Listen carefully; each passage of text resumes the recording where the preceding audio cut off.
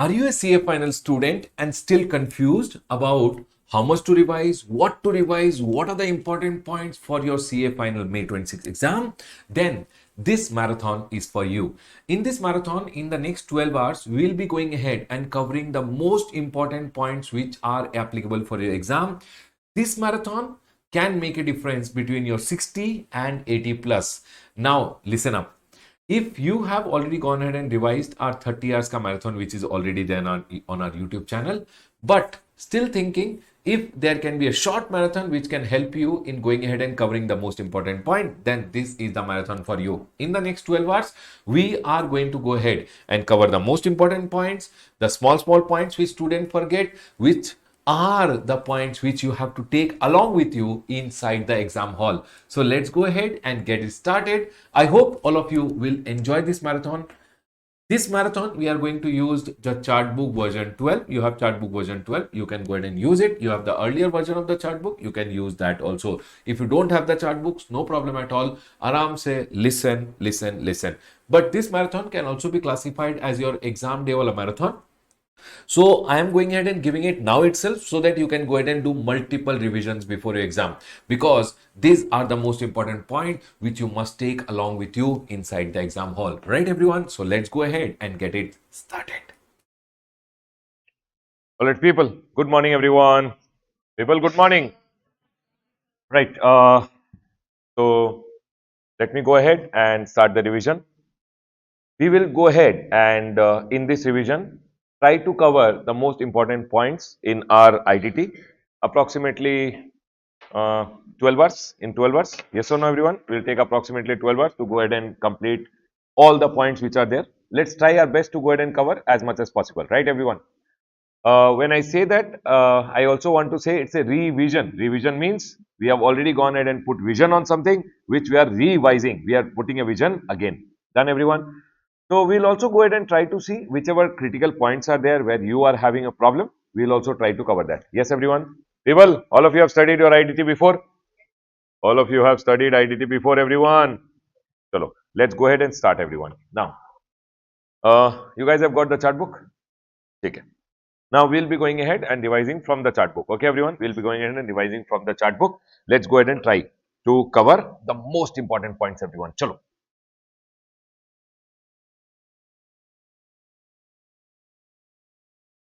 Everyone over here. The first chart which you see is goods and service ka definition. Definition, Baba, only for the purpose of understanding it is given. It is not from the point of view of exam. It's just for the purpose of understanding. You can just go through the definition. Okay, everyone. Come to the first chapter, the chapter of supply, everyone. The chapter of supply, everyone. Please come to the chapter of supply.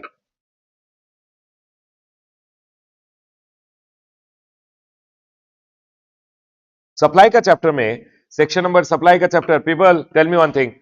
Whenever we start learning GST we start learning with goods or service. Goods or service has to be supplied. Only then GST will be levied. Right, everyone? Now, supply. Can you tell me which are the sections covered in the chapter of supply, everyone? Section number 7 also gets covered, and section number 8. Section number 7, if you go ahead and talk about, section number 7 talks about the chapter of supply. What is the scope of supply? Right, everyone? In the scope of supply, when I go ahead and tell you, section number 7 has what are the parts, everyone? Section number 7.1, A. Correct, everyone? A. Person other than individual. What is A, everyone? Any activity for a consideration in the course of business is always considered as supply. If I go ahead and do an activity in the course of my business, it's for a consideration, it's always considered as supply. A went ahead and told any person other than individual doing an activity with the members, or members doing an activity with them for a consideration, like a club doing an activity with the members. The section number 7.1 B went ahead and told about importation of service. Do you guys know about importation? What is importation, everyone? Supplier is outside India, recipient is India, and the place of supply is in India. Then it's importation of service. Importation of service, whenever it is for a consideration, business or non-business, both are considered as supply over here. Do you guys agree with me? But business wala purpose mein, the RCM is applicable. The registered person has to pay GST under RCM. Non-business purpose has been exempted. But here, the exemption is not applicable if it is OIDAR services which are given to an NTOR. who is an NTOR, generally an unregistered person, including TDS deductor. Correct, everyone? In this scenario, what will be applicable, everyone? Forward charge mechanism. These OIDRs have to take compulsory registration in India. Now, these are the points which are section number 71A, AA, B. But the most important section, which I believe from exam point of view, section number 71C. Please mark section number 71C. There are 4 activities. There are these 4 activities. You will see one small point in your exam. Okay, everyone, in the big question or wherever, you will go ahead and see a small point where they go ahead and talk about section number 71C. 71C may, how many activities are being told, everyone? There are 4 activities which even if you do without consideration will be considered as supply. Number 1 activity is if you permanently go ahead and transfer, permanent transfer of business asset on which you have taken the ITC. Here I want students to be very clear. People, for an example, if I have gone ahead and bought this item and if I go ahead and give this free of cost, listen to me very carefully. I have gone ahead and bought this item and I have taken the ITC and I have gone ahead and given free of cost, then it is considered as supply and Baba, I'll also get the ITC, no problem at all. But think about, I got raw material. Raw material I went ahead and converted it to finished good. Finished goods I went ahead and gave free. That is not a supply. That is not a supply because what I bought only should be given free, then it is supply and ITC is allowed. But if I go ahead and buy raw material, convert into finished goods and I go ahead and give it free, then it is not a supply. If it is not a supply, ITC shall be blocked. This point you have to remember over here. Done, everyone? The next one over here is, sir, supply between related person or distinct person. If you are going ahead and supplying to a related person or distinct person, without consideration also it will be considered as supply. Here one exemption is there with respect to what, everyone? Gift given to employees up to 50,000. Correct, everyone? Is not a supply. If it is not a supply, that gift ka ITCs also will not get. But if it is a supply, you get ITCs also. Can I go ahead, everyone? The next one, supply between principal and agent. Here, one important point which comes in your big questions which are there. When it comes in the exam, in the big question, you will go ahead and see, they have gone ahead and told supply of goods over here. Just give me a second. They have gone ahead and told over here, supply of goods, which is between principal and agent. Which agent has been covered over here? Can you guys tell me, everyone? Which agent is being covered over here? That agent who goes ahead and supplies and the invoice is issued in the name of the agent. That agent is covered over here who supplies the goods and invoice is in the name of agent. That agent has been covered over here. Is my point clear to all of you? So, for example, I have a principal. The principal goes ahead and sends me the goods and I sell the goods in my invoice. Then principal sending me the goods. Principal sending me the goods is also considered as supply because here I went ahead and issued the invoice. Principal sending me the goods also will be considered as supply. But remember one thing, if principal gives me goods, only that is a supply. Principal going ahead and giving services. For an example, they will tell you in the exam, principal went ahead and gave training to his agent. Baba, remember one thing, principal going ahead and giving training to his agent is not considered as supply. Principal giving goods to his agent is considered as supply. Giving services, they will tell you in the exam, principal went ahead and gave training services free to the agent. That is not considered as supply even without consideration. If it is for a consideration, then for a consideration, so it will come in 71A. Without consideration. Remember, without consideration, only goods are considered as supply. Is my point clear to all of you? One point which I want you guys to remember, section number 71C ka fourth paragraph, schedule 1 ka fourth paragraph which is there, that goes ahead and talks about importation of service again. Correct, everyone? Then can you tell me how this point and this point of importation you will remember? See, importation of services, when I go ahead and say importation of services are under 2 sections. One is section number 71B which is there. One is section number 71C which is there. Correct, everyone? What is importation, everyone? Supplier is outside. Everyone with me. Supplier is outside India. Recipient is in India. And place of supply is in India. That's called importation of service. Now, when I go ahead and say importation of service, this is for a consideration also considered as supply. This without consideration also is considered as supply. Do you guys agree with me? Now, with consideration, when I go ahead and say over here, importation of service for a consideration, whether it is business purpose or not in the course of furtherance of your business, then also both will be considered as supply over here. Please tell me, everyone, is this point clear to all of you?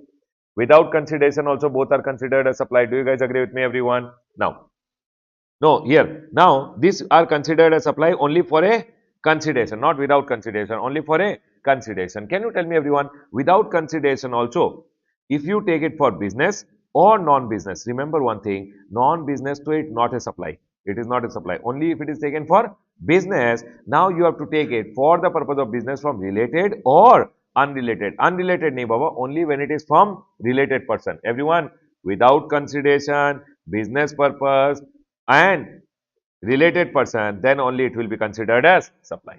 Please tell me everyone, are we all clear till here? So whenever you import the service without consideration, business purpose, related person, then only it will be considered as supply. Related person, or it can be own establishment which is outside India, might be your head office, your branch office which is outside India, then also it will be considered as supply. Now remember, whenever it is supply, you have to go ahead and pay GST under RCM. In case of a non-business purpose, you will not pay GST under RCM, so it has been exempted. Here, you again have to pay GST under RCM. I hope you guys remember, whenever you have to pay GST under RCM, you have to take compulsory registration and pay. Correct, everyone? Next. Now, tell me one thing, everyone. This exemption is not applicable for OIDAR services given to whom? NTOR. In that scenario, forward charge mechanism is applicable. Who is an NTOR? Including, do you guys recall everyone? Sure, everyone. Can I go ahead, everyone? Chalo. People, is this point clear to all of you? Is this point clear to all of you? Chalo. This is something which is important from exam point of view, importation of service, if they go ahead and ask you. In now, tell me one thing. If your activity is considered as supply under section number 71A, AA, B and C, your activity will become what, everyone? People, your activity will become what, everyone? Supply. Do you guys agree with me? People, your activity will become what, everyone? Supply. Now, everyone, once your activity becomes a supply over here, once your activity becomes a supply over here, now you have to see whether it is supply of goods or supply of service. Do you guys agree with me, everyone? Now, when I have to go ahead and see whether my activity is supply of goods or it is supply of service, then Baba, here comes section number 71A. Section number 71A went ahead and told, please go and see in schedule 2. In schedule 2, we'll go ahead and tell you whether it is supply of goods or supply of service. In schedule 2, no, everything is just reading category. You can just go through once. Okay, Baba, see, coming to exam, anything can come. But what we are trying to do is the most important point over here. The most important point which I feel that you might go ahead and see one small point in the exam can be this point, everyone. Agreeing to the obligation. Agreeing to the obligation to refrain, tolerate or to do an act. If I have been told, people, if I have been told to go ahead and agree to refrain from something, if I have been told to refrain and I told yes I agree to refrain, or I agreed to tolerate, or I agreed to do an act, then always remember, agreeing to refrain, tolerate or to do an act is always considered as what, everyone? Supply of service. Is my point clear to all of you, everyone? For this, I have gone ahead and given the circular also over here, wherein what happened, government went ahead and told for some things where GST officers were going in and charging GST, whether GST should come on those points or it should not come, that have been discussed. So people, tell me one thing, if I agree to say I will not do something, am I giving a service? Yes. If I agree that I will tolerate something, am I giving a service? Yes. If I go ahead and say I will do something for you, am I giving you a service? Yes, it's a supply of service. And here we are going to talk whether, see people, now what happened? Agreeing to refrain, tolerate or to do an act plus a consideration is always a supply of service. But here what happened? No. Now they have gone ahead and given some examples over here. They have gone ahead and given some example. These examples are for you guys to read. But remember one thing, if you agree to tolerate something, if you agree to do something, or if you agree to refrain, it is always considered as what, everyone? Supply of service. Now here we have some taxability of some point. This point means, one point you might see in your exam. So remember one thing, everyone. They have told taxability of some transaction have been discussed in detail. Now, if I go ahead and receive liquidated damages from you, liquidated damages are received because I am not ready to tolerate. For example, I went ahead and told I want my goods on time. You did not supply on time. Because of that, I have a loss. So I told I'm not ready to tolerate that loss, and that is why I will charge you what, everyone? Liquidated damages. So remember, if you see liquidated damages in your exam, remember they are not consideration and they are not taxable. Remember, liquidated damages are not consideration and they are not taxable. If you go ahead and see check dishonor fines which are there, check dishonor fine. Baba, I want check to be honored. I never wanted check to be dishonored. So I never agreed to tolerate anything. Is my point clear, everyone? So, hey Baba, whose phone is this? Quickly. Everyone over here now. Everyone over here now. Check dishonor fine. Remember one thing, it is not a consideration. Remember again, check dishonor fine. I went ahead and charged check dishonor fine. Is it a consideration for a service? No. And it is not taxable. Penalty for violation of law. Law का penalty के लिए, for example, one police wala is there. Police wala went ahead and charge you a penalty. Is it a consideration? Has he agreed that I will agree? I agree to tolerate your act? No, they have never agreed. And hence, remember one thing, penalties are not consideration, they are not taxable. Now, forfeiture of salary or payment of bond in case of employee leaving before the minimum agreed period. For example, you went ahead and joined my company. I told if you leave before the agreed period, I will go ahead and charge you 2 lakh rupees. That 2 lakh rupees which I am going ahead and charging you, is it taxable or not taxable? The way they went ahead and told it is not taxable because it is not a consideration. I never agreed that I will tolerate your act. I too want you to stay. Why will I tolerate your act of leaving? And hence, whatever I receive is not a consideration and not taxable. Now, here, some things ke liye they went ahead and told those will be taxable. Sir, for example, late payment surcharge and fees, late payment surcharge and fees ke liye they went ahead and told. For example, I went ahead and told you, please pay my telephone bill. So, for example, I am Airtel. Airtel went ahead and told you, please pay the telephone bill on time. If you don't pay, we'll charge you late payment charge. That late payment charges which Airtel is going ahead and charging you is to be taxed at the rate of principal supply is what they have gone ahead and told. Remember one thing, it should always be charged at what everyone? Principal supply. Now fixed charges for electricity. What is fixed charges for electricity? Government went ahead and told you should use minimum 10 unit. If you don't use minimum 10 unit, at least in a month we'll go ahead and charge you 100 rupees. Use, don't use. So is government going ahead and charging you for electricity? Yes. Now, when you did not use the minimum electricity, is government tolerating your act? No, Baba. There is nothing called tolerating and all. Over here, simple government gave you electricity. You use or don't use, government is charging an amount. That amount is not taxable because there is no act of tolerating and all. Government has given you electricity. For supply of electricity, government has charged you because electricity is exempted. Remember one thing, this amount also is exempted from GST because electricity, transmission and distribution of electricity is exempt. The next one over here, cancellation charges. Baba, flight etc. case mein, if you go ahead and pay any cancellation charges, remember one thing, cancellation charges are taxable and it is taxable at the rate of principal supply. They have told over here, they are taxable at the rate of principal supply. People, my question to all of you, liquidated damages.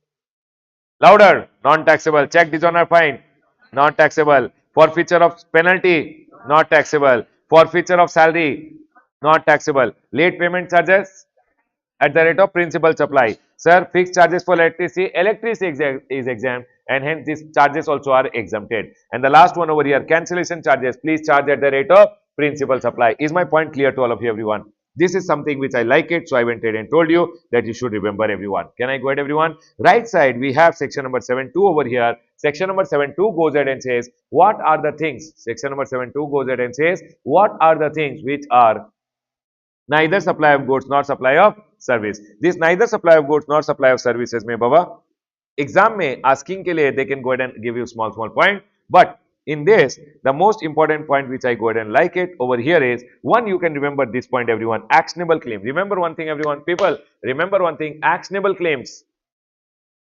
Guys and girls, actionable claims are neither supply of goods nor supply of service. Do you guys agree with me? But only specified actionable claim pe GST will come. Do you guys agree with me? Which are the specified actionable claim on which GST will come? Betting, casino, gambling, horse racing, lottery, online money gaming. Do you guys agree with me? In all this only GST will come. On all this only GST will come. Now you tell me one thing. On all this when GST will come, what is the value on which GST will come? So for this valuation, you have to go to the valuation rules which are there. When you go to the valuation rule, I'll go ahead and show it to you guys. In the valuation rule, 1 minute, valuation rules may you have to go to valuation rule number 31. People, over here, valuation rule number 31 will come. Page number 25 may. Page number 25 may. Sir, actionable claims, are they supply everyone? Actionable claim. Specified actionable claim only. And specified actionable claim ka what value pe GST will come?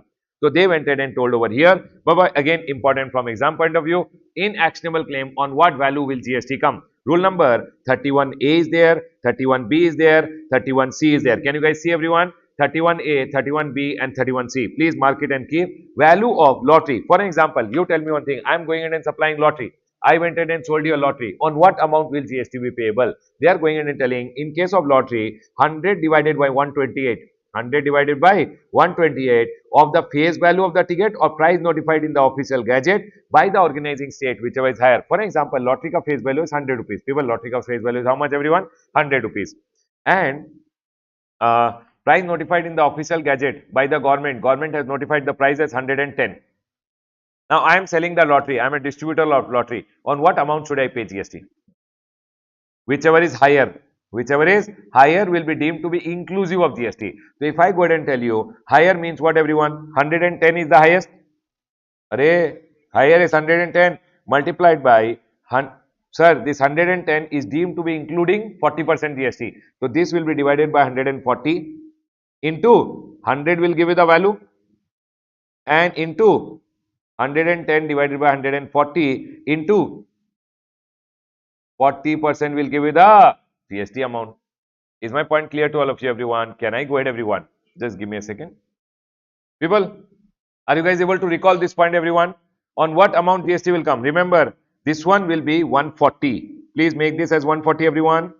This one is 140. Okay, this is not 28%. It is 140.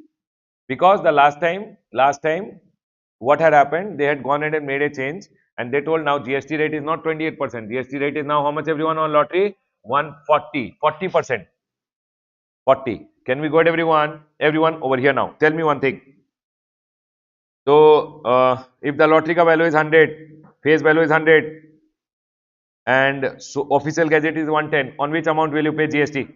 110. Is my point clear to all of you? Now, sir, I am giving betting, gambling or horse racing. I am allowing people to do betting. I am allowing people to go ahead and do gambling. Then on what value should I charge GST? So they have gone ahead and told only in case of lottery GST is inclusive. Only in case of lottery GST is inclusive. All other case may 100% of the face value of the bet or the amount paid into the totalizator. It means whatever amount you have gone ahead and given me. I told, okay, come do betting.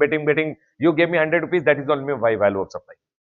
But in case of lottery, it is inclusive. But here it is not inclusive. Please remember this. Can I go ahead, everyone? The next one. Rule number 31B is applicable in case of online gaming, including online money gaming. What do you mean by online gaming, including online money gaming? They have gone ahead and told over here, sir, for an example, I am going ahead, I am poker.com, you have seen poker.com, I went ahead and told you, give me, you deposited 10,000 with me and you want to play poker now, or you want to play an online game, online money game you want to pay. Okay, some scooter game, some bike game, some car game you want to play. You deposited 10,000 with me. Whatever you deposited with me, that is my value of supply. Story over. For example, out of the 10,000, you played only for 5,000 and I returned you your 5,000 rupees. That will not be excluded. Whatever you deposit with me, that is the my value of supply. Can I explain again or got it, everyone? You deposited 10,000 with me. My value of supply is 10,000. Story is over. Can we go ahead, everyone? They say total amount paid or payable or deposited with the supplier by way of money or money is what? Money or money is what means by way of money, or might we have gone ahead and given me some bitcoins? Are we clear, everyone? Whatever you have gone ahead and given me, which is money, is what? Proviso. Any amount returned or refunded by the supplier for any reason shall not be deducted. If I go ahead and return out of 10,000, 5,000 rupees to you, remember one thing, 10,000 minus 5,000, only 5,000 is my value of supply. No, what you gave me 10,000 is my value of supply. Can I close the discussion, everyone? The next one over here is actionable claim, which is casino. You know casino, you can go and put money and do betting. For example, I am a casino over here. I went in and told, give me money, I will give you tokens. You gave me 1 lakh rupees. I gave you some tokens, chips to play. How much is my value of supply? You gave me 1 lakh. My value of supply is 1 lakh. Now, out of 1 lakh, might be you went ahead and gave me 50,000 ka tokens back and took your 50,000 rupees return. No, that does not matter. Whatever you gave, that is my value of supply. Whatever you gave, that is my value of supply. Can I close, everyone? That's all they went ahead and told. Any amount paid or payable, whatever you have paid or payable for the purchase of token, coin, chips or ticket in a casino or participating in an event, including game, scheme, competition or any other activity or process. For example, in my casino, one poker competition is going on. Poker competition, one card ka game is going on. You wanted to participate. I told I'll charge you 20,000 rupees for participation fees. Whatever amount you pay, that is my value of supply. Can I close the discussion, everyone? Remember one thing over here for rule number 31B and 31C. 31B and 31C, they have told one point, everyone, which you guys should remember. 31B and 31C, they have told one point. For example, I went to the casino. I gave 1 lakh rupees. They gave me some 1 lakh rupees ka coins. I'm playing, winning, and I made it 10 lakh rupees now. Their value of supply still remains 1 lakh only what I had initially deposited. Means getting some amount that is not their value of supply. Is my point clear to all of you? My question to all of you, I am a casino, you deposited 1 lakh with me. What is my value of supply? 1 lakh. Is my chapter closed, everyone? Please come back, everyone. Remember, this 31A, 31B, and 31C is important from exam point of view. Can we go ahead, everyone? Please come back to your chapter of supply. People, the next one, everyone over here, is this point clear to all of you? This is an important point from exam point of view. You might go ahead and see a 4-mark question or external claim, or you might see a small 2-mark MCQ. Please remember this point. Okay, everyone? Now, everyone over here now. These are all okay. Merchant trading. Merchant trading is what, everyone? From China, you sold the goods directly to Australia. Goods did not go ahead and enter India. It is not neither supply of goods nor supply of service. Total bakwas. You all know this. Correct? Correct, everyone? Now, high C sale and bond to bond transfer. I want to tell you guys about high C sale and bond to bond transfer. Remember one thing, everyone. What is high C sale, everyone? Your goods are coming from the US, for example. Okay, everyone? From the US, your goods are coming on the way, or might be the goods have reached the port. Correct, everyone? And you are over here. Your friend came and told you, I want to buy the goods. You entered and gave him the bill of entry, him or her, the bill of entry, and that person will go and clear the goods from the custom. Then he will pay the custom duty plus IGST that time. Do you guys agree with me? So that is paid under Custom Act. Under the GST Act, when you transfer the bill of lading to him or her, that is neither supply of goods nor supply of service. Do you guys agree with me, everyone? But when will this person pay custom duty and IGST? At the time of clearance, and he will pay on the transaction value, the custom duty as well as the IGST. Can I go ahead, everyone? Now, what is bond to bond transfer, everyone? My goods came from outside India over here. I went ahead and got them shifted in a custom warehouse. Yes or no, everyone? And now I went ahead and sold the goods to my friend, and I told you can go and clear the goods from the custom warehouse. When he or she will go to clear the goods over here, that time they will pay the custom duty also and IGST also. Can you tell me on what amount will they pay IGST? IGST is paid under 3(8) ka value of the Custom Act, including all the duties of custom. Arey baba, everyone, or the transaction value, whichever is higher. 1 minute. Under the GST Act, this is neither supply of goods nor supply of service. Under the GST Act, this is neither supply of goods nor supply of service. Sir, can you tell on which amount will GST come? 1 minute, on which amount GST will come? If you go to the Custom Act, no, everyone, this is linked to your Custom Act. I'll go ahead and show it to you over here. Listen. In your Custom Act, when you go to your types of duties ka chapter, everyone over here, you go ahead and take the value under Custom Act. People, everyone, on that you go ahead and add your basic custom duty. Total will come. On that you add CVD under section number 3(1). Total will come. On this you take social welfare surcharge. Social welfare surcharge is always on the duties. Then Baba, total will come. On this you add safeguard duty, anti-dumping duty, subsidized article ka duty. Now here one total will come. When this total comes, no, on this total IGST comes. Is my point clear? So IGST will come. For an example, this total over here. People listen to very carefully. This total is called 3(8). Section number 3(8) of the Custom Act ka, Custom Tariff Act mein, section number 3(8) ka total this is. For example, this came 2 lakh rupees. Done? But you had gone ahead and sold the goods to your friend at 4 lakh rupees. So remember one thing, Baba, 2 lakh or 4 lakh, which is higher? So IGST under the Custom Act will be payable on 4 lakh. Can I explain this point again, or got it, everyone? People, remember one thing, when it is a bond to bond transfer, no, you had sold the goods at 4 lakh, but under GST Act, GST did not came. GST will come under the Custom Act. When GST will come under the Custom Act, it will come on which value, everyone? Sorry, when GST will come under the Custom Act, it will come on the 3(8) ka value, which is the valuation under Custom Act plus the total duties. Total will come. Yes or no, everyone? On that total IGST will come, or this transaction value at the price at which you sold at 4 lakh, whichever is higher. Please remember this point, everyone. Can I go ahead, everyone? Are we all clear till here, everyone? So I have written it down also over here. See, in case of bond to bond transfer, 3(8) ka value, which is 3(8) ka value? This total, which is including all the duties. Correct, everyone? Or transaction value, whichever is higher. It's a very important point from exam point of view. You can have a small question. I've linked over GST to custom over here. Can we go ahead, everyone? People, are you guys able to link this? 3(8) ka value or transaction value, whichever is higher. Done, everyone? So under GST Act, there is no GST, but under Custom Act, IGST will come. Can I close the discussion, everyone? Everyone over here, please come back.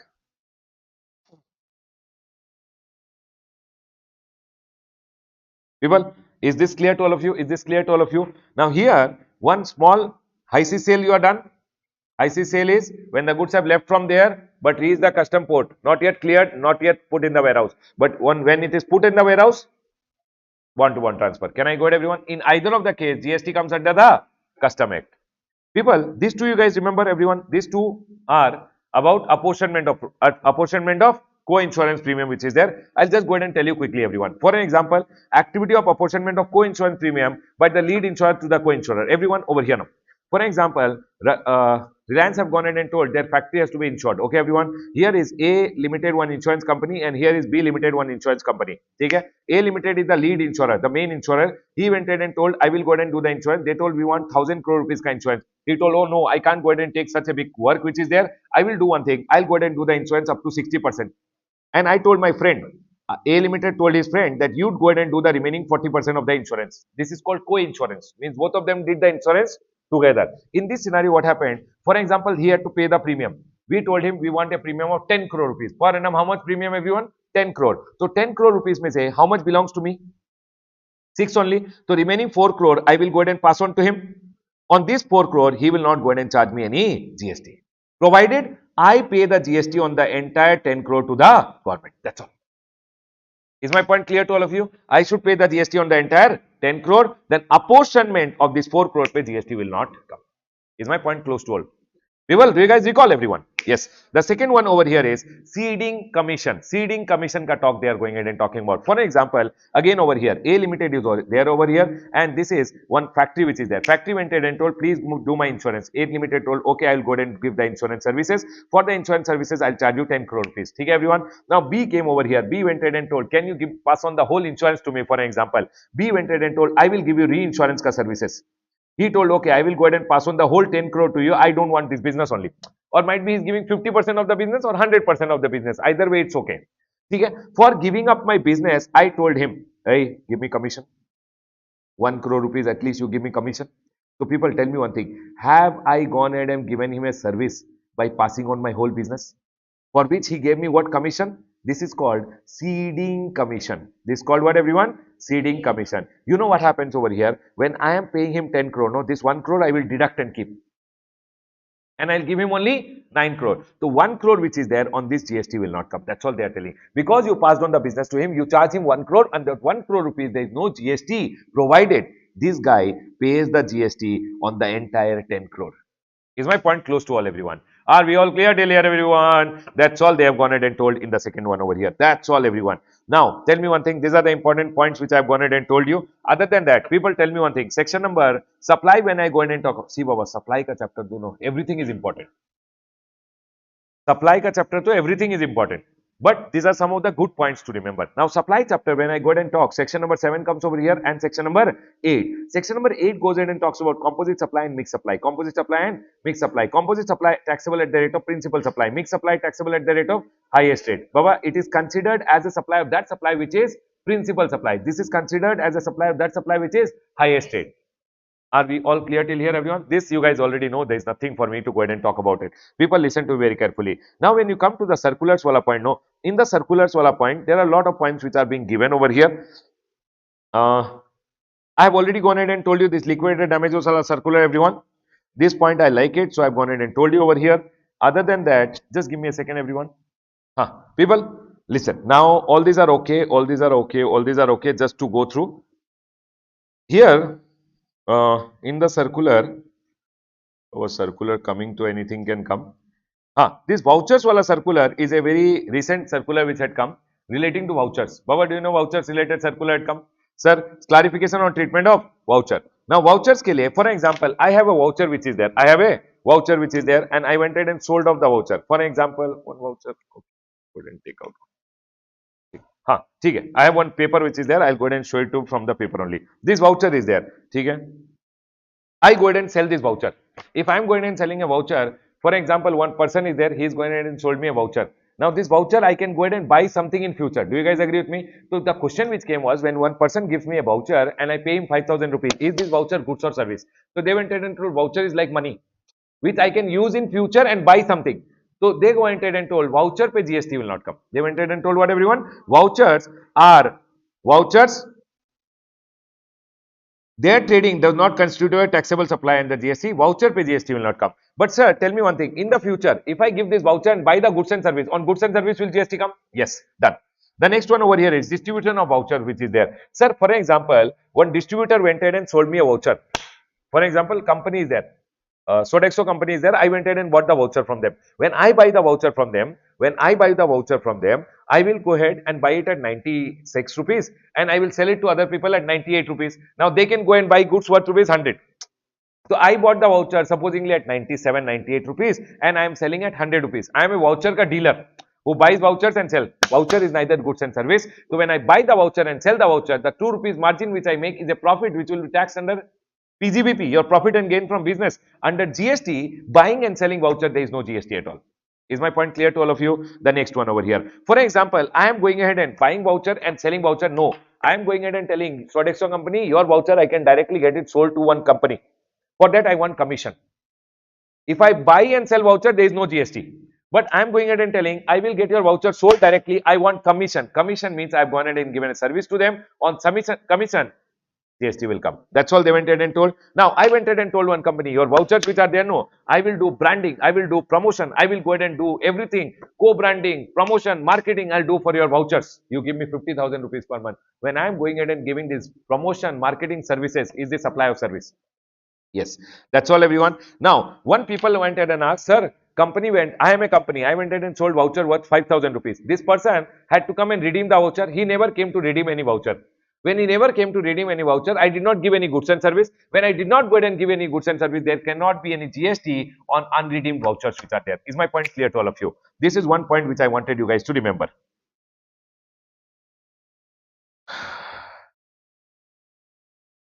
Other than this, one point which I've gone ahead and seen over here, cost petroleum and profit petroleum. Cost petroleum and profit petroleum, which students go ahead and find it little difficult at times to recall. Everyone listen to it very carefully.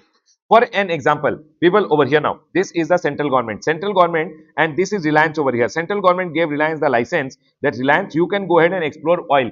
It means you can put one pipeline in the sea and you can try to find out oil over here.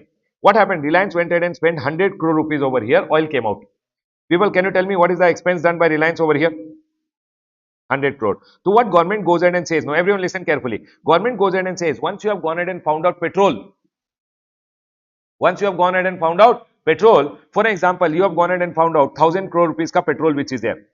Out of that, first you can go ahead and reduce your cost. That's called cost petroleum. Cost petroleum.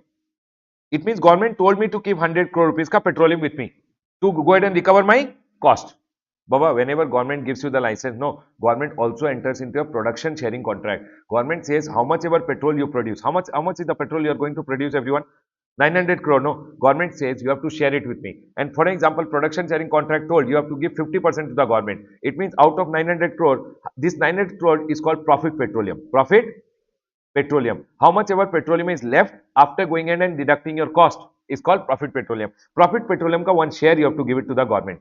For example, you are going to give 50% share to the government. It means 450 crore ka profit petroleum you are going to give it to the government. Is my point clear to all of you, everyone? Now here one question came was, when government told me to retain cost petroleum, government told 100 crore ka cost petroleum I can keep it. When I kept 100 crore ka cost petroleum, is it consideration? Have I given services to the government for which government gave me 100 crore? No, I am doing the oil exploration for myself. And this 100 crore is just a part of my cost. It is not that I have given services to the government for which government went ahead and gave me what? 100 crore. So this cost petroleum in your exam, if you see anywhere, remember cost petroleum is never a consideration. Is my point clear to all of you? And now, simple it is, government is the licensor, I am the licensee. Government gave me the license for which I am paying to the government profit petroleum. Now, you know what happens whenever one person, government goes ahead and gives a services to a person, no, that business entity should pay GST under RCM. I went ahead and told the government, sir, I am paying 450 crore rupees ka. 450 crore rupees ka worth profit petroleum to you. You mean to say that consideration which I gave, I have to pay GST under RCM? Government told, okay, fine, forget it. Profit petroleum has been exempted from GST. Remember one thing, everyone. My first question to all of you is cost petroleum consideration or not consideration? Not. Secondly, profit petroleum is taxable or exempted? Exempted. Is my point clear to all of you, everyone? This is one point which I like it from exam point of view. Please be very careful about it. See, Baba, talking to anything can come, but this is some of the important points which I find difficult for the students at time. Other than this, okay, car service, cinema hall, okay, donors, okay. ठीक है. I want to tell one more point which I like it over here, which is a part of the amendment. In amendment, what happened? 8 के बाद 8A was high C sale, B was bond to bond transfer. AA got introduced. AA got introduced where government went ahead and told one point over here. Remember one thing, everyone. Paragraph number 8AA, where government went ahead and told supply of goods to goods which are warehoused in a SEZ or a free trade warehousing zone. Supply of goods warehoused. People, I am doing it from the amendment booklet which is there. ठीक है, everyone learns it. Supply of goods.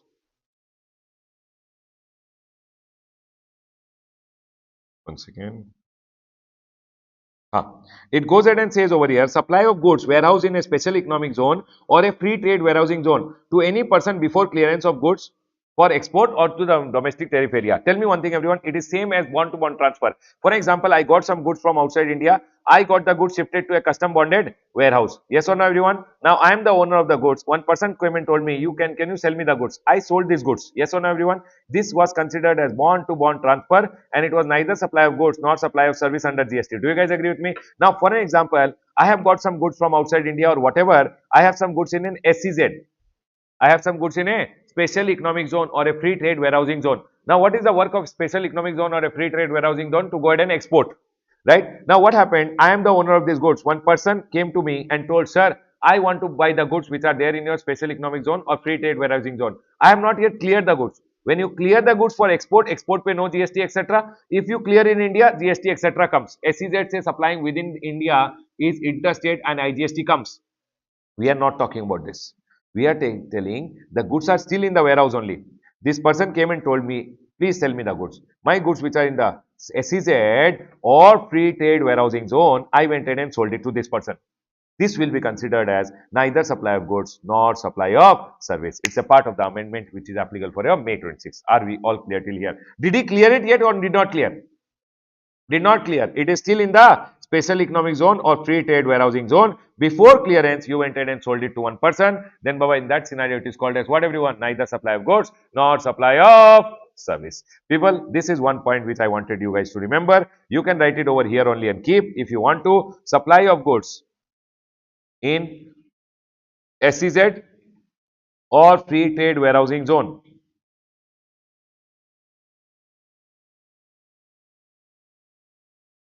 Supply of goods in SEZ or free trade warehousing zone to any person before clearance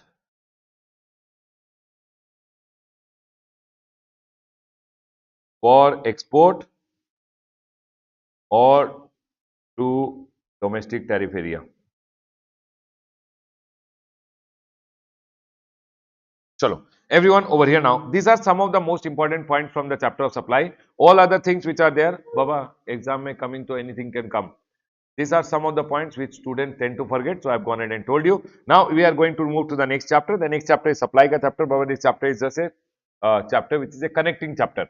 What is intra, what is inter, what is zero-rated supply? That's all has been told over here. Nothing very important. I want only one definition to be remembered by you guys. If you go ahead and see in your exam, export related definition, remember always, everyone. What is export of service, everyone? What is export of service, everyone? Supplier is in India. Recipient is outside India. The place of supply is also outside India, and you have received foreign convertible currency, and you both should not be mere establishment of distinct person. What do you mean by mere establishment of distinct person? For example, I have a branch office which is outside India. Listen carefully. I have a branch office which is outside India. I have a representational office which is outside India. Those offices are considered as my distinct person only, and receiving money from them, you will not go ahead and your supply will not be considered as export of services. Do you remember, everyone? Are you guys able to recall this? But I want to tell you one very important point over here. For example, I have one branch office outside India which is incorporated in that country. If the branch office outside India is incorporated in that country, then it becomes actual different person. It is not my mere establishment of distinct person.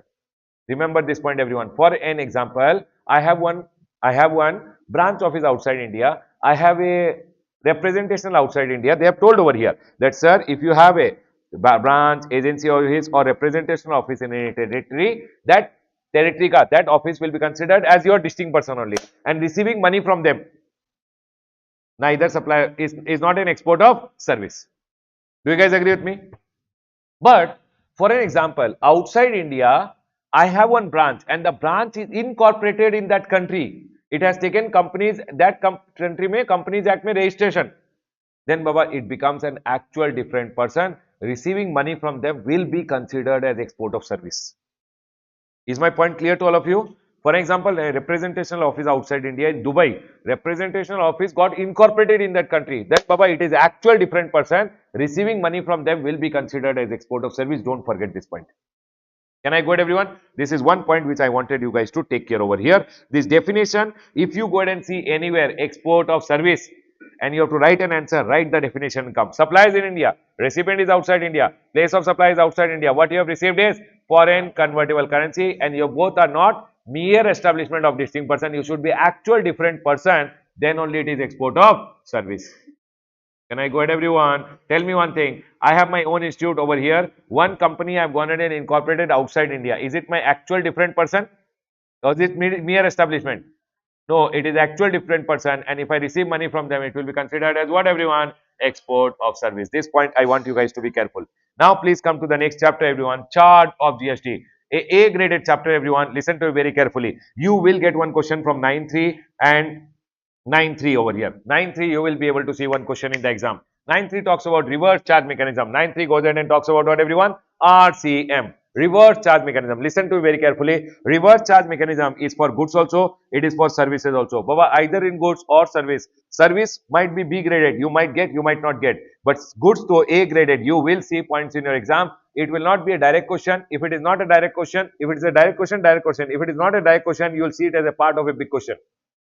So don't underestimate. In a big question, you will be able to see one or two small points out of this. Can I go ahead, everyone? Now listen to it very carefully.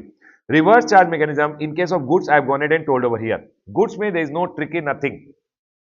But you know what happens in goods? In goods, students are not able to realize unregistered person to register, registered to register, agriculture to register, what is being told. So I have gone ahead and written all of them in a different way over here. You can see.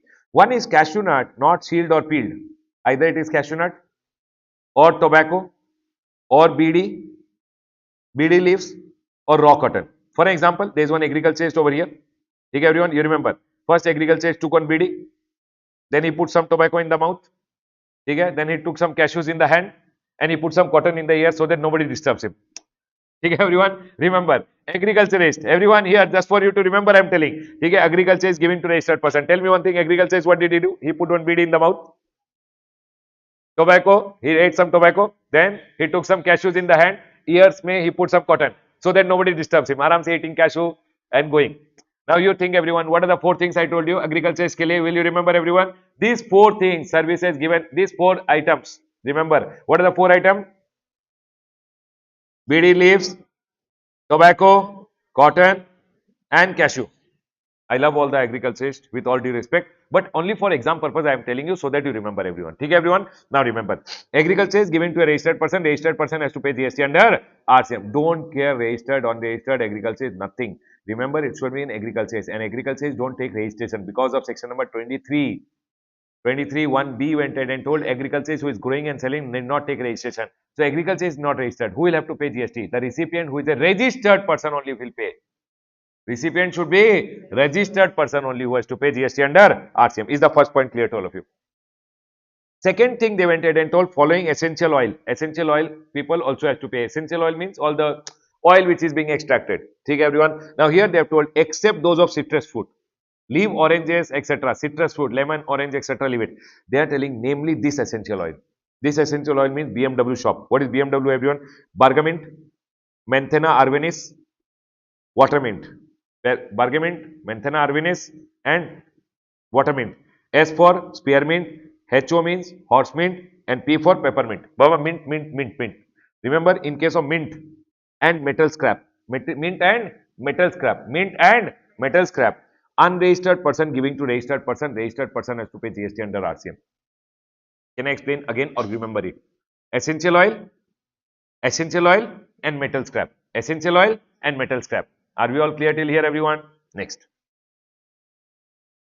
Silk yarn. Baba, silk yarn, in the exam, they will go ahead and give you a question. You have to be very careful about it. They will tell you, one registered person went ahead and sold you a silk yarn. You are another registered person. You have to pay GST under RCM or not. Remember, whether the supply is registered, unregistered, we don't care. You have to see it should be a manufacturer of silk yarn from raw silk and cocoon. Baba, a person who is manufacturing what? Silk yarn. If he has gone ahead and sold you and you are a registered person, you have to pay GST under RCM. Supply is registered, unregistered, doesn't matter, does not matter. He should be a manufacturer of silk yarn. It means he is making silka thread and you are a registered person, you have to pay GST under RCM. Is my point clear, everyone? Baba, agriculture is wala point is clear. Essential oil is what, everyone? Unregistered to registered. Here, manufacturer, silk yarn ka case mein, manufacturer of silk yarn giving to a registered person will pay GST under RCM. The next one over here, lottery ka case mein, remember one thing, everyone? Lottery mein they have told state government, union territory or local authority, lottery distributor always pays. Government will sell the lottery to me. I am the lottery distributor. I'll have to pay GST under RCM. Can you tell me, everyone, lottery distributor will pay on what amount GST? Whatever is the face value of the lottery or price notified, whichever is higher, divided by how much percent? 140%. Baba, 40% is inclusive GST. Can I go ahead, everyone? Next. Used vehicle, seized vehicle, confiscated vehicle, old and used goods, waste and scrap. Baba, government have come to your premises and they have raided your premises and they have found some old cars, good items. They have gone ahead and seized from your premises. Now they will go ahead and sell all those. When government is selling all this thing, remember, excluding Indian Railway, because Indian Railways ka all services are under forward charge mechanism. People, Indian Railways ka all services are under forward charge mechanism. There are some exemptions. I'll talk later. People, 1 minute, I'll tell now only. Remember one thing, everyone, Indian Railways ka all services comes under page number 14, everyone. Page number 14. Indian Railways ka all services comes under forward charge mechanism. Indian Railways ka all services comes under forward charge mechanism. But there are some exemptions which are there. These are exemptions. Okay, everyone, we'll talk later about it. There is nothing very important about it. But remember, generally, Indian Railways ka all services comes under forward charge. Everyone, over here now, the next one. People, tell me one thing. Central government, state government, local authority or union territory. If government has raided your premises or government has some old scrap, etc. to be sold, you are a registered person, you should always pay GST under RCM. PSLC certificate. One bank has sold to another bank. One bank has sold to another bank. Priority sector lending certificate. Then always remember one thing. Priority sector lending certificates may registered person to another registered person to another registered person, RCM will come. Please see this before your exam and jump inside the hall. Otherwise, you will not remember. In the exam hall, you should remember. Baba, remembering is the game in the exam. Remembering is the game. If you remember, you will be able to write. If you don't remember, sir, I learned everything conceptually, but in exam, I remembered nothing. Then there is no point. Can we go ahead, everyone? You have to remember also. Are we all clear till here, everyone? Now, when it comes to RCM in case of notified services also has been told over here. These services may, some services which I like it, I'll go ahead and tell you quickly. Everyone, others are simple. You guys can just go through them. Okay? Number one service which I wanted, go ahead and like it, which you go ahead and see as a part of a big question, or you might see an independent question also, is GTA. Generally, it comes as a part of a big question. GTA services. But remember one thing, GTA, when I go ahead and talk, no, GTA, goods transport agencies are of two types. One is a goods transport agency which will charge you 18% under forward charge. GTA can go ahead and charge GST under forward charge mechanism. GTA can charge GST under forward charge. Now, forward charge may also know two rates are there for GTA. One is 18% and one is 5%. People remember one thing, GTA can go ahead and charge 18%, GTA can charge 5%. If GTA is charging 18% under forward charge mechanism, no, it will charge under forward charge mechanism to the recipient.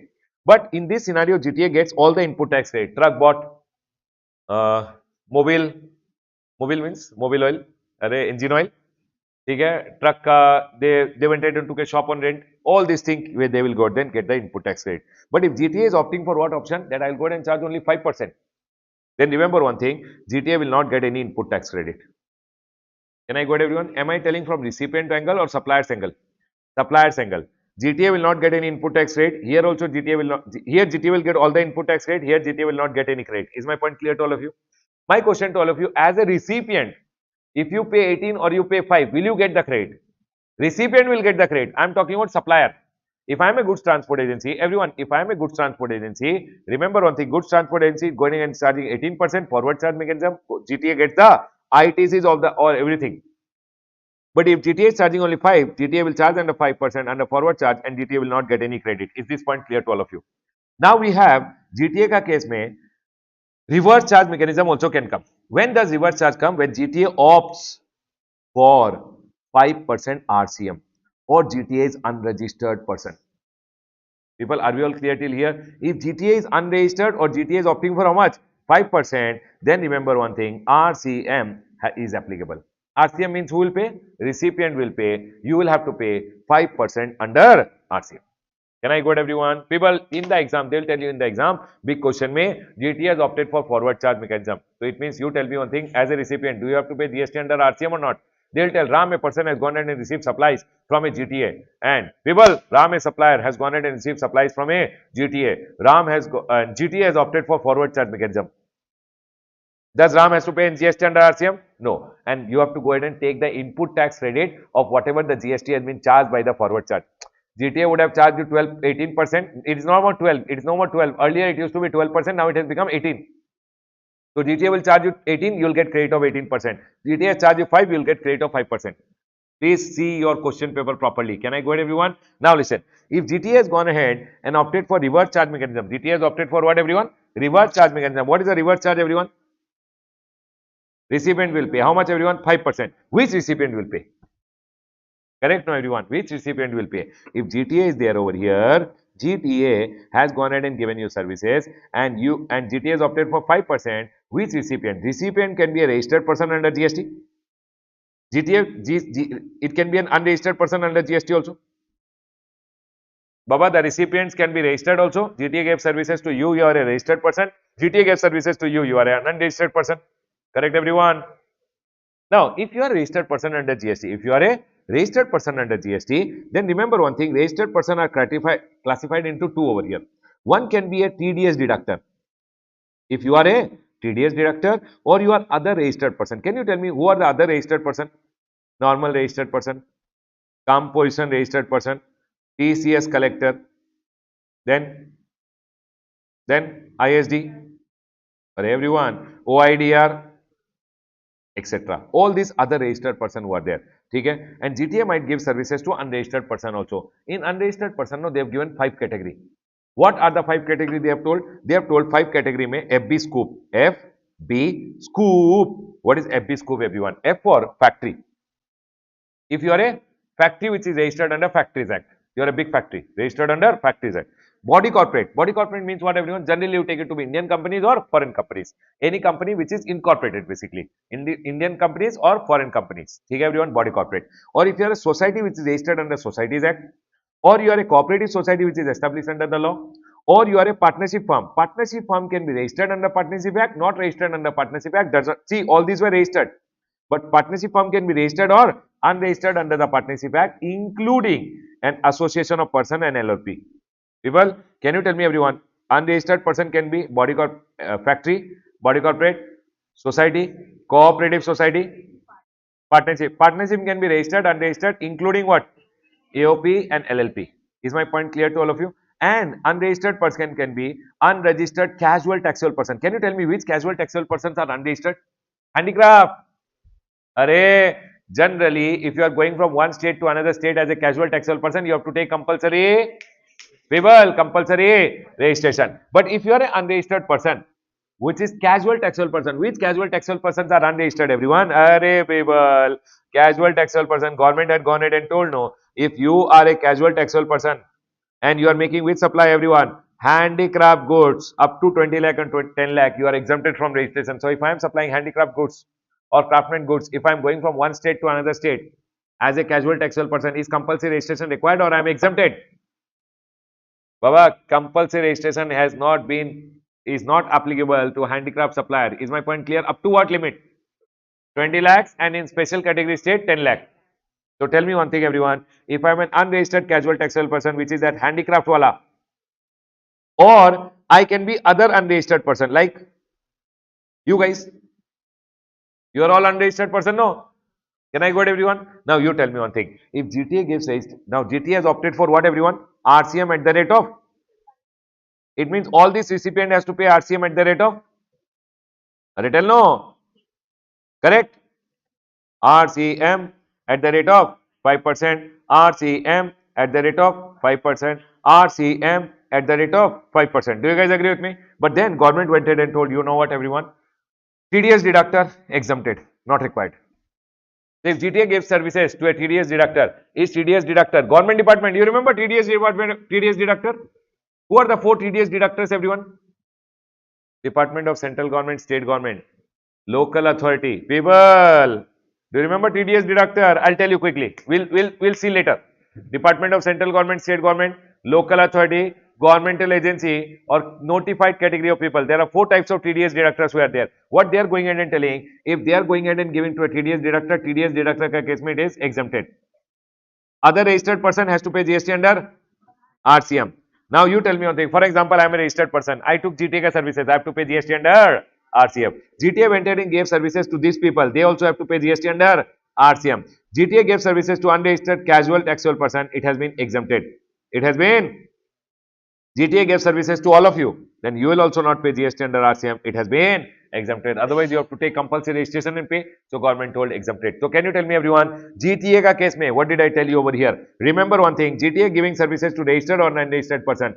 TDS deductor is exempt. Other registered person has to pay GST under RCM. GTA giving services to a factory, body corporate. People with me, everyone. Factory, body corporate, society, cooperative society, partnership firm. Factory, body corporate, society, cooperative society, partnership firm. Registered or unregistered partnership firm, doesn't matter. LLP and AOP always has to pay GST under RCM. All other registered, unregistered person and unregistered casual taxable person are exempted. Is my point clear to all of you? Can I go ahead, everyone? You know what, everyone? I want to tell you like this. GTAs can be of 2 types, everyone. One is 5% RCM wala GTA. Correct? Or unregistered person GTA. Or GTA can be 18% or 5% forward charge wala GTA. GTA can give services to a registered person under GST also. GTA can give services to an unregistered person under GST also. Do you guys agree with me? It can be a registered person under GST. It can be a unregistered person under GST also. People, kindly concentrate on the board. Everyone, kindly concentrate on the board. People over here now.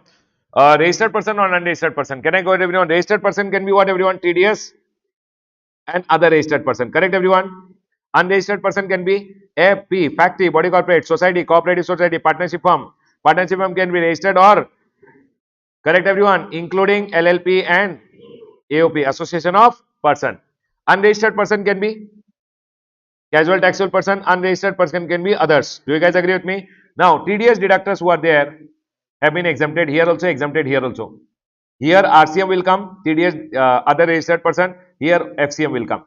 It means GTA will charge either 18% or 5%. In this scenario, RCM will come, here FCM will come.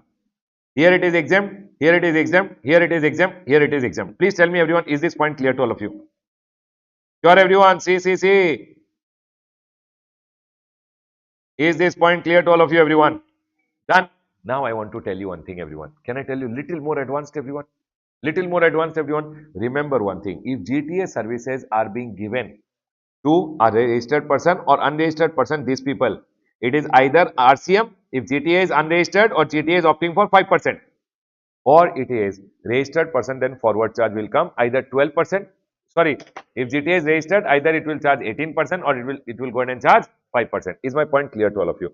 As a recipient, you will always get the credit. Done? One point I want to add over here. Can I add exemption over here, everyone?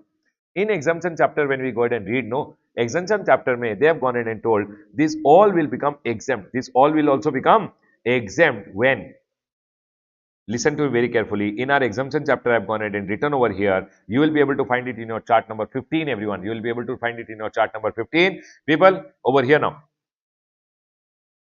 See, people, in your chart number 15, basically I am using the Chartbook version 12, which you guys have over here, Chartbook version 12. Everyone over here now, listen.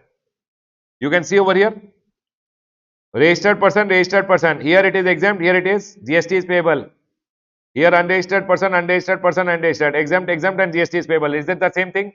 People, where is it taxable, only one? If GTA is giving services to a registered person, other registered person, and GTA is giving services to FB Scoop. But these two also will become exempt, you know when? If GTA is going ahead and transporting for you random item. If GTA is transporting this 6 item for you, then it is exempted. If GTA is transporting what item for you, everyone? In this scenario, exemption will come if the transportation is done of random item, random item. What is random item, everyone? With me, everyone. Random means relief material, agricultural produce, newspaper and magazine, defense and military equipment, organic, manure, milk, salt, food grain, rice, flour, pulses. Tell me one thing, everyone. GTA transporting what 6 items is exempted, everyone? GTA transporting what 6? Random, relief material, agricultural produce, newspaper and magazine, defense and military equipment, organic manure, milk, salt, food grain, rice, flour, pulses. Can I repeat or got it, everyone? Sure, everyone. Remember these 6 points, everyone. Now, is GTA 100% clear to all of you? This chart, if you see in the exam, any question which comes, you will be able to answer. Can I close, everyone? GTA discussion is done over here. Please come back. People, over here. This is GTA discussion which I went ahead and did. One point which I have seen in your exam is relating to advocate. One point which I have seen in the exam, sometime they go ahead and give is relating to advocate. Advocate is chart number 19, everyone. I have gone ahead and given over here relating to advocates, everyone. Chart number 19, everyone. Everyone over here now. In case of arbitral tribunal ka services, advocate ka services or senior advocate ka service, remember one thing, everyone. People, only one thing you have to remember. If advocate, senior advocate or arbitral tribunal is going ahead and giving services to you and you are a business entity. Who is a business entity? Anyone doing business whose current year turnover don't see. If my turnover in the last year was more than registration limit. People, I have taken advocate ka services. Do I have to pay GST under RCM or not? What will decide? It will decide if my last year ka turnover is more than registration limit, then current year I have to pay GST under RCM. Current year, my turnover is more than registration limit. Last year it was less. No, you will not pay. Current year I am voluntary registered. You will not pay. You will only pay based on what, everyone? Last year ka turnover. In your exam, when you do big question, any question comes, please see advocate ka case mein, what is the last year ka turnover? If the last year ka turnover is more than the registration limit, then you have to pay advocate services GST under RCM. Don't see current year turnover, don't see voluntary registration, only see last year ka turnover. Are we all clear, everyone? Sir, last year ka turnover did not give in the exam. Write your assumption correctly and come. Sir, I am assuming that last year ka turnover the business entity is more than registration limit and hence the advocate services pe RCM has come. Can I go ahead, everyone? Or you can say last year ka turnover has been assumed to be less than registration limit or up to registration limit and hence GST has been exempted. People, I have written one crux which you should remember for your advocates. Arbitral tribunal, advocate, firm of advocate or senior advocate. If they are going ahead and giving services to a business entity whose aggregate turnover is more than registration limit, whose aggregate turnover is more than registration limit in the preceding financial year, only then RCM will come. All other cases are exempted. Can I close the discussion, everyone? Can I close the discussion, everyone? Remember one thing, everyone. In case of advocate, senior advocate or arbitral tribunal giving to whom? Okay, advocate gave you services. Are you a business entity? Exempted. Can I go to everyone? Business entity plus business entity ka aggregate turnover should be more than registration limit in the previous year, then only RCM. All other cases? Now, one point which I have seen student getting a little confused is tribunal. Baba, tribunals are of two types. Tribunal is arbitral tribunal. Arbitral tribunal ka services to a business entity whose turnover is more is required to pay GST under RCM. But there can be tribunal also. Sir, what is a tribunal which is established under law? Established under law wala tribunal. These are private tribunals.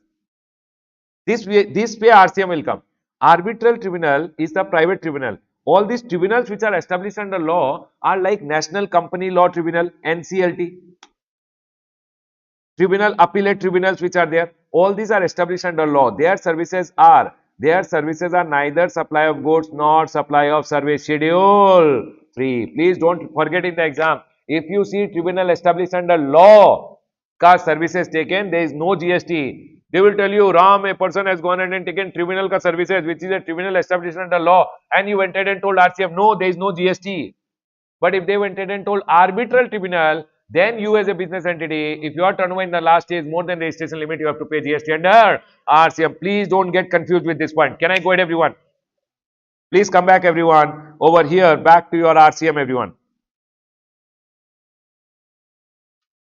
Please come back to RCM. Chalo. The next service which I want to cover over here is, so this is covered, this is covered. See, one sponsorship service is there over here. Sponsorship services ke liye, okay, there is no amendment over here. Sponsorship services, this was the previous amendment which has come. What happens in sponsorship services? Can you tell me everyone? Tata went ahead and gave 100 crore rupees sponsorship amount. Who is the recipient? Tata went ahead and gave 100 crore to me. I have received 100 crore from Tata's. Who is the supplier of service? No, not Tata. The person who pays, no, that is always the recipient. Remember this. Students get confused in the exam. Remember one thing. The person who pays is always the recipient. You went to a shop, bought a masala dosa. You paid, you are always the recipient. No. Remember one thing. The person who pays is always the recipient. I went ahead and told Tata, I will go ahead and give you sponsorship service. You may be the sponsorship amount. Tata's is the recipient. Can we go ahead everyone? Now, who is the supplier? Any person other than company. It should not be a body corporate. It should not be a body corporate. I went ahead and told Tata's. Tata's is a body corporate. I am the supplier. I am not a body corporate. I am not a company. If I go ahead and give sponsorship service and they pay me, remember one thing, sponsorship service में body corporate, the recipient should be body corporate or partnership firm including LLP in the taxable territory. So people, I went ahead and gave services. People in your exam, please remember sponsorship services, there might be a point which is there. Big question is there. Big question they went ahead and told you went ahead and received sponsorship services. Now here you have to go ahead and see whether the supplier is a company. If the supplier is a company who has given you sponsorship service, he'll charge you GST and a forward charge, you will get credit. If the supplier is not a body corporate and you have paid the amount, you have to see in the question, they have told Ram Limited has received the services. It means you are a company who has received the service, you should pay the GST under RCM. So people, you have to pay the GST under RCM by cash and take the credit also. Do you guys remember this point everyone? You should pay it in cash also and you should take the credit also. Can I go ahead everyone? RCM always has two effects. First you have to pay in cash, then you have to take the credit. Everyone over here now, the next service which students have gone ahead and told me, sir, let's go ahead and talk about little. I want to go ahead and talk about over here. Which one everyone? Directors. Sir, please tell about the directors. But before I go ahead and talk about directors, no, I also want to go ahead and talk about this renting wala part. I have seen this renting wala part also coming sometimes in the exam. You have to be very careful everyone. Number one, any person gives me residential property on rent. Any person has given me what everyone? Residential property, and I am a registered person. Remember one thing, any person has gone ahead and given me what to everyone? Residential property, and I am a registered person. I have to pay GST under RCM. But here one exemption is applicable. Any person renting of residential dwelling to a registered person should pay GST under RCM. However, it has been exempted if the renting of the residential dwelling is in personal capacity for use as own residence and not for the firm. For example, I am a partner, I am a proprietorship firm. I have a proprietorship firm. I took a house on rent for my own use, for me, my wife, my kids to stay. Don't I have a personal life? I am registered under GST for my firm, no. Yes or no, everyone? But if I take any services for my personal purpose, renting of one person has given me residential house on rent and I have gone ahead and taken the service, do I have to pay GST under RCM or not required if I have taken it for my personal purpose? Not required. Are we clear? If I have taken the renting of residential dwelling for my business, I am a registered person for the purpose of my business, I have taken, then I should pay GST under RCM. Is the point clear to all of you, everyone? Can I go ahead, everyone? Remember, the supplier can be registered, unregistered, doesn't matter. Supplier can be registered, unregistered, doesn't matter. Recipient always has to pay GST under RCM. Everyone over here now, is the point clear to all of you? Recipient should be whom, everyone? Registered. Okay, tell me one thing. People, tell me one thing. One person is a registered person. He is giving residential dwelling to another registered person. What will happen? Supply is also registered. Recipient is also registered. Baba, doesn't matter. Are you, this RCM will come. Is my point clear, everyone? People, tell me one thing. Registered person, another is also registered person. Little echo is there, no? Okay, chalo. Okay, sir. Hello. Okay, everyone over here now, listen. Registered person giving residential property to another registered person. 1 minute. Registered person giving residential property to another registered person. Remember one thing, this person I am not bothered only. You have to see recipient is registered, used for his business, pay GST under RCM. It is unregistered person, residential property to registered person. Remember RCM. Are we all clear till here? This person doesn't matter only. Sir, whether this person is any person means registered person or unregistered person, residential property to another unregistered person, then what will happen? Baba, unregistered. This guy is recipient is unregistered. It is exempted over here. Residential property is always exempt. Can we go ahead, everyone? Are we all clear till here, everyone? Please be very careful in the exam. Can we go ahead? People, chalo. Now I want to go ahead and talk about other property other than residential. Residential is clear, everyone? Arey Baba, residential is clear, everyone. For example, I am a registered person. My landlord is registered. I will pay GST under RCM. Residential property. My landlord is registered, unregistered, doesn't matter, Baba, everyone. Remember, if I am a registered person used for my business, I have to pay GST under RCM. If I am used for my non-business purpose, exempted. If I am unregistered, anyways, it is exempted. Can I close, everyone? Now I am going to talk about any unregistered person. Unregistered person renting any mall property except residential property. For an example, everyone, this commercial building is there. This commercial building is there. My landlord has given me this building on rent to me. If my landlord is a registered person, he will charge GST under forward charge. If my landlord is unregistered and I am registered and I have taken this property on rent from him, I should pay the GST under RCM. People, please remember this point, everyone. What they are telling? Supply, here it can be any person. Residential dwelling ke liye any person. Supply registered, unregistered, doesn't matter. Recipient registered person should pay GST under RCM. Is this point clear, everyone? But if it is commercial property, if my supply is registered, he will go ahead and charge me GST under forward. If my supply is unregistered, I have to pay GST under RCM provided I am a registered person. What my point is, if my supply is unregistered, I am also unregistered, then what will happen? There is no GST. Can I go ahead, everyone? But tell me one thing, everyone. It can be any immovable property other than residential. Can you tell me what can be other immovable properties? Commercial building. For example, outside my home, I have put one hoarding. Big hoarding is there. It is attached to that. It is immovable. Correct? One company went in and told me, can you give us on rent? I've given him what, everyone? Any immovable property. Do you guys agree with me? It is not only commercial. It can be any immovable property except residential dwelling. If I go ahead and give it to him, the registered person has to pay GST under RCM. Is my point clear to all of you, everyone? Remember, people, to tell me one thing. If there is a unregistered person and he has given me a commercial property, okay? If I am a registered person, what will happen, everyone?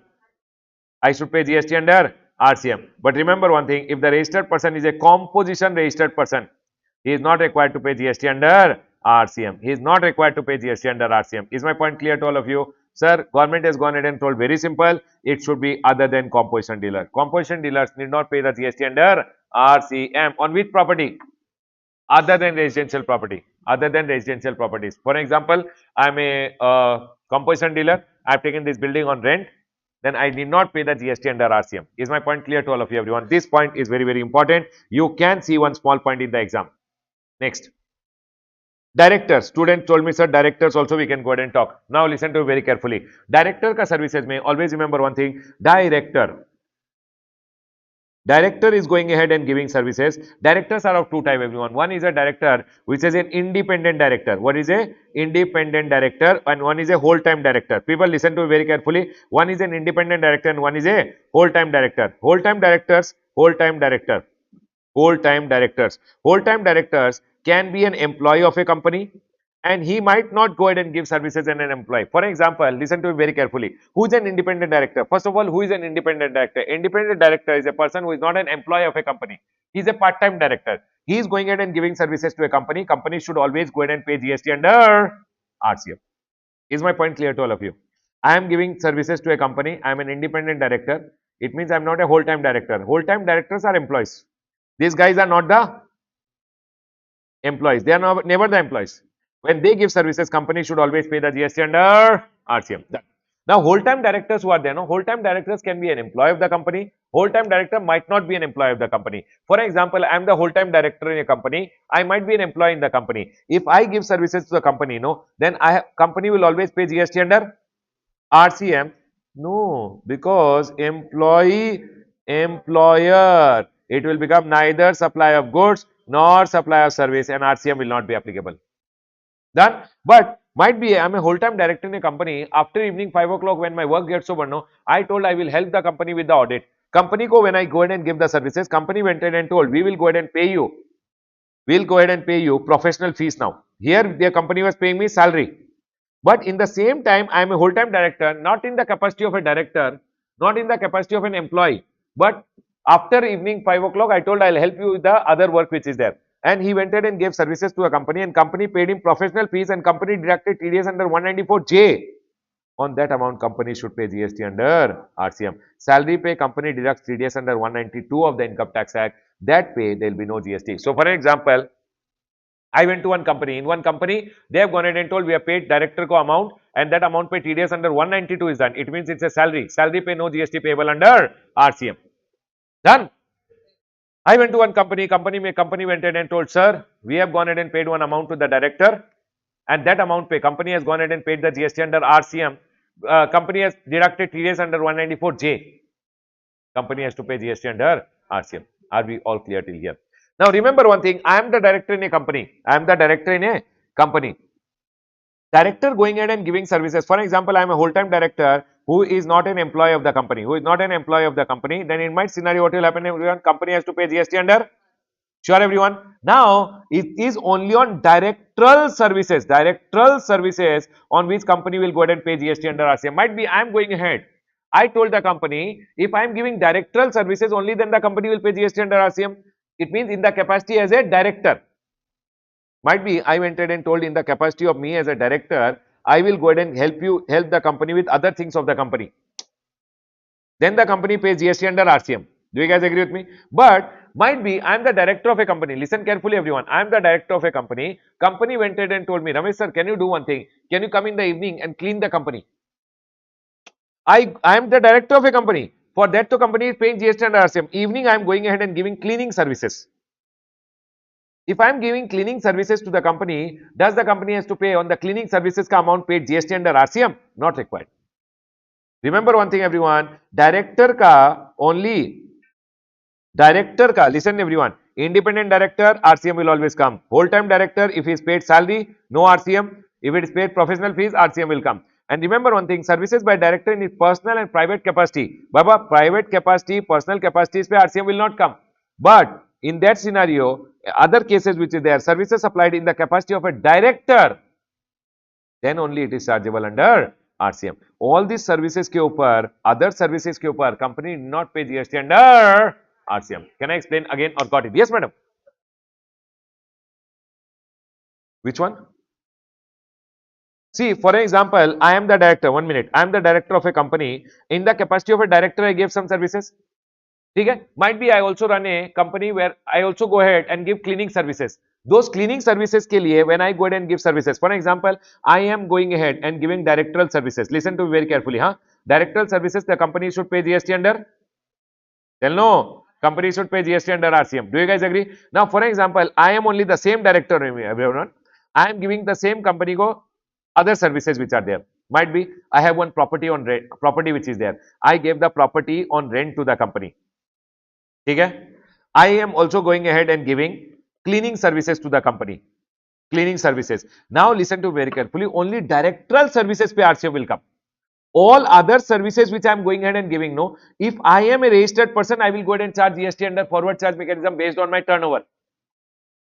So now see, if I am giving directorial services, so company should pay GST under RCM. Company will take up compulsory registration. For example, I am the director of a company, and I am now in this scenario. You have to see my director. This services ka turnover on which company is paying GST under RCM. This is my turnover. This is my turnover. This is my turnover. If my turnover has already crossed registration limit, then FCM will come. On these services, FCM will come. Because I am a registered person. One more thing I'll add over here. Will you understand? If I have gone ahead, I told you I rented my property also. Correct, everyone? Now, renting a property, mein this will apply. If I am a registered person, I will charge GST under forward charge. If I am an unregistered person, then I have given renting of other than residential property, company should pay GST under RCM. It will not fall under this one then. Is my point clear to all of you, everyone? Now I am the director of a company. As a director, whatever services I give to the company, company pays GST under RCM. Now you have to go ahead and see these director ka other turnovers also. These turnover, if it already cross registration limit, the director will take registration. Once the director takes registration, for this the company will pay. For all other services, directors will go ahead and start charging GST under forward charge mechanism. But Baba, renting of property should be commercial property over here. Commercial, then company, if it is a registered person, company will pay GST under RCM. Okay, I'll ask you one more thing. What if the director over here, his turnover did not cross? He is unregistered? Unregistered person, then will he go ahead and charge GST? No, commercial also, it is unregistered person. Now the company has to pay GST under RCM if the company is a registered person. Can I tell again or got it everyone? People, are we clear with this point everyone? Can I go ahead? Tell me one thing everyone, I'll go ahead and ask you again everyone. Director, people, director is there. Director is giving director related services to a company. Who pays the GST? Company pays GST under RCM. Now if director is giving other services, cleaning service, this service, that service, now you have to see, is the director liable to register? If the director is a registered person, giving commercial building on rent, hey, commercial building on rent, director is a registered person. Any unregistered person going ahead and giving commercial building is RCM. Here director is a registered person. He will charge GST under forward charge mechanism if he is a registered person. Do you guys agree with me? Director is a registered person. He is now going ahead and giving cleaning services. FCM. Are you guys able to understand this point everyone? Okay, I'll go ahead and ask you over here. This is the director of a company. Take everyone, director is an unregistered person of the unregistered person yet.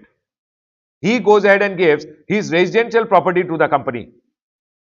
And company is a registered person. What will happen? Company will pay GST under. You have to go ahead and see particular case by case and decide. Can I go ahead everyone? That is why understanding of complete RCM is very important. Are we all clear till here everyone? Chalo, everyone over here now. The next one. Director is clear to all of you? People, is director clear to all of you? The next one. Here, the next one, one point which I have gone ahead and seen. All these are all okay. All these are very, very easy. There is nothing for me to go ahead and say. One point of direct selling agent. Remember one thing everyone, direct selling agent. Who will pay the GST? Direct selling agent ka bank or NBFC always pays the GST under RCM. Direct selling agent, who pays the GST everyone? Bank or NBFC. Now, only if the direct selling agent is an individual. What if I am a direct selling agent of a bank and I am a company? FCM. Are we all clear till here everyone? Can I go ahead everyone? Everyone over here now. Listen to me very carefully. Direct selling agent, individual, only bank pays GST under RCM. What is the direct selling agent? Is a company. Then Baba, RCM is not there. FCM. Can we go ahead everyone? Next. Now, one business facilitator, business correspondent ka point is there, which I have gone ahead and seen students getting little confused about. Listen. One is a business facilitator, one is a business correspondent. Everyone, one is a business facilitator, one is a business correspondent. Listen carefully everyone. They will always give services to what bank? Okay? Now, business facilitator might have an agent under him. Business correspondent might have an agent under him. First point, who is a business facilitator everyone? Business facilitator is a person who helps the business, who helps banks in going ahead and doing their business. They will go to places, they will meet people, they will go to village, they will tell people, you can use banking service, you can go ahead and withdraw money from the bank. If you want, you can deposit your money in the bank. Bank can go ahead and help you to do this, that, etc. They will tell banking services to people. Business correspondent on the other hand, no, they don't only go ahead and talk. Business correspondent don't go ahead and talk. They might go to the village, they might tell, sir, you want to deposit some money, give it to me. I will go ahead and deposit the money in the bank. You want a loan, I will take it from the bank and give it to you. You give me EMI. It means business correspondents, no, they go ahead and touch money also. They deal with the money of the bank. They want, if you want, they can give you the money, they can take the money back from you, they can give you the loan, take the EMI, etc. from you. All this can be done by business correspondent. But facilitators don't touch money. They only talk. They'll come and tell you, you can do this with the bank, bank can give you loan ka EMI you can pay. All this talking only is done by business facilitator. Can I go ahead everyone? Now, business facilitator might have an agent. Agent will give services to the business facilitator. Business facilitator will give the services to the bank. Business agent will give services to business correspondent. Business correspondent will give the services to the bank. Is my point clear to all of you? They have gone ahead and told, when agent gives services, no, only then RCM will come. It means who will pay the GST? Business correspondent. When he will give services to the bank, no, they have not told RCM. It means correspondent should collect the GST. It is always forward charge mechanism. He will only pay the GST. Is my point clear to all of you, everyone? Next, they have told business facilitator. Business facilitator, when they give it to the bank, then RCM will come. RCM means bank should pay GST under RCM. See everyone over here. Business facilitator given to banking company. Business facilitator given to banking company. RCM will come. Are we clear? And they have told agent giving to correspondent, RCM will come. Agent giving to correspondent, RCM will come. Please tell me, are we clear with this point? Sure, everyone? Now, whenever RCM is there here and here only, when other cases mein RCM is not there, what will happen? FCM. Please tell me, is this point clear to all of you? Sure, everyone? Can I tell you one thing, everyone? It means when agent will give him, agent will collect and pay. Do you guys agree with me? When he gives to the bank, bank will pay under RCM. Business facilitator is always free from any tension, no tension. Why? Taking the services, agent will collect and pay. I don't have to pay anything.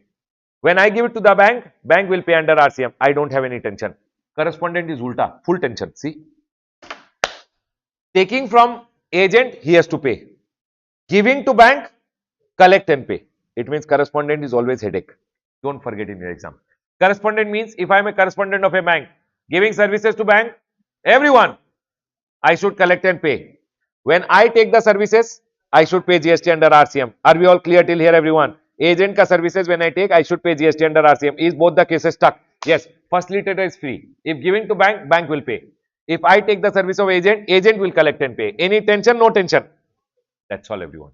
But in your exam, you have to go ahead and see whether their services are taken with respect to rural area or their services are taken with respect to urban area. Urban area, then all their services, this thing will apply. But for example, there is a business facilitator, a business correspondent, and their services are taken with respect to rural area. Rural area. For example, State Bank of India, for their rural branch, which is there in the village, has taken their services. Then remember one thing, all these services go exempt. There is no GST at all if all these services are provided with respect to which branch of the bank. So, for example, I am the rural area branch ka business facilitator, business correspondent. All my services given to them, my agent ka services given to me will all be exempted. Is my point clear to all of you? Everyone, I've written over here. Business facilitator, business correspondent and their agent or intermediary with respect to rural area branch is always exempt. Please remember these 2 points are important from exam point of view. Don't forget this. Can I go ahead, everyone? People over here, last 14 and 15 is also a good point. I'll tell you quickly. Everyone over here, security services. I wanted one security guard. Everyone over here, I wanted a security guard for my building. I wanted a security guard for my building. I went ahead and told one person to go ahead and provide me a security guard. When he supplies me a security guard for my building, if that person who has given me the security guard is any person other than body corporate, registered, unregistered, doesn't matter. He should be non-body corporate, non-company. And I should be a registered person. I will pay GST under RCM. But if I am a central government, state government, local authority, governmental agencies who is registered as TDS deductor or I am a composition dealer, then RCM will not apply, then FCM will come. People, remember one thing. Everyone, one person went ahead and provided me a security personnel, security guard. Okay, everyone. Who is this guy, everyone? This is registered person. Sorry. It can be registered, unregistered, any person other than body corporate. If he has gone ahead and given to me, who am I? Registered person, I should pay GST under RCM. But then they went ahead and told Ramesh, wait. In registered person also, it can be composition dealer, it can be TDS deductors, it can be other registered person. Other registered person means normal registered person, TCS collectors, OIDARs, ISD, etc. Correct, everyone? In this scenario, always remember composition dealer has been forward charge. It means if this guy is registered, only he'll charge. TDS deductor, forward charge. It means this guy is registered, only he'll charge. Otherwise, there is no GST. But in all the other people who are there, if this guy is any person other than company, all these people have to pay GST under RCM. These are the registered people. Registered person should pay GST under RCM. In your exam, please be careful about this. People, can I go ahead, everyone? For example, I am a registered person. I have got which services, everyone? Security services. Then I have to go ahead and see who is the supplier. Supplier can be registered, unregistered, doesn't matter. If I am the registered person, I should pay GST under RCM. If I am a registered person as a TDS deductor, If they are registered, they will charge, otherwise no GST. If I am a composition dealer, if they are registered, they will charge, otherwise no GST. Can I close the discussion, everyone? People, is this point clear to all of you? Forward only comes if the supply is registered. And Baba, in this scenario, too, you have to pay GST under RCM, you have to take compulsory registration and pay. Can I explain the point again? Arey Baba, you are already registered. Why will you take again registration? Can I explain again or got it, everyone? People, please be careful about this in the exam. Can we go ahead, everyone? So what did I tell you, everyone? Any person other than company giving to a registered person should pay GST under RCM. Registered person should not be what? TDS deductor or composition dealer, because TDS deductor and composition dealer ka case mein forward charge will come. Can I close the discussion, everyone? Everyone over here now, last one. Renting a motor vehicle. People over here, some students have told me renting also. Correct, everyone? Renting a motor vehicle. Listen to me very carefully. It should be non-body corporate to body corporate. Non-body corporate to body corporate. Non-body corporate to, that's all. If there is any person other than a body corporate, he is giving to a body corporate. Non-body corporate to a, what will happen, everyone? That's all. But these guys should not have opted for forward charge mechanism. People, in renting also, no. People, listen to me very carefully. Renting of motor vehicle where fuel cost is included. Cost is included in the consideration. For example, I told you I'll give you a car on rent and I'll go ahead and charge you for giving the car on rent. I went ahead and told you I'm giving the car on rent, and for giving you the car on rent, I'll go ahead and charge you 10 rupees per kilometer. Fuel cost is mine. So I am giving you what? Renting a motor vehicle, passenger vehicle, where I am telling fuel cost is mine. Then that service has been covered under RCM. In this service, no, there are two rates. This 12 has now been become how much, everyone? 18. This 12 is no more 12. It's how much, everyone? 18. Okay, everyone, please mark it and keep. Forward charge over here is also 8. See, if they go ahead and charge forward charge mechanism, then it is always 18%. If they don't, if it is not 12, it is RCM how much? 5%. Other people, it is either forward charge 18 or it is 5%. Are we clear, everyone? If they opt for 5%, they will not get any credit. If they opt for 18%, they will always get the input tax credit. Here, there is no credit other than only one credit. If they are giving motor vehicle on rent, no. If they take motor vehicle on rent, that credit they will get. It is called limited credit. Limited credit. Please tell me, everyone, are we all clear till here? So, if I am a person who is into renting a motor vehicle, if I am always charging 18%, will RCM come or no RCM? If I am giving renting a motor vehicle, if I am charging 18%, will RCM come or never RCM? Never RCM. Are we all clear till here? But for example, people, what they are telling over here, it should be any person other than body corporate giving what, everyone? Renting of to whom? To a body corporate. Then body corporate should pay GST under at the rate of 5%. Number one, and they should not issue invoice at the rate of 18% should not be issued. Can I go ahead, everyone? It should not issue invoice charging 18%, because if 18%, then forward will come. No. Number one, renting a motor vehicle, passenger vehicle, where fuel cost is included. Given by whom? Non-body corporate. Is number one clear to all of you? Any person other than body corporate. Number two, invoice 18% should not be given. Number three, it should be body corporate. Non-body corporate to body corporate, and I did not charge 18, then body corporate should pay GST under RCM at the rate of 5%. Can I close the discussion? Non-body corporate to body corporate, and non-body corporate should not charge 18. If that person charges 18, it is always forward. If he is not charging, what will happen? Recipient will pay the GST under RCM. Can I close, everyone? Is my point clear to all of you? Please be very careful about this also in the exam. Do some examples and go. Can I close, everyone? Non-body corporate, body corporate, invoice at the rate 18% should not be issued. Can I go ahead, everyone? Are we all clear till here? Then who will pay GST? Body corporate has to pay GST under RCM. This is very, very important. You should remember this. People, I've gone ahead and told you only this much. Other things which are there, you can just go through them. Tell me one thing. Number one, I told you about GTA. GTA is important. Advocate, senior advocate, I went ahead and told you. Sponsorship services, I've told you. This one, renting, I've gone ahead and told you already. Directorial services, we understood. Direct selling agent, I told you. Business facilitator, business correspondent, I told you. And the last one, security services and renting a motor vehicle. Is my point clear? And also I've seen nowadays 1 point or 2 points comes from this goods also, RCM on goods. Can I close the discussion, everyone? Chalo baba, people, in this chapter, what was the amendment? Nothing. GTA ka services pe now, if forward is there, forward 18 has come. Correct? And renting a motor vehicle also is not 12 anymore, it is 18. If I am charging 18%, it is forward.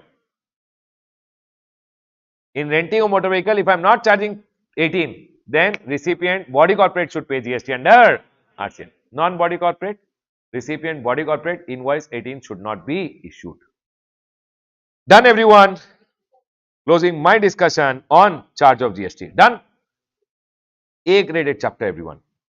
Now we'll go ahead and do the next chapter, which is composition. Please come to composition, everyone. Now, the next chapter which we are going to do is the chapter of composition, everyone. Composition as a chapter, no, it's a B graded chapter. Hardly anything comes in the exam. But if it comes, it's a small 3 to 4 mark question which comes. Everyone listen to it very carefully. Now, whenever I say A graded, B graded, C graded, does not mean C you will leave and go. When I say A, it is 100% chance of coming. When I say B, it is 50% chances coming. When I say C, it is 1/3 chances of coming, means 3 attempts from 1 attempt. Can I go ahead, everyone? And your attempt can be the attempt in which comes. So it is 100% only for you. Are you guys able to understand, everyone? Listen. Now, in composition levy, no, the most important thing which you can remember over here is the composition levy ka limit, first of all.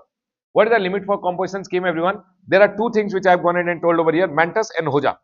Mantus ke liye limit is 75 lakh, Hoja ke liye 1.5 crore. What is Mantus, everyone? M cube, Meghalaya, Manipur, Mizoram. U A for Arunachal, N for Nagaland, Tripura, Uttarakhand and Sikkim. Can you tell me a Mantus, everyone?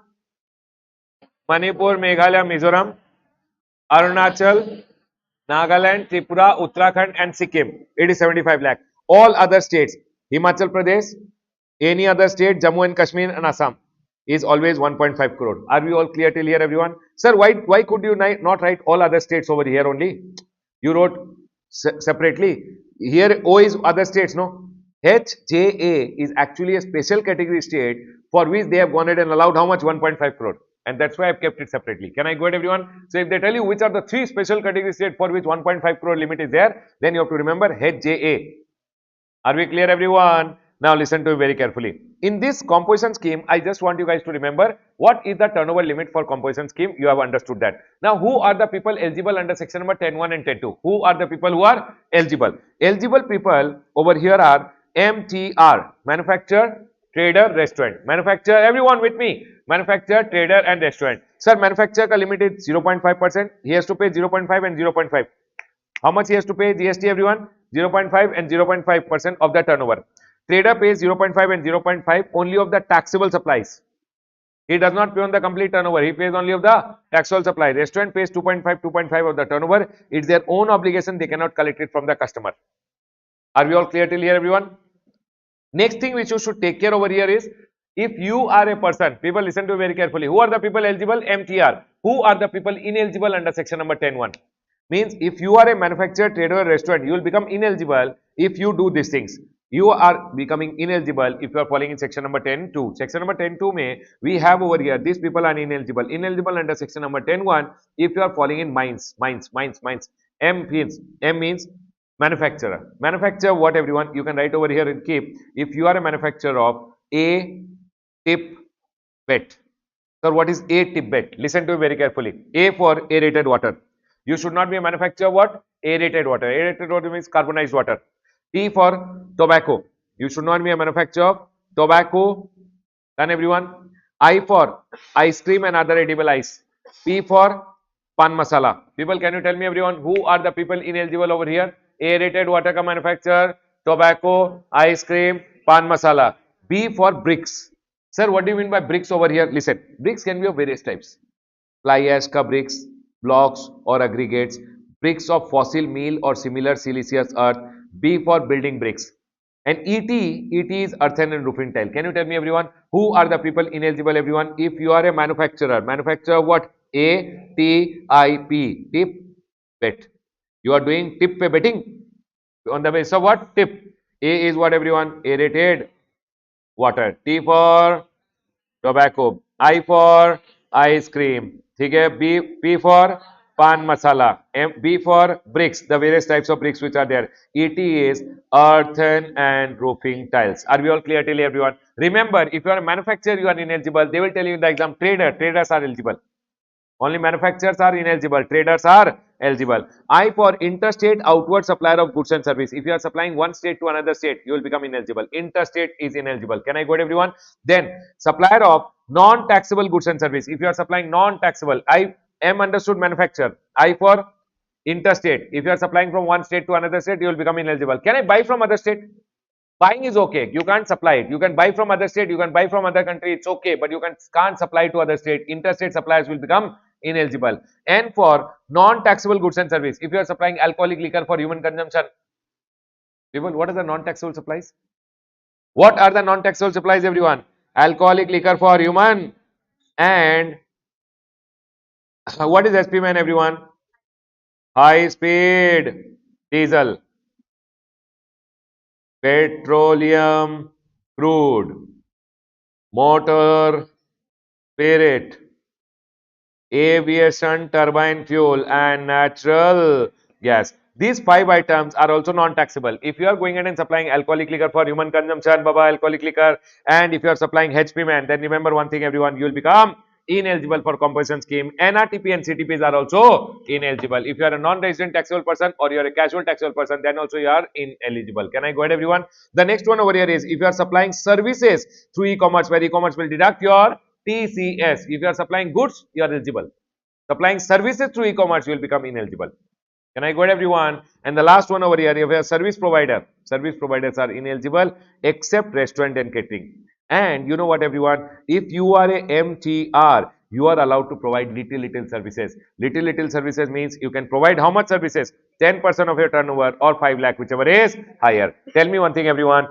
I went ahead and told you, if your preceding financial year, your turnover is up to 1.5 crore or 75 lakh, 1.5 crore, Oja, 75 lakh mentors. Then in the current year, you have an option to take compensation scheme. Do you guys agree with me? Who are the people eligible? MTR. Who are the people ineligible? Mines. What do you mean by mines, everyone? Manufacturer of A Tibet. I for interstate outward supplier. N for non-taxable goods and service. N for NRTP or CTP. E for person supplying services through e-commerce is also ineligible. And S for service providers are ineligible. But can you provide little services, everyone? You can provide last year ka turnover ka. People, last year ka turnover ka 10% or 5 lakh, whichever is higher. Can I go ahead, everyone? Remember one thing, last year ka turnover ka 10% or 5 lakh, whichever is higher. Done. Now I went ahead and told, sir, I will not go ahead and provide little service. I want to provide more service. People, can you tell me, MTR are allowed to provide how much services, everyone? Last year ka turnover ka 10% or 5 lakh, whichever is higher. Are we all clear till here? Remember one thing, whenever you are taking last year turnover, whenever you are taking aggregate turnover, whenever you are taking any turnover in composition scheme, don't include interest and discount. Do you remember, everyone? Interest and discount should not be included when you are taking last year ka aggregate turnover to check eligibility. When you are taking this year ka turnover to pay the tax also, remember one thing, interest and discount in composition scheme, close your eyes and say, I did not see interest and discount anywhere. Are we all clear till here, everyone? People, tell me one thing. Under section number 10.1 and 10.2, I became ineligible. Might be I'm falling under any criteria and I become ineligible. Now, can I go ahead and do something about it? For example, I'm a service provider who is providing only service. See, along with manufacturing, trading and restaurant, you can provide little services, which is 10% of 5 lakh, whichever is higher. Do you guys agree with me? For example, I want to provide more services. Then what to do? I am a doctor, I am a chart accountant, then what to do to people? Or I am supplying, I am manufacturer also, plus I am providing services also, and services is more. One state goods, come manufacture, one state I am providing services. Can I opt for section number 10.1 read with 10.2? No. In that scenario, government told if 10.1 and 10.2 are ineligible, then you can come for one scheme which is 10.2A. 10.2A says it's an option. If your turnover in the last year turnover should be only 50 lakh. Then in the current year, you can go for 10.2A scheme, which goes ahead and says it's an option, which is if you first of all you should be ineligible under section number 10.1 and 10.2. Then you can come for 10.2A, where you have to pay 3% and 3% of your turnover. Remember, everyone, any turnover in composition always exclude interest. Who are the people who are ineligible under 10.2A also? 10-2A scheme came for mainly for whom? So they went ahead and told, they did not say mines over here. They told only mine is ineligible. If you are supplying what everyone? If you are a manufacturer of A Tibet, I for interstate outward supplier, N for non-taxable goods and service, NRTP or CTP. E for if you are supplying services through e-commerce, then you will become ineligible for 10 to A also. Please tell me everyone, are we clear with this point everyone? People, can I close the discussion on composition? I want to tell you composition scheme may only you have to remember this thing everyone. Preceding financial year ka turnover, I went ahead and told 1.5 crore or 75 lakh. Then current financial year you will become ineligible. Correct everyone? Eligible people are MTR. Section number 10.1 told who are eligible everyone? MTR. He pays only on turnover, he pays only on taxable supplies, he pays of the turnover. It means these turnovers can include exempt supply also, he pays only of the taxable turnover which is there. If you are eligible, then who are the people ineligible? 10.2 went ahead and told ineligible is manufacturer of ATPET, I for interstate outward supplier of goods and service, N for NRTP or CTP, N for non-taxable goods and service, E for e-commerce ke through if you are supplying services, and S for service provider. But which service provider is eligible? Restaurant. And if you are providing along with this 10% of your last year turnover or 5 lakh, whichever is higher, then also it's okay. Now I am ineligible here also, I am ineligible here also. Then they went ahead and told 10 to A, you can go ahead and opt for this scheme, but last year turnover should be only up to 50 lakh. Current year also you should not cross how much? 50 lakh. You can go for this scheme, but you have to pay 3% CGST and 3% GST. Here how much was there? 0.5, 0.5, 0.5, 0.5, and this was 2.5. Please tell me everyone, are we all clear with this point everyone? That's all is regarding composition. But remember one thing everyone, composition scheme which is there, composition scheme, one or two question you must do so that you remember in the exam. Can I go ahead everyone? Can I close the discussion everyone? That's all is the most important point in this whole chapter. Can I close? Done. B graded chapter everyone.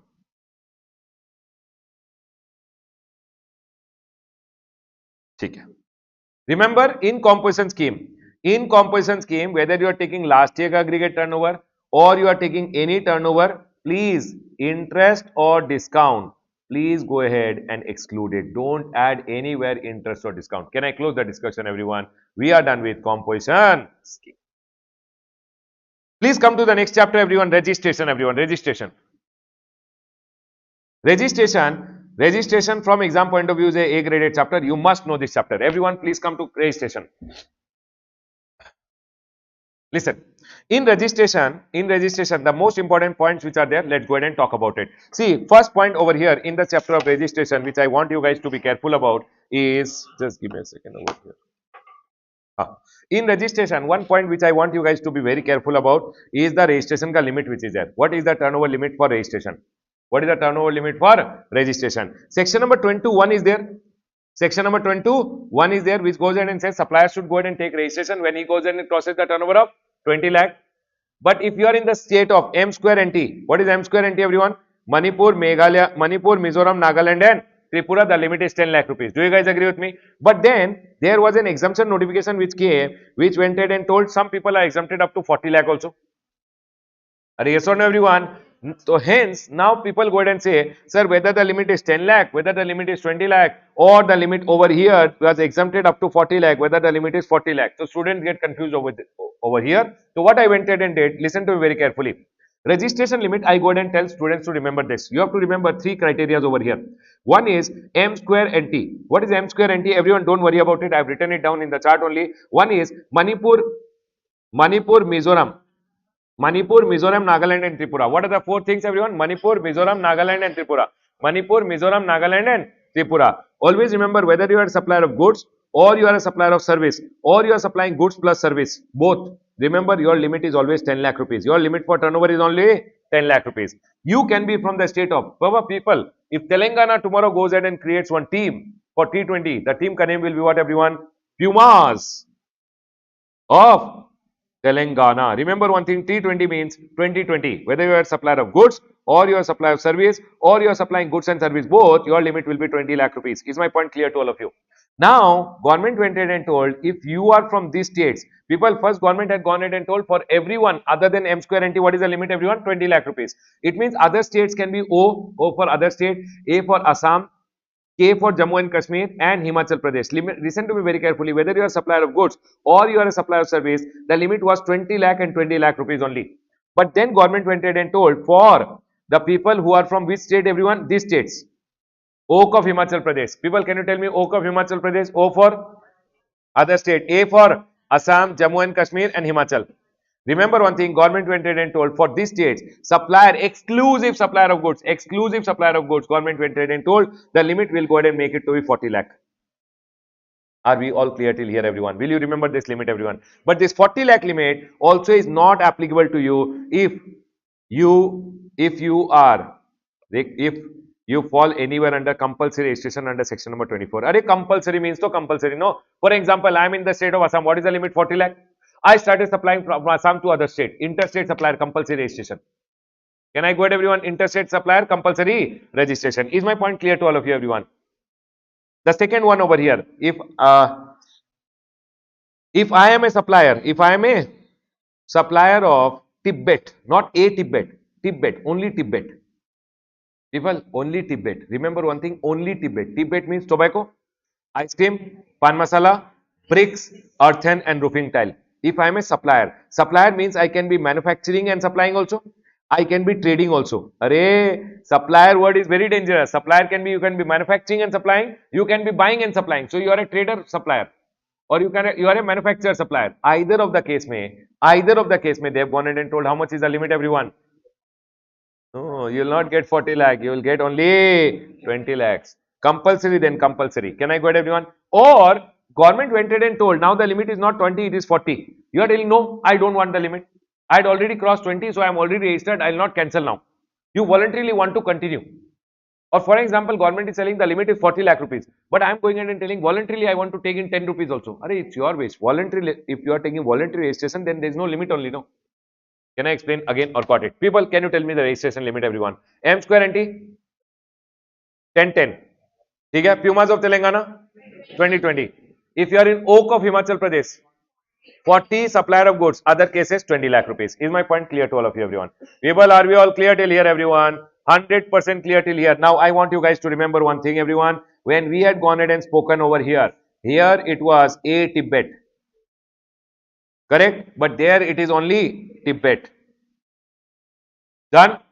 Here we had gone ahead and spoken only about in composition only manufacturer. But here I am going ahead and talking about supplier. So whether I am manufacturing and supplying or I am trading and supplying, both the case the limit will be only 20 lakh rupees. Please tell me, everyone, can I close the discussion? Can I close the discussion, everyone? Tell me one thing. When I went ahead and told you aggregate turnover for the purpose of composition, it means you have taken last check aggregate turnover. Aggregate turnover may interest and discount. Do you include or you don't include? Array, interest. Interest you include or exclude? Interest is an exempt supply, right, everyone? Interest is an exempt supply, but interest is always excluded when you are talking about what, everyone? Composition scheme. Whether it is aggregate turnover, whether it is turnover. Is this point clear to all of you? Now, registration chapter may, when you are checking the aggregate turnover of a person, in case of registration chapter, people, can I go ahead, everyone? Are you guys able to remember? Can you tell me aggregate turnover includes what? Aggregate and turnover. Do you guys agree with me? Turnover includes taxable supplies, interstate supplies which you are doing to the person under the same PAN also. Then exempt supplies and export. Do you guys agree with me, everyone? Tie 2, taxable, interstate, exempt and export. Tie 2, taxable, interstate, exempt and export. Now listen to me very carefully. It means exempt supply is included in turnover and aggregate means PAN wise all India basis ka turnover. So it means in my aggregate turnover what will come? Interest will come. People, in my turnover what will come? Interest will come. Do you guys agree with me? In my turnover interest will come, but in composition it does not come. But normally in my turnover will interest come? It means, tell me one thing, if I give someone money to use and receive interest, giving money to use is a supply of service. Array, for example, I am in the state of Assam. Assam, what is the limit for supplier of goods? 40 lakh. Array people, Assam registration limit is 40 lakh rupees over here. Correct, everyone? 40 lakh rupees. But I went ahead and I am in the state of Assam. I put my money in the bank and bank has given me interest. Over story, you are a supplier of service now. Because you gave money to the bank, bank went ahead and gave you interest, you become a supplier of service.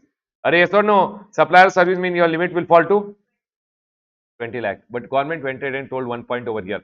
Government went ahead and told, even if you have interest income, I will still assume you are a supplier of goods and I'll give you a high limit of 40. Because many people will have interest income. Government went ahead and told, if you put the money in the bank or you give someone loans and advances and you get interest, interest means you are a supplier of service, but still you will be given a limit of 40 lakh rupees. Now my question to all of you, I am in the state of Assam. Everyone, I am in the state of Assam.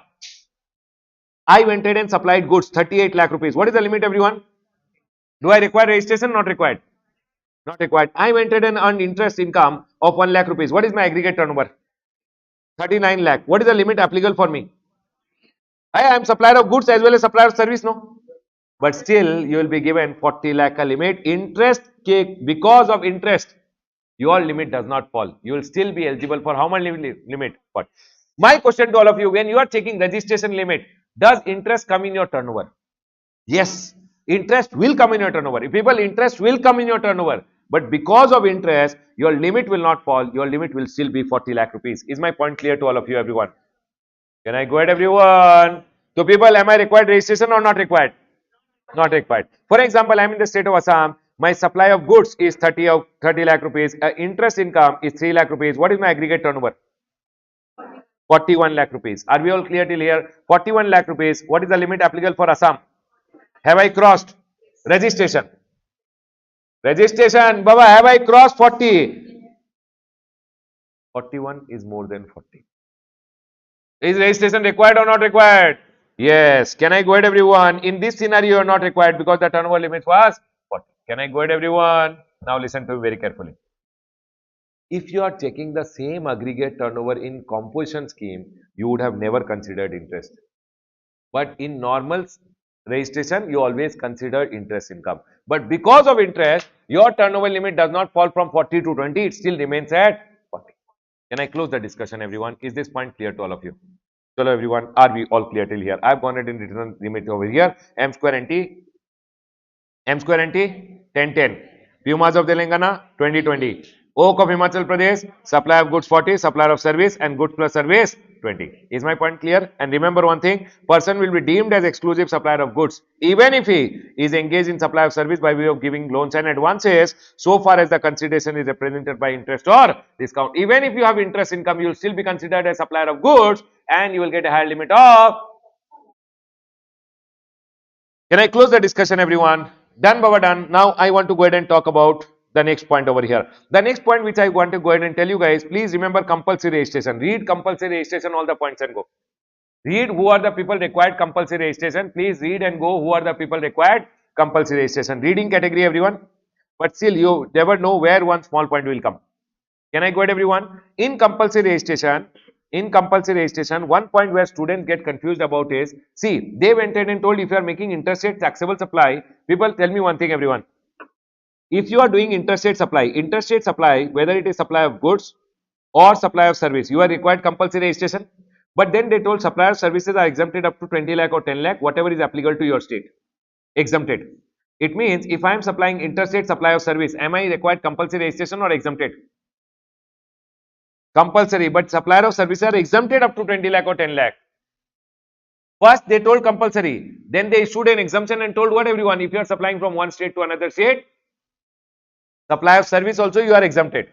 Then they told supplier of goods are required compulsory registration. But then they went ahead and told if you are supplying handicraft goods or craftsman goods which are made by hand, predominantly made by hand, means more than 50% should be made by hand, then you are exempted as up to 20 lakh rupees and 10 lakh rupees. Now you will tell me, sir, is the exemption not given up to 40 lakh rupees because some state mein 40 lakh is limit is there? No. If you are from all these states, the limit is 20 lakh rupees for exemption for handicraft supplier, and for all other states mein, this states ka case mein 10 lakh rupees. So tell me one thing, everyone. I am from the state of, for example, Tamil Nadu. Tamil Nadu, what is the limit generally?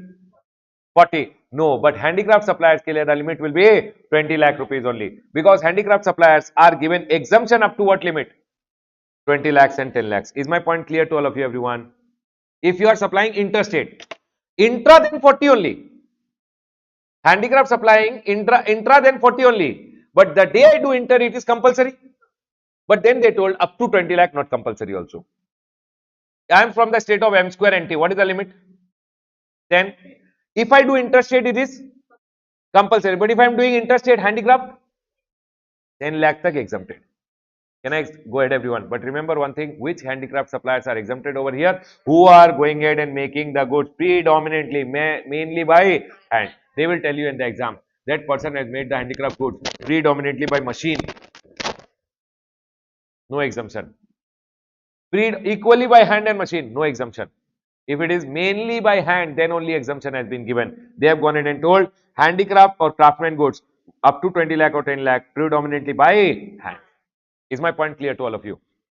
Next, interstate supplier of services are also exempt. People, tell me one thing, any other goods, if I am supplying from one state to another state, compulsory.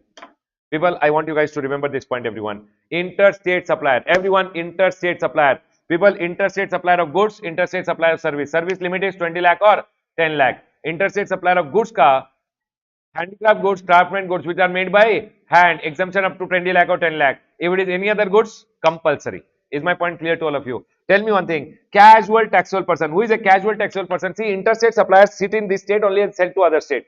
Casual taxable person casually go to other state and supply. For example, one person is coming from Delhi to Tamil Nadu, and from Tamil Nadu he is going in and selling, might be he has come for a trade fair. So when he is sitting in Delhi and selling, he is called interstate supplier. From Delhi he came to Tamil Nadu in a trade fair and he is selling, then he is called a casual taxable person. Remember one thing, casual taxable person are always required compulsory registration. Casual taxable persons are always required. But then they went ahead and told casual taxable person making taxable supply required compulsory registration. But if you are making handicraft supplies, then you are exempted. People, casual taxable person, if they are doing which supply, everyone? Handicraft or craftsman goods ka supply. Remember, handicraft or craftsman goods. How much is the exemption? 20 lakhs and 10 lakhs. Are they required compulsory or no? Other goods? I am a seller of sari. I go from Karnataka to Tamil Nadu for a trade fair. And in the trade fair I am selling. Then I have to take compulsory registration in Tamil Nadu without any limit. But if I am going from one state to another state with my handicraft goods, if I am in M square NT, 10 lakh tak I am exempted. If I am in other states, all other states, 40 lakh is not exempted. 20 lakh only is exempted. Is the point clear to all of you? People, is this 2 point clear? Done. Here, one point which I want you guys to remember. Listen to very carefully. If I have to pay GST under RCM, I should take always compulsory. People, for example, there is a director who is there. People, listen to very carefully. Director is going ahead and providing directorial services to the company. Company is always paying the GST under. Company should take compulsory registration under section number 24. And this director will always be exempted if he is providing exclusively only directorial services. And Baba, company is only paying the GST. What will you do with the registration? So even if his turnover crosses 20 lakh rupees, if he is supplying only directorial services and company is paying the GST, government says you are exempted from registration. Up to what limit? No limit. Even if cross 20 lakh also, you are not required to take registration. Is my point clear? Because company is paying the GST under RCM. My question to all of you, I am a director. Company is paying the GST under RCM. But you know what, everyone? Other than director, I am coming to classes and teaching students also. I am giving other services also. Do you guys agree with me? For example, I started giving other services. Then, Baba, in that scenario, exemption will not apply. In that scenario, this turnover will be taken. My other services ka turnover will be taken. And if my aggregate turnover has crossed 20 lakh rupees or 10 lakh rupees, I have to take registration. Directorial services to company will pay. Other services, I will charge the GST accordingly. Can I explain again or got it, everyone? Did you guys understand this point? People getting it? So, everyone over here now, here they have gone ahead and told person required to pay tax under RCM, company should pay GST under RCM. Exemption, person making the taxable supply where the tax is payable under RCM. If I am making the taxable supply and always company is going to pay, then I'll be exempted from registration. But this is not applicable if I am going ahead and supplying other goods and services. Then in that scenario, you have to take my turnover and then decide, people, then I'll take registration. Then I'll take registration and I'll start charging the GST accordingly. Can I go ahead, everyone? People. Next. Now here one metal scrap wala point is there which I want you guys to remember. People, can you tell me metal scrap ka case mein what did I tell you over here? Unregistered person applying to registered person. People, metal scrap mein what did I tell you? Unregistered person supplying to registered person. People, unregistered person supplying metal scrap to registered person, metal scrap. What will happen? Registered person should pay GST under. I am unregistered person and recipient is also unregistered person. Will RCM come or no GST? No GST. Because I am also unregistered, he is also unregistered. Correct? Able. Now, this is RCM, metal scrap. This, there is no GST. What if I am a registered person and I am supplying to another registered? For example, metal scrap ka supply is there, his aggregate turnover cross the registration limit. He will become registered person. When he is supplying metal scrap to another person, he will charge GST under forward charge. You know what, everyone? This recipient metal scrap wala is required to deduct TDS at the rate of 2%. TDS chapter. Do you remember, everyone? Metal scrap ka supplier. I'll show you in the TDS deductors, everyone. Remember, I'll show you over here. 1 second, everyone. If you go ahead and see in TDS ka chapter, I have written over here. People, metal scrap, registered person supplying to another registered person. TDS. Done? People, are we clear with this point, everyone? Unregistered to registered, what will happen? RCM will come. Unregistered to unregistered, there is no GST only. Unregistered person to another registered person. Remember one thing. In this scenario, they have gone ahead and told, remember, sir, TDS will be applicable. People, because they have gone ahead and told over here, remember one thing, this exemption is not applicable. And in case of metal scrap, what happens? If this person is supplying metal scrap to another person, even if his turnover crosses no, then he should take registration and start charging GST under. See, director mein what happened? Even if the director ka turnover crosses, if he is giving exclusively directorial services, company only has to pay GST under RCM. Even if his turnover crosses, he is exempted. But this is not applicable for metal scrap. Metal scrap ka case mein, if this person ka turnover crosses no, he has to take registration and start charging GST under forward charge. In that scenario, the recipient will deduct TDS at the rate of 2%. Is my point clear to all of you? Everyone over here now, let's go ahead. This first point, second point, and third point is something which I like it from exam point of view. Others are all okay. You can just go through. Can we go ahead, everyone? Coming to the next page, everyone. Coming to the next page. Now, remember one thing, everyone. Section number, people over here. When you talk about registration, no, section number 22, 23, 24 tells you you have to take registration. You should take registration. Now comes section number 25. In section number 25, one of the very important point which says you should take registration within how many days?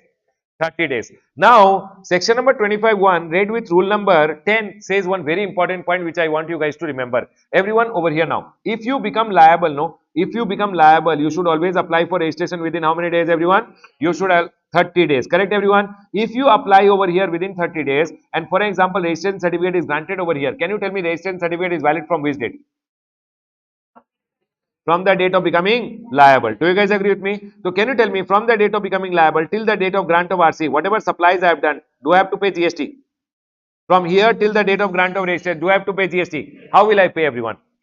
I can go ahead and issue revised tax invoice within how much time? From the date of grant of RC, within 1 month. 1 month. It is not 30 days. It is 1 month. You can issue revised tax invoice, collect the GST and pay the GST to the government. Now, my question to all of you, for an example, everyone, I became liable over here. I became liable over here. I have to apply within 30 days. Do you guys agree with me? For example, 30 days is here. I did not apply over here. I applied after 30 days.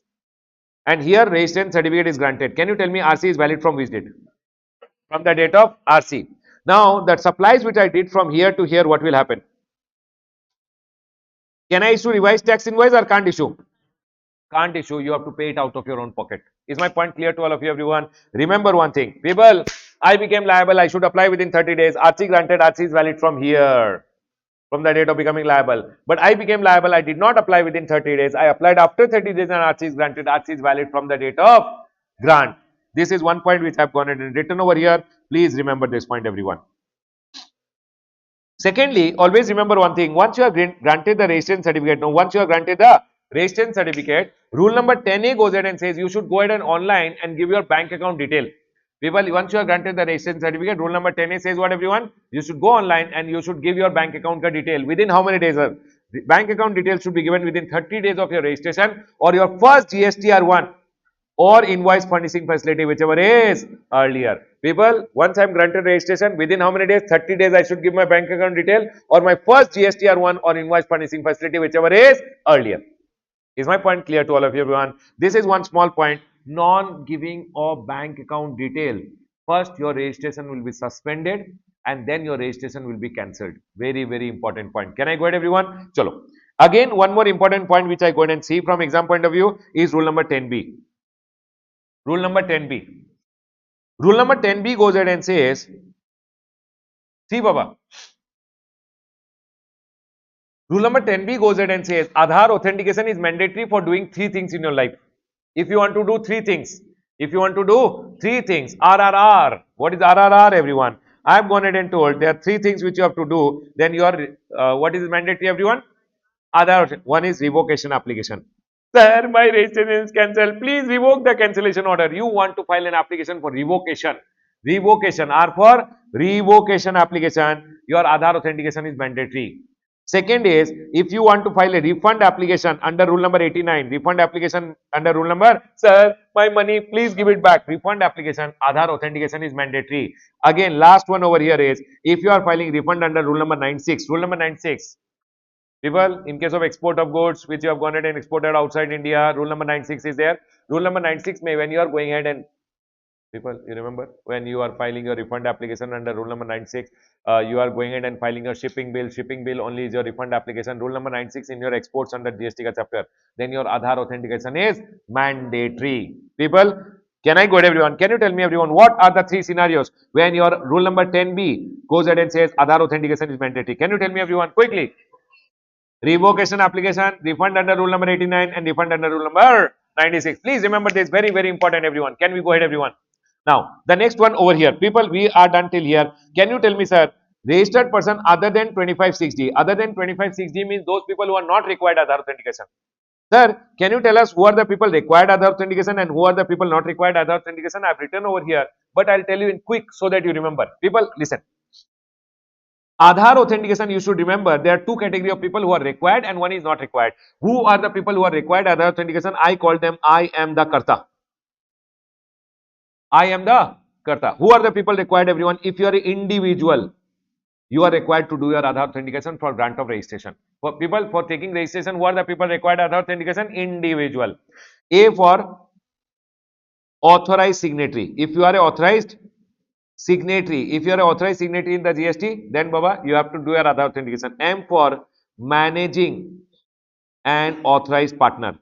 If you are managing an authorized partner in a partnership firm, you are also required to do your Aadhaar authentication. And if you are a Karta in your HUF, you are required to do Aadhaar authentication. Can you tell me, everyone, who are the people required? Individual, authorized signatory, managing an authorized partner, and Karta. I am the Karta is required Aadhaar authentication. Can I close the discussion, everyone? Who are the people who are not required? Who are the people who are not required? I call them New Delhi PSU. Who are the people not required, everyone? New Delhi PSU. If you are, people I have written over here, see, if you are not a citizen of India, you are not required to do any other authentication for grant of registration. D for Department of Central Government, State Government. Number 3, local authority. PSU, public sector undertaking, statutory body or a UIN holder. Can I go ahead, everyone? Can you tell me, everyone, who are the people required as authentication? Individual, authorized signatory, managing authorized partner, and Karta. Who are the people not required Aadhaar authentication? New Delhi PSU, not a citizen of India, Department of Central Government, State Government, then Baba, local authority, public sector undertaking, statutory body or UN holder. Are we all clear till everyone?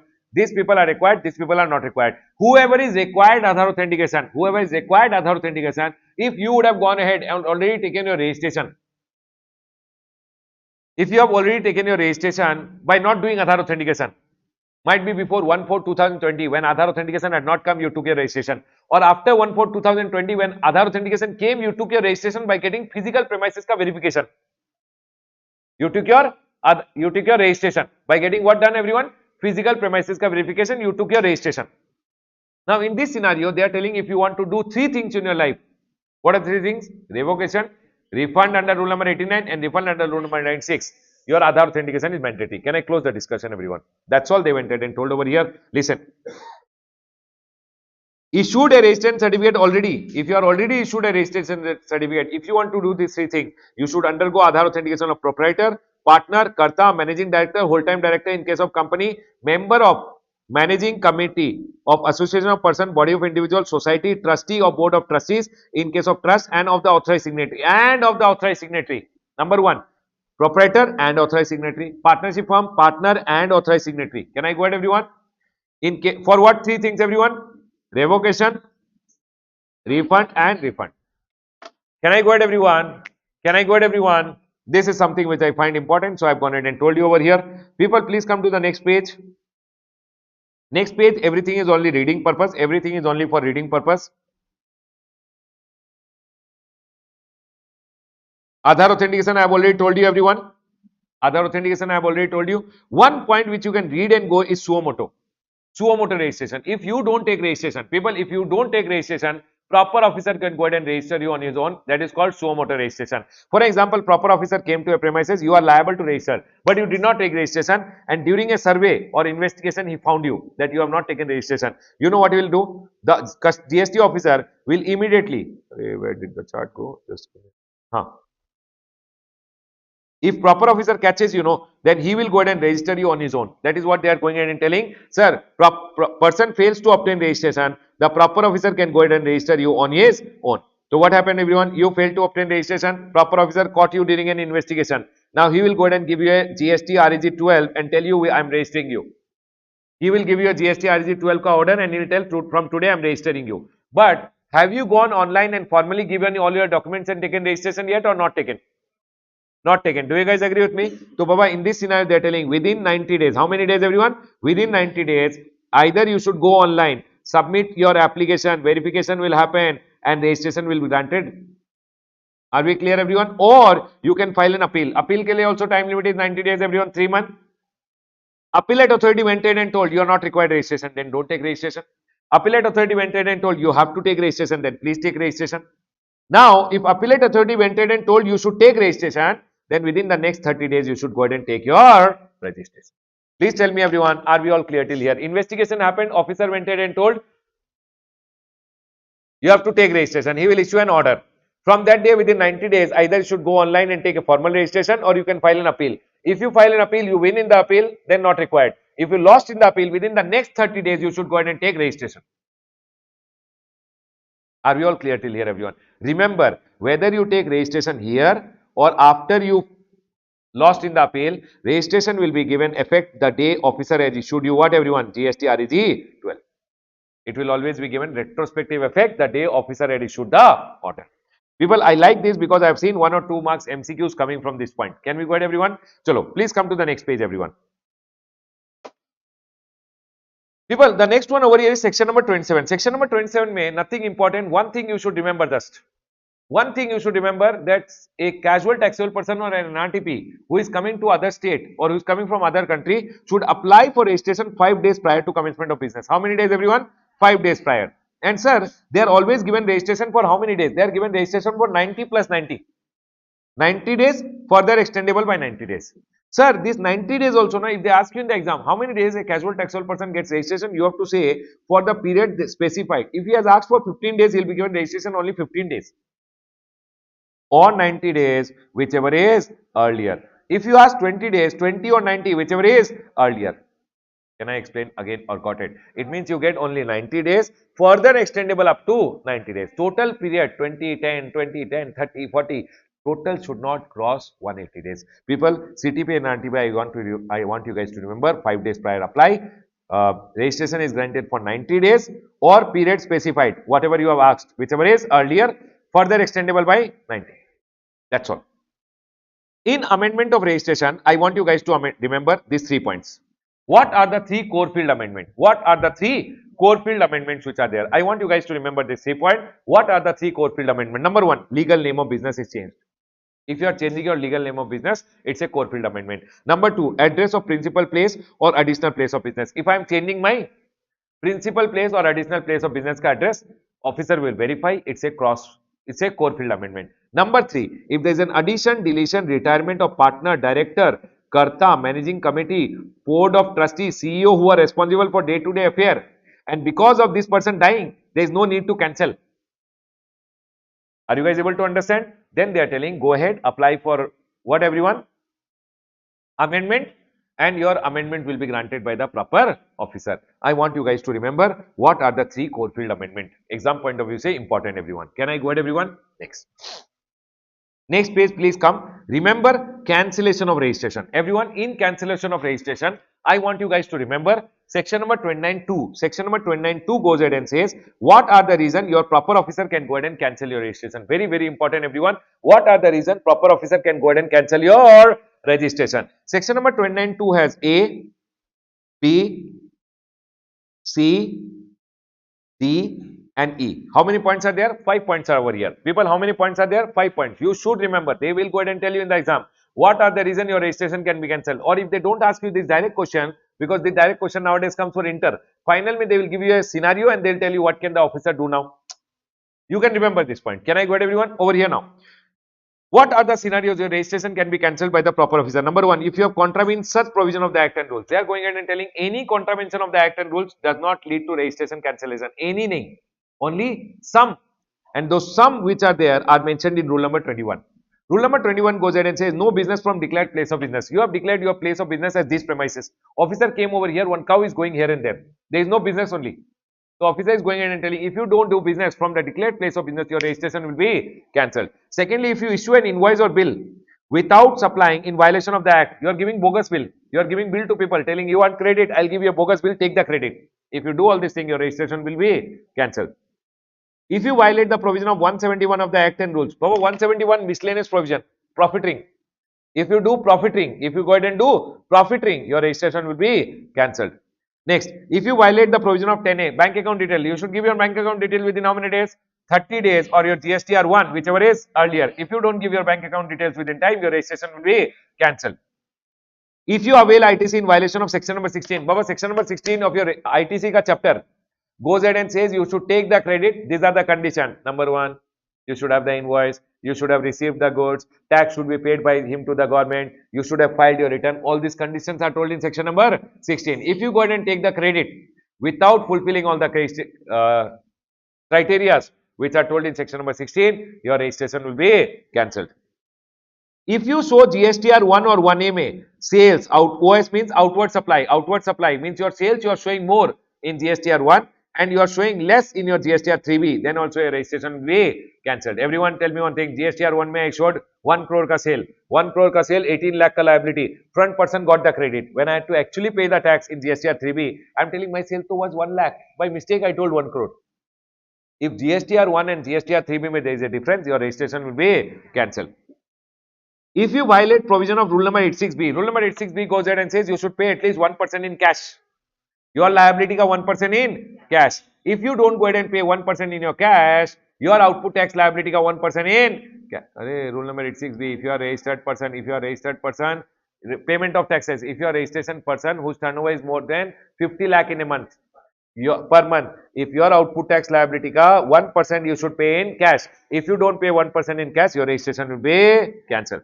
If you violate the provision of third and fourth provision rule number 23(1), Baba, actually what happened, your registration ka revocation order comes no. When your registration ka revocation order will come, you should file your pending returns within how many days? They went there and revoked your registration ka cancellation order. After revocation, whatever pending returns are there, you should file within how many days? 30 days. If you don't file your pending return within 30 days of revocation order, see, your registration was cancelled. You filed for revocation, they went ahead and gave revocation order. If you don't go ahead and within revocation order ka 30 days, if you don't file your return, pending returns, they will again cancel your registration. Can I go ahead everyone? This is the third proviso and this is the fourth proviso. It says what everyone? Within 30 days, if you don't file your pending returns, then what will happen? Your registration will be cancelled. The next one over here is, if you are a registered person, if you being a registered person required to file a return under section number 39, if you have to file monthly return and you have not filed for how many months? 6 months. If Baba GSTR 3B not filed for 6 months, registration cancelled. Being a registered person required to file quarterly return, people who are required to file quarterly return, whose turnover in the last year is up to 5 crore, then in the current year they can go ahead and start filing quarterly return. April, May, June, 1 quarter ke liye, 1 GSTR 1, 1 GSTR 3B. If you don't file 2 quarter ka return, 2 GSTR 3B not filed, registration Can. See, Baba, monthly return, then how many months? Quarterly return, then how many quarter? 2 quarters. Are we all clear till here? People, if you are a composition person and you have not filed your return for a period, how many months? 3 months from the due date of furnishing the said return. Can you tell me, composition person, what is the due date? Once the year gets over, no, by 30th of June, you should file your GSTR 4. 30th of June. If you don't file within 3 months your GSTR 4, your registration will be again cancelled. Your registration will be cancelled, not again cancelled. Your registration will be cancelled. Can you tell me, everyone? See.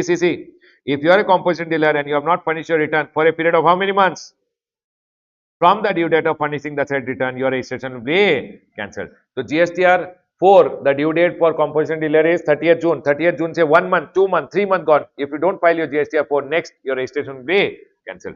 Then they are telling registered person other than composition. Other than composition means normal person. Normal person ka return is GSTR 3B. GSTR 3B, how many months if I don't file registration will cancel?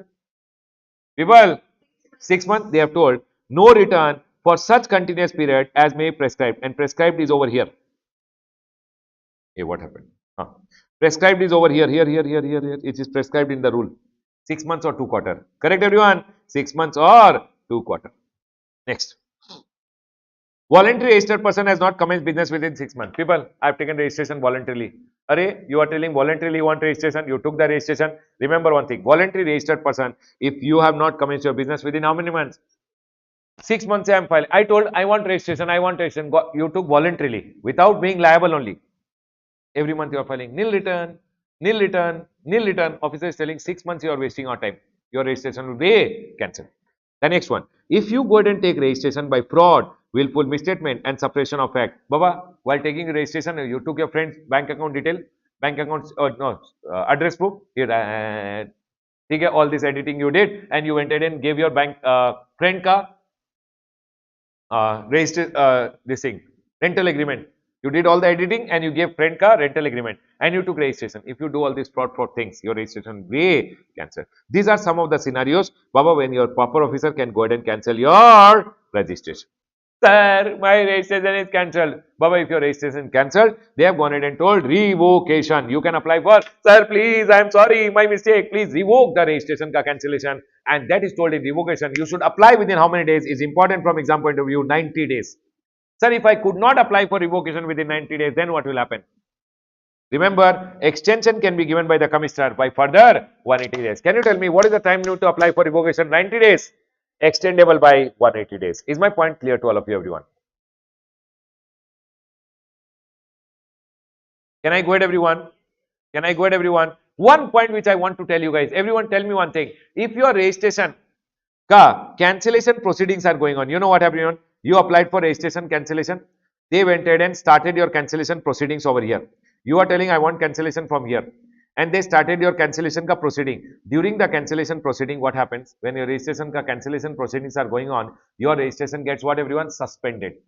Your registration gets what, everyone? Suspended. One thing which you should remember, that during suspension, you should not do two things. One, you should not file return, and you should not make any taxable supply. Are we all clear, everyone? What do you mean by you should not make any taxable supply? For people, my registration ka suspension is happened over here. I applied for cancellation. From here, they started the cancellation proceeding. My registration is suspended. But when your registration is suspended, you should not file return also. You should not make any taxable supply also. What do you mean by you should not make any taxable supply? It means you should not issue tax invoice and you should not charge tax on supplies during the suspension. Can I go ahead, everyone? Are we all clear till here, everyone? These are some of the important points which I feel that you should remember from exam point of view. Other than this, Baba, see, coming to anything can come, but these are some of the best points which I feel you should remember from exam point of view. Can I close the chapter of registration, everyone? Done? Everyone, over here now, we are going to talk about which chapter, everyone? A, exemption. Everyone listen to me very carefully. In exemption, there are a lot of things which are there. And exemption from exam point of view is A graded. Registration chapter is also A graded. Exemption chapter is also A graded. Are we all clear till here? Exemption, in my opinion, you should go ahead and do everything in detail and go. But still, some of the points which I have seen from exam point of view, which can come in the exam, where you should be careful, I'll go ahead and tell you. Everyone listen.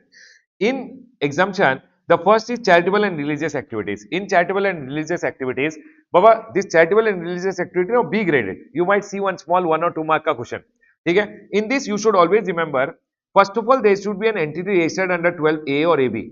Entity registered under section number 12A or AB. Section number 12A or AB means under the Income Tax Act, if you are income tax exemption, you should be registered under section number 12AA or section number 12AB. Now, if you are registered under 12A or AB and you are doing charitable activity, then your services are always exempted. Charitable activity, I go ahead and talk to them. I talk charitable activity as 4 things. PAPI activities. If you are doing PAPI activities, then it will be exempted. What are PAPI activities? P for public health related activities. If you are doing anything for the public, which is care and counseling of terminally ill people who are about to terminate. Terminally ill means last stage. Okay? Then severely physical, mentally disabled people or HIV, AIDS infected, drug addict, alcohol addict. Baba, if you are doing care and counseling of them, then your services will be exempted. If you are going ahead and doing public awareness of preventive health, family planning or prevention of HIV infection, then also your services will be exempted because you are doing relating to public health. A for advancement. If you are doing anything to advance religion, spirituality and yoga, anything for what everyone? Religion, spirituality and yoga. You are giving yoga classes.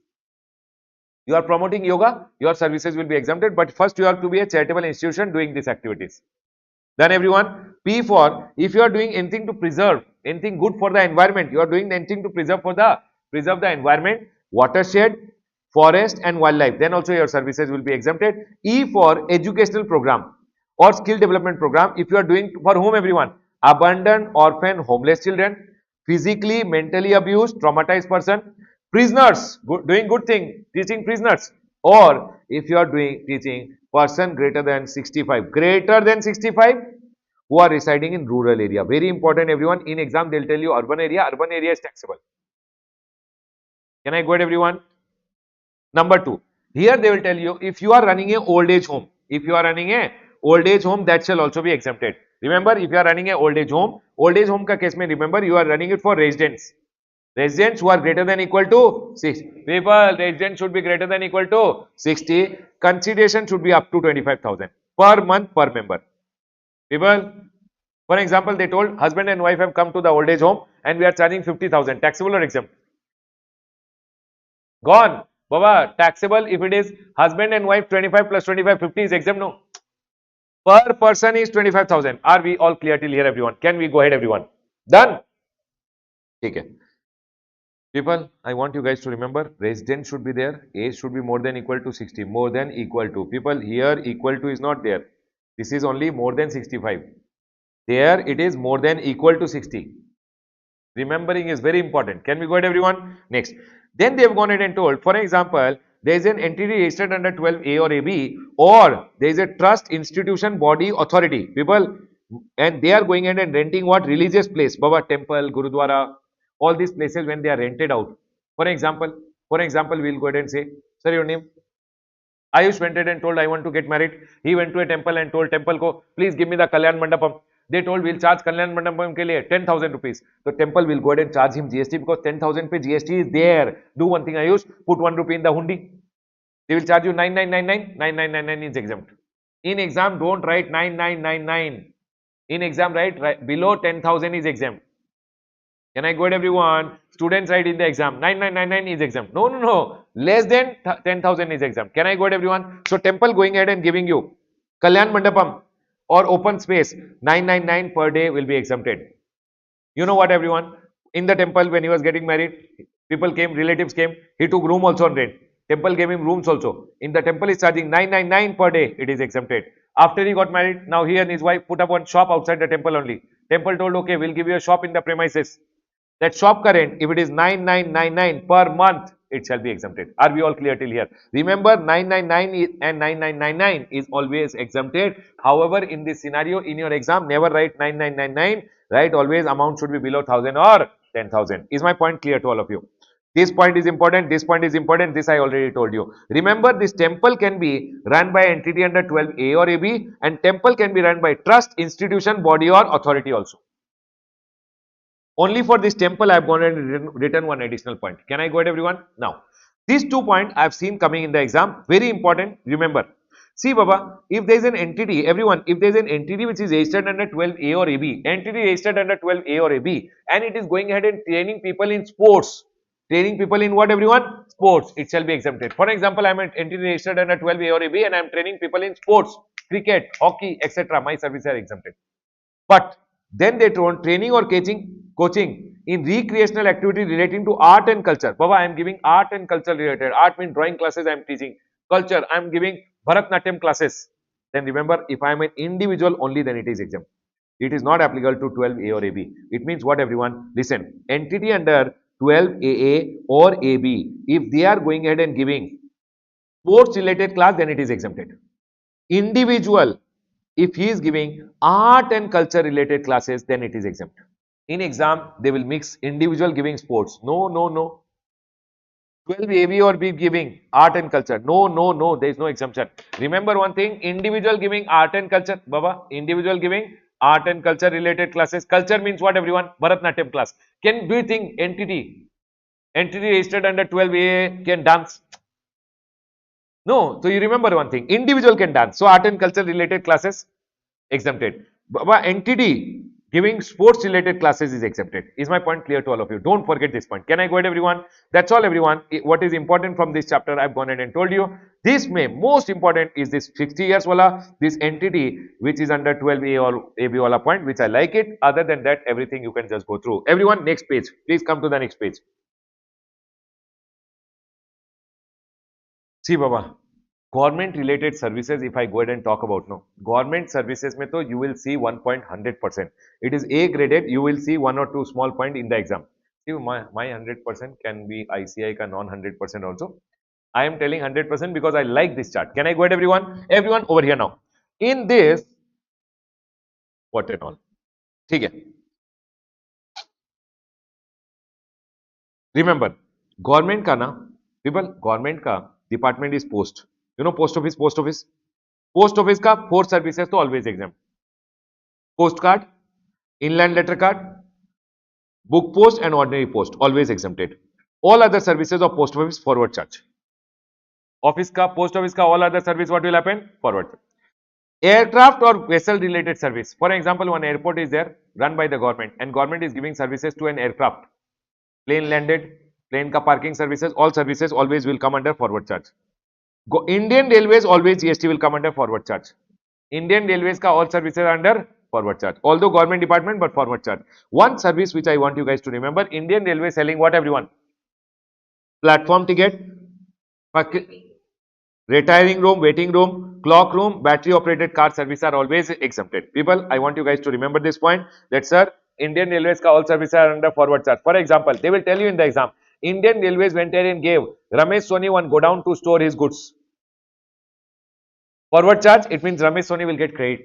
They will tell you, find out Ramesh Soni ka output tax liability. Sales pay liability will come. Input may, I have taken a go down on rent from Indian Railway. They will charge me GST under forward charge. Will I get the credit? Yes. Can I explain again or got it? Next. Remember, if you buy platform ticket, railway, facility of retiring room, waiting room, clock room, battery operated car service, all these are always exempted. Can I go ahead, everyone? People, the next one. Tell me one thing. Post related is clear. Aircraft or vessel related service always clear. Indian Railway clear. Transportation service. Always remember, government giving any transportation service, forward charge will come. But transportation can no. You should always remember this transport wala chart. Because transport में some exemptions are also there. ठीक है? Next. Renting of immovable property. If government is going ahead and renting immovable property, people, if government is renting immovable property, if you are a registered person, you should always pay GST under RCM. Government renting an immovable property, if you are a registered person, you should always pay GST under RCM. If you are unregistered person, forward charge mechanism will come. Is my point clear to all of you? Listen, what are the services I told you? Post related service, forward charge. Aircraft or ship related service, forward charge. Indian Railways related service, forward charge. Correct, everyone? Immovable, renting, immovable property related service, forward charge or reverse charge. Reverse charge, registered person, forward charge, other cases. Can I go ahead, everyone? And T for transportation service, forward charge. Leave these services. Leave these services. Other than this, any services which are given by Indian government, if you are a business entity, remember one thing. For example, security. Shah Rukh Khan went ahead and told police ko, I want security, I want police security. So police or Mukesh Ambani is there. Any other service given by the government other than this post, aircraft to vessel related, Indian Railway, immovable property and transportation. If it is given, all other services which are being provided to a business entity, for example, Mukesh Ambani, business entity Mukesh Ambani ka company, Z level security has been provided by the government. Correct everyone? In this scenario, remember one thing, GST has to be paid by Mukesh Ambani ka company. But for an example, madam, your name? Khushi went ahead and told the government, I want Z level security. She is not a business entity. She is not required to pay GST under RCM. It shall be always exempted. Non-business entity is exempted. But business entity also has to pay GST under RCM. Only if a business entity is small, it is exempted. If the business entity is big, whose last year turnover is more than registration limit, only then GST has to be paid under RCM. For example, government went ahead and gave me police ka security. I should pay GST under RCM only if I am a business entity whose last year ka turnover is more than registration limit. It means I should be a big business entity whose last year ka turnover is more than, plus if I am paying more than 5,000, only then I'll pay GST under RCM. Can I explain again or got it? Got it? People, post related services clear? Aircraft or vessel related forward charge, Indian Railway forward charge, some Indian Railways ka services are exempted, transportation services forward charge, immovable property I have told you, forward or reverse. But all other services given by the government, what will happen everyone? Business entity, small or big? Big has to pay GST under RCM, provided the amount is more than 5,000. People, there are some services of the government which I have gone ahead and written over here which are exempted. Okay, everyone, please read this once, everyone at home. There is nothing for me to talk, it's reading category. But here, I want to go ahead and talk about entry number 65B, which sometimes students go ahead and don't understand. I'll go ahead and tell you. Listen to me very carefully. People, over here now. Entry number 65B, which you guys should always remember. For example, people, state government, I'll explain from here. State government is there. State government went ahead and gave you one mining license. You are a mining company. You are a mining company. People, you are a mining company. State government went ahead and gave you a mining license. Okay, everyone? You told the state government, I'll pay you 1 crore rupees. On this 1 crore, you have to pay GST. Any business entity for all the services of the government has to pay GST under people RCM. Yes or no, everyone? Do you have to pay GST under RCM? So in this scenario, on this one fixed amount, which is 1 crore, will you pay GST under RCM? People, government gave you mining license, you have to pay 1 crore to the government. Will you pay GST under RCM? Yes. But government went ahead and told, everyone listen carefully. Government went ahead and told, you should do in this 1 crore only 1 lakh ton ka mining. How much mining you should do, everyone? 1 lakh ton. If you do more than that, you have to pay excess royalty. Are we clear, everyone? For example, you went ahead and did mining of 3 lakh ton. How much ton you have done extra mining? 2 lakh. So basically royalty on 2 lakh ton at the rate rupees 100, you have to pay 2 crore rupees to the government. On this 2 crore, how much GST you have to pay under RCM? 36 lakh. People, 18%. Tell me one thing, everyone. On 1 crore, did you already pay GST under RCM at the rate of 18%? Yes. Now they are telling on excess royalty, how much is the excess royalty? Into 18%, 36 lakh you have to pay GST under RCM.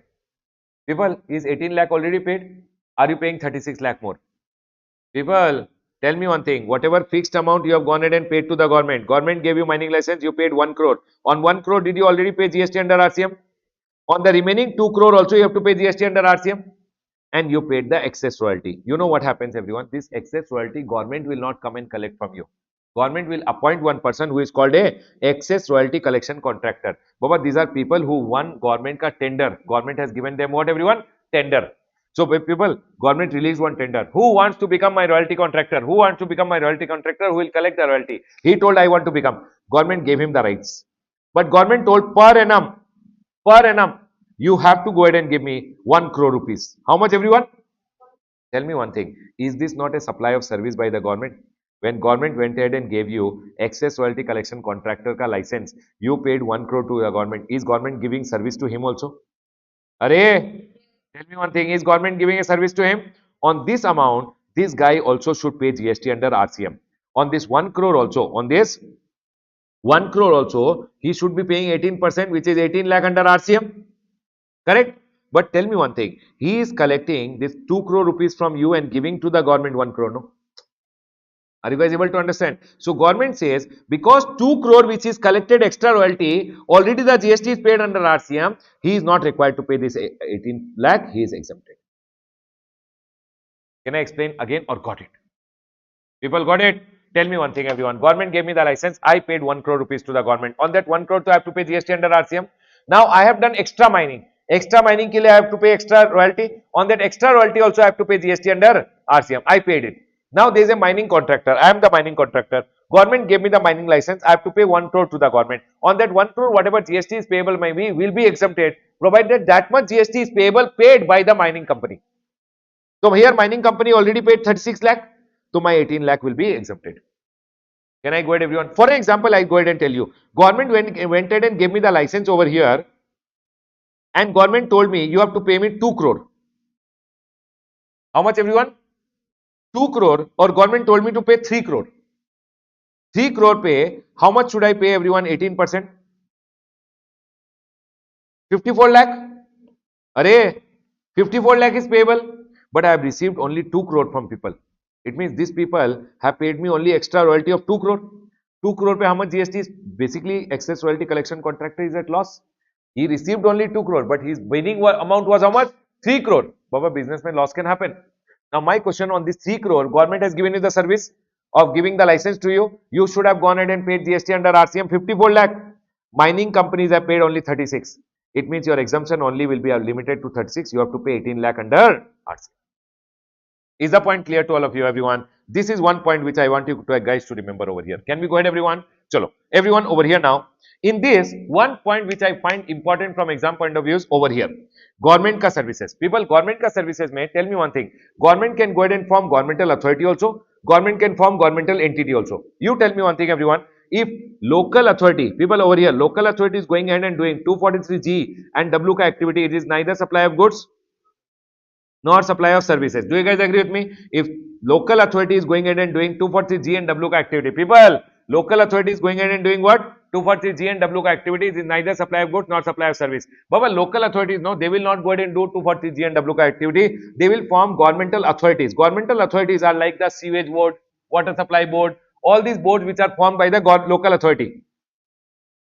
Done? In which government ka control is 90%. How much is the government ka control, everyone? 90, and they are going to do those functions only which are told under 243G and 243W. Are we all clear? When they are doing 243G, 243G and W, do you remember everyone? These are work to be done by Panchayat, and if they are going ahead and doing, governmental authority is doing, see, local authority doing, then it is exempted, neither supply of good nor supply of service. Now, my question over here, when these governmental authorities will do 243G and W ka work, that is also exempted. That's all. Now, you know what everyone, government goes ahead and forms not only governmental authorities, government forms governmental entities also. What is a governmental entity? Again, it is 90% share with the government only, but they can do any function for the government. These people do only what function? 243G and W ka work for the government. They can do anything for the government. When they go in and do any work for the government and government gives them grant, government gives them what everyone? Their services are also exempted. Please tell me everyone, I am local authority, I am doing 243G and W ka activity, that is neither supply of goods nor supply of service. Local authority went ahead and formed governmental authority. Governmental authority doing 243G and W ka work, that is neither supply of goods nor supply of, no, that is exempted. Can I go ahead everyone? This will be exempt. And Baba, government formed governmental entity also. Governmental entity can do any work for the government. If they are going ahead and doing any work and receiving grant, their services are also exempted. Is my point clear to all of you? Now listen to very carefully. If I am a local authority, people, very, very important, listen. Local authority going ahead and doing, local authority doing 243G and W ka work. I am a local authority. I have to go ahead and pick up garbage, etc.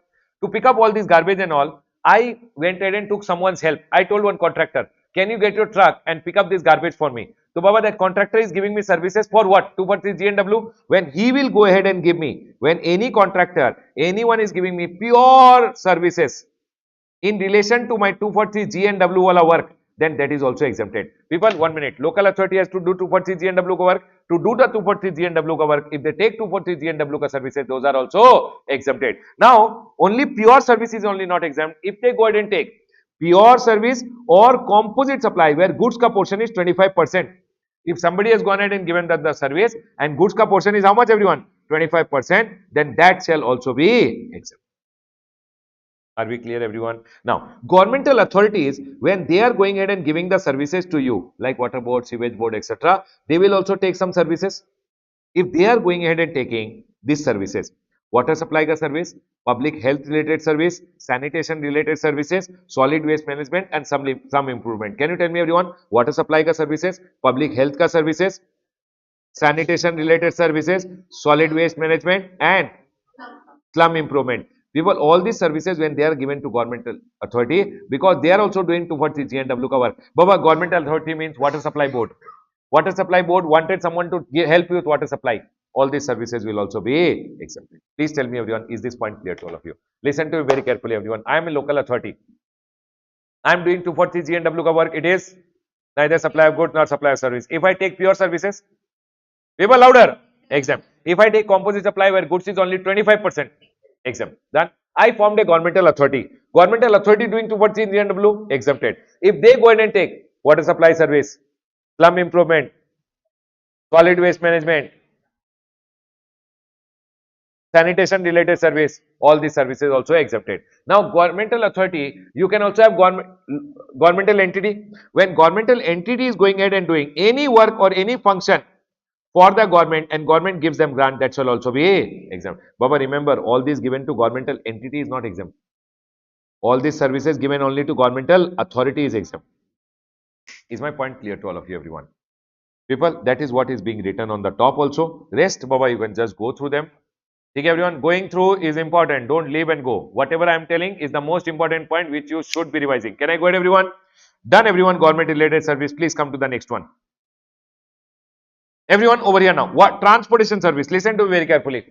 Transportation services may, there are some important points which I want to go ahead and tell you guys. Remember one thing. This first point, people remember, transportation can be of passengers also, transportation can be of goods also. Correct? In passenger transportation, air may, economy class may, if you are going by air to Batmans and coming from Batman, it is always exempted. Sir, what is Batmans? Remember one thing, Batmans means Bagdogra if you are going, Arunachal you are going, Tripura you are going, Meghalaya, Manipur, Mizoram you are going, Assam, Nagaland and Sikkim. Remember, going to Batman, coming from Batman is always exempt. Is this point clear to all of you? Going or coming in economic class is exempt. Next. Secondly, what I want you guys to remember, contract stage carriage means your local buses. Your local buses, non-AC is always exempt, AC is always taxable. Contract carriage, what is contract carriage everyone? Which you take under a contract to go from one point to another point. People, for example, outside the bus stand, one person is standing. He is telling, I am going from this location to this location. Give 50 rupees, I'll take you. And he's taking all the people, all the Baba, Tata Sumo, etc. will be there. No. Instead of bus, you can sit with them and they can also drop you. Those are called what everyone? Contract carriage, which you take under a contract to go from one point to another point. Non-AC is always exempt. Here, one very important point which I want you guys to remember, that if you take a non-AC, but it's taken on hire, you have taken it for a tour, you have taken it for tourism, or it's a radio taxi like Ola, Uber, etc., or AC, then it is always taxable. Only what is exempt? Contract carriage for transportation of passenger, public transport is basically being exempted over here. People, the next one, metered cab, auto rickshaw, rickshaw is always exempt. Remember, all these exemptions which I told, no, it will not be applicable if all these services are provided through e-commerce. E-commerce ka case mein to, e-commerce is liable under section number 95. This point you should remember. Okay, all other things are just reading category, there is nothing. One point which I want you guys to remember, everyone listen. Random item, do you remember random item? Random item. What are the random items I went ahead and told you? Relief material, agricultural produce, newspaper and magazine, defense and military equipment, organic manure, milk, salt, food grain, rice, flour, pulses. Remember this. If these 6 items, these 6 things which I have told you over here are transported by GTA also exempted. If these 6 items are transported by rail also it is exempted. If these 6 items are transported by ship also it is exempted. But if these 6 items are transported by air, air ka case mein random item is not exempted. Baba, it means if you are transporting random item by air, taxable. Can I go ahead everyone? In the exam, if they tell you, they will tell you this point. Please be very careful about it. One point also which I have gone ahead and seen lot of time coming in the exam is giving on hire. If you are going ahead and giving on hire, it means you are renting out something. So for example, I am going ahead and giving, I am over here, I am giving to the state transport undertaking. For example, your Tamil Nadu state transport undertaking is there. They wanted one bus. I went ahead and told, okay, I have a bus which is there. I will go ahead and give it to you on rent. I will not go ahead and charge any GST because it is exempted. Giving to a state transport undertaking a motor vehicle to carry more than 12. In exam, please be careful. It should be more than 12%. Small car taxable. Otherwise, if you are giving bus, you bought a bus, you gave it to them for using, then remember one thing, it shall be always exempted. The next one over here, if you are giving to a local authority, electric vehicle, local authority, Baba, you have seen electric buses running. Your local authority which is there, local authority means, Baba, in Bangalore, we go ahead and say BMTC which is there. Who is the local authority who runs local buses in Tamil Nadu? Okay, whichever is your local authority over here, local authority who is running the local buses, to whom you go ahead and give electric vehicle. Electric vehicle, you bought an electric bus and gave it to them. If it is for carrying more than 12 passenger, you should not go ahead and charge them any GST. It shall always be exempt. People, state transport undertaking you are going ahead and giving what? Normal motor vehicle to carry more than 12 exempted. Electric vehicle you are giving to whom? Local authority exempted. If you are going ahead and giving to a GTA, goods transport agency, GTA, goods transport agency, if you are giving to a GTA, remember one truck, then also it shall be exempted. Remember, giving to a GTA a means of transportation. You are giving 5 truck, 10 truck, doesn't matter. If you are giving to a GTA, your truck or renting is also exempted. Is my point clear to all of you? Giving to state transport undertaking, normal motor vehicle to carry more than 12, local authority, electric vehicle to carry more than 12, and to a GTA, a truck, etc. also will be exempted. This point I have seen in the exam. Please be very careful about it.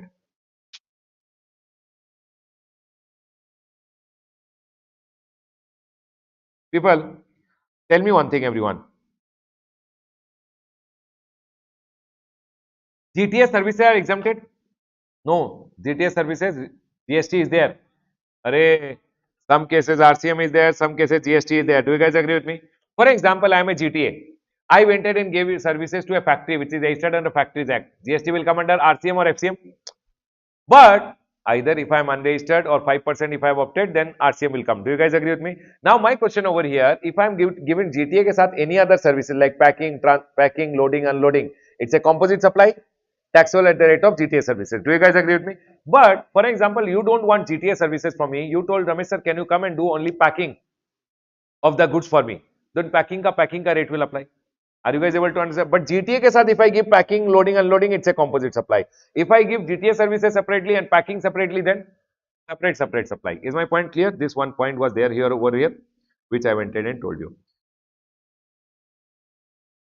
People, one point which I want to tell you over here. Listen to me very carefully.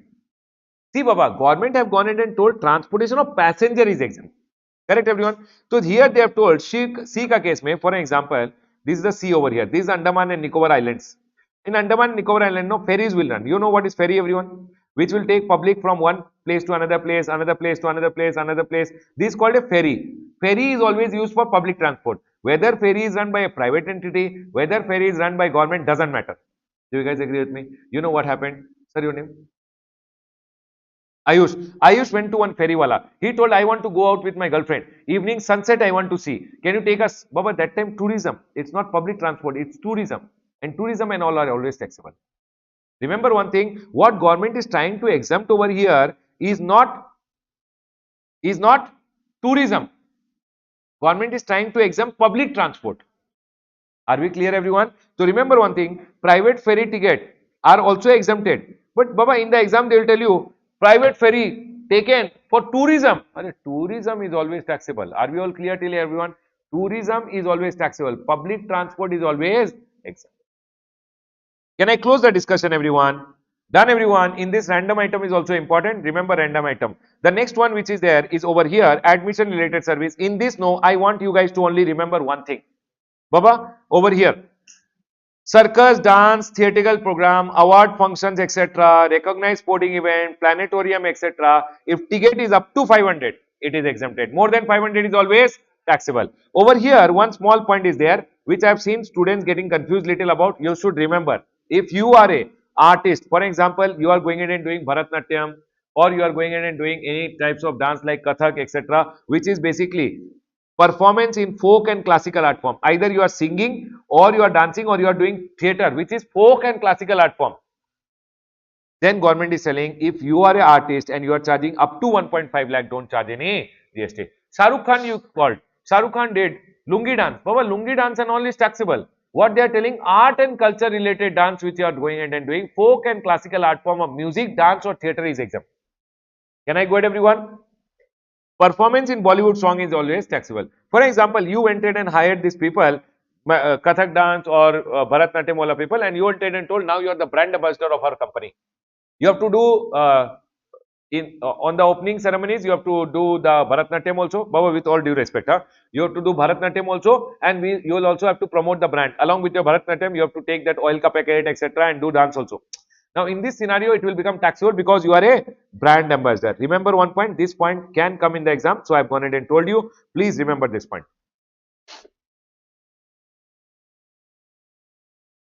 Can I go ahead, everyone? When I talk this, no, when I talk this, I also remember one place I had gone and read about guest anchor.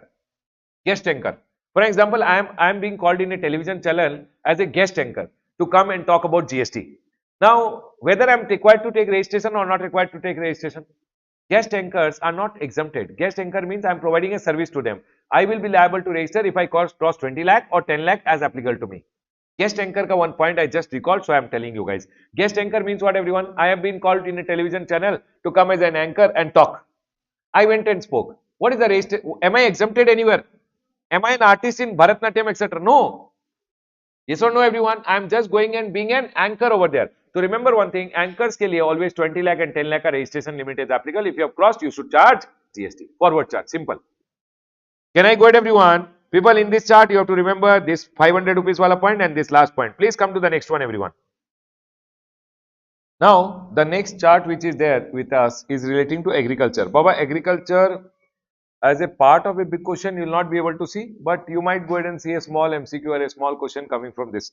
In exemption, if you go ahead and see for agriculture, basically, Baba, agriculture, if you go ahead and see, there is nothing specific which I want to go ahead and say. It is a very general kind of chart. But agriculture, one thing which I have seen is fumigation. Baba, fumigation. For example, when you grow the when you grow the agricultural crops, if you get any cultivation related services, harvesting related services, all these services per GST is exempted. If you get, for example, you call someone for fumigation in your agricultural field, fumigation related services are also exempted. What is fumigation? Basically, coming and putting the pesticide.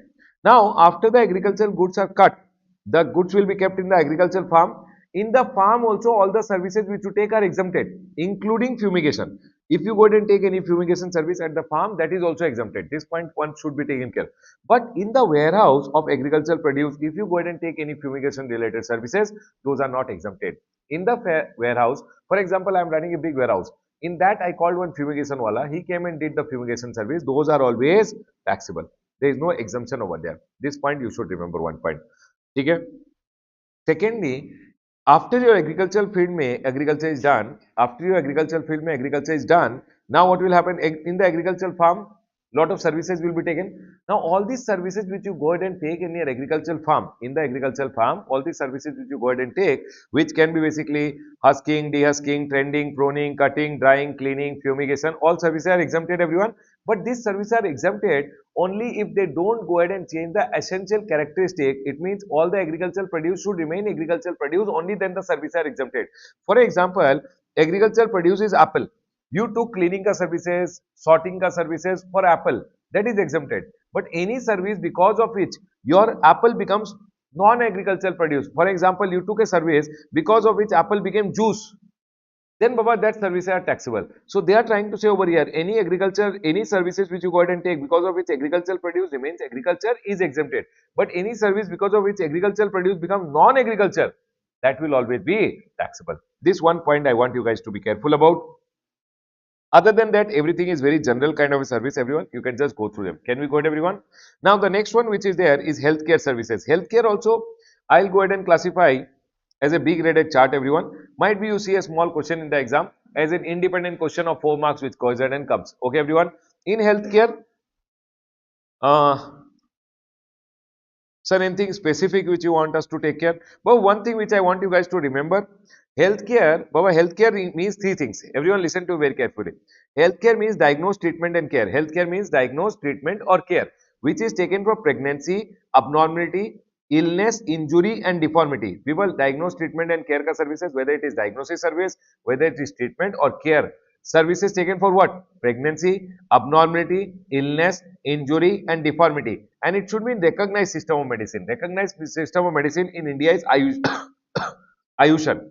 What is Ayushan, everyone? Ayurveda, allopathy, yoga, Unani, Siddha, homeopathy, Ayurveda and naturopathy. All these ke through, if all these things ka diagnose, treatment and care is done, then it is healthcare. Remember one thing, everyone, this this field, allopathy ke through treatment is done, yoga, Unani, Siddha, homeopathy, Ayurveda and naturopathy. All these methods, basically all this system of medicines in India are there. All these ke through, all these things ka treatment is done. Pregnancy, abnormality, illness, injury and deformity.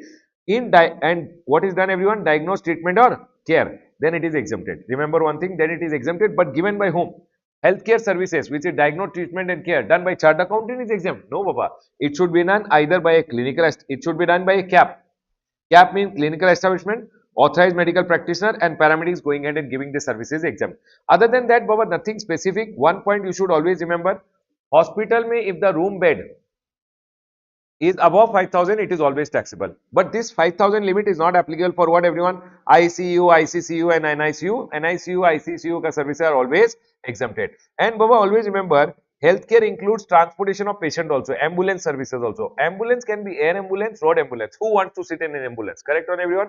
Whether it is road ambulance, air ambulance, all ambulance services are exempted. One point also which I want you guys to take care is, sir, remember, cosmetic surgery, plastic surgery, etc. If you go ahead and get it done, it's always taxable because it's for beautification. But supposingly one baby is there, baby is born with a cleft lip. Anything which is not for beautification and you get cosmetic surgery, plastic surgery, that's always healthcare and it shall be exempted. Other than this, everything in this chart is okay. Can we go ahead, everyone? Now, the next one, legal services. We have already gone ahead and understood, everyone, legal services. The next one, everyone, education. Education mein na baba, everything is fine, but one point which I want you guys to really take care. Education mein baba, it's a graded chart. You can go ahead and see one question in the exam. Education mein, remember, who are educational institutes first? Educational institutes are basically, first of all, up to 12th wala institute. Up to 12 means nursery, school, up to 12. One is your college which is there. College is also educational institution. And the other one over here is approved vocational course provider. Who provides approved vocational course? Approved vocational course are being provided by industrial training institutes or industrial training centers. Industrial training institutes or industrial training centers who are basically approved. Who are approved under the National Council for Vocational Training or State Council for Vocational Training. Are we clear, everyone? Now listen to very carefully. If they go ahead and give services, no, to student, faculty and staff, any services given by them, people, any services given by them to their student, faculty and staff is always exempted. Are we all clear? Here you have to remember what are the services taken by them in the exam. That is important, everyone. In your exam, if they go ahead and tell you this is an educational institution providing the service, providing any services to student, faculty and staff is always exempt. Now, when they are taking the services, you will have to go ahead and remember there are 5 services which is there. One is if they are taking transportation service. One is if they are taking catering services. One is if they are going ahead and taking security, cleaning, housekeeping services. Are we clear, everyone? One is transportation service, one is catering service, one is security, cleaning, housekeeping services. The next one over here, people, is, see, transportation services if they are taking catering including midday meal ka services. Might be they are one educational institution is there and they went ahead and told one caterer, please provide catering services for our student, or they are taking security, cleaning, housekeeping ka services. But remember, security, cleaning, housekeeping should only be providing service within the campus. And admission or conduct of exam ka paper printing, all this paper correction, all this ka services, or online educational journal. This has been cut over here because only the above 4 services which are given to preschool up to 12th is exempt.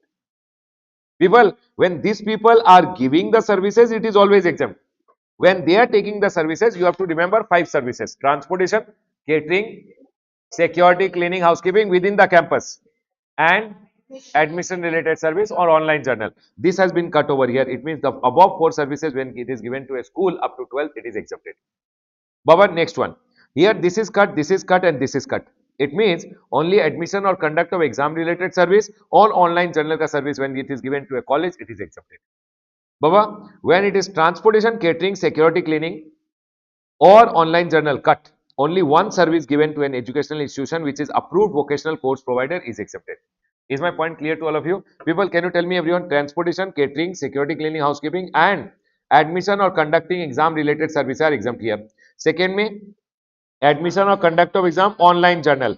All these services are exempted over here. Here only admission related or exam related services are exempt. So basically exam related services means what? Paper printing, admit card printing, invigilator ka services, all the services relating to exams are exempted over here. Are we clear everyone? Now listen, when they are taking these services, it is exempt. When they are giving these services to the student, it is always exempted. Remember this point everyone. Can I go ahead everyone? Now for example, if I go ahead and say one college is there, college is going ahead. Baba, college ka case mein is transportation taxable or exempted? So college is giving transportation services to student. Baba, giving is always exempt. Giving any service is exempt. Taking, you have to see. Taking may 4 are exempt, taking may 2 are exempt, taking may only 1 is exempt. Is my point clear to all of you? This is one point which I want you guys to take care. Okay, everyone, this is one very important point which I want you guys to take care. Secondly, for example, this guy is going ahead and providing transportation to school. His service is exempt. Arey, he does not have a bus. So he went ahead and told one person to give a bus to him. So if anyone is giving a bus to him, that will also be exempted because he is giving the services to whom? School up to 12th. Now my question over here, everyone tell me one thing. There is one college which is there. College has gone ahead and told one person to give transportation service, exempt or taxable? Taxable. When this guy go ahead and tells one person to give a bus on rent, whether it is taxable or exempt, taxable. But if there is a school which is there, school is up to 12, if anyone is giving transportation service, it is exempt. Taking bus on hire also will be exempted. Is my point clear? Either of them giving transportation services to student, taxable or exempted everyone? Giving is always exempted. Is my point clear to all of you? This was something important from this chart which I wanted you guys to read. Rest is just reading category. You can go through. Can we go ahead everyone? The next one which is there over here, insurance services. Everyone, insurance services, all this which I have gone ahead and drawn, it's just for the purpose of going over here. One point which I want you guys to take care is one over here which is written over here. People, one T is missing over here. This T you can write and give. Total it has become. Total. It is total. Okay, that is just for your this thing.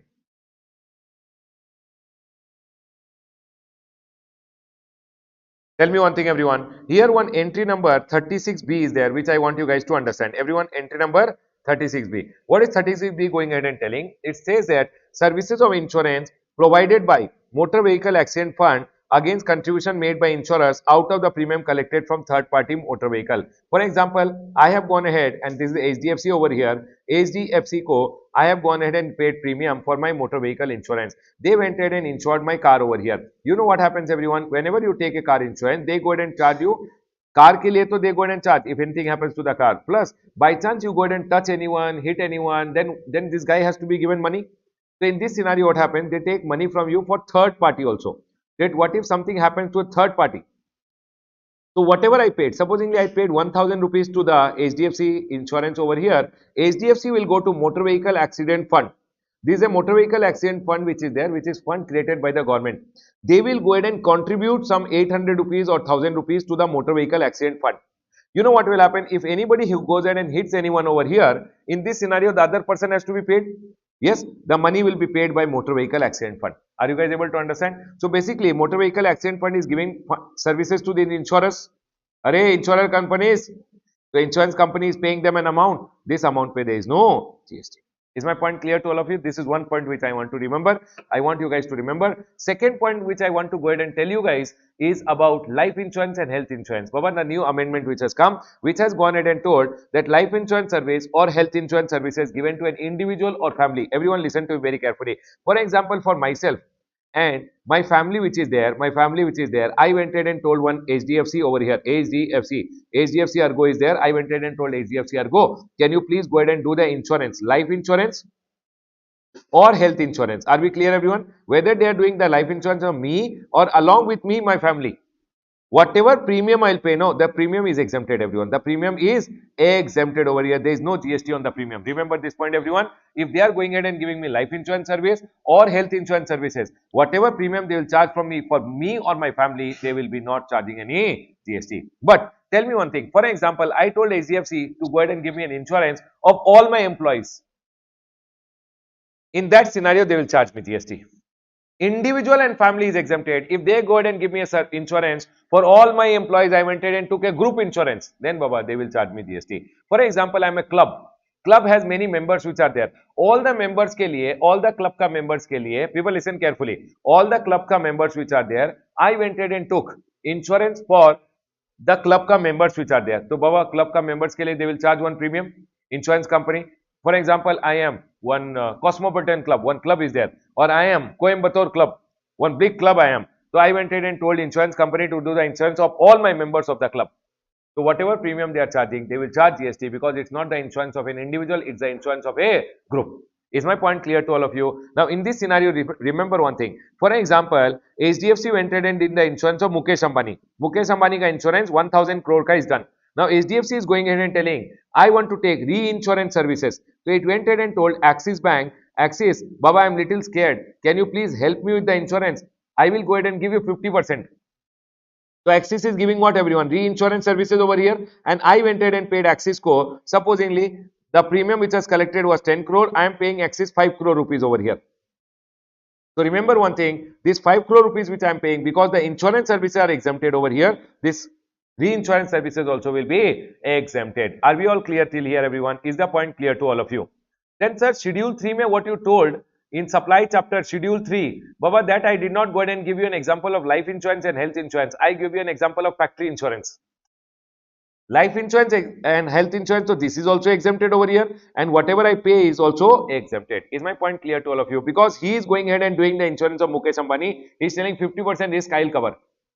Are we all clear? Whether I did insurance or I got the reinsurance done from someone, remember one thing, reinsurance or insurance both are exempted. This is what is the amendment which is there in the chapter of exemption. Can I go ahead, everyone? Are we all clear till here, everyone?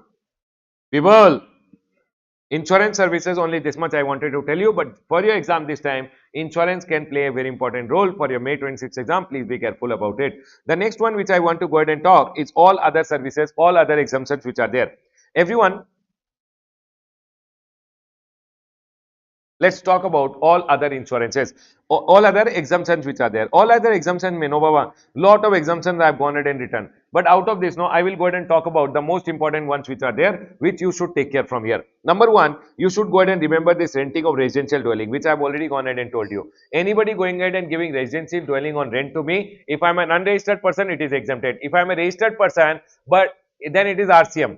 But registered person using for his personal purpose, not showing as business expense, personal expense, then it is always exempted. This point has been told over here. Are we all clear till here? Now you know what PG wala people went ahead and told, PG, paying guest, hostel wala people, they told, sir, we are also giving residential property only. No, government told how? They are telling we are giving to student home away from home. So it's a residential dwelling only. So sir, in that scenario, when we are giving to students, students are unregistered person, so it should also be exempted. So government went ahead and told over here, this explanation government inserted, entry is not applicable to accommodation service for student in student residence, accommodation service provided by hostel, camp, paying guest, etc. It is not exempted over here. Are we clear, everyone? Then they went ahead and gave one exemption over here. Then they gave PGs ke liye one exemption. Government told, first told, government told not exempted. But then they went ahead and told, if supply of accommodation service like PGs etc. are giving services having value of supply less than 20,000, less than or equal it will be. Less than or equal to. People remember it should be less than or equal to, means up to 20,000, up to 20,000. Okay? And per month per person, provided that the accommodation service is provided for a minimum continuous period of how many days, everyone? 90 days. So I am a PG. If I am going ahead and giving you PG accommodation and I am charging you only up to 20,000 and I am giving you minimum 90 days, means 3 months you are staying with me, then I will not go ahead and charge you any GST. You came to me and you want to stay in my PG only for 1 month, I will charge you GST.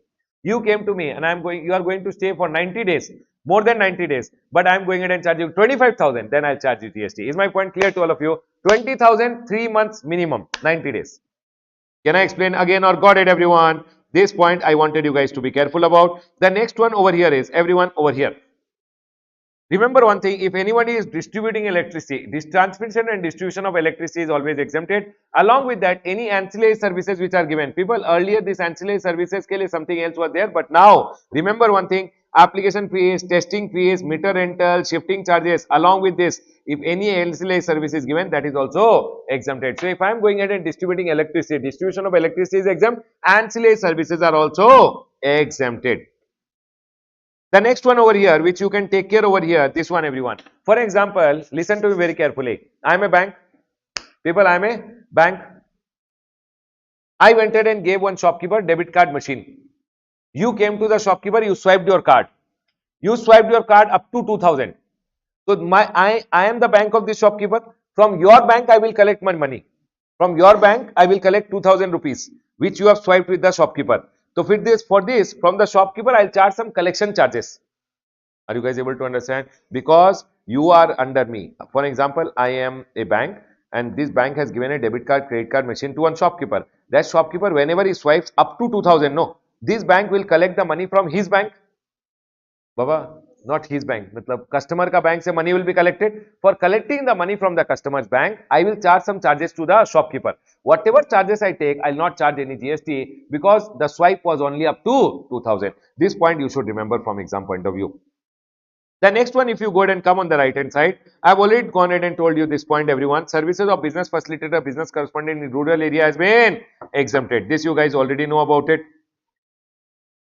One point over here which you guys can remember is R&D services provided by governmental entity. People, for example, there is a governmental entity,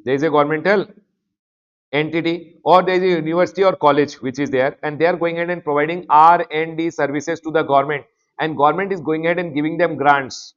Government is giving what everyone? Grant. Then these services are also exempted. So services by governmental entity or research association or university or college notified under section number 35 against consideration in the form of grants is always exempted. Sir, services by way of providing news. Baba, always remember one thing. If I am going in and selling one news is there. I have one good news which is there. I told one news channel, I'll give you the news, you pay me 10 lakh rupees. Selling of news and views. Payment, no GST. Can I go ahead everyone? In India, Press Trust of India and United News of India is also there, who also sell news. Press Trust of India and United News of India also sells news. Or I am an independent journalist and I am selling news. Whatever amount I am collecting, I will not collect any GST. Is this point clear to all of you? This point also I have seen 1 or 2 times in the exam. They have gone ahead and told services by a business organizer. I have organized one business exhibition outside India. You told me, sir, I also want to put up a stall. I told, give 5 lakh rupees, you can put up the stall in my exhibition. Whatever services I give you, because the exhibition is held outside India, whatever amount I collect from you, I will not collect any GST. But in exam, they will not tell you outside India. They will tell the business exhibition happened in India only. Then it is taxable. I give any services to you with respect to an exhibition which I am holding outside India. I will not charge any GST. But if exhibition is in India, GST will come. Is this point clear to all of you? People. Done. Next page, if you come over here, this point I have seen sometimes coming in the exam. Services by foreign diplomat mission. Foreign diplomat mission means all these consulates, embassies are there, embassy, consulate offices. When they go ahead and give any services, foreign diplomat mission ka services are always exempt. Services by them are always exempt. If I give two foreign diplomat mission, it is always taxable, Baba. It is not exempted. It means if they are giving services, it is exempt. If they are taking the services, taxable. Can I go ahead everyone? The next one over here, this point also you can remember over here. Services by a recognized sports body. People, if a recognized sports body is there, if recognized sports body ko services are given by a player is giving the service, referee is giving the service, umpire is giving the service, coach or team manager is giving the service, or one recognized sports body is giving to another recognized sports body, always remember it is always exempted. They will go ahead and tell you, Ram, a person is giving services to a recognized sports body as a selectator, as a commentator, as a curator. All these are taxable. Remember everyone, if I am, tell me one thing everyone, services provided to recognized sports body. People, if recognized sports body ko, one recognized sports body is providing, exempted.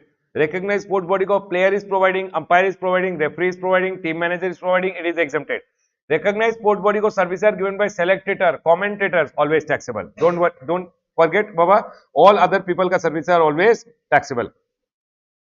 Can we go ahead, everyone? The next one. Here, I want you guys to remember services by non-profit entity. But here, no, they have gone ahead and told services non-profit entity to its own member by way of reimbursement or share of contribution up to 7,500 per month for sourcing from third person for the common use in the housing society. For example, one resident welfare association is there. Everyone, resident welfare association is there, and they are going ahead and giving services to their members. Apartment is there, apartment mein people are staying and they are giving the services and charging up to 7,500 per month per member, then it shall always be exempted. Are we all clear till here, everyone? This point I want you guys to remember. If they are going ahead and giving services which is up to, and they are charging from their member up to how much, everyone? 7,500 per month per member, it shall be always exempted. Now here one point came. For example, you tell me one thing, they are going ahead and charging 8,000 rupees per month. Will it be taxable, everyone? It will be taxable provided their aggregate turnover is more than registration limit and they are already a registered person. Otherwise, even if they are charging 10,000, it will not be taxable. It should be more than 7,500 plus they should be a registered person, only then GST will come. Is this point clear to all of you, everyone? That's all they went ahead and told. Secondly, they went ahead and told, if supposingly they are going ahead and collecting, they are a registered person and they are collecting 8,000 rupees, will GST come that time? Yes. If GST is coming, whatever the resident welfare association will buy, will they be able to take the ITCs also? Yes, because they are registered person charging GST, ITC will be available. Can I go ahead, everyone? Then people went ahead and told, for example, per apartment is 7,500. No, Ramesh has 2 apartments over there and he charged 7,500 into 2, which is 15,000 rupees. Will it be exempt or taxable? So they went ahead and told 15,000 per person means per flat 7,500 is exempted. Are we clear? Here 15,000 they had charged for one person for 2 flats. People, per flat is how much? 7,500. No, it will be exempted. They are telling per flat is 7,500 exempted. Are we all clear? So per flat means per person. One person, when they say 7,500, it is per flat 7,500 has been exempted. Is the point clear to all of you, everyone? That's all they went ahead and told over here, which is the circular over here. Sir, one more thing. Sir, supposingly they went ahead and charged 8,000. They are registered person and they have charged 8,000. Is it taxable? Yes, but 8,000 minus 7,500, only 500 or entire 8,000 is taxable. So they went ahead and told, they went ahead and clarified, if amount crosses 7,500, entire amount becomes taxable. Is the point clear to all of you, everyone? That's all they went ahead and told over here. In this scenario, I also want to go ahead and talk about one more new point over here, pure labor. Baba, labor contract, not new point, it's an old point only which I want to go ahead and talk. Pure labor contract for construction. Everyone listen to it very carefully. You are a person under Pradhan Mantri Awas Yojana. You are a person under Pradhan Mantri Awas Yojana. People, you are a person under Pradhan Mantri Awas Yojana. You went ahead and got financial support from the government. You have got support from the government. Government gave you 2 lakh rupees. Now, if you tell one person to go ahead and provide you pure laborers so that you can make your new home or you can renovate your home. People, you can get your new home done, which is called original work. Original work means a new home done. Or you want to renovate your home. Or you want to repair your home, you went ahead and told this person to go ahead and provide you the services. Then remember, pure labor services provided by him, not works contract, only labor related services which are being provided will be always exempted. Provided you are under Pradhan Mantri Awas Yojana. Government had given me Pradhan Mantri Awas Yojana mein support that I can go ahead and build my home. To build my home, I told one person to go ahead and give me laborers. When he'll give me labor services, whatever amount he charges, he will not go ahead and charge me any GST. Is this point clear, everyone? Here, I can get my new home done, repair my old home, modification my home, doesn't matter. All the services, which is pure services, will be exempted. Now, for example, I am not under Pradhan Mantri Awas Yojana. I am not under Pradhan Mantri Awas Yojana and I am making a single residential house, which is for staying of a single family. I went ahead and told one person, please go ahead and provide me pure labor services. Then Baba, remember one thing, even though I did not get any support from the government, this labor services will be exempted. But it should be for a single residential house, and remember one thing, it should be only original work. Original work means I should get my new house made, not for repair, etc. Here, repair also was exempted, renovation, everything was exempted. So, if I am a person who has got Pradhan Mantri Awas Yojana mein support, if I get new home done, renovation, repair of my home, then also it is exempted. But Baba, in this case, if I have not got Pradhan Mantri Awas Yojana support, if I am making my own residential house with my own money, if I tell one person to go ahead and repair my home, renovate my home, then it is always taxable. It should be only when he is making my new home. Original work is only exempted. Is my point clear to all of you, everyone? Only new home, single residential home, which is a new home related, if I take pure labor service, it will be exempt. Because I am not under Pradhan Mantri Awas Yojana. People, the next one is this point and this is the point. These are the 2 points which I wanted to go ahead and tell you.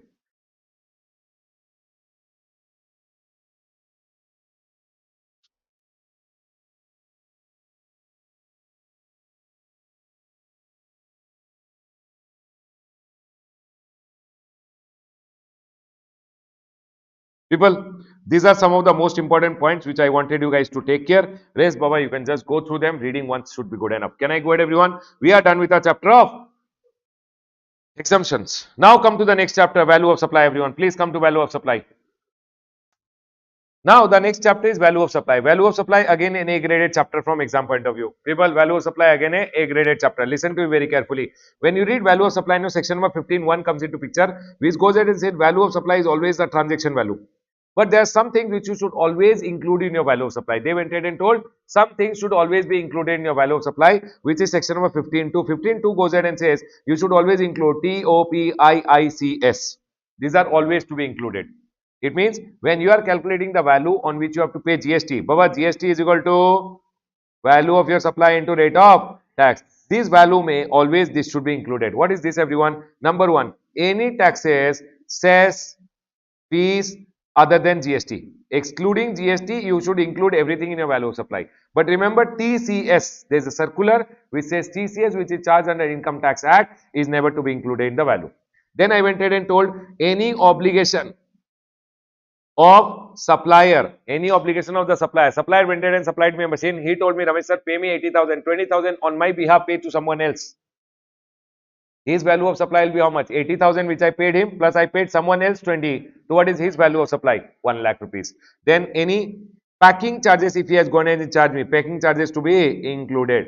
I for any incidental charges, people listen to very carefully, incidental charges, if he has gone ahead and charged me, that also has to be any amount charged by him for anything done by him for me, has to be included. I for interest, penalty and late fee. If I go ahead and supply you some goods and I told you I will go ahead and charge you interest, penalty and late fee, that also has to be included in the value. Is my point clear to all of you? Can I go ahead, everyone? C for commission. Remember one thing, everyone, commission. If I am going ahead and say paying any commission, commission also has to be included. For example, seller sold me the goods. He went ahead and told me pay me 80,000. Seller ka one agent is there. Seller ka agent ko I paid commission. Always remember to be included. That's called selling commission. Are we all clear till here? For example, tell me one thing. Seller sold me the machine. I paid him. I am paying my agent ko some commission. Will that be included in seller ka value of supply? No. Remember, buyer paying his agent or buyer paying buying commission or buyer paying purchase commission. Buying, paying, purchase, same meaning. I am paying my agent, that is never to be included. I am paying his agent, included. Can I go ahead, everyone? The next one over here is S for subsidy. Remember one thing, subsidy ka case mein, Baba, subsidy, students get confused at times, so I'll tell you quickly about it. People, tell me one thing, what are the things which I should include in the value of supply? First of all, topics, taxes, obligation of supplier made by recipient, packing charges, incidental expenses which they have gone ahead and charged me, interest, penalty and late fee, any interest, penalty, late fee if I am paying, commission and subsidy. Now, subsidy ka case mein, everyone listen to it very carefully. Subsidy ka case mein, you have to remember, for example, my supply ka, goods ka supply price was 100 rupees. 100 rupees pe I was paying 10% GST to the government, which was 10 rupees. Is my point clear to all of you? I was supplying an item for how much, everyone? 100 rupees, and 100 rupees pe 10 rupees I was paying to the government as GST 10%. Now, you know what happened? One company gave me a CSR activity mein 50 rupees ka subsidy and told Ramesh, you reduce your selling price to 50. Are we clear? This company paid me 50 and now when I'm selling to customer, instead of 100, how much will I sell at? 50. So 50 pay GST to the 10% to the government will be how much? 5 rupees. Government is telling Ramesh, I am getting 5 rupees only. You got 50 from the customer, 50 from the company. For your pocket, you got 100.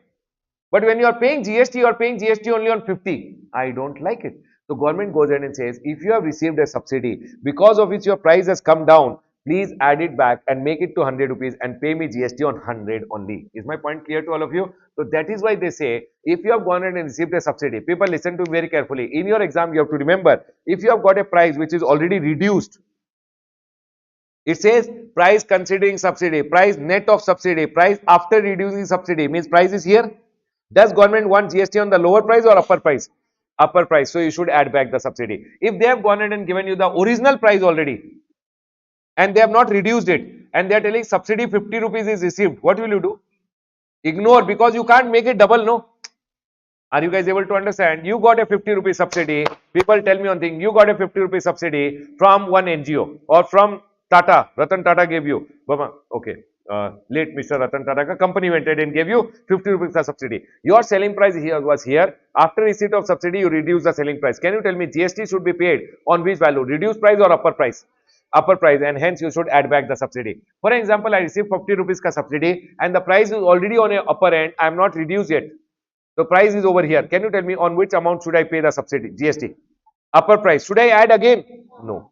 Is my point clear to all of you? Now tell me one thing. If I have gone and received one government subsidy should not be included in the value. What do you mean by this? For example, government gave me 50 rupees. People, government gave me 50 rupees over here. My price over here, I reduced it.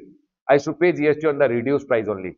Government is telling my subsidy, don't add and then pay the GST. Is my point clear to all of you? Are we all clear? So in your exam, if they go ahead and give you 50 rupees government subsidy has been received, 50 rupees government subsidy is received and the price is already here, will you add back or not add back? If the price is here, subtract, because lower price may you have to give the sub amount if it is a government subsidy. Is my point clear to all of you, everyone? Please remember one thing. If you have gone ahead and received a subsidy which is directly linked to price, excluding central government and state government, if your price is already reduced, add it back.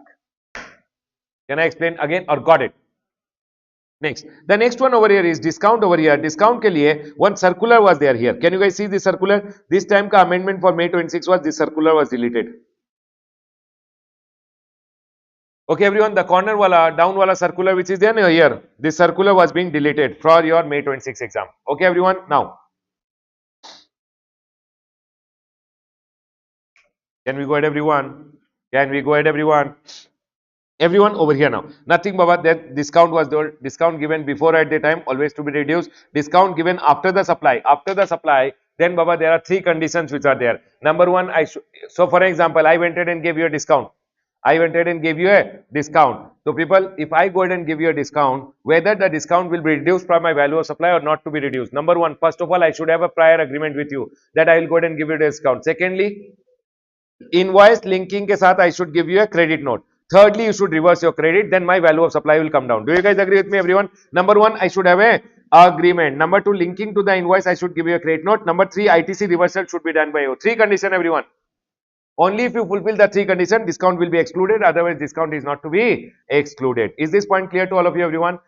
Now, this is okay. This is okay. Section number 15.1 transaction value, people. Section number 15.1 transaction value, 15.2 TOPIICS to be included, and third is discount. Discount is always to be excluded. Now here, if you could not find out the value, for example, I went ahead and did a supply without consideration. Without consideration, section number 71C, without consideration, also some things are supplied. In that scenario, everyone tell me one thing. 15.4 goes ahead and says valuation rule will apply and you have to find out the value. Are we clear, everyone? In valuation rule number over here, in valuation rule number 27, 28, 29 are A graded from your exam point of view. You can go ahead and see a small question in your exam. 27, 28 and 29 are A graded from exam point of view. You should read and go. You will see one question in the exam. Can I go ahead, everyone? See, Baba, valuation rule number 27 goes ahead and says what? For example, I went ahead and supplied you something. For example, I went ahead and supplied you a mobile phone. You gave me 10,000 rupees and in return, you gave me 10,000 plus your gold chain, you gave it to me. Now in this scenario, I went ahead and supplied you the mobile phone. What is the value of my supply? The value of my supply is the open market value. At what price I am selling to someone else in the open market, that should be the value. For example, this item I did not supply to anyone in the open market value. It means I don't have the open market value. Then whatever you gave me, money plus the gold chain ka value, that will be my value of supply. I gave you a mobile phone, you gave me money plus gold chain.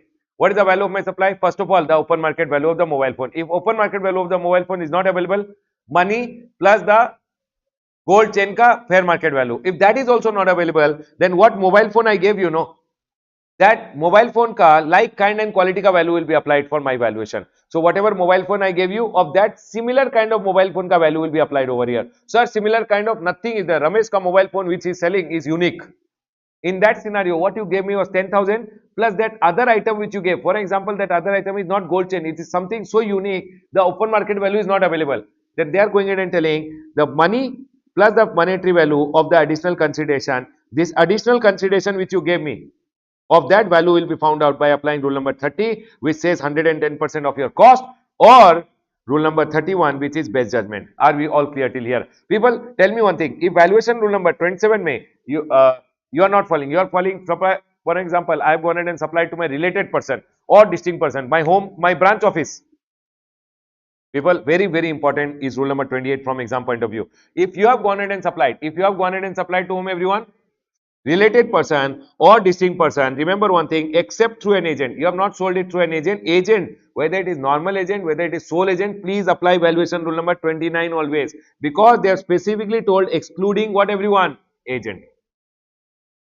Can I quote everyone? Now, always remember one thing, Baba, sole agents come in related person, but they went in and told other than agent. Other than agent means they are telling agent ke liye always apply valuation rule number 29. Remember one thing, if I have gone in and supplied to my related person, always take the open market value. If open market value is not available, then I can take like, kind and quality. If that is not available, 30 and 31. But here there is a proviso which is there. They have gone ahead and told if goods are being supplied further as such. For example, I went ahead, everyone listen to me very carefully. I have gone ahead and supplied to my related person over here, and my related person is going to do no modification, and he is going to supply the same goods as it is.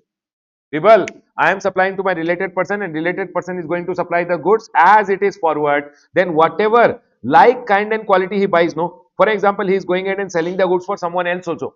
So whatever like, kind and quality he is selling, of the selling price of the like, kind and quality, 90% will become my valuation over here. Is my point clear to all of you? Remember one thing, everyone, whatever like, kind and quality is selling, of that 90% will be my value of supply. Is my point clear to all of you? They have gone ahead and told one more point over here that, sir, if your recipient is eligible for full ITC, I went ahead and supplied to my recipient. My recipient can take my supply ka full ITC. It means he is a registered person eligible to take full ITC. Then whatever I show in the invoice, that will become the open market value, and that will be the value of supply. Please tell me, everyone, related person is clear to all of you, everyone. Open market value, if that is not there, like, kind and quality, if that is not there, 30 and then 31. Are we all clear till here, everyone? Remember one thing, if I am going ahead and supplying to my related person, and this related person is supplying the same goods as it is, then whatever like, kind and quality sells, no, of that 90% can be applied as my value. Or if I am going ahead and selling to my related person and he is eligible for full ITC, then the open market value will become the value of supply.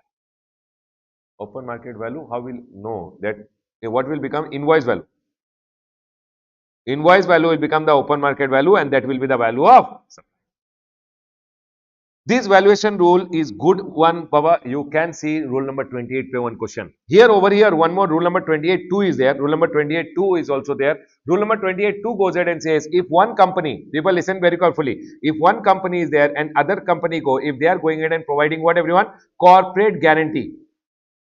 Corporate guarantee means I am going ahead and telling one bank, bank, can you please go ahead and sponsor? Can you please go ahead and give them a loan of 1,000 crore rupees? Bank is selling, please give me guarantee. If I am a company, if I give a guarantee to a bank for my subsidiary company, for an example, then that guaranteeing which I have gone ahead and given to the bank, have I given services to my subsidiary company? Have I given subsidiary company services by guaranteeing their loan? Everyone, have I given services to my subsidiary company by guaranteeing their loan? So whenever I've gone ahead and given services to my subsidiary company by guaranteeing their loan, what is the value of my supply? The guarantee amount 1,000 crore is there. 1,000 crore ka how much? 1%, which is how much? 1 crore. Or if they have paid me 20 lakh rupees, whichever is higher, they have gone in and told, see, everyone, value of supply of service by a supplier to a recipient who is located in India by way of corporate guarantee shall always be 1% of the amount of guarantee per annum. 1% means, everyone, how much is the guarantee I have given for? 1,000 crore. 1,000 crore ka 1% is 1. Okay, Baba. My mathematics is very bad. You understood 10 crore, everyone. 10 crore or actual consideration, whichever is higher. Clear? In this also they have given the same point over here, that if your recipient is eligible for full ITC, whatever value you show of the corporate guarantee value, that invoice value will become the value of supply. They have told if your recipient is eligible for full ITC, value declared in the invoice is the open market value. Corporate guarantee I have gone ahead and told you, but remember one thing, corporate guarantee ke liye no, I have gone ahead and given one detailed circular also down. You should read the circular once and go for exam. Okay everyone, I hope you guys have already read the circular, but I have gone ahead and told you the basics of a corporate guarantee. I believe corporate guarantee, one small point you can go ahead and see. See Baba, big question me they will tell you. A Limited is a company. A Limited ka these are the supplies which are there, and then they will tell you A Limited also guaranteed the loan of its B Limited subsidiary company. So what is the value of that supply? 1% of the amount guaranteed or actual consideration, whichever is higher. They will go ahead and tell you in the same scenario. They have gone ahead and told 1% of the amount guaranteed or actual consideration, whichever is higher. Then they will go ahead and tell you in the invoice, A Limited has gone ahead and showed only 500 rupees as the value of supply, since B Limited is eligible for full ITC. 500 will only be the value of supply because other company is eligible for full. Please remember, corporate guarantee, you can see one small point in the exam. Can we go ahead everyone? People. Now here, valuation rule number 29 is there. 29 is okay everyone. Remember one thing, if you are going ahead and supplying to your agent, open market value of the goods can be taken. So if I am supplying to my agent, whether it is normal agent, whether it is agent who is supplying on my behalf, or it is a sole agent, doesn't matter. Any agent, if you are supplying, open market value or option is 90% of the like, kind and quality when supplied by the recipient, or rule number 30 and then 31. Is my point clear to all of you? In this scenario, please remember rule number 28 is very, very important from exam point of view. The next one I have already gone ahead and told you. In next one, Baba, rule number 31, A, B, C. You remember everyone? Very, very important from exam point of view. All the others are okay. Going through is okay. People, over here also all these are okay. All these are okay. All these are okay.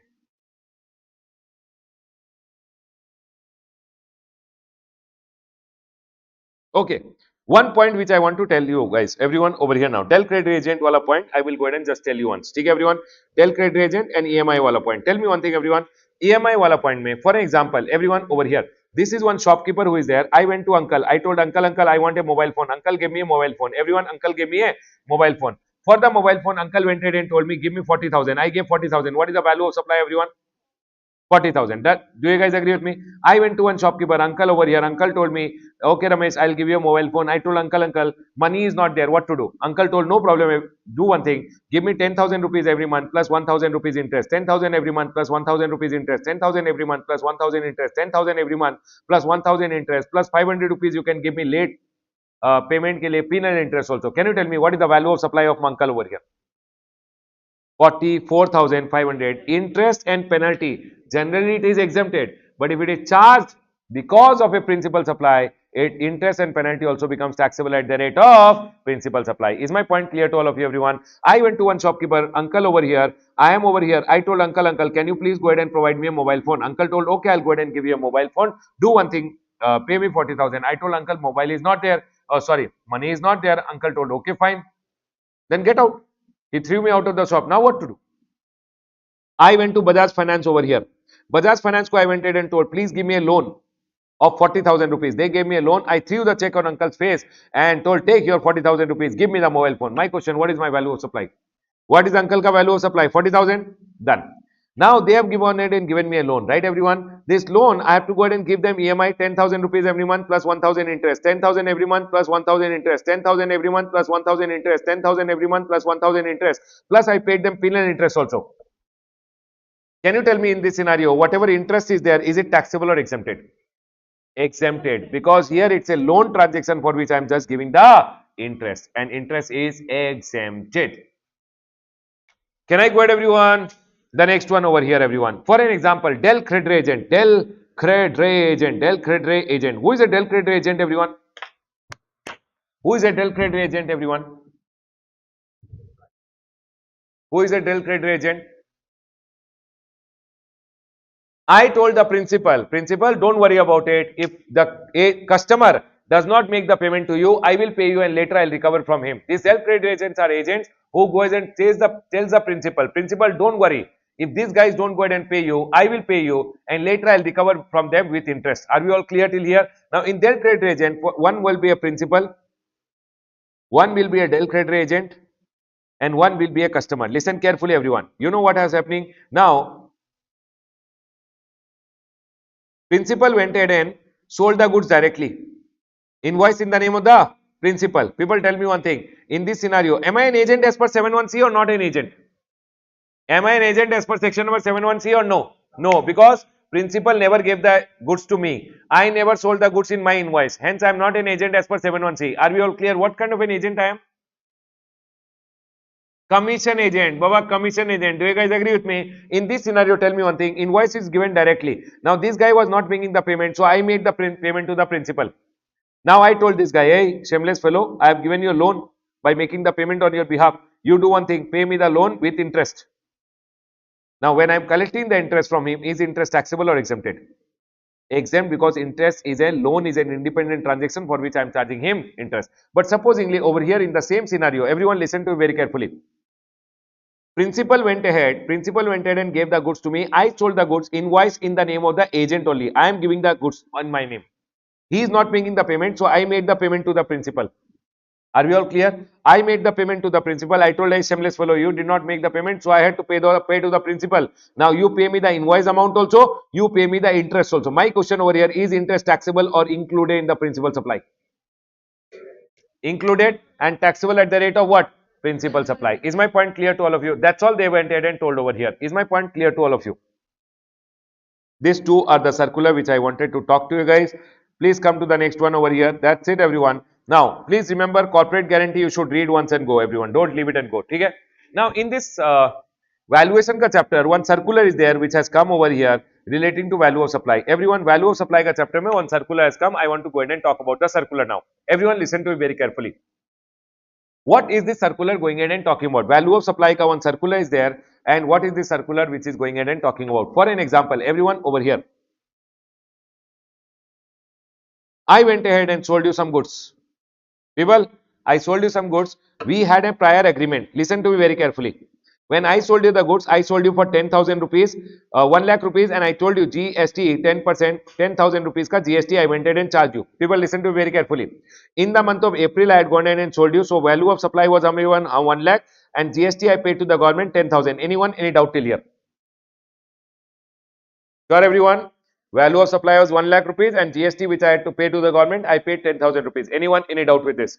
Now, you know what happened? I had gone ahead and done an agreement with you that if in future you can go ahead and sell all the item, I'll go ahead and give you a discount.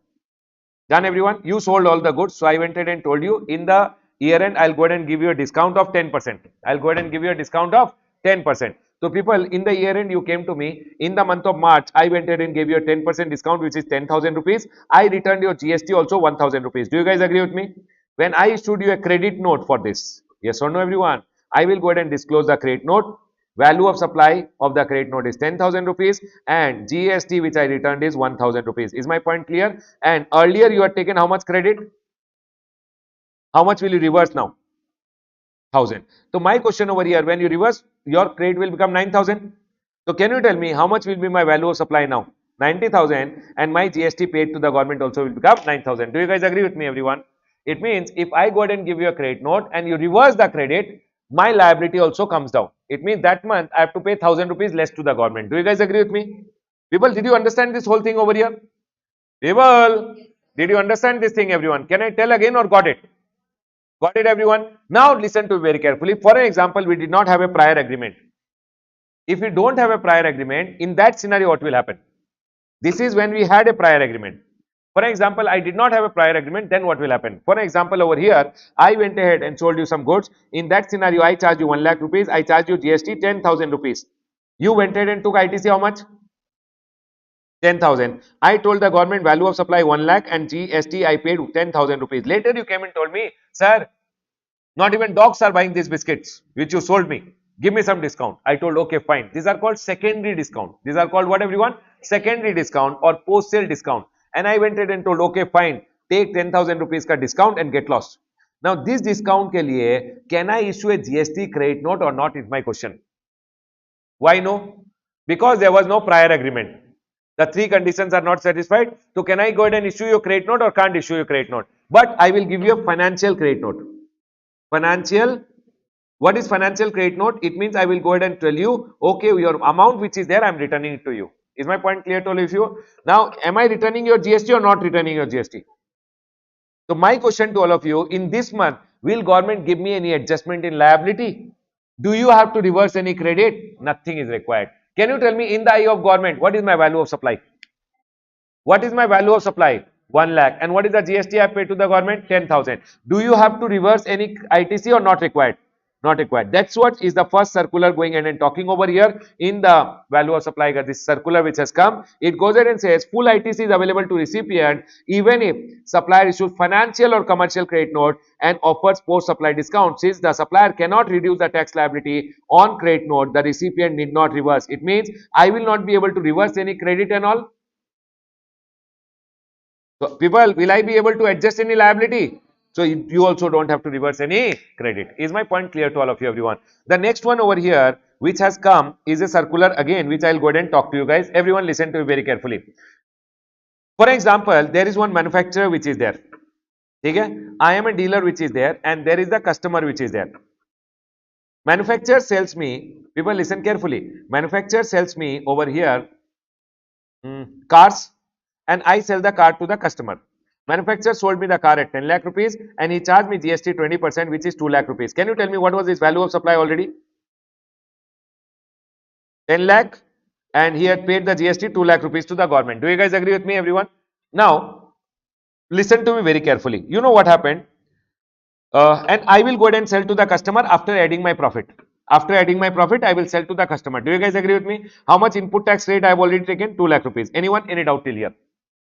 Sure, everyone. I bought the car, I will sell the car to the customer. I bought the car, I will sell the cars to the customer. You know what happens? All the car dealers know at the year end on the previous car ka model, they go ahead and tell the dealers, hey dealer, try to sell the car in the market. Try to sell the car in the market. I will go ahead and offer you further some more discount. Does any agreement, is there any agreement for this discount or no?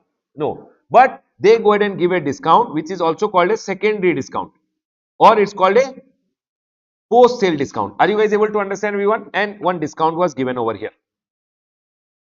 Can I go ahead, everyone? Can I go ahead, everyone?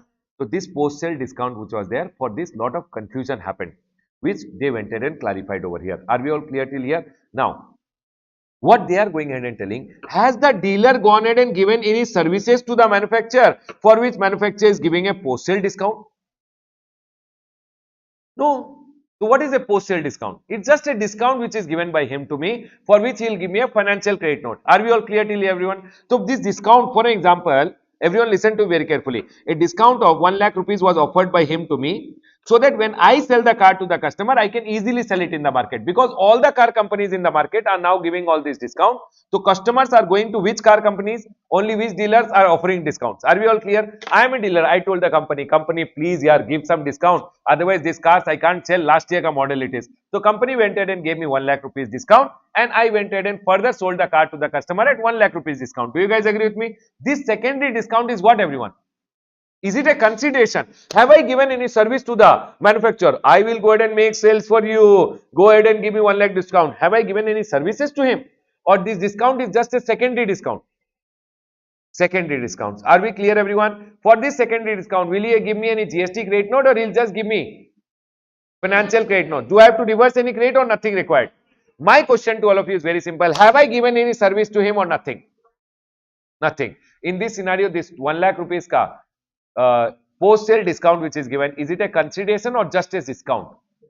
Just a discount. Can I go ahead, everyone? Now I'll tell you one thing. For an example, this manufacturer is there and this is the customer which is there. Manufacturer is there, customer is there and dealer is there. You know what, everyone? Manufacturer went ahead and told the customer, customers, you can buy a car now at only 8 lakh rupees.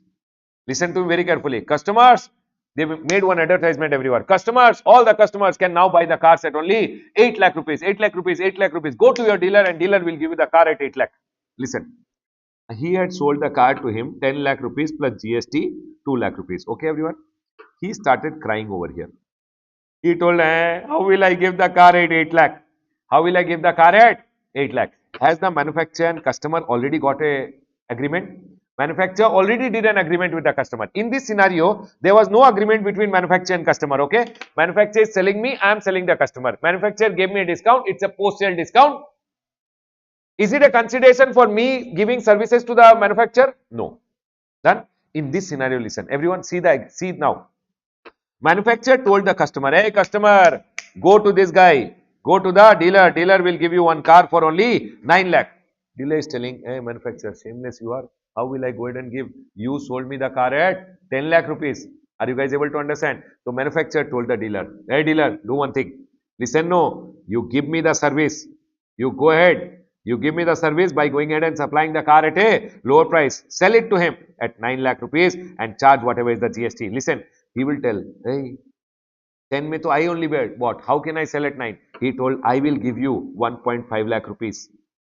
You tell me one thing. He is giving me 1.5 lakh rupees so that I can sell the car at a lower price. Do you guys agree with me?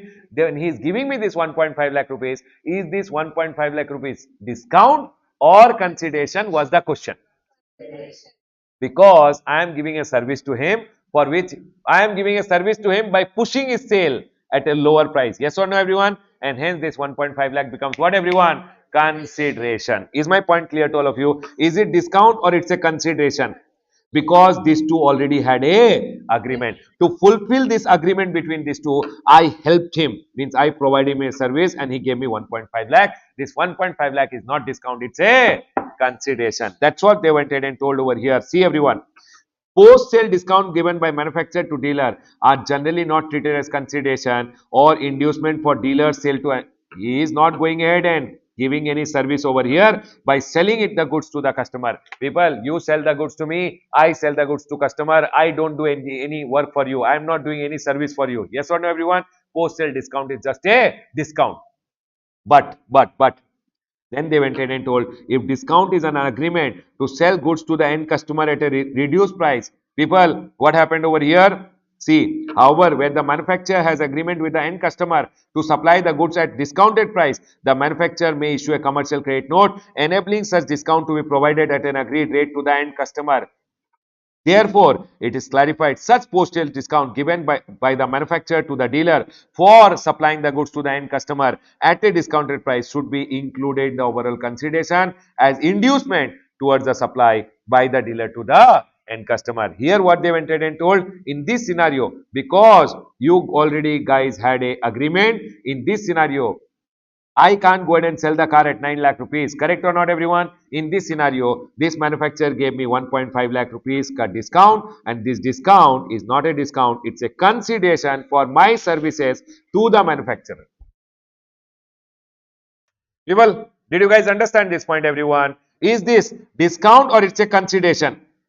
It's a consideration for my services to him and it will be taxable. Can I go ahead, everyone? Are we all closed? Done. The next one over here. People, tell me one thing, everyone. Whether a post-sale discount, okay, he went ahead and told, manufacturer told the dealer, dealer, do one thing. Can you go ahead and do marketing for me, sales for me? Okay, tell me one thing, everyone. Manufacturer sells the cars to the dealer. Dealer goes ahead and sells to the customer, independent transaction. I know him, he knows me, I know the customer. Both are different transactions. He sells me, I sell the customer. Okay? Customer went ahead and told me, for example, I went ahead and I have to sell the car to the customer. Manufacturer sold the cars to me, story over. Now, when I am selling the car to the customers, I want to make profit. To make more profit, what will I do? I'll do promotion, marketing of the cars so that I can sell my cars more. Am I doing this promotion for the manufacturer? Or I am doing this promotion activity so that my sale only goes up? Yes or no, everyone? When I am doing this promotional activity, I am not doing the promotional activity for anyone. I am advertising the cars, etc. so that my sale goes up, my profit will go up. But for an example, I did one agreement with a manufacturer. I told, I will do promotion for you, marketing from you, for you, branding for you. You give me 2 lakh rupees ka extra discount. Then that 2 lakh rupees is a consideration. Are you guys able to understand, everyone? They are telling post-sale discount given by manufacturer to dealer are not consideration for promotional activity. They merely reduce the selling price of the goods. Are we clear, everyone? They are not. They are not. any consideration. They are not any consideration. However, if the dealer provides specifically a contractually agreed promotional services, then GST will be applicable. My simple point over here, everyone. If I don't have any agreement with you, you sold me the car. Now to sell the cars in the market, I will try my best to push the sales in the market. I am doing promotion, marketing, etc., so that I can make my sale more. Am I doing it for someone or I am doing it for myself? Myself. Have I given any service to the manufacturer? Nothing. Nothing. Clear, everyone? But if I tell the manufacturer specifically, I'll do branding for you, marketing for you, sales for you, give me 2 lakh rupees. That 2 lakh rupees which he has given is a consideration and not post sale discount. Are we all clear till here? That's all they went ahead and told over here. The next amendment which came over here, valuation of lottery. Lottery may rate 28% has now become how much, everyone? 40%. Can I close the discussion, everyone? And one circular has been deleted, which I went ahead and told you to delete the circular over here. That's all is the changes which has come over here. People, can I close my discussion on the chapter, everyone? Can I close my discussion on the chapter? That's all, everyone, which you guys should remember from value of supply. Please come to the next chapter, everyone. People, now tax invoice ka chapter. Tax invoice as a chapter, no, from exam point of view, C graded. C graded. I don't love the chapter, but we can go ahead and remember some things which are there. One thing which you can remember from exam point of view, section number 31(3). Revised tax invoice. Revised tax invoice time limit is how much, everyone? 1 month. Do remember this point, everyone. Okay, everyone? When you are issuing revised tax invoice, for every people you don't have to issue revised tax invoice.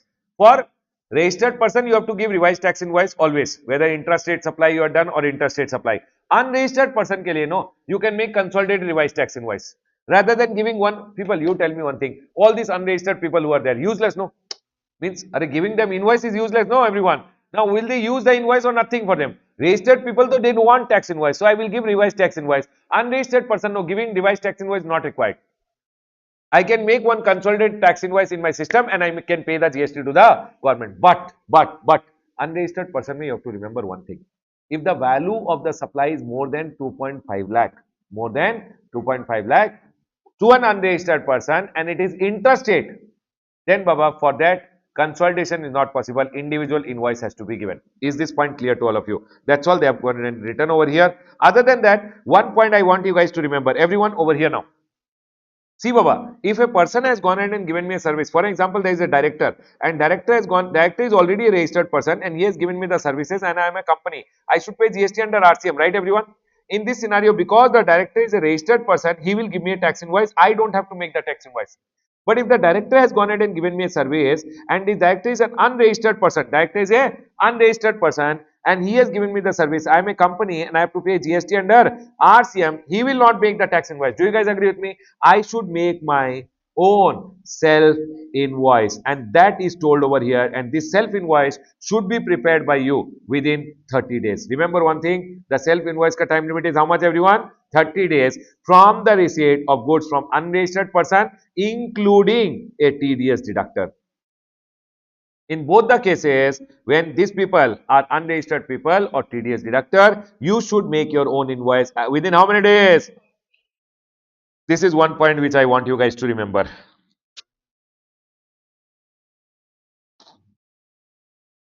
People, e-invoicing ka limits you should remember always. E-invoice, Baba, if you are turnover, if you are registered person, people, if you are registered person with respect to your B2B supplies and B2B supplies and for your export. If you are doing B2B supply and you are doing export, you should go ahead and make what, everyone?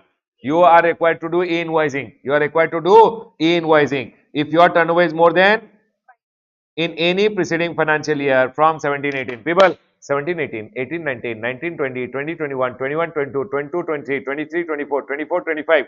Now it is what? 25-26 because it is 26 now. So last year, any last year may, if your turnover is more than 5 crore, then Baba, with respect to your B2B supply and for your export, you are required to do whatever you want, e-invoicing. Remember, e-invoicing is not applicable if you are a government department, local authority, SEZ unit, and those referred to in 54.2.3.4.4a. Everyone over here. 54.2 goes ahead and talks about banking companies basically. People, what does it talk about? Banking. Whenever I say banking, no, banking means NBFI. What is NBFI? NBFC, Banking company, financial institution, and insurance company. People remember one thing, banking company, G for GTA, P for passenger transportation, and M for multiplex. Who are the four people? Banking company, GTA, passenger transportation, and multiplex. These people know they don't issue invoice. They issue some other document, and their other document is deemed as tax invoice. For example, bank don't issue invoices. Banks issue statement, and statement is their tax invoice. GTA, goods transport agencies, don't issue invoices. They issue consignment note, and consignment note is their tax invoice. Passenger transportation wala people issue ticket, and tickets are deemed as their tax invoices. And multiplex issue e-ticket, and e-ticket is deemed as their tax invoice. So Baba, government is telling for them know who are these people? BGPM, BG Prime Minister. B for banking, G for GTA, P for passenger transportation wala, and M for multiplex. These people generally don't issue invoice. These people issue other document, and their other document is tax invoice. So for them, e-invoicing is not applicable. Who are the people e-invoicing is not applicable? BG, PM, GLS. BG Prime Minister riding Mercedes GLS. B for banking company. Banking means what, everyone? NBFI, NBFI, NBFC, banking company, financial institution, insurance company. People, G for GTA, P for passenger transportation, M for multiplex, G for government department, local authority, or SCZ. Are we all clear till here? Everyone, tell me one thing. I am a registered person. People, listen to me very carefully. Okay, I'll ask you one question. I am a registered person, and I am going ahead and giving, I am supplying to an SCZ unit. Is e-invoicing required or not required? I tell no. I am supplying to an SCZ unit. Is invoicing required or not required?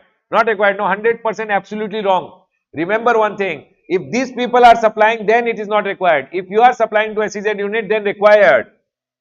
People, if these people should not be what, everyone? If these people are the suppliers, then not required. What if I am supplying to these people and they are registered?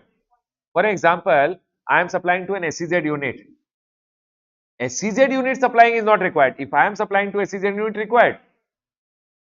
If I am government department is supplying, not required. If I am supplying to a government department and government department is registered as a TDS deductor, is it registered? Array, am I registered? Am I supplying to government department which is registered? Required. They have gone ahead and told very simple over here. They have told registered person has to issue invoice for supplies to government department even if government department is registered as a TDS deductor. People, don't forget that point. Okay, everyone? People, can I go ahead, everyone? Can I go ahead, everyone? Tell me one thing, everyone. When is e-invoicing required, everyone? E-invoicing registered person plus aggregate turnover in any preceding financial year is more than 5 crore. Do you guys agree with me? Then, Baba, you have to go ahead and do e-invoicing with respect to your B2B supply plus. Hey, what happened? For my B2B supply, I'll do plus for my exports also I do. Do you guys agree with me, everyone? Sure, everyone. Now, they went ahead and told over here for a B2B also required. For what is not required? If the supplier is PG Prime Minister GLS, banking company, GTA, passenger transportation wala, multiplex, government department, local authority, and SEZ unit. If they are going ahead and doing the supply, not required. If you are doing the supply to them, if they are registered, then required. Can I go ahead, everyone? Are we all clear till here? Now, tell me one thing, everyone. The next one over here is dynamic QR code. What is dynamic QR code? Nowadays, you will see now the shopkeeper in the machine, they will show you the QR code. You can scan and make the payment. Dynamic QR code, when is it required by a shopkeeper or a person to show the dynamic QR code or print the dynamic QR code in the invoice? When is it required? They told whenever registered person whose aggregate turnover is more than 500 crore in any preceding financial year with respect to their unregistered person को supply or B2C supply, they are required to give what, everyone? Dynamic QR code. Are we all clear till here? B2C supplies के लिए only. B2C supplies, unregistered person. It is basically government wants UPI payment. Are we all clear till here? On whom? Dynamic QR code is also not required. On whom is dynamic QR code also not required? Not applicable to those referred to in 542344A. BG Prime Minister. It is not applicable. Plus O, BG Prime Minister Office, OIDR. OIDR, Netflix, etc. which is there. For them also dynamic QR code showing and taking payment is not required. Is my point clear to all of you, everyone? People, here there is one small point which is there. I want to tell you guys. Tell me one thing, everyone. E-invoicing is required for what everyone? B2B supply plus for exports. Do you guys agree with me? Exports means, Baba, B2B means when you are selling to registered person. Export means it is a B2C supply only, no? Because outside wala person will be unregistered only. Outside India wala person will be unregistered. But for B2C also they are telling you have to do what everyone? E-invoicing. Baba, when you read dynamic QR code is required for what everyone? B2C.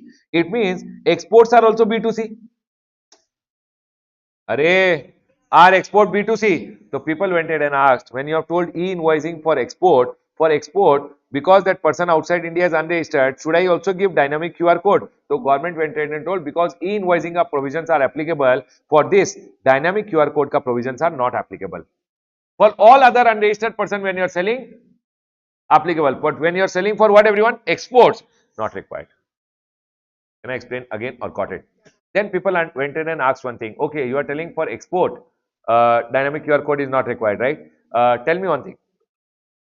Okay, sir. Tell me one thing. Because exports are coming under e-invoicing, you are telling dynamic QR code is not required. Okay? What is export of service? Supplies in India, recipient is outside India, place of supply is outside India. If I receive foreign convertible currency, it is export. Do you guys agree with me? Supplies in India, recipient is outside India, place of supply is outside India. What I am receiving is foreign convertible currency, then it is export of service. For an example, I did not receive foreign convertible currency, it is not export of service. Correct, everyone? If it is not export of service, you will not do e-invoicing. Recipient is outside India. If you are not doing, if it is not falling in export ka definition, you will not go ahead and do e-invoicing.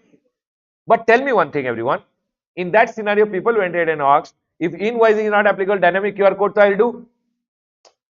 So government told that person who is outside India, do you think he will use India ka GPay and make the payment? Do you think India ka UPI can be used? So they told in that scenario also, even if it is not falling in export of service, for people who are outside India, don't provide dynamic QR code because person from outside India can't scan and make India ka payment through GPay and all. UPI he can't use. Are we all clear till here, everyone? That's all they went ahead and told. This circular may know. Only the first point which is there, I wanted to go ahead and tell you guys because I like this point, everyone. Is dynamic QR code required for export? They went ahead and told since for export, e-invoicing is required. Treating is that what everyone? B2B supply, dynamic QR code is not applicable. However, if supply is outside India and does not fall in export definition, place of supply came in India, then Baba, it is not export. If it is not export of goods, export of service, sorry, if it is not export of service, then can we put dynamic QR code? Then also they told in that case also QR code is not required since the person outside India cannot go ahead and use the QR code and make the payment. This one point I like it, so I went ahead and told you people. But remember one thing, everyone. Please read this circular once and go. Don't leave it. Exam has become very critical these days. You know what you will not think, they will ask that only. Although I am trying to go ahead and cover the good points which are there, but in exam, no. Nowadays, every small circular here, there, corner, anything they can ask. Can I go ahead, everyone? So read this circular also and go. Can I close the discussion, everyone? In this chapter, this was the main important points which I liked it. Other than this, sir, other than this, do you like any point? Do you like any point? Do you like any point? All these are all okay. Done, everyone? People, one more point, everyone. Listen to very carefully. For example, I am going in and supplying to an unregistered person. One item is taxable, one item is exempt. For unregistered person, if I am supplying one taxable item, one exempt item, I can give a single document, which is known as what, everyone? Invoice cum bill of supply. Intermediate ka question this is, but theek hai. Can we go ahead, everyone? Chalo. I'll go ahead and move to the next chapter now, accounts and records. Everyone, please come to accounts and records. C graded chapter from exam point of view. But still, nowadays, no, ICA ka favorites are C graded. Correct now, everyone? Chalo. Everyone over here now, in this chapter, you should go ahead and remember one thing. One question which I have seen them sometime going ahead and telling is, who are the unregistered people? Who are the unregistered people also who are required to take registration and maintain books of account? This can be one question, everyone. See, registered people, to they will maintain. People, registered person will maintain at principal place of business, PCOs. This is okay. PCOs means what? Production related accounts, inward, outward, stock, input tax credit, output tax payable, and such other particular. This is okay. But who are the unregistered people also who has to maintain books of accounts is very important from exam point of view. They can go ahead and tell you who are the unregistered person also who has to maintain books of account. What will you say, everyone? whether registered or unregistered, if you are owner operator of godown or warehouse, if you are owner operator of warehouse or godown, every transporter, if you are a transporter, you should maintain consignor, consignee and other relevant record as per rule number 58. Can you tell me who are the unregistered people also is to maintain books of accounts, everyone? Owner operator warehouse or a transporter. Now they'll tell you owner operator warehouse and a transporter should maintain what account? Transporter and owner operator warehouse. Remember, 2 to 3 mark question they can ask you in the exam. Owner transporter can go ahead and maintain records of the goods which are transported, delivered, stored in transit along with GST number of consignor and consignee for each place of business. People tell me one thing, everyone. What goods did I transport? What goods did I deliver? What goods I have stored as a transporter? For every consignor, consignee, I should go ahead and maintain the details. Can I go ahead, everyone? Next.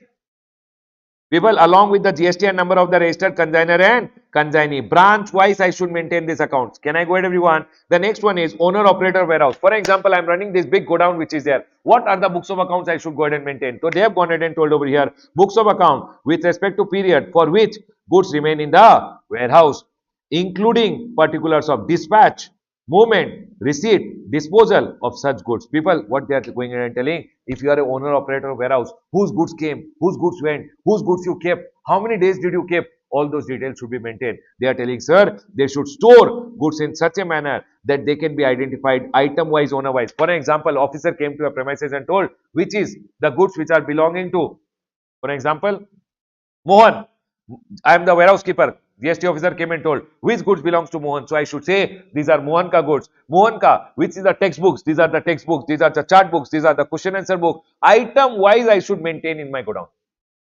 Are we clear, everyone? So what they are telling, owner wise, item wise, you should maintain the accounts, and it should, so that it should facilitate physical verification or inspection by the proper officer. This is very, very important. They can go ahead and ask you in the exam. Can I go ahead, everyone? Sir, who are the unregistered person who has to maintain books of account? Owner, operator, warehouse and transporter. Transporter should also maintain the accounts relating to goods which are transported, stored, delivered.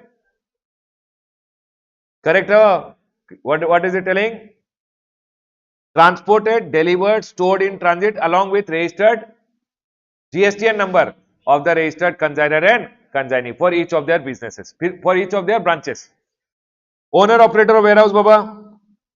Which are the goods remained in the warehouse? When did it came? When did it go? Correct, everyone? Along with that, they should also maintain owner wise, item wise detail, so that when officer comes and asks, physical verification can be done easily. Done. Next, everyone, which I like it over here is section number 36. How much period ke liye you should maintain your books of account? Always remember, you should maintain your books of account from the due date of annual return. For example, this is the year, this haircut is the due date of annual return. From here, 1, 2, 3, 4, 5, 6. 6 years ke liye you should maintain books of account. Remember, if the due date got extended, generally due date is 31st December. Correct, everyone? For example, this is the year 2024-25. 25 ke liye 31st December 2025 is there. From here, you should maintain for how many years? 6 years. So 26, 27, 28, 29, 30 and 31. Are we clear, everyone? 31st December 2031 tak you should go ahead and maintain your books of account. Remember this point, don't forget it. Are we all clear till here? But I want to go ahead and tell you one thing, everyone. Listen, everyone. People over here, listen. Now, for example, this year related one appeal came. One demand order came, and demand order mein you went for the appeal. And appeal ka order came over here. Appeal finally disposed of. Then remember one thing. Once this year ka appeal has happened, from the date of the appeal ka order has come. For example, appeal demand order came here. You went for an appeal, and appeal got disposed of here only.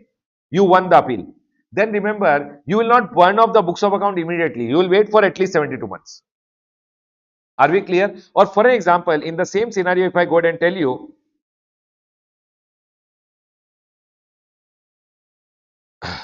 one appeal ka, one demand order came, you went for an appeal, and appeal ka order did not come, appeal is still going on, 72 months pass by, appeal is going on, can you put fire on the books of accounts? No, wait. Once the appeal ka final order will come, from that day you should maintain for how many years? 1 more year. Or 72 months, whichever is later. People, generally you should maintain books of account for 72 months. But if you are party to the appeal is going on. Once the appeal ka order has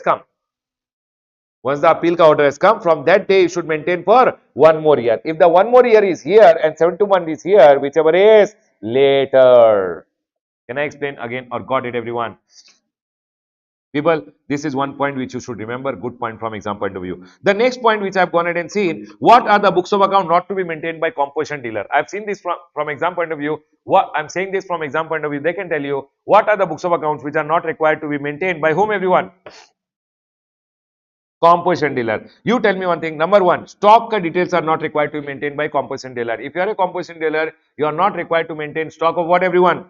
You should not maintain stock detail, which is opening balance, receipt, supply, loss, stolen, destroyed, given as free gift, given as sample. What is the closing stock? These details are not required to be maintained by whom? Composition dealer. Secondly, tax payable details are not required to be maintained by whom, everyone? Composition dealer. He should not maintain. Composition dealers are not required to maintain details of the tax payable, including RCM, tax collected, paid, ITC claim, because they don't take ITC only. So all these details along with the register of tax invoice, debit note, credit note, all these are not required to be maintained by whom, everyone?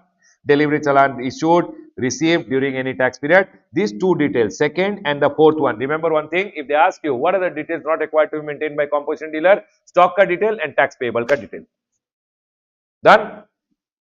Other than this, no baba, I have seen agent related, they have gone ahead and asked at times.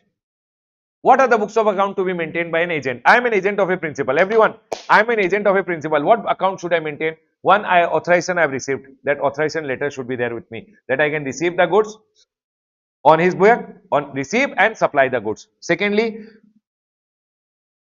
description, quantity and value. DQV means description, quantity and value of goods received on behalf.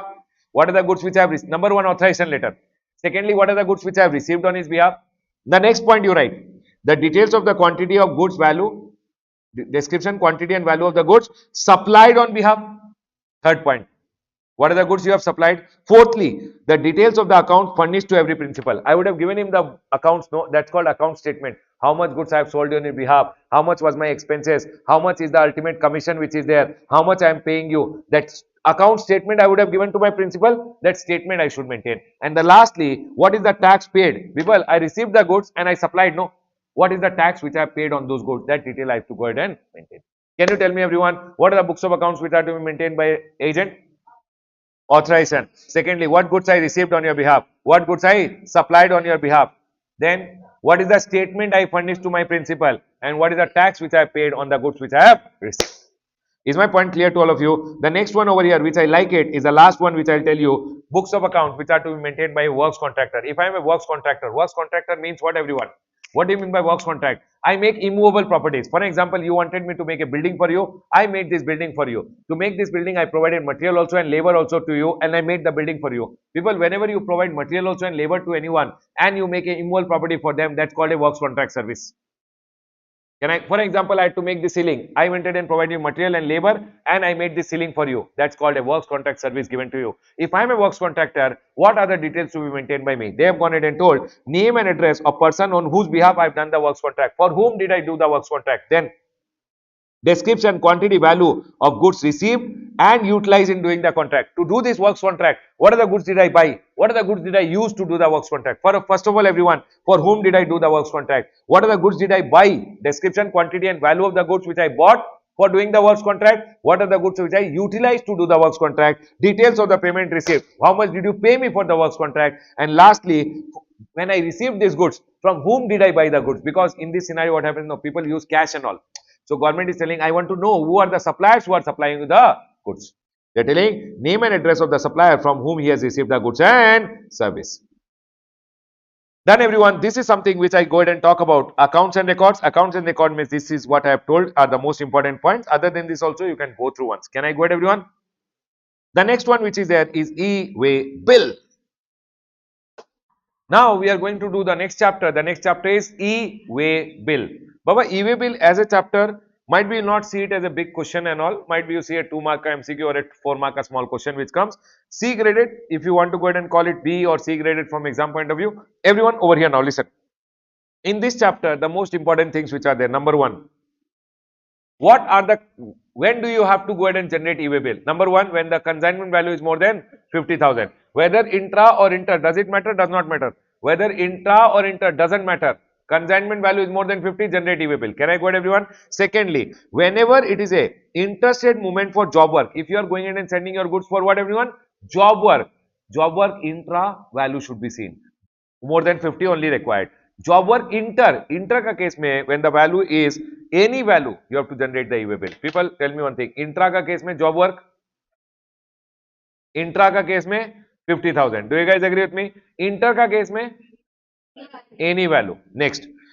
So people, consignment value, first thing which I told you, when the consignment value is more than 50, more than 50,000 required to generate e-way bill. When you are sending interstate movement to a job worker, will you see the value or any value? Any value e-way bill. Intrastate mein when the value is more than 50.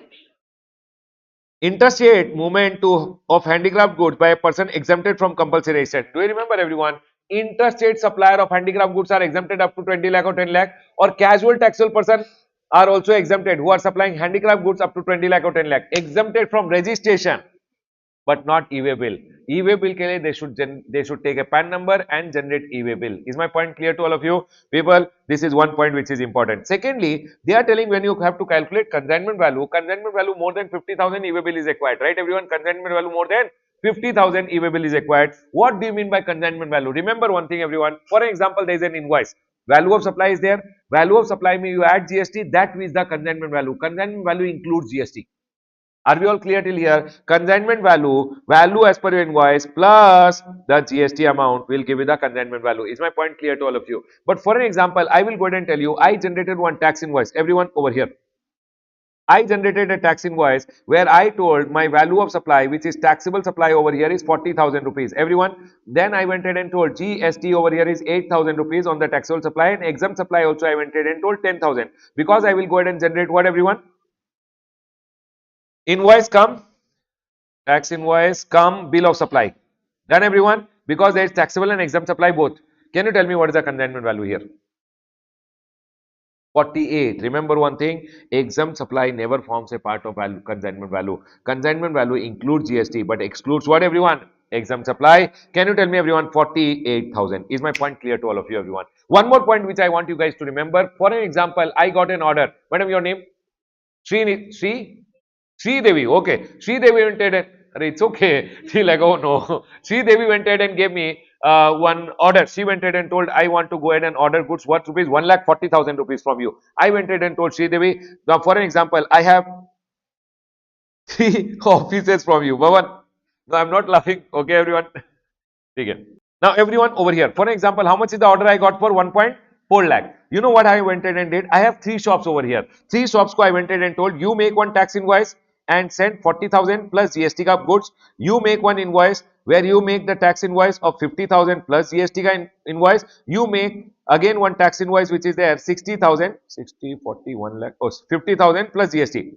For example, with GST, this is coming 58,000, this is 58,000, and this is coming to 48,000, and I went ahead and put it in one truck only. Arey, truck.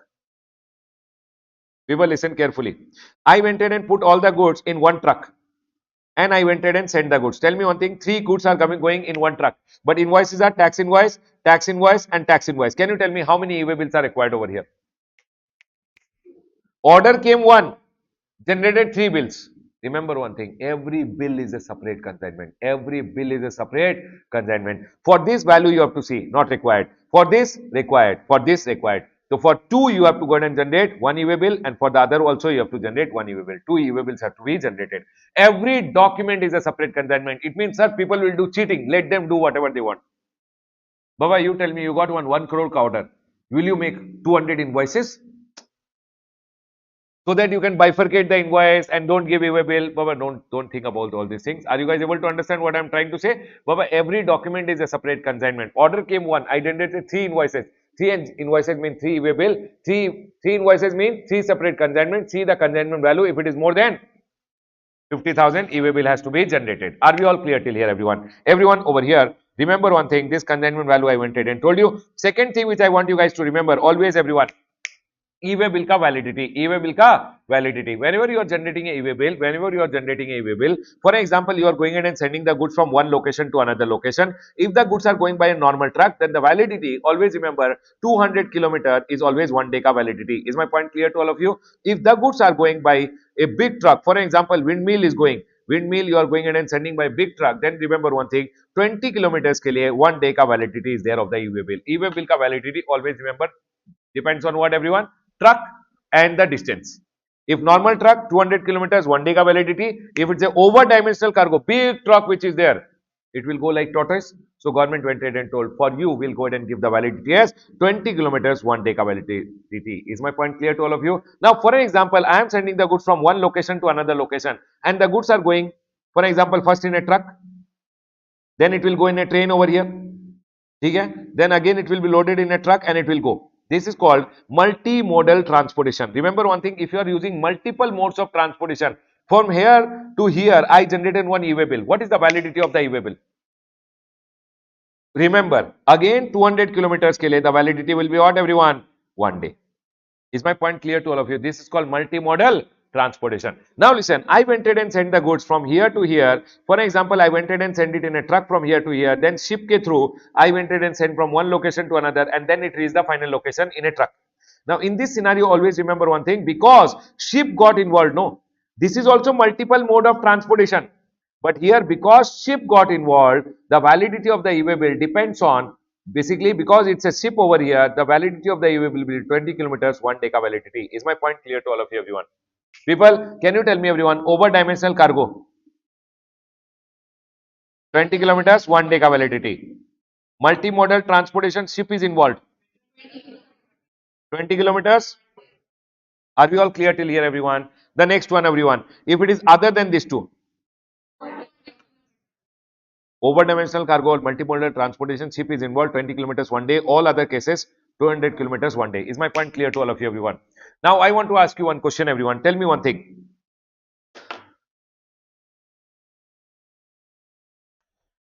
People, remember one thing, e-way bill ka validity, always remember one thing, it is 1 day means what?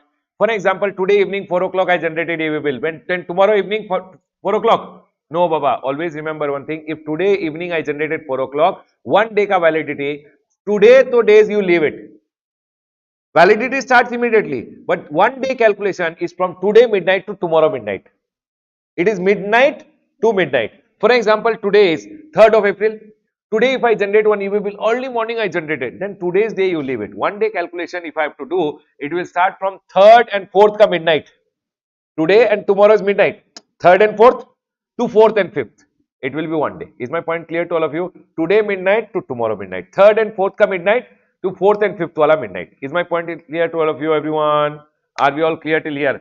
E-way bill validity always starts when you generate the e-way bill, but 1 day calculation is always midnight to midnight. Everyone over here now, the next one which I want to go ahead and tell you, people, you know what happened is this time in intermediate they went ahead and told, write a note on rule number 138C. Gone.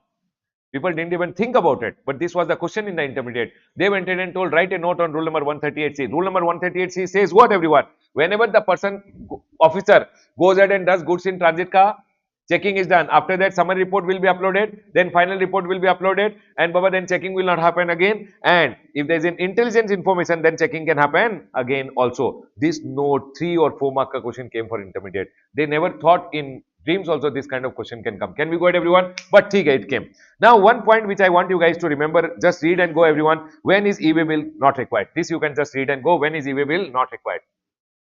I want you guys to remember some of the rule number 138E over here. Rule number 138E goes ahead and says, if you go ahead and do, people, if you go ahead and do 4 things, if you go ahead and do these 4 things, what will happen, everyone? They will go ahead and block your e-way bill. They will go ahead and block your e-way bill. People, listen to very carefully. They will block the e-way bill only for my sales, not for my purchase. If anyone is selling me and I am shown as the buyer, then e-way bill can be generated. But for my sale, e-way bill can't be generated if I am the person in default. They have told if you go ahead and do this for default, your e-way bill portal will get blocked for your outward supply, not for your inward supply. So people, what are the 4 things? They are going ahead and telling, no person shall be allowed to furnish information in part A in respect of outward movements of goods of a person who, being a composition person, has not furnished CMP08 for 2 consecutive quarters. People, tell me one thing, composition person for every quarter, make the payment by make the payment and file CMP08, make the payment and file CMP08. 2 quarters a composition dealer is not going ahead and making the payment, e-way bill portal will get blocked. Being a person other than A, means other than composition person, normal person has not furnished return, normal GSTR 3B for 2 consecutive tax period. But GSTR 3B, if I am filing monthly return, 2 month ka I have not filed. If I am filing quarterly return, 2 quarter ka I have not filed, then my e-way bill portal will get block. If I am a person other than A, other than composition, normal person, and I am not find my GSTR1, Baba, for any 2 months or 2 quarter, GSTR1 for any 2 months or 2 quarter, then also EVB portal will get blocked. Is my point clear to all of you, everyone? Can we go ahead, everyone? The next one. Being a person whose registration has been suspended under rule number 21A, people, if you have applied for registration and you have gone ahead and asked cancellation from this day, the day they start the cancellation proceeding, your registration will get suspended. During suspension, you can't go ahead and generate e-way bill. People, tell me one thing: are the all four clear, everyone? CMP08 not filed for 2 quarter, GSTR 3B not filed for 2 tax period, GSTR 1 not filed for 2 months or 2 quarter. Correct, everyone? And if you are a registration is suspended, e-way bill can't be generated. Go to the officer, sir, sorry. Then he can go ahead and allow, or he will tell you, get lost from here, file your returns, and we'll go ahead and allow you. Are we all clear till here? Total bakwas. Next, but these 4 points are remember, huh? And one point they can go ahead and ask you, remember your e-way bill portal can get blocked only for your sales, not for your purchase. Done, everyone. The next one which I want to go ahead and tell over here, all these things are okay. One amendment which had come last time over here, not May 26th, earlier it had come. If you are an unregistered person, for example, handicraft supplier, who are required to generate e-way bill? Baba, handicraft supplier, even though exempted from registration, they have to generate e-way bill. How will they generate? So they are telling, if you are an unregistered person and you want to generate the e-way bill, you can go to the GST ka portal, take an enrollment by filing one form called ENR03, and you can go ahead and generate e-way bill even though you are an unregistered person. One point which I want to go ahead and tell you guys, which I have seen over here, they can go ahead and ask you. Remember one thing, people, generally in e-way bill generation, no, there are two parts which are there. You fill part A, Baba, e-way bill ka form number 1 is there. E-way bill form number 1 mein two parts are there. I'll show you here. E-way bill ka form mein, this is the e-way bill ka form which is there on the board. You can see above this is the part A, and down which is there, no, it is the part B. There are two parts which are there when you are filling e-way bill ka form. Okay, sir, we can't see in our chart. Baba, in your chart it is very minute. Okay, everyone, see here. This top portion is part A, this down portion is part B. Okay, everyone. Now, when you are filling part B is vehicle details, and part A is what, everyone? Transportation detail, transaction detail, goods ka detail, and this is transportation detail, how you are transporting. Remember one thing, generally both the parts should be filled, only then your e-way bill is valid. But they have gone ahead and told, if you are sending the goods from your premises to the transporter, and the distance is, people remember one thing, to the transporter's place of business, and intrastate movement it is. From your premises, the goods are going to the transporter. If the distance is up to 50 km, fill part A, part B is not required. Why? Because you will hand over the goods to him, he will put his trucker detail in the e-way bill, no? That's why this trucker detail are not required to be filled. But if the distance from your premises to the transporter is more than 50, part A and part B both are required. Now your goods will go from here to the GTA Delhi. GTA Delhi mein goods are unloaded. When it is going to your final consumer, no, final consignee over here, if this distance is only up to 50 km, these trucker details are not required to be updated in the e-way bill. They are telling, see, from your premises, the goods went to the transporter, or from transporter's premises, if it is going to the final consignee, if the distance is only how much, everyone? 50 km, truck details are not required to be updated. Is my point clear, everyone? See here, everyone, from your premises to the transporter or transporter's premises to the final consignee, if the distance is intra-state movement, within the state moving, and distance is up to 50, part A is required, part B is not required. But if distance is more than 50, part A and part B both are required. Are we clear, everyone? This is all about e-way bill, which I wanted to go ahead and talk. Can I go ahead, everyone? The next point which I want to go ahead and talk is time of supply. Please come to time of supply, everyone.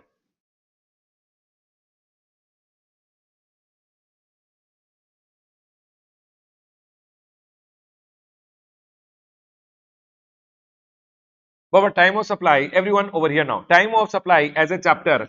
Time of supply as a chapter, when you go ahead and talk about it, time of supply is only a chapter which you can go ahead and do it only by solving question answers. When you are doing question answers, only then you can understand it better, right, everyone? Talking does not help, but still, I will go ahead and tell you. Remember one thing, Baba, section number 12.2. When you are going in and trying to find out the place of supply in case, sorry, time of supply in case of forward charge mechanism. Forward charge mechanism. Always it is the date of invoice or last date of issue of invoice.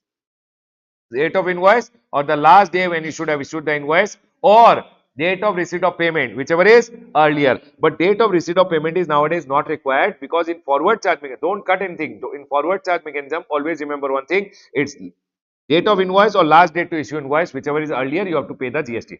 For example, I am a supplier, I am going ahead and supplying the goods. Then I have to go ahead and pay the GST when? When does my liability come? Date of invoice or last day to issue invoice, whichever is earlier. Baba, in forward charge, you don't have to go ahead and see date of receipt of payment. But if it is actionable claim, actionable claims are goods.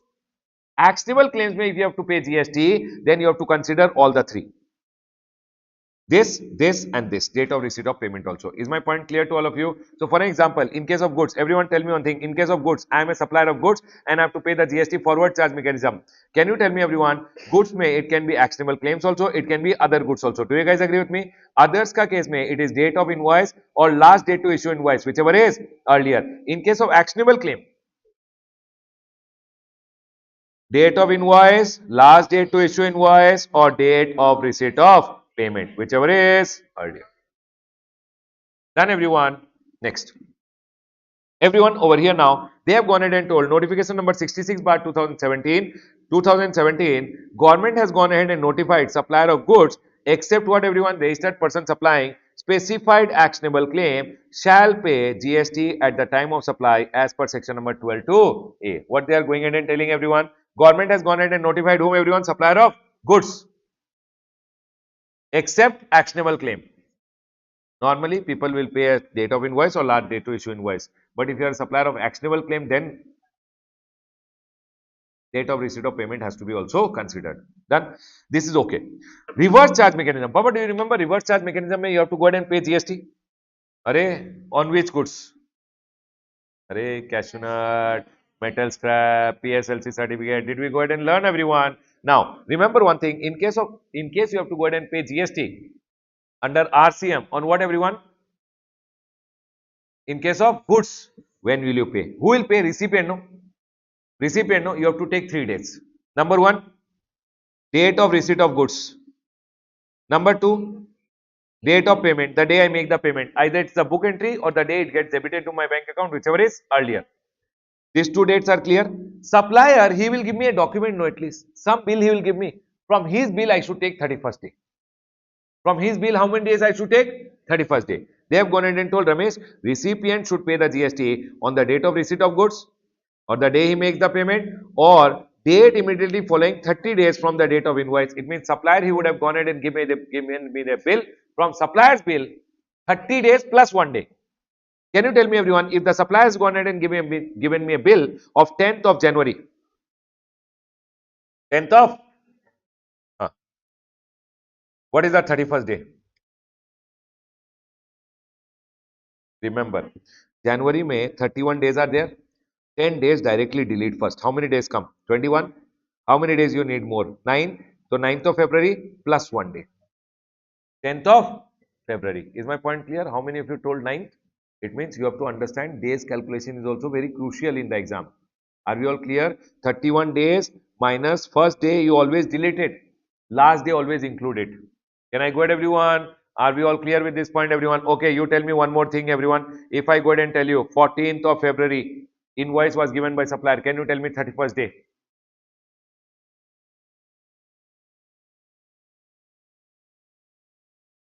February 28 days, 14 days gone. Unless the question tells you to take 366 days or 29 days, always assume 28 days and 365 days.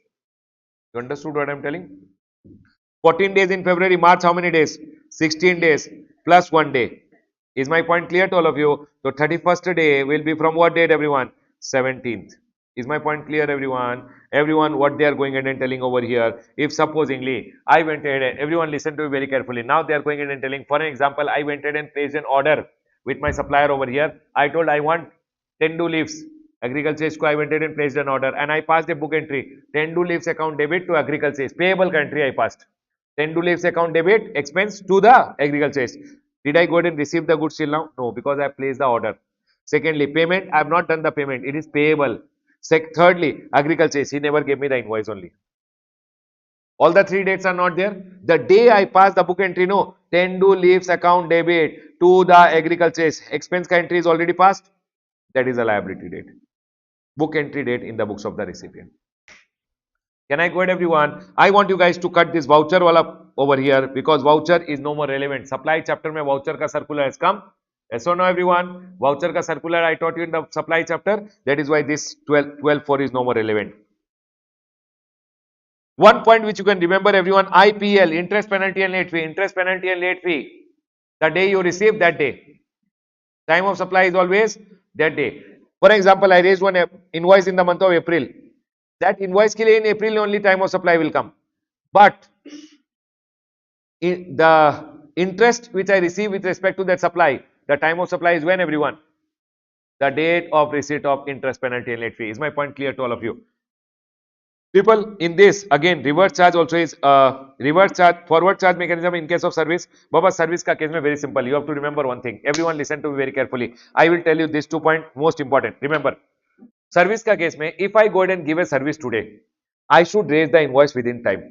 Generally invoice mein time limit is 30 days, banks etc. ke liye 45 days. If I raise the invoice on time, invoice or payment whichever is earlier. If I don't raise the invoice on time, the day I provided the service or the date of receipt of payment, whichever is earlier. Remember this point very, very clearly. Invoice is on time. Yes, sir. Then invoice or payment, whichever is earlier. Invoice not on time, the day you provided the service or the date of receipt of payment, whichever is earlier. People, next one. This is okay. This is okay. Nothing very crucial. Section number 13.3, reverse charge mechanism. Everyone, reverse charge mechanism in case of services. Important again. In case of services, you always have to go ahead and remember what is the time of supply, everyone? Services, the day you make the payment. Are we clear, everyone? Or if invoice is issued by the supplier, people, if supplier is registered person, he'll give you the invoice from his invoice 61st day. Tell me one thing, everyone. I have to pay GST under RCM for a service. Remember, if the supplier is a registered person, you have to go ahead and say the date of payment, the day I made the payment to the supplier, or 61st day from the date of invoice given by the supplier. Because if he is a registered person, he'll give me an invoice. Done? Whichever is. If my supplier is an unregistered person, if my supplier is a unregistered person, people, the day I make the payment, do you remember self invoice should be made? You should make the self invoice within 30 days of the receipt of service. The date of self invoice, whichever is earlier. That's all. People, are we all clear till here? For example, I went ahead and told the director to give a service.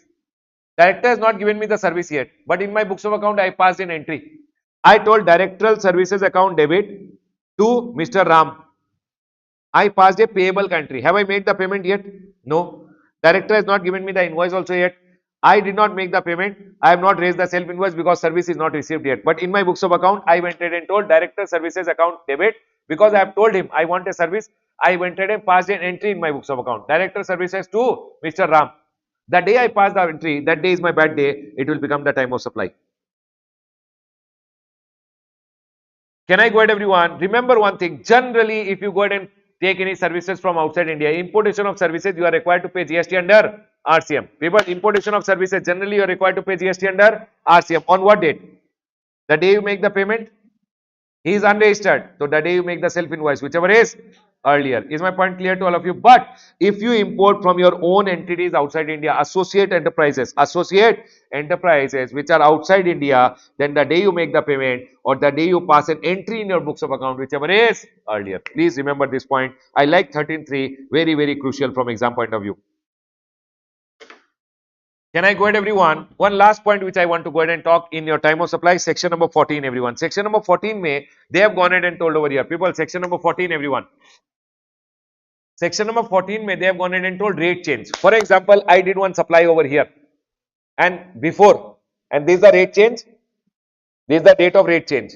Here it was 12, here it became 18. I gave a supply over here. Then I raised the invoice also over here. Payment is received later. Tell me with the supply what is attached? Invoice, no? So date of invoice becomes the time of supply and old rate will apply.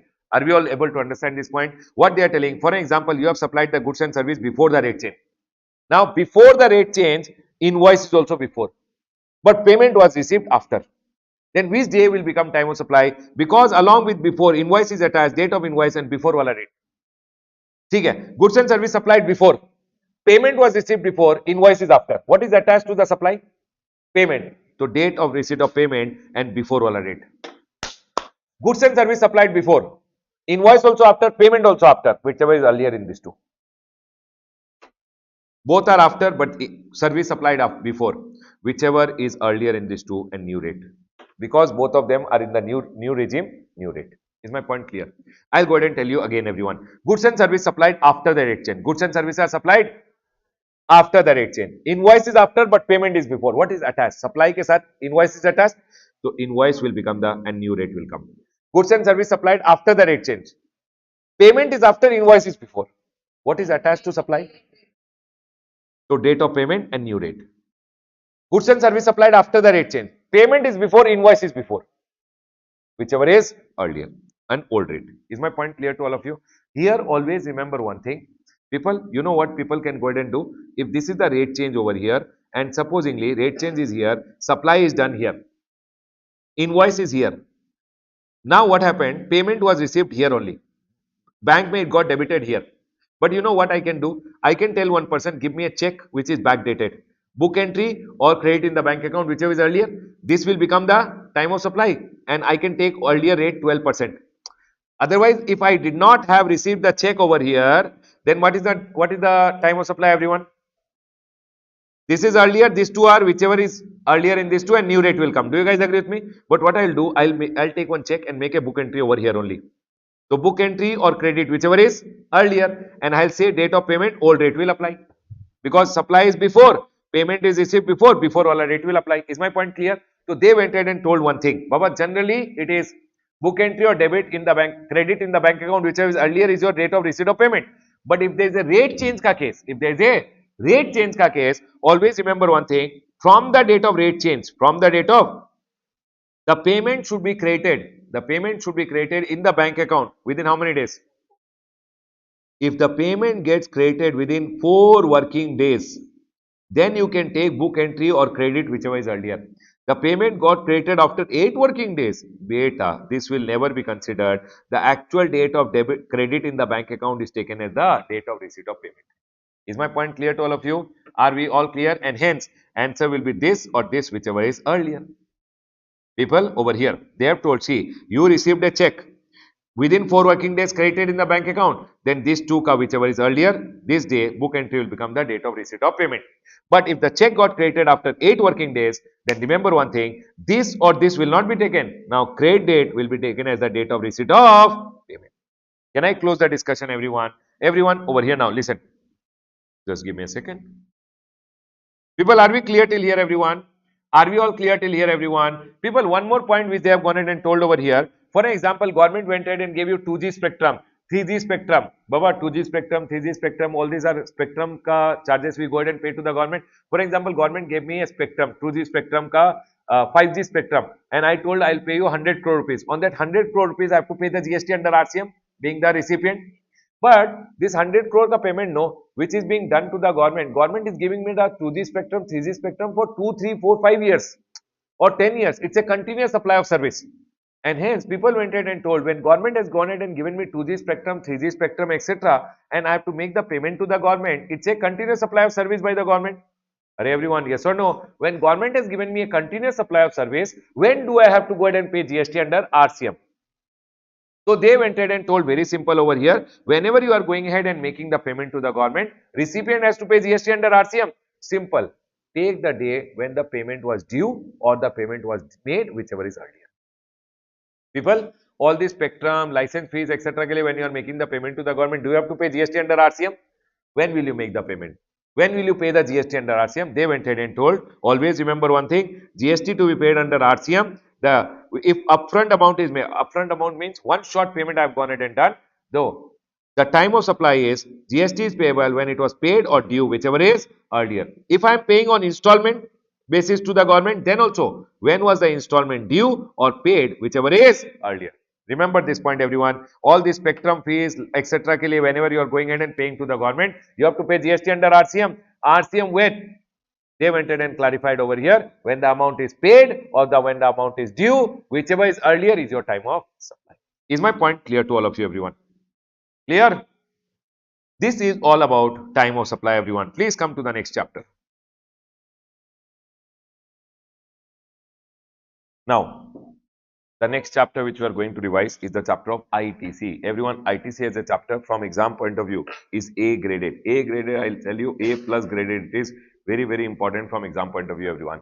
Now listen, in ITC, what are the three sections we have? You have to remember, ITC, we have three sections which are there. Section number 16, section number 17, section number 18. Everyone listen carefully. Section number 16, section number 17, and section number 18, which is there. Now, in section number 16, we have section number 16.1, which is there. Everyone, I'll go ahead and tell you quickly which is there. Section number 16.1 says, if you are a registered person, you can take the credit of the goods, services, or both which you are going ahead and using for your business. That's all section number 16.1 says. Section number 16.2, which is there, goes ahead and says what are the conditions you have to go ahead and fulfill. Only then you will be able to take the credit. Remember one thing, everyone, violation of this condition means your registration will be cancelled. Section number 16.2 may the conditions which are there, no, I go ahead and call them TR condition, everyone. TR condition. You have to remember, number one, you should have the tax invoice, you should have the debit note, you should have such other document as told in rule number 36. When you go ahead and read rule number 36, no, rule number 36 goes ahead and says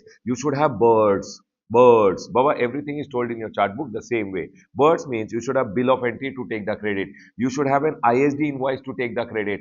RCM ka case mein, you should have your self invoice which is there. Debit note you should have or supplier's invoice you should have. Only then you can go ahead and take the credit. Baba, mind it.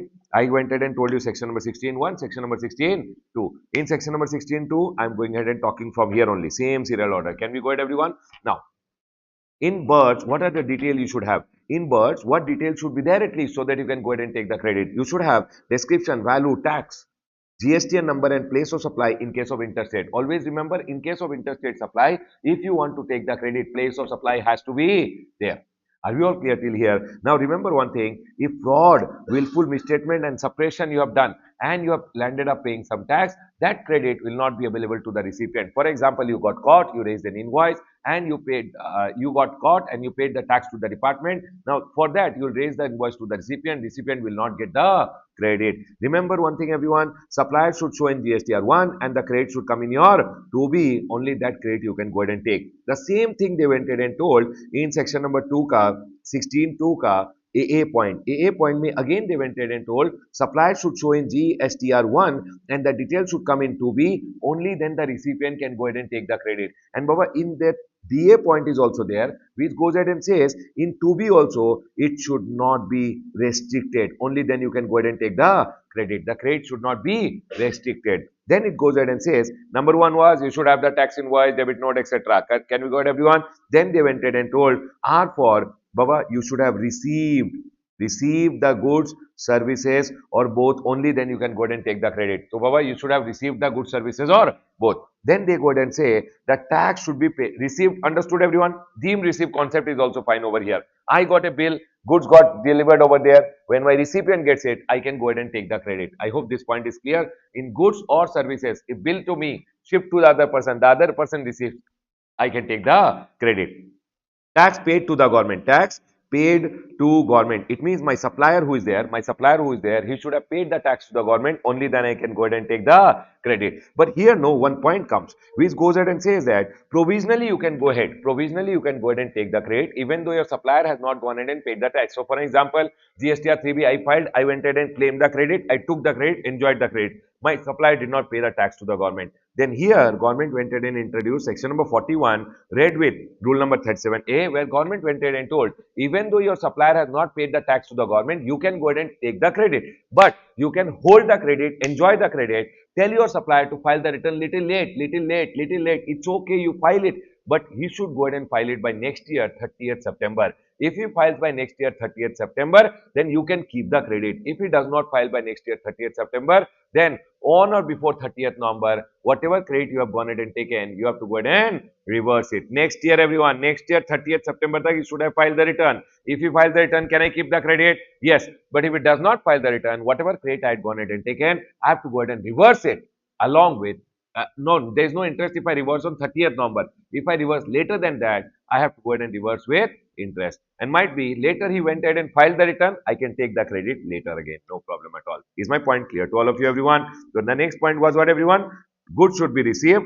Tax should be paid to the government by whom, everyone? Supplier. And last one over here, if I want the credit, no, I should file my GSTR 3B. Return should be filed by the recipient. This is one very important point, everyone. Remember, if you want the credit, you should go ahead and file your return. This is told by section number 16 to TR condition. Tax invoice should be there. You should have received the goods. Tax should be paid by the supplier to the government and you should file your return. Only then you can go ahead and take the credit. Section number 16.1 done over here.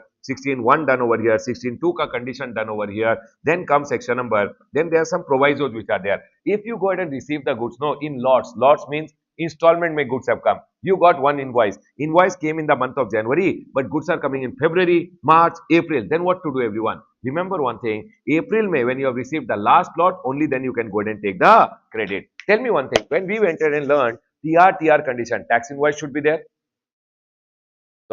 Received of goods should be there, tax should be paid to the government and return should be filed. Only then you can take the credit. Now here, have they gone ahead and told you should make the payment only then you can take the credit? Is payment a prerequisite to take the credit? No. You can take the payment even without making payment to the supplier. Payment to the supplier is not a prerequisite to take the credit. However, if you don't make the payment to the supplier from the date of invoice within 180 days, remember from the date of invoice within 180 days, the month 180 days gets over. Next month, you have to reverse the credit which you had gone ahead and taken, and if you had utilized the credit also, you have to pay the interest also on the credit. Is my point clear to all of you? People, remember one thing, this proviso goes ahead and says, everyone over here, payment to the supplier should be done within from the date of invoice 180 days. If you don't make the payment within 180 days, the month 180 days gets over, that month next month you should reverse the credit. When you're reversing the credit, you should reverse with interest under section number 50. Section number 50 says interest comes only if you have utilized the credit. Can I go ahead, everyone? The next one over here is, sir, remember 180 days ka payment criteria. 180 days ka payment criteria. This is very important, everyone. 180 days ka payment criteria is not applicable in three cases. It means even if you have not paid to your supplier, you can still keep the credit. That is, when supplies on which tax is payable under RCM. Government says, Ramesh, you have paid the tax under RCM, you can take the credit. Don't make payment to the supplier. Doesn't matter. If you pay the tax under RCM, you can take the credit even if you don't pay to the supplier. The next one is supplies without consideration. My supplier went ahead and, for example, my head office went ahead and supplied me something. He is my own distinct person only. It says supply, but I'm not going to make the payment to my head office. If I don't make the payment also, it's okay because it's a supply without consideration. And the last one is on that part of value of supply which is made by the recipient. So people tell me one thing, my supplier went ahead and supplied me a machine. On his behalf, I paid someone 1 lakh rupees ka machine which was there. On his behalf, I paid someone 50,000 rupees already. It means that part which is there, for that reversal will not happen because it will be considered that I have paid to the supplier already 50,000 rupees. Are we all clear till here? If obligation of the supplier already made by the recipient, that amount is not to be considered during reversal. Is my point clear to all of you? People over here. Section number 16.3, total bakwas, everyone. Not total bakwas. In big question, no, this comes as a small part. It says, if you bought they will tell you, Ram, a person went ahead and bought a machine. In the machine, the value which was there on that GST paid, total amount paid, they have gone ahead and started taking the depreciation. Then you have to remember, don't take the ITC in the ITC calculation because he is taking the depreciation on the full value. Section number 16.3 says, if you take ITC, don't take depreciation. If you take depreciation on the GST component, don't take ITC. Section number 16.4 goes ahead and says, what is the maximum time limit to go ahead and take the credit? Everyone, maximum time limit to go ahead and take the credit is 30th November or annual return ka actual date, 30th November of the next year or annual return ka actual date of filing, whichever is earlier. I hope this point is clear, everyone. And remember one thing, this point is very, very important. Again, you will be able to see somewhere in the exam. Okay, everyone. Now, one point which I want you guys to remember, people listen to me very carefully. For example, I went ahead and received one supply in this year, 2023-24. However, 23-24, may know, I had to raise the self-invoice, pay the GST and take the credit. Now, what happened 23-24? I was not aware about the law. So, 23-24 May, I did not go ahead and pay the GST under RCM. 24-25 went off. 25-26 May, one GST officer went ahead and told me, Ramesh, you did not go ahead and pay the GST under RCM in the year 23-24. Now, 25-26 May, go ahead and pay the GST under RCM. So I went ahead and told, sir, I will raise the invoice now. I'll pay the GST under RCM. Will I get the credit? He told, yes, you can go ahead and take the credit. Because you are paying the GST under RCM, you can go ahead and take the credit. But because you went ahead and paid the tax late, you should have paid in 23-24, you are paying in 25-26, you have to pay along with interest. Pay the interest. pay in the interest ke saath tax, you can go ahead and take the credit. And Baba, because you have raised the invoice in the year 2025-26, what is the last date to take the credit for that invoice? That year, when you raise the self invoice, that year ka 30th November or annual return ka actual date, whichever is earlier. That's all they have gone ahead and told. In case suppliers are received from an unregistered person, where the tax has to be paid under RCEM, where the invoice is issued under section number 31(3)(f), which is self invoice, the relevant date for calculation of the time limit is the financial year in which the invoice is raised by the recipient, that is the self invoice. So tell me one thing, 2024 I received the supplies, I did not pay the tax under ICM. 24-25 I did not pay. 25-26 officer pointed out, so I paid the tax under RCM. Can I take the credit? Can I take the credit, everyone? Yes, sir. Are we all clear till here? In this year, I raised the invoice. No, this year ka 30th November or annual return ka actual date, whichever is earlier, I can go ahead and take the credit. The next point over here is, over here, everyone, section number 16(6) goes ahead and says, people listen to it very carefully. For an example, this is the year, everyone over here, this is the year 2025-26. This year ke liye, what is the last date to go ahead and take the credit with respect to an invoice which is there belonging to this year, everyone? 30th November or annual return ka actual date when you actually file, whichever is earlier. You know what happened? 20th October, my registration got cancelled. I did something wrong. Officer went ahead and cancelled my registration. Now, oh no, my registration is cancelled. Now, how do I go ahead and take the credit? But one invoice was there which I did not take the credit, and now I would have taken the credit on 30th November or annual return actual date, whichever is earlier. I would have taken the credit, right, everyone? But I could not take because my registration is cancelled. Now, once the registration is cancelled, go online and within 90 days, go ahead and apply for what, everyone? Revocation. I gave the revocation application over here. I gave the revocation application and they went ahead and took some time and gave the revocation order. Tell me one thing, everyone. When you get the revocation order, whatever the pending returns are there, you should file within the next 30 days. Correct, everyone? But I told sir, you know what happened? During this time, the last day passed by. This invoice, I did not taken the credit. So they are going ahead and telling, because you could not take the credit, because your registration was cancelled. Do one thing, 30th November or annual return actual date, whichever is earlier, tak to you should have taken the credit. Or they went ahead and told, once your revocation order comes, no, within the next 30 days, go ahead and take that credit, which you could not take because your registration was cancelled. Is this point clear to all of you? That is what is being told over here in section number 16(6). I am telling you, section number 16, you will have 1 or 2 points in your exam because it's the A++ section which is there.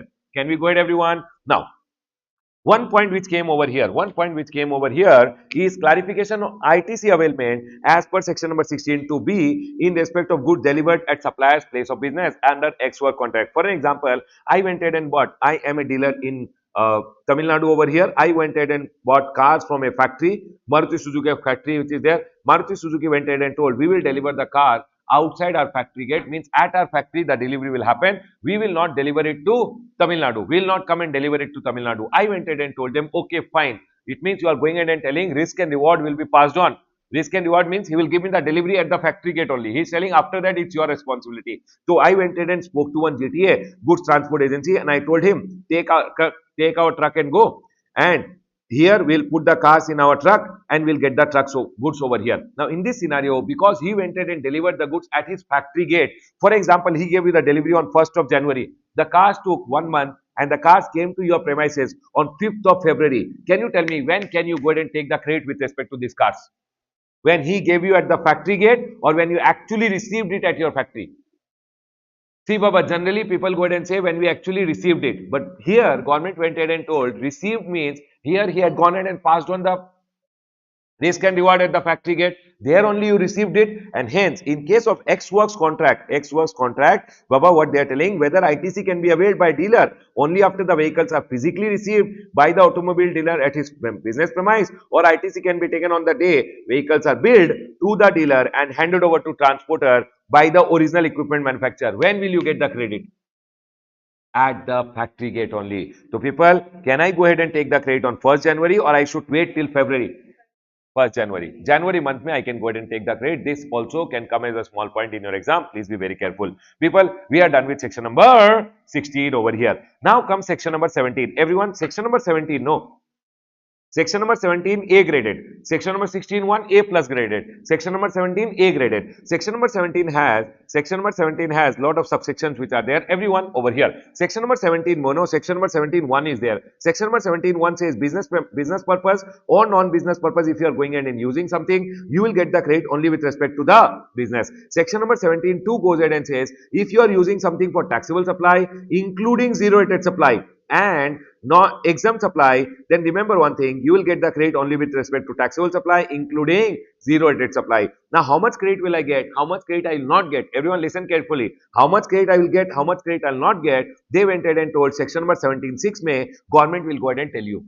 And government went ahead and told rule number 42 and rule number 43. Rule number 42 says if you have gone ahead and bought input and input services which you have used commonly, how to bifurcate the credit. If you have bought capital goods which you have used commonly, how to bifurcate the credit. That is told by section number 42 and rule number 43. Rule number 42 goes ahead and says, everyone, everything which I am talking over here, 17(1), 17(2), everything is there in your chart. Okay, everyone. Now, rule number 42. Rule number 42, what does it say, everyone? Listen. First of all, whatever the invoices you got and receive, no, whatever the invoices you got and receive in a month are called T, everyone. T, total invoices ka credit. Total invoices ka credit, you write it over here. That is the total ITC relating to a month you should write. Then from that, you should go ahead and say, oh, this is personal purpose ka invoice. Thief number 1, remove it. Thief number T1, that is why thief number 1. You should remove that invoice. Then they go ahead and say, sir, for example, this is 10,000 rupees over here. Everyone quickly, 10,000 rupees over here. From that, they went ahead and told you to remove what, everyone? T1. T1 supposingly was 1,000 rupees ka credit. Personal purpose, exclusively personal. Should I get the credit or should not get? Remove it. 1,000 rupees credit removed from here. T2, oh, sir, exempt supply related, exclusively exempt supply. Will you get the credit or remove it? Remove it. Then, sir, 1,000 rupees ka credit, removed it. T3, sir, block credit. Hey, sir, you bought biryani for your employees, biryani bill and all. No credit, everyone. Correct, everyone? So we removed it. T3, 1,000 rupees ka credit removed from here. Tell me one thing. What are the things you removed? First of all, personal purpose, removed it. Then exempt supply, you removed it. Block credit, you went ahead and removed. What remained with you is called credit. That is why I call it C1. C1 is 7,000 rupees over here. Are we clear till here? Out of this, you tell me one thing. Some things which are there are actually, these all invoices which are there, no, are actually belonging to taxable supply. What to do, everyone? This I can take the credit, no problem. I'll keep it over here. For example, this is 5,000 rupees which is there. This is T4, taxable supply related credit, which I can take it. Correct, everyone? Now, what is remaining is 2,000. 2,000 is basically your hodgepodge, common credit, common and credit, CC. So it is called C2 over here. Is my point clear to all of you, everyone? People, this common credit is taxable and exempt supply also. This is used for business and non-business also. This we have to go ahead and apportion. Do you guys agree with me? This 2,000 rupees may say what is relating to exempt supply we have to remove based on the turnover of exempt supply. People, based on the turnover of exempt supply. So we'll go ahead and say C2 which is there, C2 common credit which is there. Everyone, common credit which is there multiplied by exempt turnover divided by total turnover. You go ahead and write over here. For example, it came 500 rupees over here. Are we clear? Then, Baba, your non-business purpose. Do you think personal purpose will have out of the common credit? How much is used for personal? Personal, will it have turnover?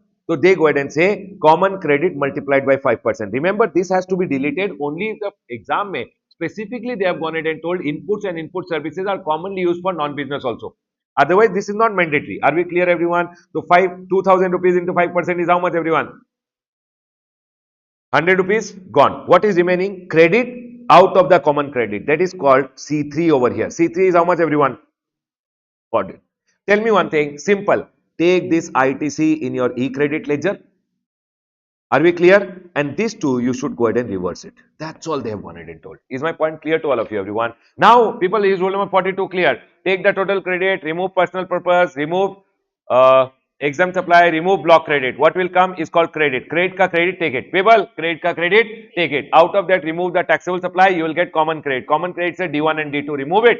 And that's it, everyone. D1 and D2 should be reversed, and this ITC should be taken in your e-credit ledger. Are we all clear till here, everyone? Then comes rule number 43. Rule number 43 is very simple, everyone. For an example, listen to me very carefully. I am repeating over here. I'm not repeating. I'm telling rule number 43 now. Rule number 43 goes ahead and says what? For example, this is the month of July. Everyone listen to me very carefully. July, this is the month of July.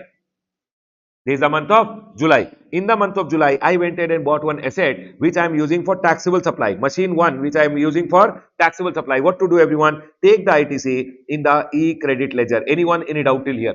For an example, I went ahead and bought one machine 2 which I am using exclusively for exam supply. Should I take the ITC?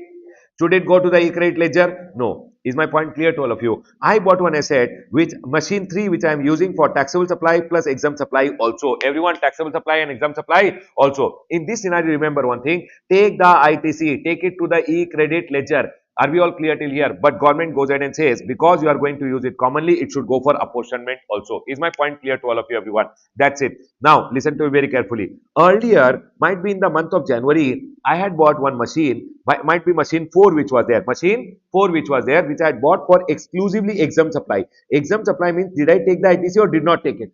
Did not take it. Now I went ahead and thought machine 4 I will start using for my taxable supply and exam supply both. Am I going to use commonly? But earlier, had I taken the credit or not taken the credit? So now I am going ahead and telling I will first take the credit in the e-credit ledger. Are we clear? First, because you are commonly using, it will go for apportionment also. Is my point clear to all of you? But they also go ahead and say, because you have used it for exclusively exam supply during this period, January, February, March, April, May, June, for 6 months, you have used it exclusively for exam supply. So, tax during the interim period when you used it for exam supply, tax in the interim period when you used it for exam supply should be calculated. For example, the machine which is there, the credit was 1.8 lakh rupees. It will say 1.8 lakh into 5% into how many quarters? Jan, Feb, March, April, May, June. How many quarter? 2 quarter. So 2 quarter ke liye you have to go ahead and do the reversal. This will be DIE, which you will have to add to your output tax liability. Is my point clear to all of you? Add it means your output tax liability will go up. Are we all clear till here, everyone? For example, I had gone ahead and bought machine 5 which was there. Machine 5 which was there. Machine 5 I was using for taxable supply earlier. Taxable supply means, did I already go ahead and take the credit? So if you had already gone ahead and taken the credit over here, now listen, now I'm thinking I'll use machine 5 commonly. Machine 5 I'll use for taxable supply and exam supply also. Now tell me one thing, will I take the credit again or I will not take? I'll not take because I had already taken the credit and now I'll go ahead and just put it for what, everyone? Apportionment. Now listen to me very carefully. That's it, everyone. Remember one thing here, because it was used during the for taxable supply, there is no reversal, there is no added to output tax liability, etc. required. Because here it was used for exam supply and because you took the full credit here, that's why you go ahead and calculate TIE. Now everyone tell me one thing, what will happen? Whichever the common assets are there, apportionment, total it will become total credit. Are we clear? For example, this total credit came up to be 2.4 lakh. 2.4 lakh. Now, this total credit, you have to take monthly portion, you have to find out. What do you have to find out? This is total credit of the asset. Find out per month ka portion. Total monthly portion. Monthly portion will be 2.4 lakh divided by 60 because asset ka life is taken as 60. 60, how much? 4,000 rupees. This is asset ka credit with respect to common assets. Are we clear, everyone? Out of this, whatever is relating to tax, relating to exempt, you have to go ahead and add it to your output tax liability. 4,000 into exempt turnover is 1,000. Total turnover supposingly is 5,000. Okay, I'll take it 4,000, everyone. Total turnover. So you will get how much, everyone? 1,000 rupees, which you have to add it to your output tax liability. Remember one thing, everyone. Remember one thing. This will also be added to your output tax liability and this will also be added to your output tax liability. Whatever credits we have gone ahead and taken, this is the amount of credit that will go to the e-credit ledger and this is the amount which will be added to your output tax liability. The difference between rule number 42 and 43 is, you have to remember here, no, in this scenario, whatever is the D1 and D2 which comes, we go ahead and D1 and D2 we reverse it. Reverse it means we reduce our credit. For example, my total ITC was 1 lakh.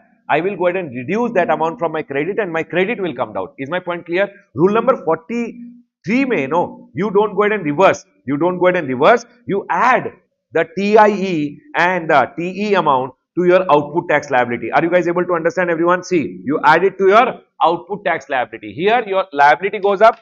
In rule number 42, your credit comes down. Is my point clear to all of you, everyone? This is rule number 42 and 43. Other than that, everyone listen to me very carefully. Whenever you are going ahead and taking exempt supply and you are taking these total supplies which are there. Always remember one thing, how do you find out the exam supply? Generally, exam supply means only three things are to be included. Government is going ahead and telling, I will go ahead and increase the definition of your exam supply, because if your exam supply goes up, your credit will come down. And government went ahead and told, see, generally, exam supply means nil rated supply, wholly exempt supply, non-taxable supply. Correct, everyone? Nil rated supply, wholly exempt supply, non-taxable. But for the purpose of reversal, government went ahead and added some things more. Everyone, government went ahead and told, generally, nil rated supply, wholly exempt supply, and non-taxable supplies are your exempt supplies. But for the purpose of reversal, you should take supplies which you have done under RCM, on which recipient is going to pay the tax. You did not charge any tax, so it is considered as what, everyone? Exempt supply. The next one over here, transaction in securities. 1% of your sale value of the securities you should consider as what, everyone? Exempt supply. So in my business, whatever securities I have sold, of that 1% should be considered as what, everyone? Exempt supply. The next one over here is supply of land and completed building, stamp duty value should be taken, and sale of warehouse goods before home consumption. In the warehouse you have sold the goods, those goods ka value have to be taken. What goods you sold at the airport in a duty free shop to international incoming passengers. Are we all clear till here? Can you tell me, everyone, what is the value of exempt supply which you take for apportionment? Nil rated, wholly exempt, non-taxable. RCM wala supplies you take it. 1% of sale value of securities you go ahead and take it. Stamp duty value of land and building you take it. Warehouse goods ka value you have to take, which you have supplied in a duty free shop. Are we clear? Interest generally is exempt supply, but here interest don't consider it exempt supply. Duty credit script, if you go ahead and sell, duty credit script generally in life are exempt supply, but here you don't take it as exempt supply. These two things you should not, Baba, don't, they are telling interest don't consider as exempt supply, and duty credit script don't consider as exempt supply. It means this has to be not considered in the exempt supply ka calculation. Are we all clear till here? But remember, if you are a bank के लिए तो interest income is always an exempt supply only. Bank and financial institution के लिए it has to be taken as exempt supply. Please remember this, very important. They can go ahead and ask you a small point from this. Can we go ahead, everyone? Nowadays what happens? So rule number 42 and 43 comes as a part of big question. In your big question, you will be able to see the time you see a big question and you see, no, Ram, a supplier, is going ahead and doing taxable supplies as well as exempt supplies. Gone, Baba, gone. You have to remember one thing. If Ram is doing taxable supplies and exempt supplies also, not gone. Gone means you have to go ahead and solve now. That, sir, this guy is doing taxable supply and exempt supply. It means his credits have to be apportioned. Please be very careful about it. Solve some big questions so that you remember about it. Are we all clear till here? Now, people, tell me one thing. I went ahead and told you section number 17 May. Section number 17.1, which I went ahead and told you. Section number 17.1. Section number 17.1. What did I tell you in section number 17.1, everyone? Business purpose and non-business purpose. Do you guys agree with me? And here I told you section number 17.2.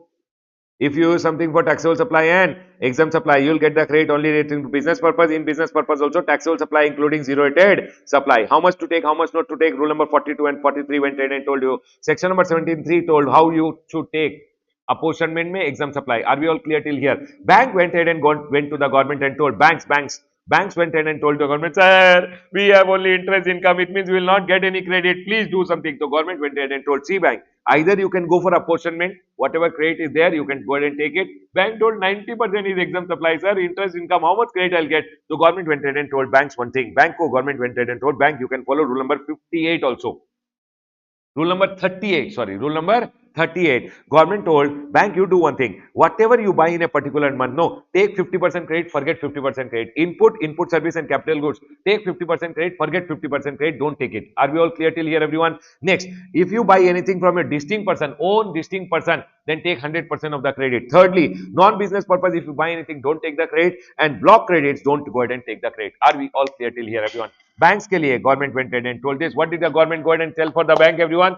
Input services, go ahead and take 50% credit. Capital goods, take 50% credit. Distinct person, take 100% credit. Business, non-business purpose, non-business purpose, don't go ahead and take the credit. Block credit, don't go ahead and take the credit. Are we all clear till here, everyone? Section number 17.4 also done over here. The next one which is there over here is block credit. Everyone listen to it very carefully. Block credit as a thing, you can't leave it and go. And I think all of you already know the block credit. People, the next one over here is what, everyone? Block credit. Listen to me very carefully. Block credit, you should have covered everything. You should have gone ahead and covered everything. Are we all clear till here? But I will tell you some of the common things which students can make a mistake. Number one, in your exam, always remember one thing. If they tell you a motor vehicle which is for transportation of person and seating capacity is less than equal to 13, they will tell you less than equal to 13 including the driver. Means including the driver, it is blocked. They will tell you over here excluding the driver. Remember, if it is excluding, don't cut anything, everyone. I am just telling you, if they tell you excluding, means including driver, it is 14, you will get the credit. Remember this point, one point which I have seen, sometime them going ahead and asking. Second thing which I have gone ahead and seen, Bob, motor vehicle means what? Two-wheelers, four-wheelers, etc. You don't get the credit. Do you guys agree with me? But if these things are there now in your exam, remember these are not motor vehicle and you will get the credit. For example, if you have gone ahead and bought a vehicle which is running upon fixed trail, you bought a train, mining companies buy small trains, they will get the credit because those are not motor vehicle. Secondly, a vehicle of special type for use in a factory or closed premises. You have gone ahead and bought something which you are using inside the factory, you will always get the credit because it is not motor vehicle. Are we all clear till here? Small vehicles which are there. Airport mein you will see airport ka cleaning ka vehicles are there which are running in the airport, which are cleaning the airport. All these things which are there. Or if you buy something which are using inside a closed premises, those are not motor vehicle and you will always get the credit. And lastly, they have gone ahead and told a vehicle having less than four wheel, means three-wheeler or two-wheeler, which engine capacity is only up to 25 cc. That is also not motor vehicle. If it is not motor vehicle, you will always get the credit. Remember this point. The next one which I want you guys to remember is also this point I've gone ahead and seen.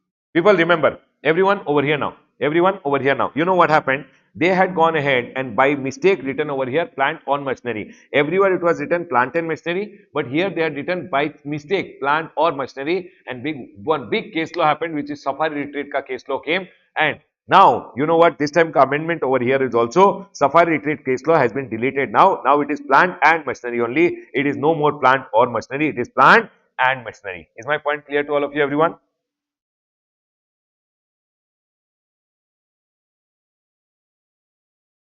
See, here no, I want to go ahead and tell you guys, if you go ahead and take a works contract service, for example, I took a works contract service when person is providing material also and labor also and making this building for me. Remember, works contract, I will never get the credit. A works contract, I will never get the credit. But if I take a works contract service for going ahead and complete making an immovable property which is plant and machinery, then always credit will be available. If I take a works contract service to provide works contract service to someone, input service for my output, then I can go ahead and take the credit. Is my point clear to all of you? But works contract ka credit is only blocked when it is capitalized. Works contract ka credit is only blocked if it is capitalized. What do you mean by capitalization, everyone? It means if you have taken it to balance sheet. For example, I went ahead and got a small works contract done wherein I have gone ahead and put it in the P&L account, 10,000 rupees ka expense, then I will be able to take the credit because putting in the P&L, you can go ahead and take the credit. Only if it is capitalized, it is blocked. Done, everyone. If you put it in the P&L, you will always get the credit. This is one point I want you guys to take care. Also, I went ahead and told who will take works contract service. I will buy the material myself. I'll buy the material myself. I will take labor services myself and get my building done. Whether you go ahead and take works contract, then also it is blocked. Whether you buy material and labor separately, then also it is blocked if you have gone ahead and capitalized the asset. Are we all clear till here? If you have gone ahead and got a building done, for example, and that's a works contract which you have capitalized the asset ka value, then please capitalize the GST also. You will not get any ITC. But if you have gone ahead and taken, bought material, bought labor and brought labor and you got one plant and machinery done, you will always get the credit. If you take this goods and material, if you go ahead and buy and you go ahead and make a building for someone else, for construction of someone else, then you are a builder, you will always get the credit. Is this point clear to all of you? This is something which I want you guys to take care. This point and this point I've seen sometime being asked in the exam. Also, I have gone ahead and seen of late they are going ahead and telling CSR activity. If you buy any goods, services, etc. for your CSR activity, remember if you are doing CSR, no, do full CSR, don't take credit. CSR ke liye should not take credit. Are we all clear till here? Done. This point is something which I want you guys to take care. Other than that, Baba, everything is very common. One thing which you should remember, works contract, whether you do it or you get goods and services separately and make a plant and machinery, you will get the credit. Whether it is plant and machinery or plant and machinery ka foundation or plant and machinery ka structural support, all the three are included, you will get the credit. But remember, plant and machinery, remember it is a apparatus, equipment or machinery which is fixed to the earth by foundation and structural support, and it is used for outward supply. It means you have to go ahead and tell in your exam that I am taking plant and machinery ka credit because this plant and machinery is supposed to be used for my outward supply. Are we all clear till here? And always remember, foundation and structural support also you will get the credit. But land and building, civil structure, telecom tower, pipeline outside the factory, there is no credit. These are some of the important points which you should take care in your block credit. The next one is section number 18. Baba, section number 18, no. Section number 18 mein everything is okay. Section number 18.1 goes ahead and says you can go ahead and take the credit in special circumstances. I'll quickly tell you everyone. Section number 18 may 18.1, 18.2, 18.3 and 18.4 is there. 18.1, sorry, 18.1 A, B, C, D is there. 18.1 A goes ahead and says if you have taken a new registration applied within 30 days, registration granted, registration effective from the date of becoming liable, 1 day prior, whatever inputs may credit is there, you can go ahead and take full credit. Are we all clear till here? If voluntary registration I apply and registration granted is effective from the date of grant, 1 day prior, whatever inputs my credit is there, I can go ahead and take it. Inputs only. Are we all clear till here, everyone? Third case, I was earlier a composition person, now I became a normal regular person. When I become a normal regular person, 1 day prior, I start paying tax under section number 9 now. 1 day prior, whatever inputs and capital goods are there, I can go ahead and take the credit. Inputs in stock, semi-finished goods, finished goods also I can take the credit. Capital goods I can take the credit. But inputs credit is full credit. Whatever I had paid, I can take the credit. Capital goods you can take reduced credit. Reduced credit means the day you had bought it, whatever GST paid, minus 5%, 5%, 5% per quarter. Are we clear? Or part thereof.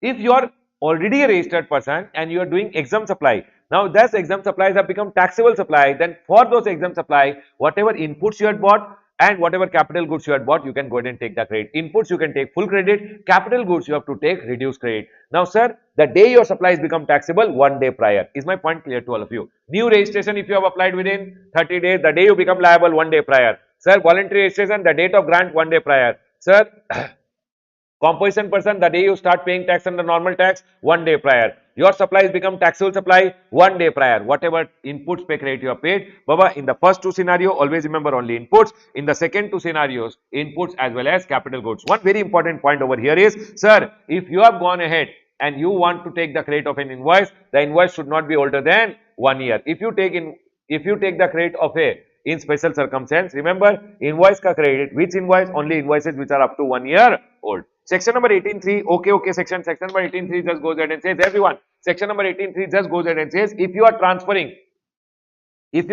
your assets and liabilities to someone, it means you are transferring your whole business, then you can go ahead and transfer the credit also. Sir, if I am going ahead and doing a demerger and I am transferring only part of the business, then Baba, remember part of the business ke saath part of the credit also you can go ahead and transfer, but you have to go ahead and file GST ITC 02 and you can transfer your credit. When you are transferring your credit, remember if it's a demerger or any bifurcation which has happened, you have divided, then always remember credit should be transferred in the asset ratio. This is very, very important. Section number 18.4, everyone listen to me very carefully. 18.4, see, when composition person became regular person, he got the credit.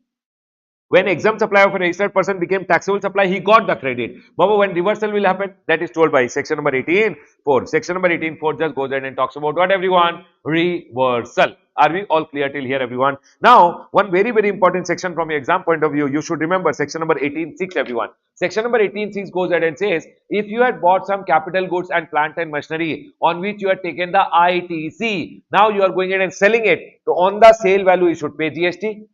On the sale value, you should pay GST, or whatever ITC you have taken, minus 5%, 5%, 5% credit, and whatever is the balance amount, that amount you should pay to the government. People, sale value pay GST or ITC taken minus 5% credit per quarter or part thereof, and this too may, whichever is higher, that has to be paid to the government. This is very, very important from exam point of view. And Baba, mold, dies, etc., which you are going in and selling as scrap, you can just pay the GST on the transaction value. Are we all clear till here, everyone?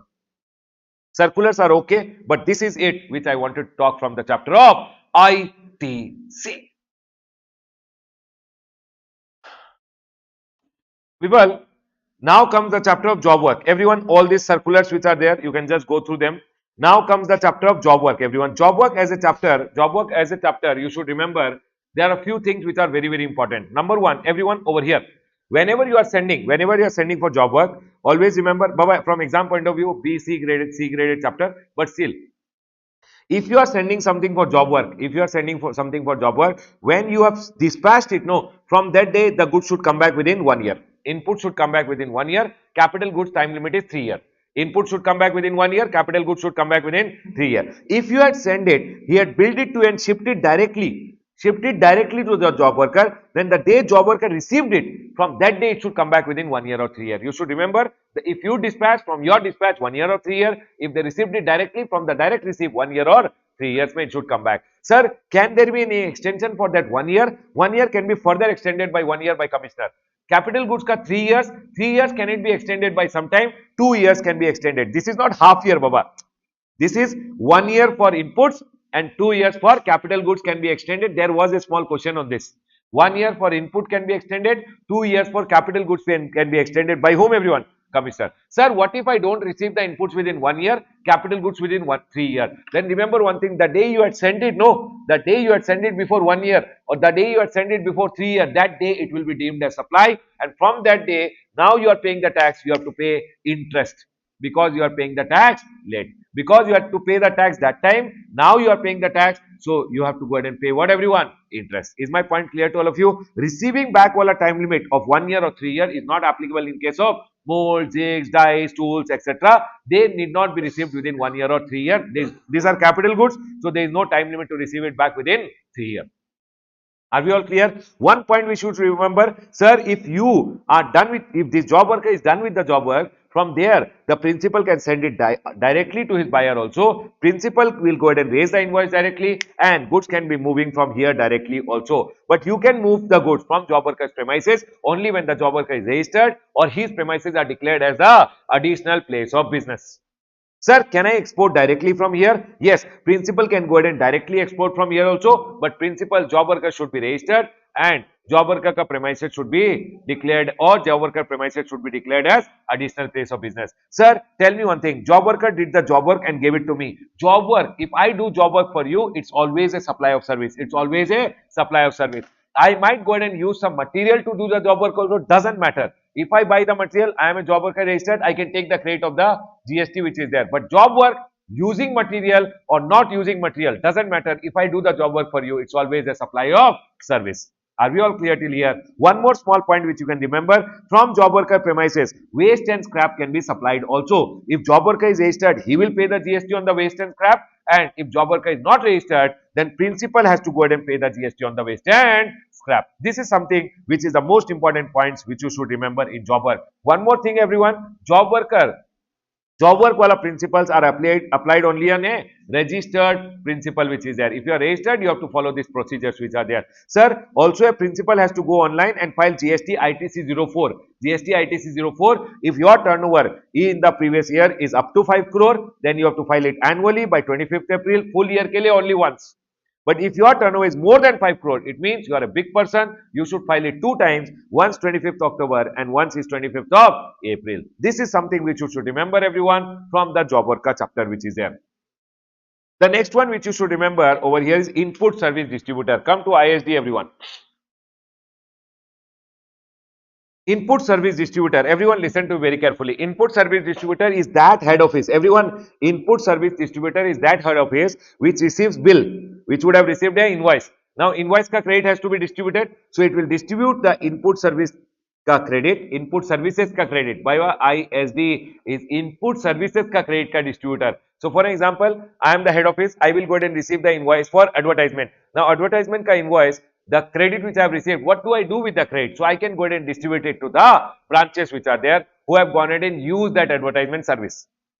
Are we clear? For that, I will go ahead and issue an ISD invoice to them and the credit will be distributed to the branch. So, for that, the head office has to go ahead and take a registration as a ISD registration. Some important point which you should remember, whenever they are distributing the credit to the branches, they will go ahead and distribute on the basis of turnover in state in the previous year or previous quarter. Previous year, if previous year may all the 3 branches were available, then take previous year ka turnover. If previous year ka turnover is not there, take previous quarter ka turnover. Whenever you take the turnover, please remember, Central excise duty, state excise duty, and VAT and CST has always to be excluded. Are we all clear till here, everyone? Now tell me one thing. For example, I have received one invoice. People, I have received one invoice. Credit to be distributed only to one branch. Distribute to that branch. I have received an invoice. Credit to be distributed to two branch. Then distribute to two branch. I have received one invoice. Credit relates to three branches. Distribute to three branches. I have received one invoice. Credit relates to all the branches. Distribute to all the branches on the base of their previous year turnover. Previous year turnover is not there. Take previous quarter turnover. Are we clear with this, everyone? Now, this is what I have gone ahead and told everyone over here.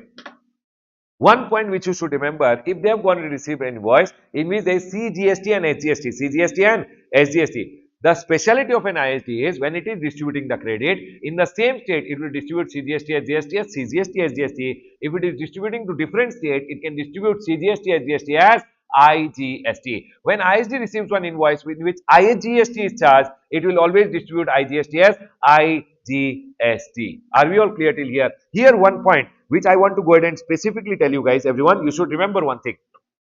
If ISD receives an invoice, no, to distribute the credit, ISD issues always ISD invoice only. ISD will always issue what, everyone? Tax invoice, then ISD invoice. ISD received one debit note because of which the credit went up. Distribution ke liye also ISD will issue ISD invoice only. For giving the credit, ISD always issued what, everyone? ISD invoice. And Baba, if ISD received a credit note, which was because of which the credit came down, to reduce your credit, ISD will give you always ISD credit note. Is my point clear to all of you? Now here, always remember one thing. For example, one person went ahead and gave one invoice, and the head office which is there has gone ahead, has to distribute the credit. But first the head office has to pay GST under RCM. For example, I have received one services, security services on which the head office has to pay the GST under RCM. Now, head office is going ahead and telling over here, if I have gone and received the service and I have to pay GST under RCM, ISD registration can't go ahead and pay the GST under RCM. So, they have to take the normal registration of the head office has to take a normal registration. Normal registration ke through they have to pay the GST under RCM. The credit will come, and that credit, the normal registration will go ahead and pass on the credit to whom? The head office, and head office will distribute the credit to the branches. Are we all clear till here, everyone? So can you tell me, everyone, how the distribution of RCM credit will happen? Head office should take a normal registration. Baba, head office should go ahead and take a normal registration. Normal registration may they have to first go ahead and receive the invoice. That invoice credit has to be paid under RCM, and later the head office will go ahead and distribute the credit to the branches. Is my point clear to all of you? And branches ko credit is always distributed in what ratio, everyone? Turnover of previous year or previous quarter. Done, everyone? That's all is something important. One more point which you can remember. People, this last point which is there, no, this circular not required. You can ignore this circular. Can I go ahead, everyone? Now listen. This circular, you guys can ignore it. Not required.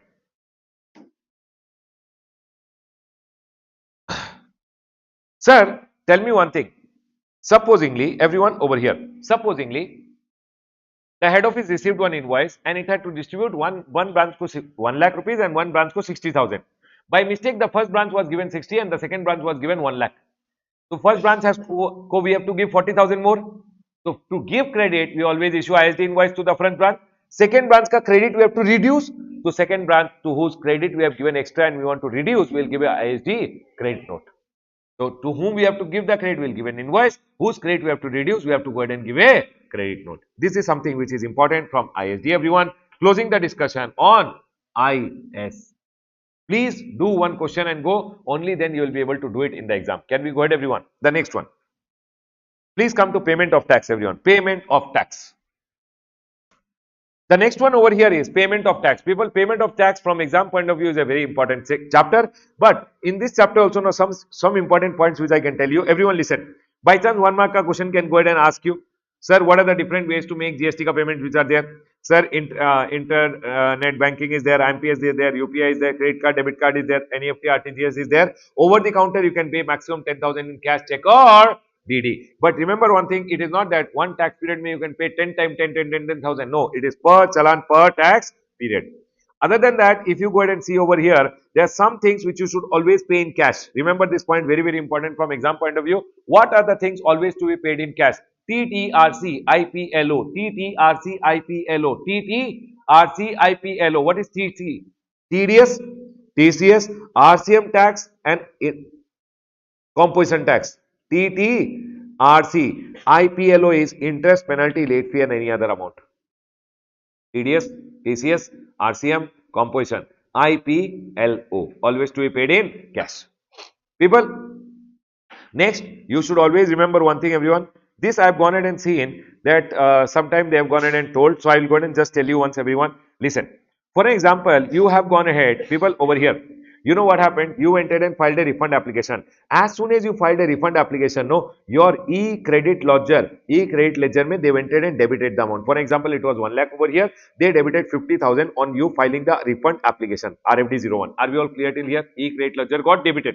You wanted to claim a refund from your e-credit ledger. So you went to file the application, they went ahead and debited it. Later, the money came in your bank account. The money came in your bank account. Story is over, everyone. Refund processing done. Money came in your bank account. Later, one notice came to you that, sir, we had gone ahead and refunded this amount to you. It's an erroneous refund. We want the money back.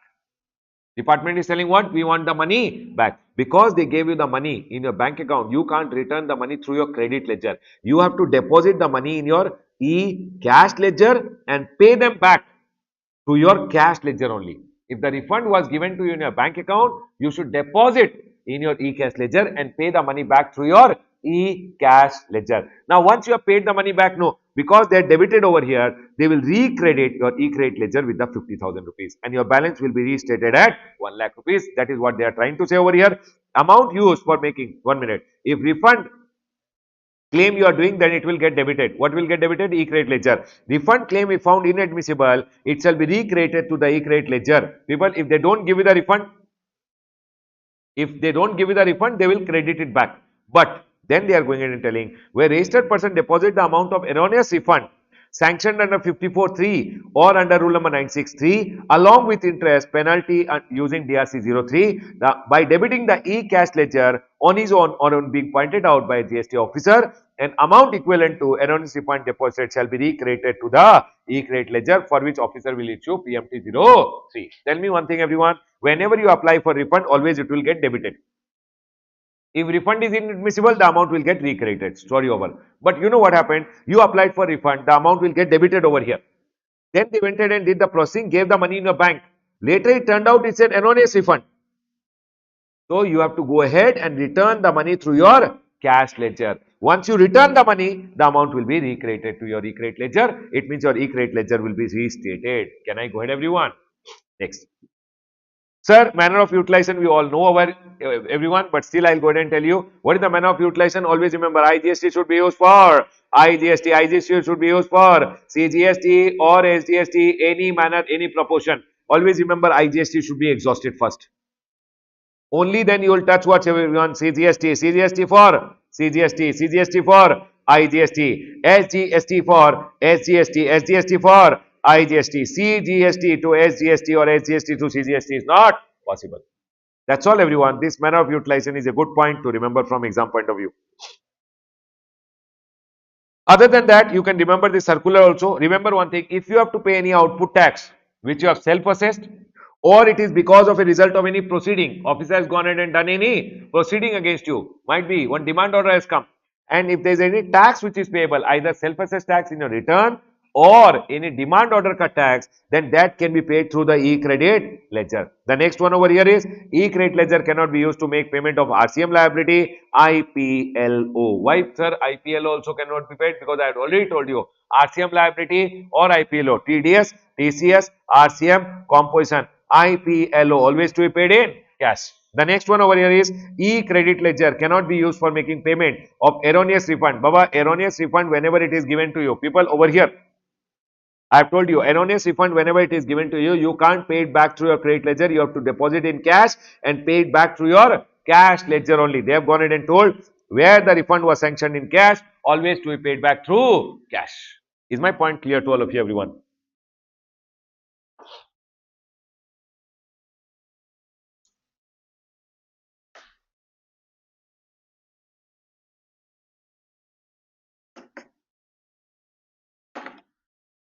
Can we go ahead, everyone? The next one.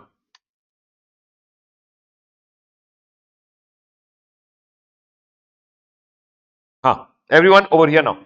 Rule number 86A is there, rule number 86B is there. B graded from exam point of view, not very important, but screen stuck. Okay, one second.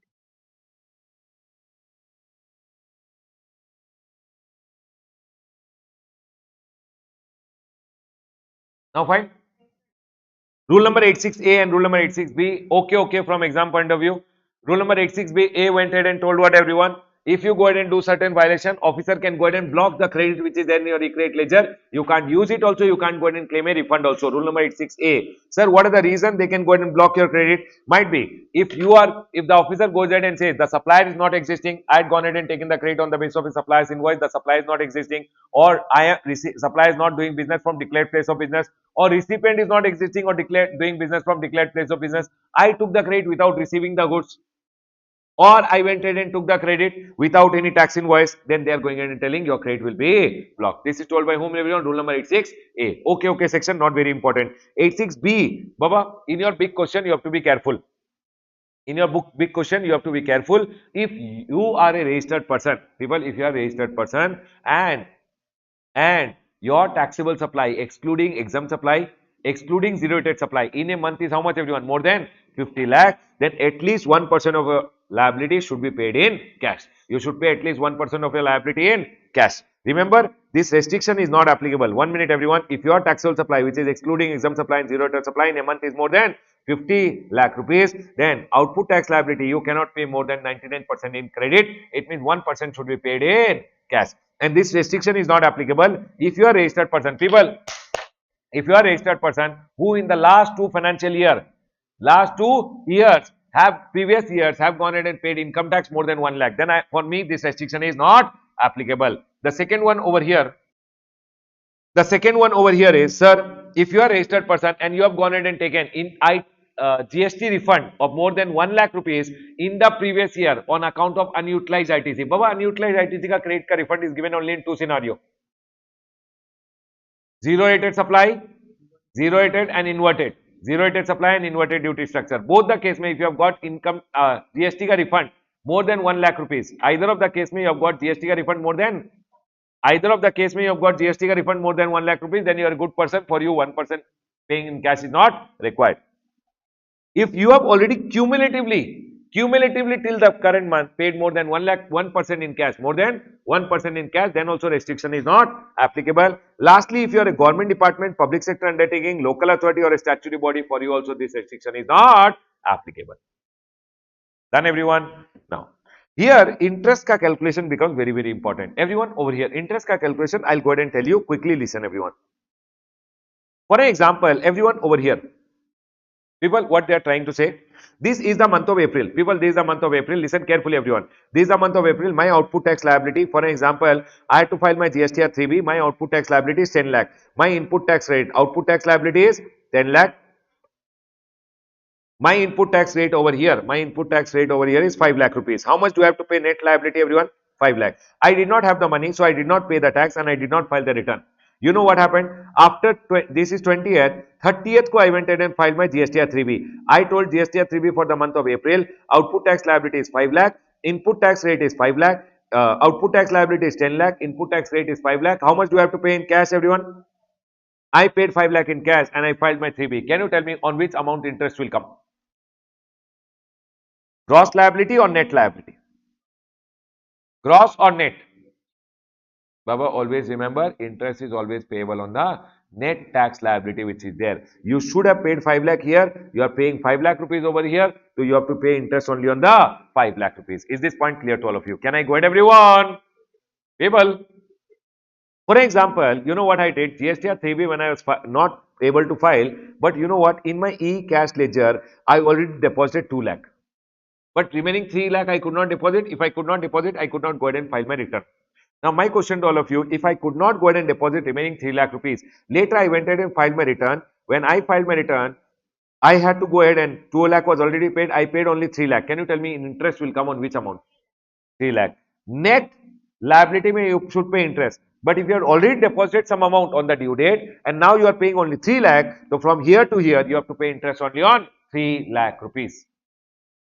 Can I go ahead, everyone? Baba, this month ka return, This month ka liability is shown in this month ka return only. Return is filed late. Return late filing pay, you have to pay GST on the interest on the net tax liability. Net tax liability minus anything paid from cash. Net ka net amount pay, you have to pay the interest. Can I go ahead, everyone? Next. Now,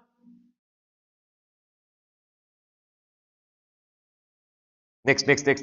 People over here now. Now, next one over here is, for an example, I went ahead and told this is the month of April over here. April month ka GSTR 3B to be filed on 20th May. GSTR 3B. You know what I went ahead? Output tax liability was 10 lakh rupees. Input tax rate was 5 lakh rupees.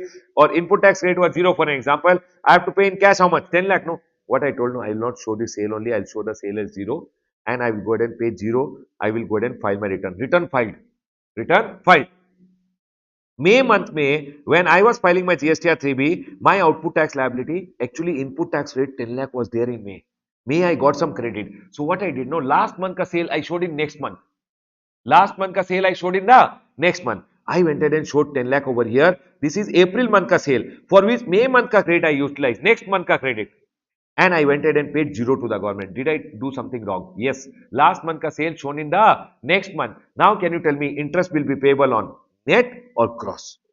Gross. They will say, if you would have shown over here, you had to pay this amount here only, you are paying it late. So I want interest on the gross liability and not on the net. People, this month ka sale shown in this month ka return only. Return got late. Net liability. This month ka sale shown in next month ka return. Interest on gross. Can I go ahead, everyone? The next one which I want to go ahead and tell you, everyone listen to it very carefully. Here, they have gone ahead and told, listen, where supplies made during a tax period are declared in the return after the due date, then interest shall be on the net tax liability. But here they have told, except after commencement of proceeding. So if against you, for an example, you have gone ahead and you have not gone ahead and paid the tax, you have not gone ahead and, for example, you have not filed your return, you have not filed a return for a month. If you go ahead and file your return late, interest will come on the net liability. But in between that only, officer started proceedings against you. Officer told you did not file your return, I will go ahead and give you a show cause notice. He started proceedings against you. In that scenario, if he goes ahead and starts a proceeding and you have to pay the interest, then you have to pay interest on the gross and it is not on the net. Can I go ahead, everyone? People, now I want to go ahead and tell you one thing. Remember one thing, everyone, ITC wrongly availed. Interest will start only when you go ahead and utilize it. Interest will only start when you go ahead and utilize it. For example, this is the month of April. Everyone listen, remember carefully this thing. For example, this is the month of April over here. Okay? I went ahead and filed my GSTR 3B. Actually, my output tax liability was 0. Input tax rate was 5 lakh and hence I paid 0. Can you tell me in my e-credit ledger how much credit I took? 5 lakh. Did I use it or did not use? Did not use. This is not utilized. For example, in the month of May, I had filed my GSTR 3B where my output tax liability was actually 2 lakh rupees. Can I go ahead and use it now? Array, old credit, can I use it, everyone? I used over here 2 lakh rupees and I paid 0 to the government. Later it turned out that this credit which was there, no, was wrongly taken by me. This credit I was not eligible. This was block credit, I took it. So can I go ahead and tell me one thing? Did I go ahead and utilize the credit also? How much did I utilize? 2 lakh. So I'll have to pay interest only on 2 lakh from the day I used it till the day I paid back to the government. Is my point clear to all of you? ITC wrongly availed credit is not there. Wrongly availed and utilized. And the day you avail interest will not start. It will start from the date of utilization till the day you pay it back. For example, now you tell me one thing, when is it considered utilized? For example, this return which was there was due on 20th. You filed the return on 16th, interest will start from 16th. Can I go ahead, everyone? But return ka due date was 20, no? You filed the return on 25th, interest will start from 20th. Remember one thing, interest always starts from the due date or the actual date of filing the return, whichever is earlier. Is my point clear to all of you, everyone? That's all they went ahead and told over here. Interest on ITC wrongly availed and utilized is always from the date of utilization till the day you pay it back. And ITC shall be wrongly, sir, when is it construed that wrong ITC is utilized? Wrong credit, what happened?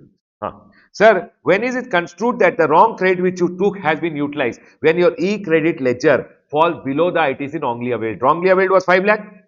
Now your e-credit ledger is only 3 lakh. It means 2 lakh has been used. Are we all clear till here? And interest will come only on 2 lakh. From which date, everyone? The due date of return or the actual date of filing the return, whichever is earlier. Is my point clear to all of you, everyone? This is something which I find important. That's why I told you. Closing my discussion on chapter of returns. Baba, returns as a chapter is A graded from exam point of view. The points which I have told you, please be very careful about it. Rule number 86B, which is there, is also very important from point of view of exam. Remember, rule number 86B ka violation leads to registration cancellation. Rule number 86B, if you violate, if you don't pay 1% in cash, your registration can be cancelled. In your exam, please see, if your total taxable supplies is more than 50 lakh in a question, then you should write over there and come that this liability ka 1% should be paid in cash. Either you go ahead and calculate it off or you write the note and come. But I believe better is to calculate the amount saying this is the total liability, 1% in cash, remaining credit. Can I go ahead, everyone? Closing my discussion on the chapter of payment of tax. Now, in the next chapter, which you see TDS, everyone TDS may, first of all, you can go ahead and remember one thing, everyone. Who are the people who have to deduct TDS? Who are the people who have to deduct TDS? People, number one, you can remember, sir, whenever a supplier is supplying value more than how much, everyone? 2.5 lakh. Whenever a supplier is supplying value more than 2.5 lakh, only then TDS is applicable. Okay? Second point, you should remember TDS is always on the value. TDS is always on the value. TDS is never deducted on what, everyone? GST. If it's an intrastate supply, TDS will be 1%, 1%. If it's an interstate supply, TDS is 2%. Secondly, you should remember who are the people who are going to deduct TDS. If there is a department of central government, state government, local authority, governmental agency or person or category of person who are notified. Are we clear, everyone? There they have gone ahead and told who are the notified category, any authority, any board or any other body which is set up under an act of parliament or state legislature or which is established by the government. And in either of them, government ka share is more than 51%. Secondly, society which is government ka society or a public sector undertaking or any registered person supplying metal scrap to another registered person. People, these are the four category of people who have to deduct TDS. Remember this point. Next point, which is very, very important. Always remember one thing. When is TDS not required to be deducted? Number one, if TDS deductor A, B, C, D category is supplying to each other, then TDS is not required to be deducted, but except metal scrap, because metal scrap ka person supplying to another metal scrap wala TDS is there. See, one TDS deductor supplying to another TDS deductor, TDS is not there. Department of Central Government, State Government supplying to another department, TDS is not there. Local authority to local authority, local authority to Central Government Department, TDS is not there. All these people supplying to each other, TDS is not there. But one metal scrap wala to another metal scrap wala, both are TDS deductors only, but TDS is there. Are we all clear till here? Secondly, they have gone ahead and told whenever one PSU is supplying to another PSU, then also there is no TDS, whether they are distinct person or they are under same pan or they are not under same pan. One PSU to another PSU, TDS is not there. The next one they went ahead and told when the contract value is up to 2.5. People remember, TDS is when the contract value exceeds, when the value is more than 2.5. Next. The next one, everyone, this one I'll go ahead and tell you. Transaction is out of scope of supply, TDS is not there. When transaction, no GST, no TDS. When transaction is nil rated, wholly exempt, non-taxable, TDS is not there. When transaction is there on which recipient is paying the GST under RCM, then TDS is not there. When supplier is unregistered, Baba, if recipient deducts TDS, how will I get the credit? So government saying when the supplier is unregistered, recipient should not deduct TDS. One point which I want you guys to remember, supplier and place of supplier in one state, recipient is another, TDS is not required. For example, everyone over here now. Supplier, recipient, place of supply. People listen carefully. Supplier is in Tamil Nadu, recipient is in Tamil Nadu, place of supply is in Tamil Nadu. TDS, no TDS. Arey, TDS, no TDS. TDS will come. Supplier is in Tamil Nadu. You have to remember one thing, supplier and place of supply and recipient. Okay? Supply is in Tamil Nadu, place of supply is in Karnataka. Recipient is in Karnataka. What will happen? TDS, no TDS. TDS, no TDS. TDS will come. Baba, here he will go ahead and charge what? IGST, and Baba, this guy will go ahead and deduct TDS. Remember, problem is when supply is in one state, place of supply is also in that state, recipient is in other state. These two are in one state, recipient is in other, then Baba, no TDS. Can I go ahead, everyone? One more question which students say. Sir, supply is in Tamil Nadu. Recipient is in Karnataka. Place of supply is in Karnataka. Recipient is in Kerala. IGST will come. And when IGST is being charged over here, TDS will come. Baba, when is no TDS? When is no TDS? I am in Karnataka or I am in Tamil Nadu. People, first one is clear to all of you. All the three are in one state. CGST, SGST will come, TDS will come. Supplier and place of supplier in different. Recipient is also in that state. Baba, IGST, TDS 2% will come. Simple. But these two are in one. Recipient is made separate, then there is no TDS. Sir, supply is in Tamil Nadu, place of supply is in Karnataka. Different state, recipient is in Kerala. Baba, TDS will come because here IGST will be charged and TDS will happen. When is no TDS, everyone? Me and place of supply in one, recipient is separate. Supplier and place of supply in one, recipient is separate, then there is no TDS. Remember this point, everyone. Very, very important from exam point of view. Supplier and place of supply in different state and from the state of the recipient. Everyone, one last thing which I want you to tell, sir, for a people, TDS is only when the value of supply is more than value is more than 2.5. Now, for example, I have a contract with the government department that I will go ahead and supply stationery. Now, every month I am invoice contract is for 5 lakh. But every month when I am issuing the invoice is 30,000, 40,000, 50,000, 30,000, 40,000, 50,000. Invoices are not crossing. Is TDS required? Not required. Required because the contract value has to be seen over there. Whenever supply is done under a contract, don't see individual invoice, see the contract value. Are we clear? Now, whenever that person is making the payment to me, 30,000, 40,000, 50,000, because the contract value is more than 50, sorry, 2.5, TDS will come on every single payments which you are doing to me. Is my point clear, everyone? Remember, in case of supply under contract, total contract value has to be checked. If value is more than 2.5, then TDS now on every single TDS will happen. Every single invoice value will not matter. Remember, always see contract value for determining TDS or no TDS, but payment whenever they are doing, they will go ahead and deduct TDS. Are we all clear till here? I want to ask you one question, everyone. What if the supplier who is there, no, he is a composition dealer? Will you deduct TDS? Supplier is a composition dealer. Will you deduct TDS?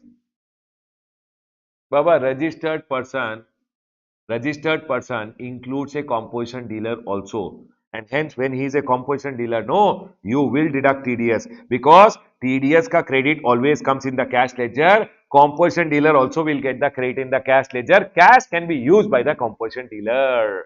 Don't forget this point, everyone. Even if the supply is registered as a composition dealer also, TDS will be done. Are we all clear till here, everyone? It means when he goes in and supplies to the front party, when it is intrastate, the front party will deduct 1% and 1%. When it is interstate, the front party will deduct what, everyone?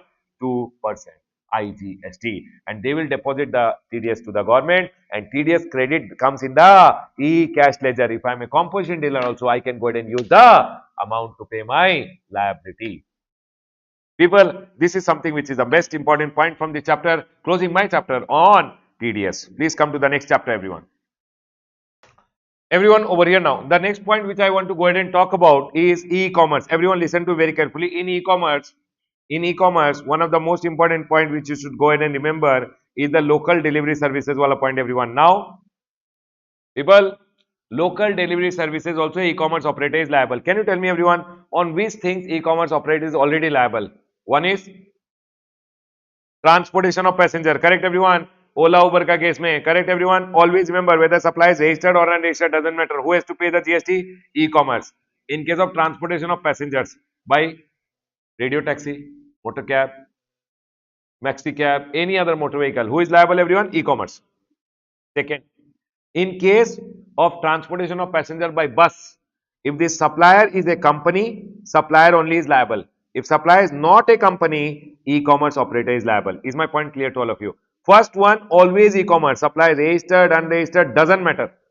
E-commerce operator only has to go ahead and collect the GST from the customer and pay the GST to the government. In the second case, if supplier is a company, company pays. If supplier is not a company, e-commerce operator pays. Next, third one, housekeeping services. You know housekeeping services, everyone? Housekeeping services, if supplier is liable to register, then supplier will pay. If supplier is not liable to register, might be a small supplier, then who will pay? E-commerce. Fourth case, in accommodation services, everyone, accommodation services, always, if supplier is liable to register, supplier pays. If supplier is not liable to register, e-commerce operator pays. Are we all clear till here, everyone? If he is liable to register under 21, he is liable to pay. If he is not liable to register, might be a supplier is a small supplier, then in that scenario, accommodation may who will pay, everyone? E-commerce. Are we all clear till here? Can I go ahead, everyone? The next was restaurant services. In restaurant services, they went ahead and told if restaurant is registered or unregistered, doesn't matter, everyone. Who will always pay? E-commerce only will collect the GST and e-commerce only will pay the GST. Is my point clear to all of you? In your exam, you have to be very careful. I've told different things about all of them. The first one, transportation में always e commerce. Second one, bus का case में सब company will pay, other than company e commerce operator. Third and fourth case, housekeeping and accommodation services में supplier liable to register, supplier pay, supplier not liable to pay register, e commerce pays. Last case I wanted and told you restaurant का case में restaurant registered or unregistered, e-commerce will pay. But restaurant ka case mein they went ahead and told if the restaurant is located in a specified premise, the specified premises wala person will pay. Sir, what do you mean by specified premise? ICA has gone ahead and issued a corrigendum also. In the corrigendum also they have gone ahead and given the definition of specified premise now. That is the corrigendum which has been released by the ICI. Many people are telling, sir, what is the corrigendum? Nothing, Baba. They have gone ahead and given the definition which is there now. Sir, what do you mean by specified premise? Everyone listen to me very carefully. For example, I went online to Zomato and I wanted to eat food.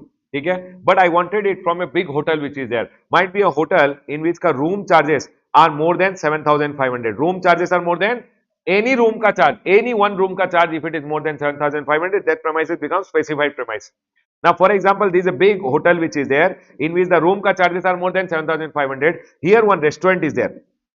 Here one restaurant is there and you want to eat in the restaurant. So what you did, you went to Zomato. Zomato directly in the restaurant and restaurant supplied you the food. Because this restaurant is located in a big premise means that premises whose turnover is, whose room ka charges are more than 7,500, then that restaurant only will collect the GST and restaurant only will pay. That's all they are going in and telling. So if the restaurant is located inside a, that restaurant only will pay. Secondly, they went ahead and told, I went to the government. My room ka charges are not more than 7,500, but I want to declare my premises a specified premise and I only want to pay. Can I do that? So government went ahead and told, see, number one, a premise from where supplier has in the previous year has provided hotel accommodation service having more than 7,500 per room ka charges per unit per day. Then Baba, it's a specified premise. It should be more than 7,500 or equal to 7,500. More than, it says what, everyone? 7,500 per unit per day or equivalent. What do you mean by equivalent? What if more than, no, it is more than 7,500. More than 7,500 or equivalent means what if the front person paid you dollar equivalent to rupee? It should be more than 7,500. It is not equal to 7,000. It is more than 7,500 paid in rupees or might be rupee equivalent dollar is paid to you. Are you guys able to understand, everyone? It is not equal to 7,500. It is always more than 7,500 or more than 7,500 in rupees or rupee ka dollar equivalent, pound equivalent, something would have been paid. It should always be more than 7,500. Then they have gone ahead and told a premises from which a registered person has filed a declaration on or after 1st January, not later than 31st March, declaring the said premises as specified premise. If I go ahead and declare my premises, people or they are telling either my premises may any room ka charge is more than 7,500, then my premises ka restaurant who will pay the GST, restaurant will pay the GST. Secondly, in my premises, if the room charges are more than, room charges are more than 7,500.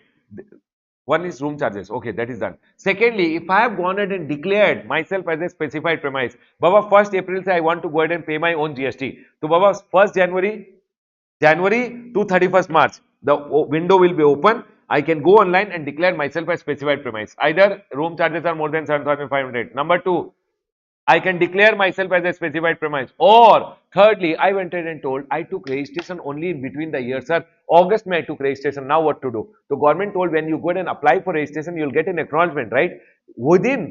Once you have gone ahead and got the acknowledgements, a premises from which a person applied for registration has filed a declaration within 15 days of obtaining acknowledgement form for registration declaring premises as specified premise. It means in between the year, I took registration. Then when I went online and applied for the registration, I got an acknowledgement.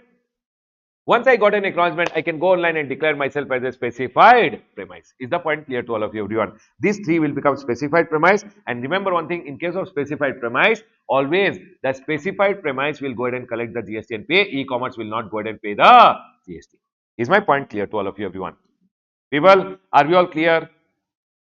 People, now listen. Here, I have gone ahead and told you transportation, housekeeping, accommodation, restaurant. Correct, everyone? Thar. Now here, local Thar has been added. Local. Local means local delivery services are also now under 9.5. What is local delivery service? Everyone listen to very carefully. What is a local delivery service? For example, I want to go ahead and send one carton box from my home to someone. Okay, everyone. Now what I will do, this carton box if I want to send, I will go online, might be to Dunzo. Dunzo will go ahead and direct it to one person. This person will come on his bike, he will take the carton and deliver it for me. He is actually the supplier.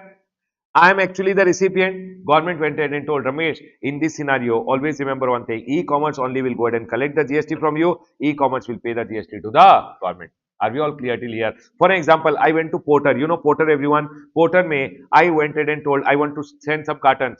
Porter may I went, Porter went ahead and directed to a truck wala. This truck wala came and gave me the service. Always remember one thing in this scenario, he is the supplier, I am the recipient, but in this scenario, Porter will collect the GST and Porter will pay the GST to the government. Is my point clear to all of you, everyone? Is my point clear to all of you, everyone? Now listen, that's all they have gone ahead and told in case of local delivery. In the amendment notes, I have gone ahead and told. Now, local delivery services are under also 9.5, but except where the person supplying the services are liable to register. So, for an example, if this person is already liable to register under section number 21, then he will only go ahead and pay. But if this person is not liable to register, then who will pay, everyone?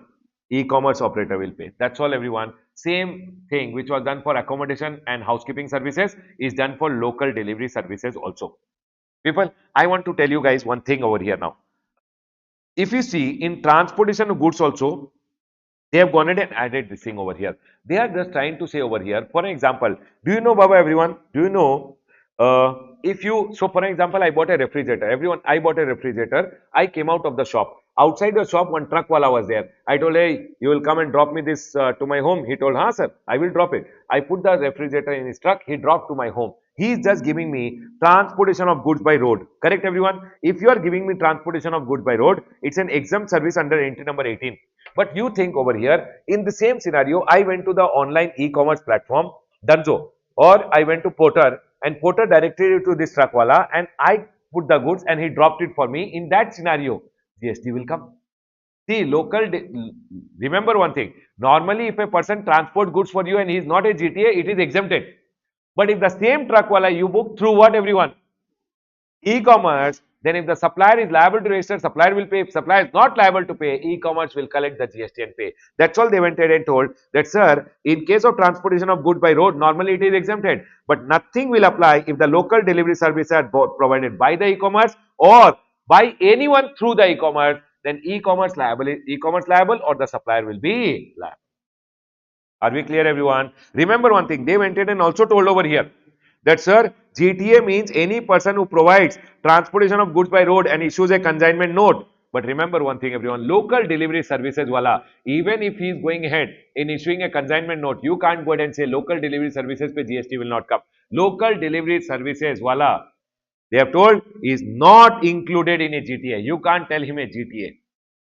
And he always has to pay GST. Either he will pay or e-commerce will pay. Can I close the discussion, everyone? Local delivery service, very, very important for your May 26. Everyone over here now, the next one. In the next page, I want to go ahead and talk about TCS. TCS, mein Baba, nothing is there for me to go ahead and talk specific. One point which I want you guys to remember in case of TCS, Baba, what is the rate of TCS? 0.25 and 0.25 IGST, then 0.5%. Are we all clear till here, everyone? You went ahead and placed an order went to the supplier will go ahead and supply to you. Yes or no, everyone? In this scenario, when you make the payment, e-commerce will go ahead and deduct what, everyone? TCS. E-commerce will pay the TCS to the government and the credit will come back to you in your e-cash ledger. Is this point clear to all of you? One question which I want to ask to all of you. If I am a supplier, I am supplying through e-commerce. I am required compulsory registration because otherwise I will not get the credit. Do you guys agree with me? Everyone, if I am a supplier, I am supplying my goods through the e-commerce. E-commerce will make the payment to me. So I should always have what everyone? Registration. I am required compulsory registration. But then government went ahead and told, if you are a supplier of service, you are exempted up to 20 lakh or 10 lakh. If you are a supplier of goods, you are also exempted up to 40, 20 or 10. Are we all clear, everyone? Supplier of service exempted up to 20 lakh or 10 lakh. Supplier of goods exempted up to 40, 20 or 10. But I should take enrollment. Supplier of goods have to go online and take enrollment. He cannot go ahead and supply interstate supply. He can take enrollment only in one state and he can supply through the e-commerce. People, tell me one thing, everyone. You placed an order came to me. I supplied through the e-commerce. I have to take compulsory registration. But then government went ahead and told suppliers are exempted. Supplier of service is exempted up to 20 lakh, 10 lakh. Supplier of goods 40, 20 or 10. Supplier of goods is exempted up to 40, 20 or 10. But supplier of goods have to go online, take an enrollment and remember one thing, supplier of goods cannot do interstate supply. Enrollment only will be given in one state and Baba, you should do only intrastate supply. Is my point clear to all of you? This point which I have gone ahead and told no relating to enrollment, this is written in your registration ka chapter over here. See everyone? If you are a supplier of service, you are exempted. Supplier of goods, then Baba, up to a turnover limit of registration limit, you are exempted. But you should not make any interstate supply. You should not make supply through e-commerce in more than one state. You shall be required to obtain a PAN under the income tax, and before going ahead and making a supply, you should go online, declare all these things, declare all the details, PANs, etc. and take what everyone? Enrollment. Remember, only one enrollment will be given in a state and you should not make any supply before taking the enrollment. Tell me one thing, everyone. Can I go ahead and supply through e-commerce? People, can I supply through the e-commerce? Yes. Am I required compulsory registration or exempted? Services exempted up to 20 lakh, 10 lakh. Goods exempted up to 40, 20 or 10. But goods wala supplier has to go ahead and take enrollment. Now, the next thing which I want to go ahead and tell you in e-commerce, which is very, very important, which you should take care. One second. Everyone over here. In e-commerce, the most important point over here is, Baba, tell me one thing. If Flipkart ke through I am supplying and I am a supplier who is unregistered, will e-commerce deduct TCS? If I am unregistered, remember one thing, no TCS also. No TCS if the supply is unregistered. And Baba, whatever 95 ka supplies are there, no, on that's also no TCS. Now I'll ask you one question. I'm an e-commerce, accommodation services provided through me by a supplier. Supplier is liable to register. It means supplier will go ahead and collect the GST and pay. In that, e-commerce is not liable under 95. It means e-commerce will collect the payment. When the payment is going to the supplier, e-commerce will deduct TCS. When e-commerce collects and pays the GST also under 95, that time TCS not applicable because 95 is applicable. If 95 is not applicable, supply is liable to register. It means e-commerce will pass on the money. E-commerce before passing on the money will deduct TCS. Is my point clear, everyone? Remember one thing. If 95 is applicable, TCS provisions are not applicable. But if 95 is not applicable in a scenario, then TCS provisions are applicable. Is my point clear to all of you, everyone? People, one of these points which I have seen in the exams at time, for an example, everyone listen to me very carefully. You went ahead, everyone, you went ahead and placed an order on an e-commerce platform. This e-commerce platform, you are the buyer. This is buyer side ka e-commerce. He went ahead and passed on the order to another e-commerce who is supplier side ka e-commerce. Are we clear, everyone? And there is one supplier over here. This is the buyer, this is the supplier. This is the buyer and this is the supplier. Buyer went to one e-commerce, he placed an order. This e-commerce wala directed the order to another e-commerce. E-commerce directed to a supplier. And supplier went ahead and supplied. Which e-commerce will deduct TCS? TCS of the buyer side or TCS of the supplier side? He will go ahead and deduct the TCS. Are we all clear till here? Second question over here. You went ahead and placed an order on an e-commerce. E-commerce went ahead and directed the order to another e-commerce operator. And this e-commerce operator is only the supplier. For example, you placed an order on one website. That website went ahead and passed on the order to me. I am rameshsoni.com. I am also an e-commerce operator. I am only the supplier. I am only going to supply. Then in that scenario, I will go ahead and supply. Who will go ahead and deduct TCS? This e-commerce will go ahead and deduct the TCS. Buyer side e-commerce. Because Supplier is only the e-commerce. Are we all clear till here, everyone? The next one, everyone, this is one clarification which had come, which I wanted to tell you. Tell me one thing, everyone. I'll ask you some questions. I got an order on rameshsoni.com. You came, you placed an order. I went ahead and supplied to you. Will I deduct TCS for myself? No. You placed an order on another website. The order came to me. I sent the order to you. You made the payment. When he is making the payment, he'll deduct TCS. Are we all clear till here? You placed an order to me directly. I went ahead and supplied to you directly. I will not deduct TCS on myself. But order went to another website. Order came to me. I sent the goods. You made the payment. When the payment is coming to me, I will deduct TCS. I'll ask you one question. I sold goods to Flipkart. Flipkart sold the goods to you. I gave the invoice.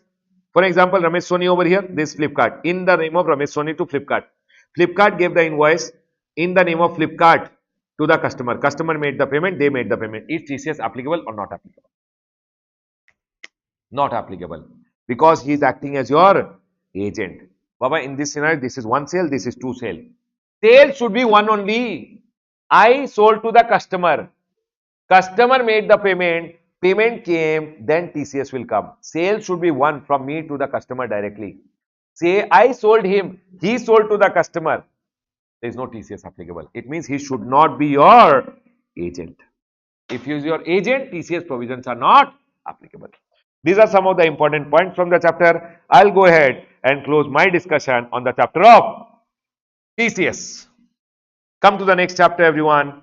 In TCS, we have gone ahead and covered everything. Yes, sir, we have gone ahead and covered. Please come to the next chapter of returns, everyone.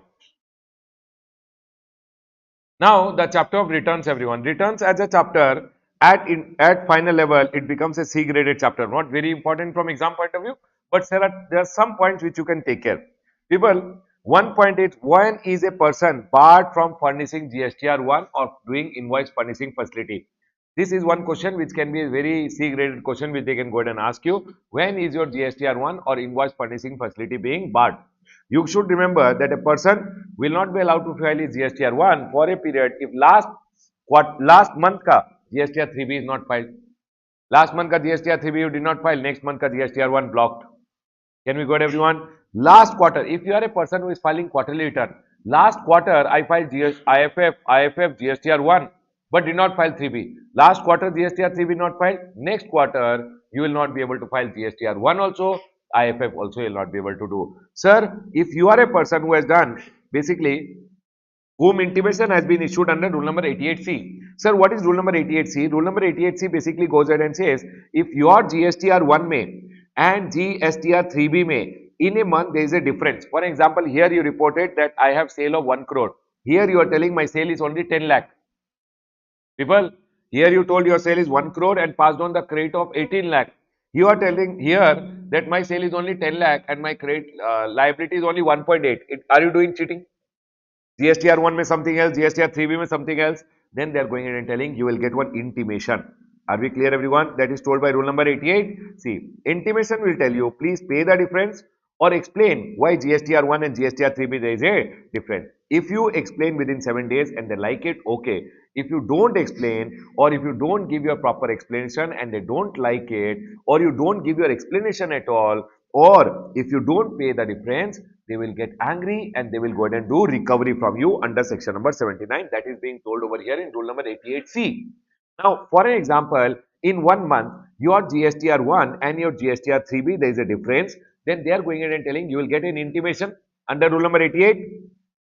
If you don't pay or you don't explain within 7 days, in that scenario, next month ka GSTR1 will get blocked.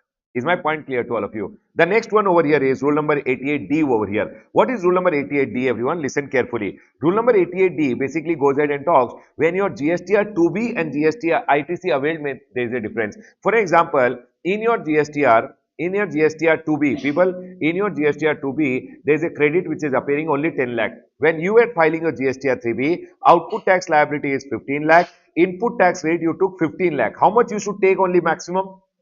10 lakh. But you took more credit than you are eligible under in this point.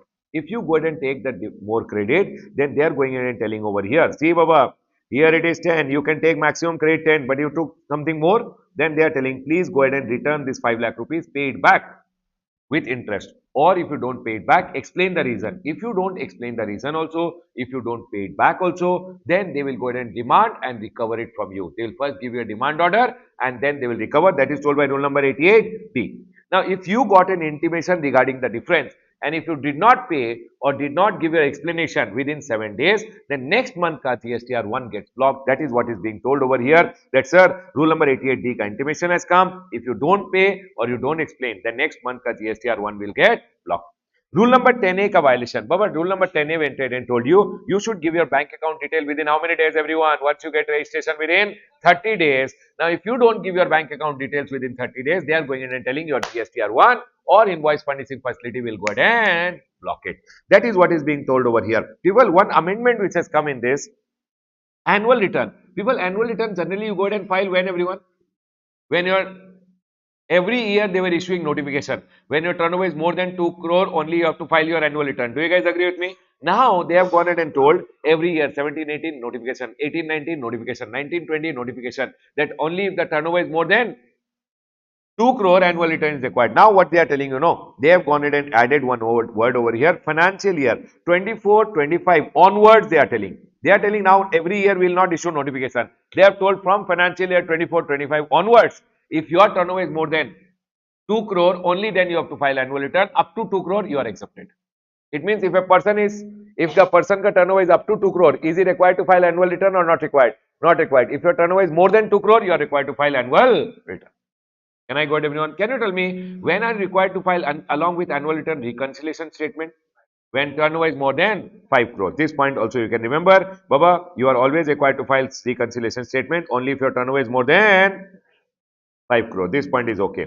People, I went ahead and filed my GSTR 1 and in GSTR 1, if I go ahead and find any mistake, remember one thing, if you find a mistake in your GSTR 1, then after filing GSTR 1, there is an option that before filing GSTR 3B, you can go ahead and include the details in your GSTR 1A. I filed my GSTR 1, for an example, for 1 month, the GSTR 1 was filed over here. When I filed my GSTR 1, I told my sales over here 1 crore and 18 lakh. It went to the front person in 2B and the person can take the credit. Do you guys agree with me? But after filing my GSTR 1, I went in and found that some details I went in and missed it. If you miss some details in your GSTR 1, you can go ahead and include in your GSTR 1A. Do you guys agree with me? And hence after this, there is a GSTR 1A in which you can include the detail. For example, I told here one sale of 10 lakh rupees and 1.8 lakh rupees ka liability I reported over here. Then Baba, can you tell me in my GSTR 3B how much liability will come now in the same month? This is the month of April, for which return I am filing on 20th May. So on 20th May, in my 3B, this 18 lakh and 1.8 lakh, 18 lakh and plus 1.8 lakh rupees ka liability will come in my GSTR 3B. Is my point clear to all of you? Same month I have to pay GSTR 1 ka and 1A ka liability. 1A is basically if you miss something showing in the GSTR 1 or you have to do any correction, you can do it through GSTR 1A. But tell me one thing, the front person who is my recipient, he can take the credit of this 18 lakh in the same month. But 1.8 lakh which I showed in GSTR 1A, that credit will go to him only in the next month. He will not be able to take in the same month. He will be able to take the credit in the same next month. But my liability will come in the same month only. Is my point clear to all of you? That's all they went ahead and told over here. GSTR 1A. It's an optional facility to furnish additional detail or amend the details in GSTR 1. Corresponding effect of the liability will go in the GSTR 3B for the same tax period. Liability you have to pay in the same tax period. At recipient's end, the ITC of the supply declared or amended in GSTR 1A will be available in 3B of the next period. This is one thing which I like, which I went ahead and told you over here. Other than that, everything is reading category. Next page, if you come over here, everything is reading category. Rule number 88C and 88D I have gone ahead and told you. That's all, everyone. Other than this, everything in the chapter is reading category. At final level, this chapter is not very important. But still, all the points which I have gone ahead and told you, please read and go. Remember one thing, here one point students get confused about. When you are reporting your details in your GSTR 1 and 1A, when you are reporting your details in the GSTR 1 and 1A, remember one thing, the details which you are reporting in your GSTR 1 and 1A, you have to give registered person ka details also, unregistered person ka details also. Correct, everyone? In your GSTR 1, when you are reporting your sale relating to registered person also, unregistered person also. Remember one thing, registered person, whether intrastate sale you are reporting or interstate sale you are reporting, both invoice wise details have to be reported. Invoice wise, all invoice ka details has to be reported. But if you are reporting the details in GSTR1 relating to unregistered person, remember one thing, if it is intrastate, you can give consolidated details. Consolidated details. But if it is interstate, no, then also you can go ahead and give consolidated details in your GSTR, consolidated details. But here one note has been told that if the amount is more than, if value of supply is more than 1 lakh, it is not 2.5. In tax invoice chapter, consolidated revised tax invoice ke liye, that is more than 2.5 lakh. Are we clear everyone? In consolidated revised tax invoice, everyone, do you guys recall? 1 minute. In your tax invoice chapter, that amount over here which is told is how much everyone? More than 2.5. Is my point clear to all of you everyone? Please see. People, in tax invoice, how much is the amount everyone?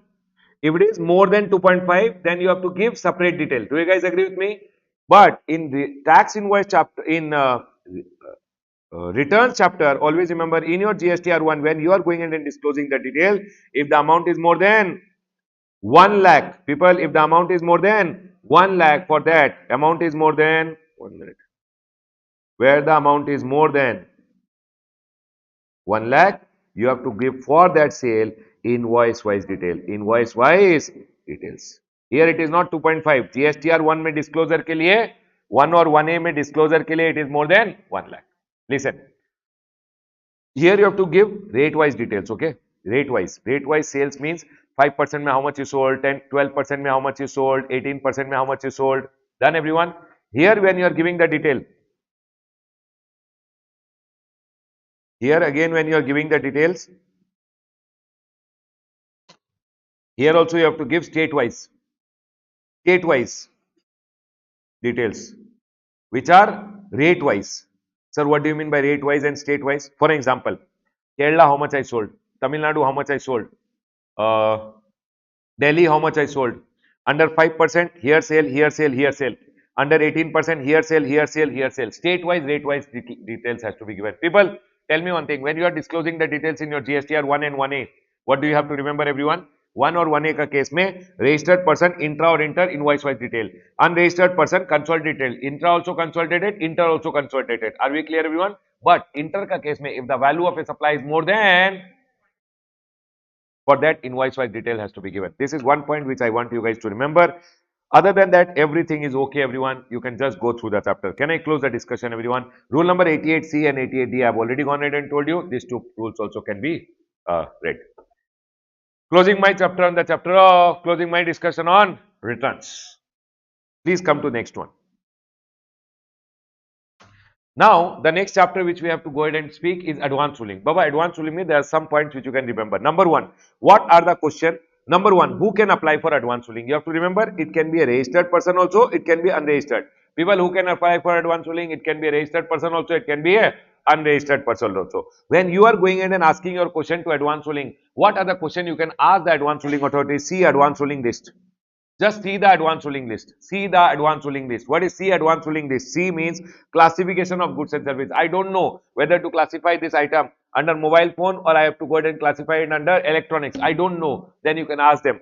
Next, sir, I don't know. A, applicability of a notification. Whether this notification applies to me or does not apply. I don't know. Then you can ask them. Sir, registration related. I don't know if registration I am required, not required. I don't know whether I am required compulsory registration, not required compulsory registration. What is the limit? I don't know. Then you can ask them. They can tell you whether registration is required or not required.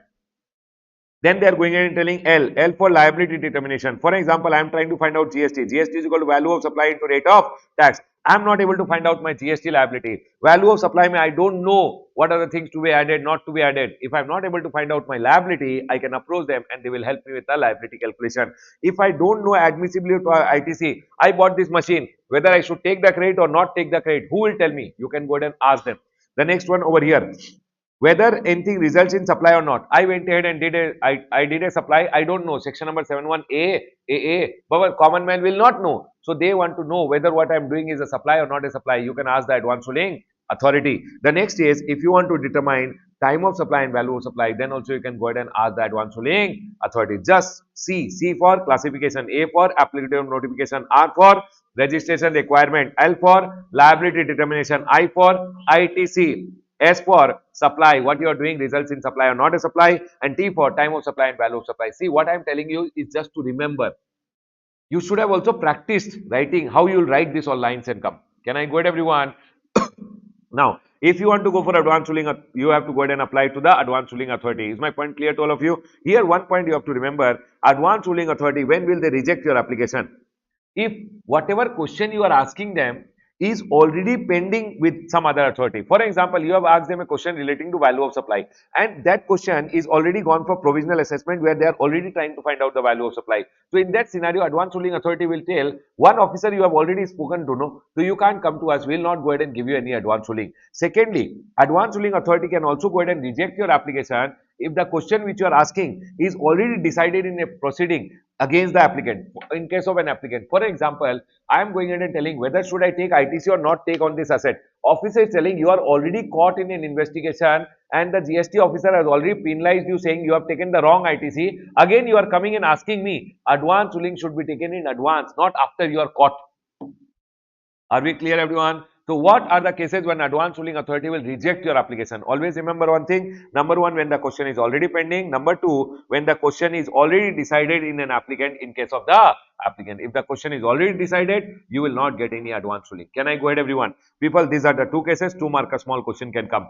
After that, you have to remember, once the advanced ruling authority admits an application, they will go ahead and pronounce the advanced ruling. Means they will go ahead and give the advanced ruling. Advanced ruling they will give within how many days? What is the time limit to go ahead and give advanced ruling? 90 days. Sir, if for an example, these two advanced ruling authorities have a difference in opinion, then they will go ahead and refer the case to whom, everyone? AAR, Appellate Authority for Advanced Ruling. Now, after the advanced ruling is given, if I am aggrieved, I will go to the AAR. If the department is aggrieved, department will go to the AAR. What are the three cases? Cases when appeal goes to Appellate Authority for Advanced Ruling. Always remember one thing. Number one, either these two persons have a difference in opinion, authority for advanced ruling of people, or appellant is aggrieved or the concerned officer, the GST officer is aggrieved. Either of the case may the appeal goes to the AAA.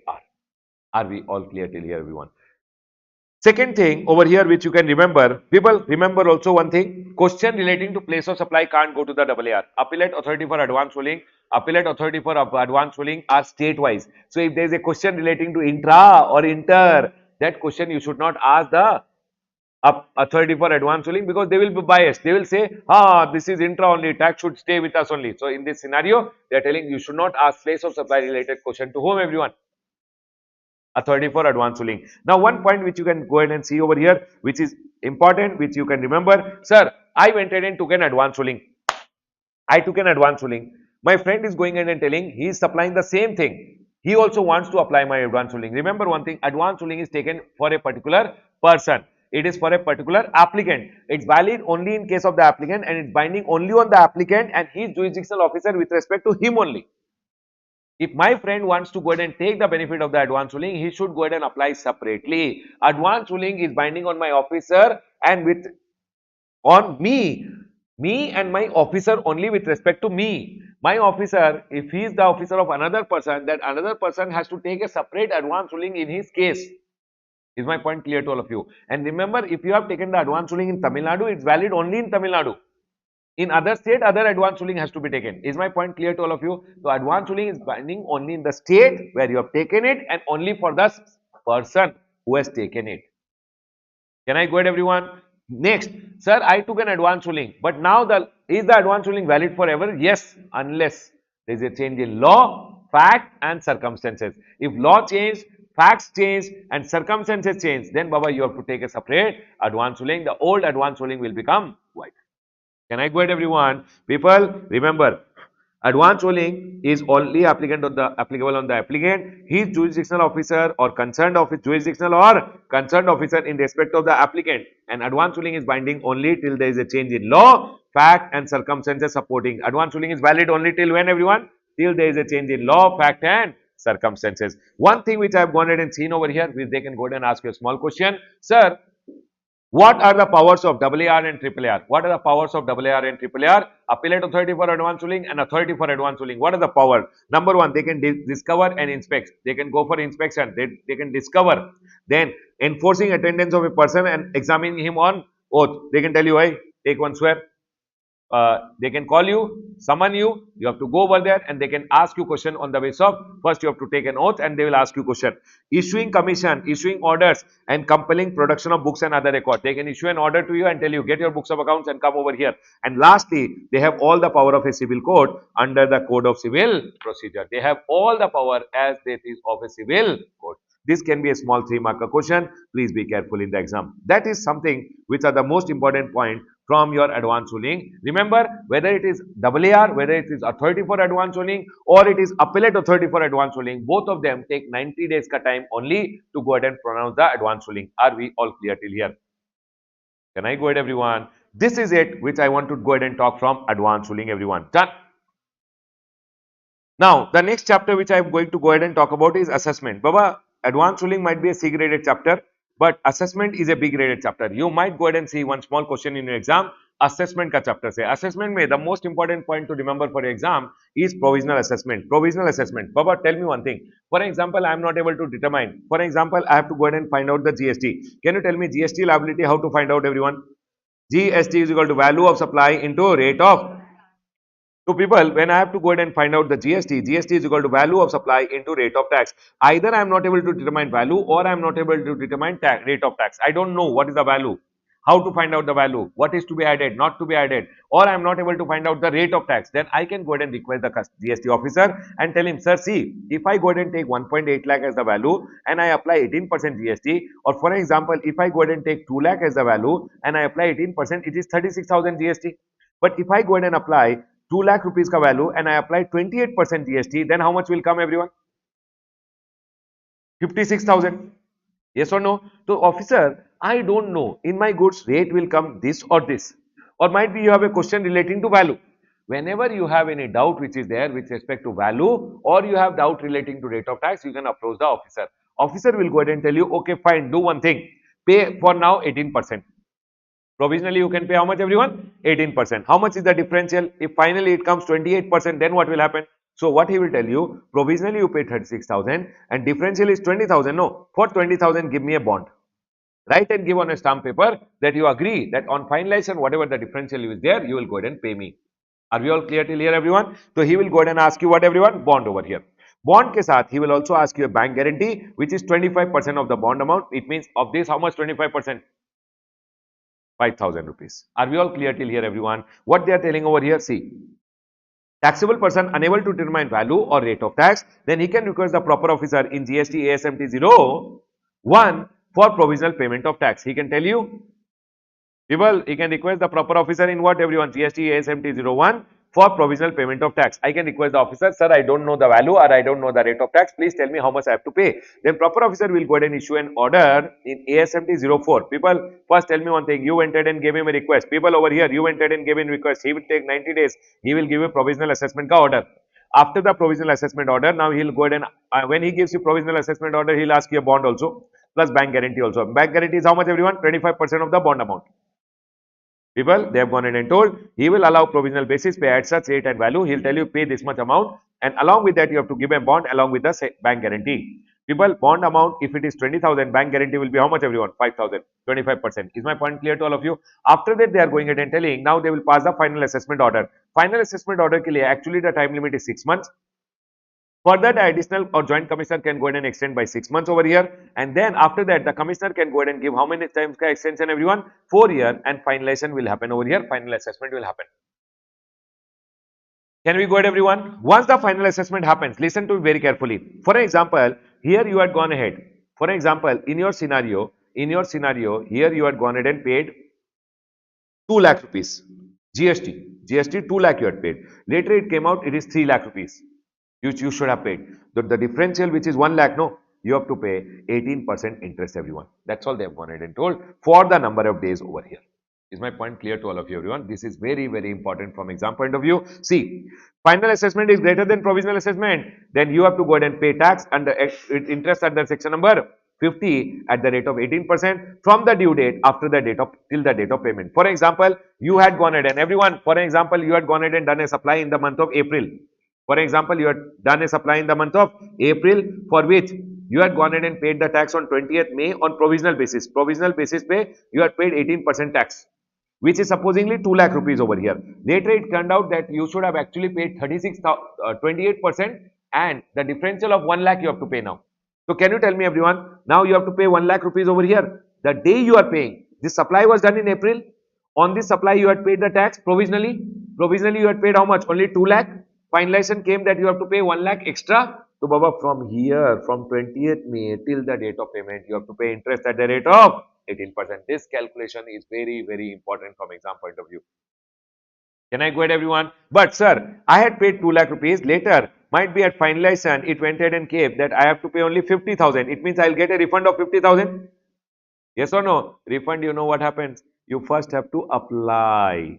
Once you apply, they will give you the refund within 60 days. If they don't give within 60 days, after that they will go ahead and tell you, we'll pay you interest at the rate of 6%. Are we all clear till here, everyone? Please remember, this calculation is very, very important, everyone. Done?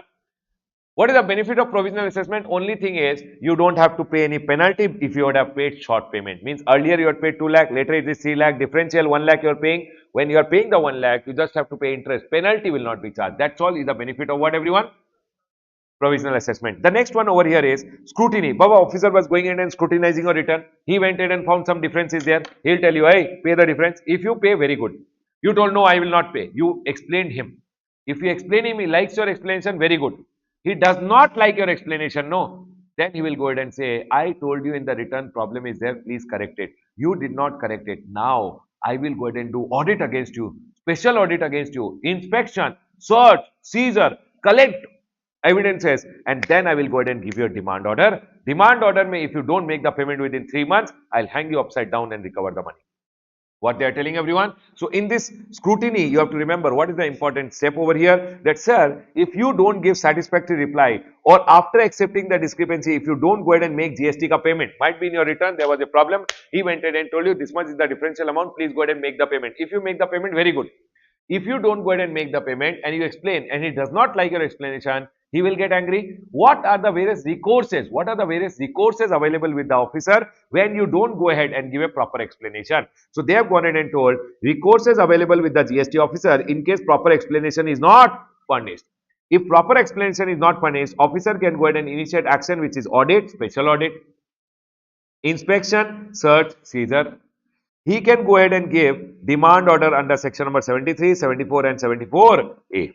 Are we all clear till here, everyone? Basically, officer is going and telling return my problem was there. You should have made the payment. You did not make the payment. I am getting angry. Now I'll do audit against you, special audit, inspection, search, seizure, and then I'll go ahead and give you a demand order. Your exam question, what are the recourses available with the officer if after accepting discrepancy, person has not gone ahead and paid the amount or he is not given satisfactory reply? What are the recourses available with the officer? This can be a small question in the exam. The next one over here is people, they can also go ahead and ask you, one point which is relating to write a note on best judgment assessment. They can tell you write a note on best judgment assessment. Please remember, best judgment assessment can be under section number 62 and 63. This is for non-filer. Non-filer of return, if I don't file my return, no, I will get one notice. If I don't file my return, I will get a notice to file my return within 15 days. For example, this month return, I did not go ahead and file. What will happen, everyone? I'll get a notice that I should file my return within 15 days. If I don't file my return within 15 days also, then they are going ahead and telling proper officer will get angry and now he will go ahead and pass a best judgment assessment against you, saying I am applying my judgment and I'll go ahead and pass a best judgment assessment against you. Are we all clear till here? And that's called a best judgment assessment. They are going ahead and telling proper officer shall do the best judgment, and the time limit to do the best judgment is, for example, this is the year for which best judgment has to be done. This year ka end of the year, the annual return ka due date, end means annual return ka due date from here 1, 2, 3, 4, 5. 5 years mein they can go ahead and do what, everyone? Best judgment assessment. Are we all clear till here, everyone? People, are we all clear till here? The next one. Done. This is also done. They went ahead and did one best judgment against you. Run, Baba, run. Go online. You are not filing your return, right? That's why he went ahead and did base judgment against you. Go online, file your return within the next 60 days. Base judgment assessment order which he has gone ahead and passed, no, it will be deemed to be automatically withdrawn. If you don't file your return within 60 days, you can take additionally 60 days. But additional 60 days if you want, you have to pay additional late fee per day 100 rupees and you can file your return and your best judgment assessment order will be withdrawn. People, tell me one thing. I did not file my return. I did not file my return. I'll get a notice to file my return. Once I go ahead and get a notice, 15 days I should file. If I file, no problem. If I don't file, they will go ahead and do best judgment and best judgment assessment order will come. Once best judgment assessment order has come, if I file my return within 60 days, best judgment assessment order withdrawn. If I don't file my return within 15 days, sorry, 60 days, no, best judgment assessment order, I should file my return within 60 days. If I don't file within 60 days, additionally 60 days ka time limit will be given.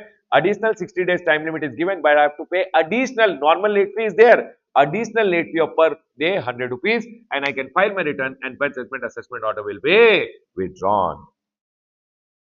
Are we all clear till here, everyone? The next base judgment over here is of unregistered person. Sir, I am a person. People, remember one thing. If you are a taxable person and you have failed to obtain registration, you did not take registration only. You did not take registration only, or your registration was cancelled by the proper officer, but you are still liable to pay. Then officer will go ahead and tell you, beta, you are liable to pay the tax. You are liable to pay the tax. Officer will go ahead and issue a notice to you.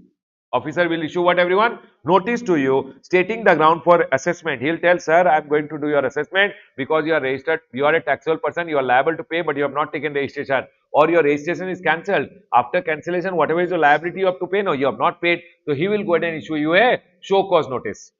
That why should I not do base judgment assessment against you? You will be given 15 days ka time to reply. After that, proper officer will go ahead and give you opportunity of being heard and he will pass a base judgment assessment order. Remember one thing, because show cause notice was given, opportunity of being heard was given and then assessment order is passed, here assessment orders are not withdrawn. Under section number 63, there is no withdrawal. Is my point clear to all of you? And remember one thing, assessment order, same time limit, 5 years, everyone. Can I go ahead, everyone? Now, the last thing over here, they can go ahead and tell you, write a note on summary assessment. Remember one thing, proper officer has evidence that there is a tax liability. He can go ahead and take additional or joint commissioner ka permission. And he can go ahead and say, sir, this transporter is going. If I leave this transporter today, he is telling, I don't know whose goods are these. On these goods, tax is not paid. If I leave this transporter today, the goods ka tax will be gone. He will run away. So, officer will tell you don't know the owner of the goods. I will do your assessment. Officer came to my premises. He went ahead and told me, Ramesh sir, your premises may. Whose goods are this? I told I don't know whose goods are this. Officer will go ahead and get angry and warehouse keeper ka only he will go ahead and do the assessment. That's called quick assessment, summary assessment. What they are telling everyone, proper officer may assess the tax liability of such person to protect the interest of the revenue and he will issue an assessment order. If he has ground to believe that any delay will adversely affect the revenue, sir, if I don't do transporter ka assessment now, he will run away. If I don't do this warehouse keeper ka assessment now, he will go ahead and send off the goods somewhere else and will lose the revenue. If department has a doubt on that, then whoever is the transporter, whoever is the owner, operator of warehouse, he is telling, I don't know the owner, no, his assessment will be done. Now he will come to the owner, sir, we got an assessment order. If owner wants, the taxable person wants, he can go to the department and say, sir, within 30 days, sir, this order is wrong. If officer believes it, officer can go ahead and withdraw the order. What they are telling everyone? Withdrawal of assessment order. Sir, on an application made by the taxable person within how many days, everyone? 30 days of the receipt of order or on his own motion. Either of the case, if AC or JC, additional or joint commissioner, believes that the order is erroneous, he can withdraw it, then direct the proper officer, hey proper officer, all this shortcut assessment and all, don't do it. Give a proper show cause notice, give a proper demand order, pass a normal order. Are we all clear till here? Your exam question can be over here. People, provisional assessment. What are the recourses available? Your exam question can be write a short note on 62, write a short note on 63, write a short note on 64, or they can tell you what are the orders that can be withdrawn. Remember one thing, best judgment assessment order in the section number 62, when you don't file your return, that time while a best judgment assessment order also can be withdrawn if you filed a valid return within 60 days, plus 60 days. And summary assessment order also can be withdrawn if taxable person gives a request or proper officer on his own motion. In either of the case, it is found out that the order which was passed is erroneous. Is my point clear to all of you, everyone? Done, sir. This is a B graded chapter. The next one over here is a C graded chapter, everyone. Audit.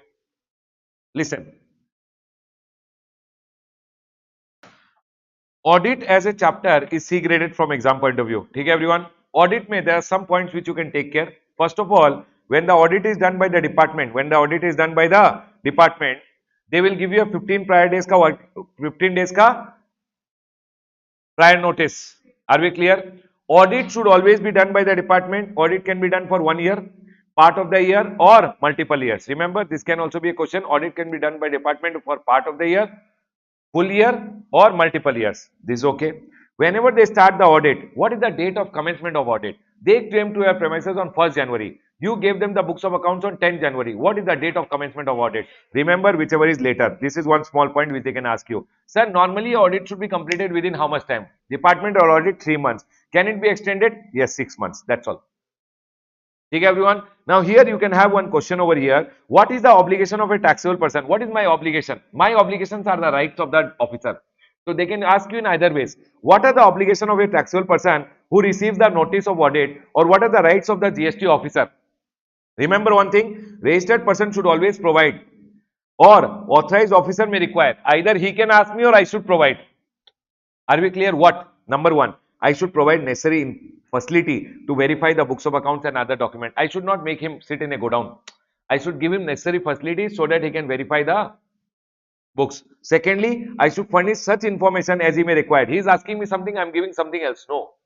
What he is asking, I should provide, and I should render assistance so that he can go ahead and timely complete the audit. I should give him assistance so that he can go ahead and complete the audit on time. These are the two things which they can go ahead and ask you for 2 marks. Next, Baba, special audit. Sir, special audit may always remember one thing. When can the assistant commissioner tell you to get your special audit done? For example, people, how do you calculate GST? Output tax liability minus input tax credit. Correct, everyone? Now, how do you find out output tax liability? Value of supply into rate of tax. Do you guys agree with me? Officer is telling value is not correctly told. Either you have not told the value correctly, you have told the wrong value. Wrong value means your liability will be less, or you have taken ITC more. If you have taken ITC more also, your liability will be less. In both the scenarios, if GST officer greater than equal to assistant commissioner is of the opinion that the value declared is not correct, the value which has been declared by you is not correct, or the credit which is availed is not within normal limits. Not within normal limit means value which you have declared is less, so your liability is less, or ITC you have gone ahead and taken more, so your liability is less. In either of the case, the officer will tell you, hey, get your audit done from this chart accountant or cost accountant. So this chart accountant or cost accountant will do your special audit. Remember one thing, whenever they do the audit, 90 and 90 days is the time limit. Then the CA will do your audit, they will go ahead and give the report to the assistant commissioner. Assistant commissioner will go ahead and give you the report and say, assistant commissioner will go ahead and give you an ADT 04 and tell you, please pay the differential. If you pay, very good. If you don't pay, then demand and recovery will start. Can I go ahead, everyone? What are the important points over here? People, remember, 15 working days ka notice. What is the time limit for audit to start?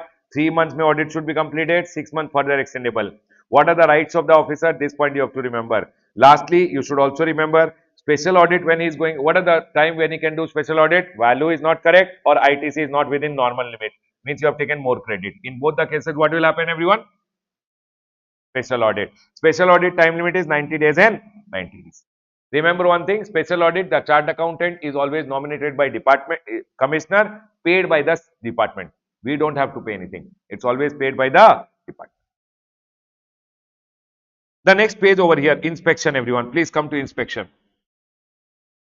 Inspection. People, inspection, search, seizure. You know what, everyone? It's a C graded chapter, correct? But you know what? Last to last time, exam question. Tell who are the officers who have to assist the proper officer when he is carrying out the purpose of the act. For an example, officer came to a premises and he want to go ahead and do inspection. Which officer should help him? He should come with a police officer. What if you are a rowdy? You are a goon who is there, who is not allowing him inside. Correct or not, everyone? So who are the other officers who should help the GST officer when he is carrying out the purpose of the act? So they went ahead and gave this question in the exam. It means who are the other officer who should help? Number one, police officer should help. Railway officer should help the GST officer. Custom officer, revenue collection, village officer, CGST or GST officer, or any notified class of officer shall always assist the proper officer in implementation of the act. But it has come already, so it will not come mostly. Can I go ahead, everyone? Now listen. Here, some points which I really like is number one, what are the cases? What are the cases inspection can happen? Everyone, what are the cases inspection can happen and who can go ahead and do the inspection? You should remember, everyone, proper officer greater than equal to joint commissioner. That is greater than or equal to joint commissioner. If he has reason to believe, what are the cases he can go ahead and get the inspection done? That a taxable person has done suppression of his transaction relating to supply or stock.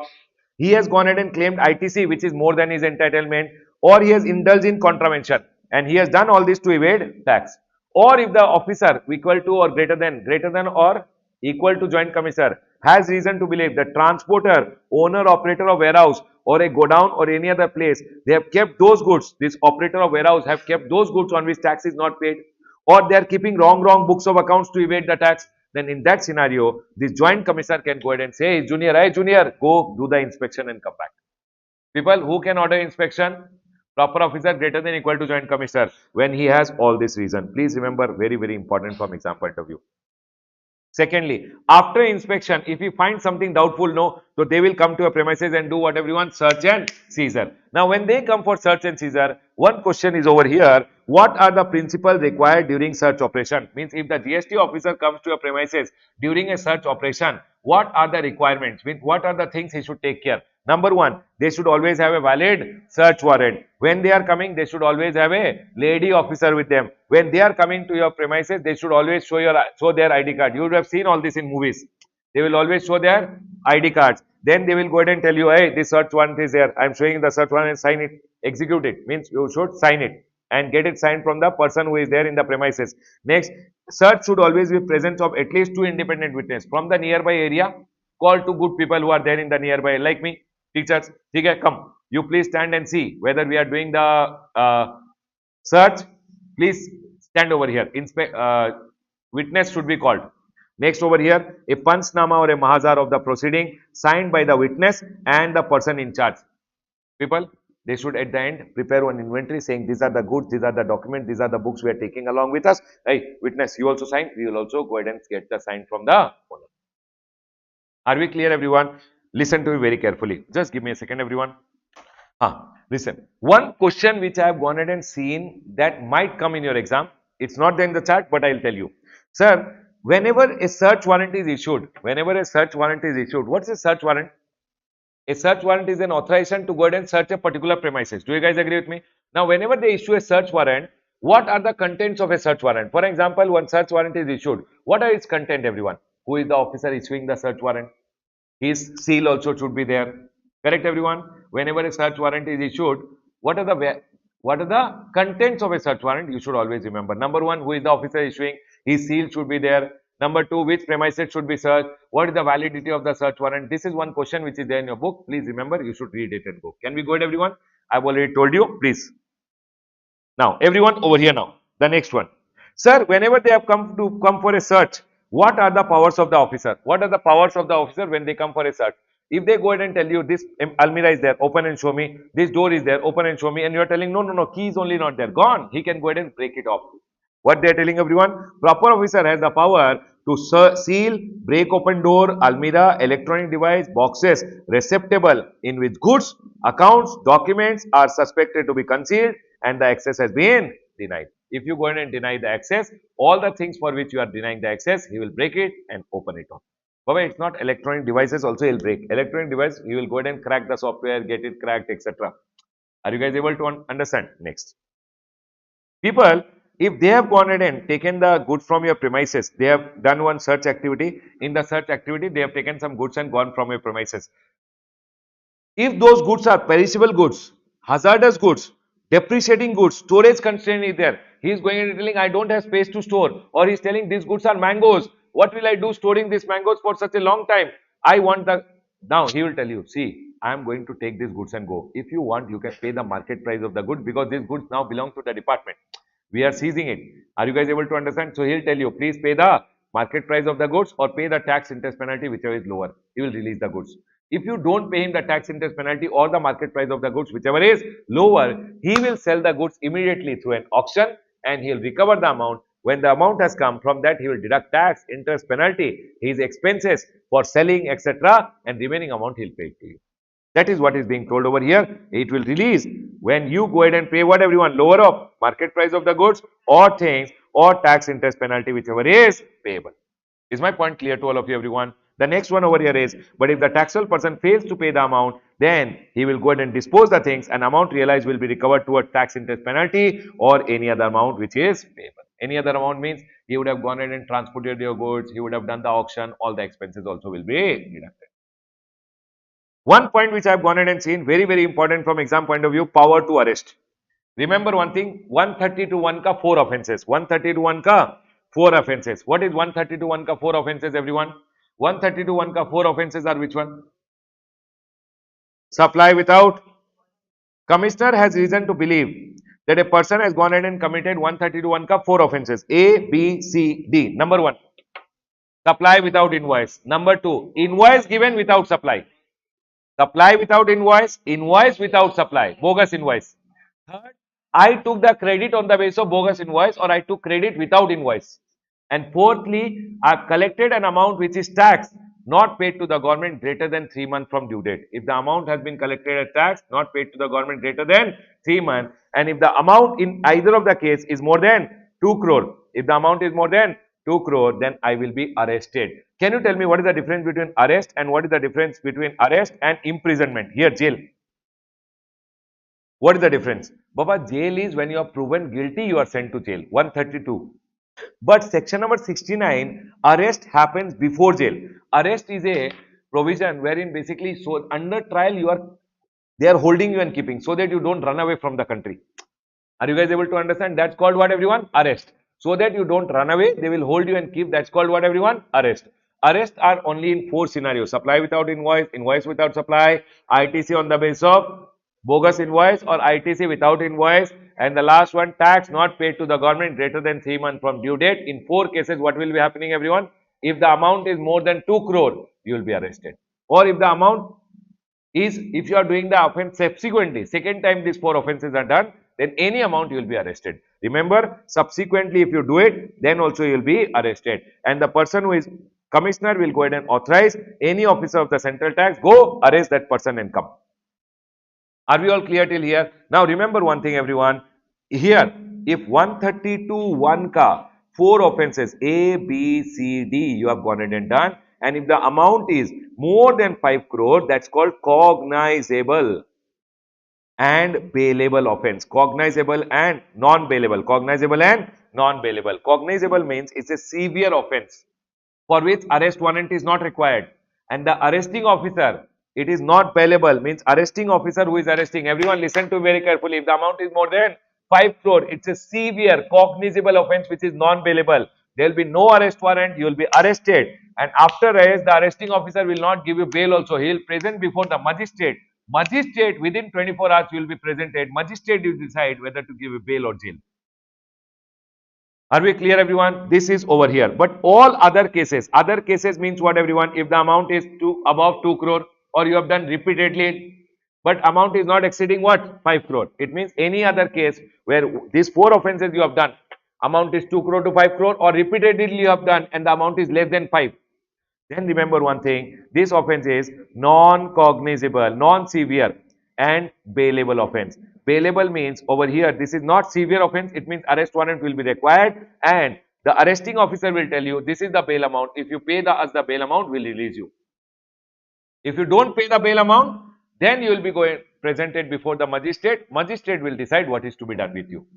Is my point clear to all of you, everyone? This is very, very important. Cognizable and non-bailable. Severe offences ke liye you are presented before magistrate within 24 hours. They will go ahead and tell you what are the safeguards which are available to a person who is placed under arrest. If the person has been arrested for a cognizable and non-bailable offence, he will be presented before whom? Magistrate within 24 hours. But if it's a non-cognizable and bailable offense, then Baba, the arresting officer, the AC or DC, basically is the person who is arresting, he will go ahead and decide the bail amount. And if you pay the bail, they will release you. Otherwise, they'll send you to the magistrate. Magistrate will go ahead and decide what is to be done. Can I go ahead, everyone?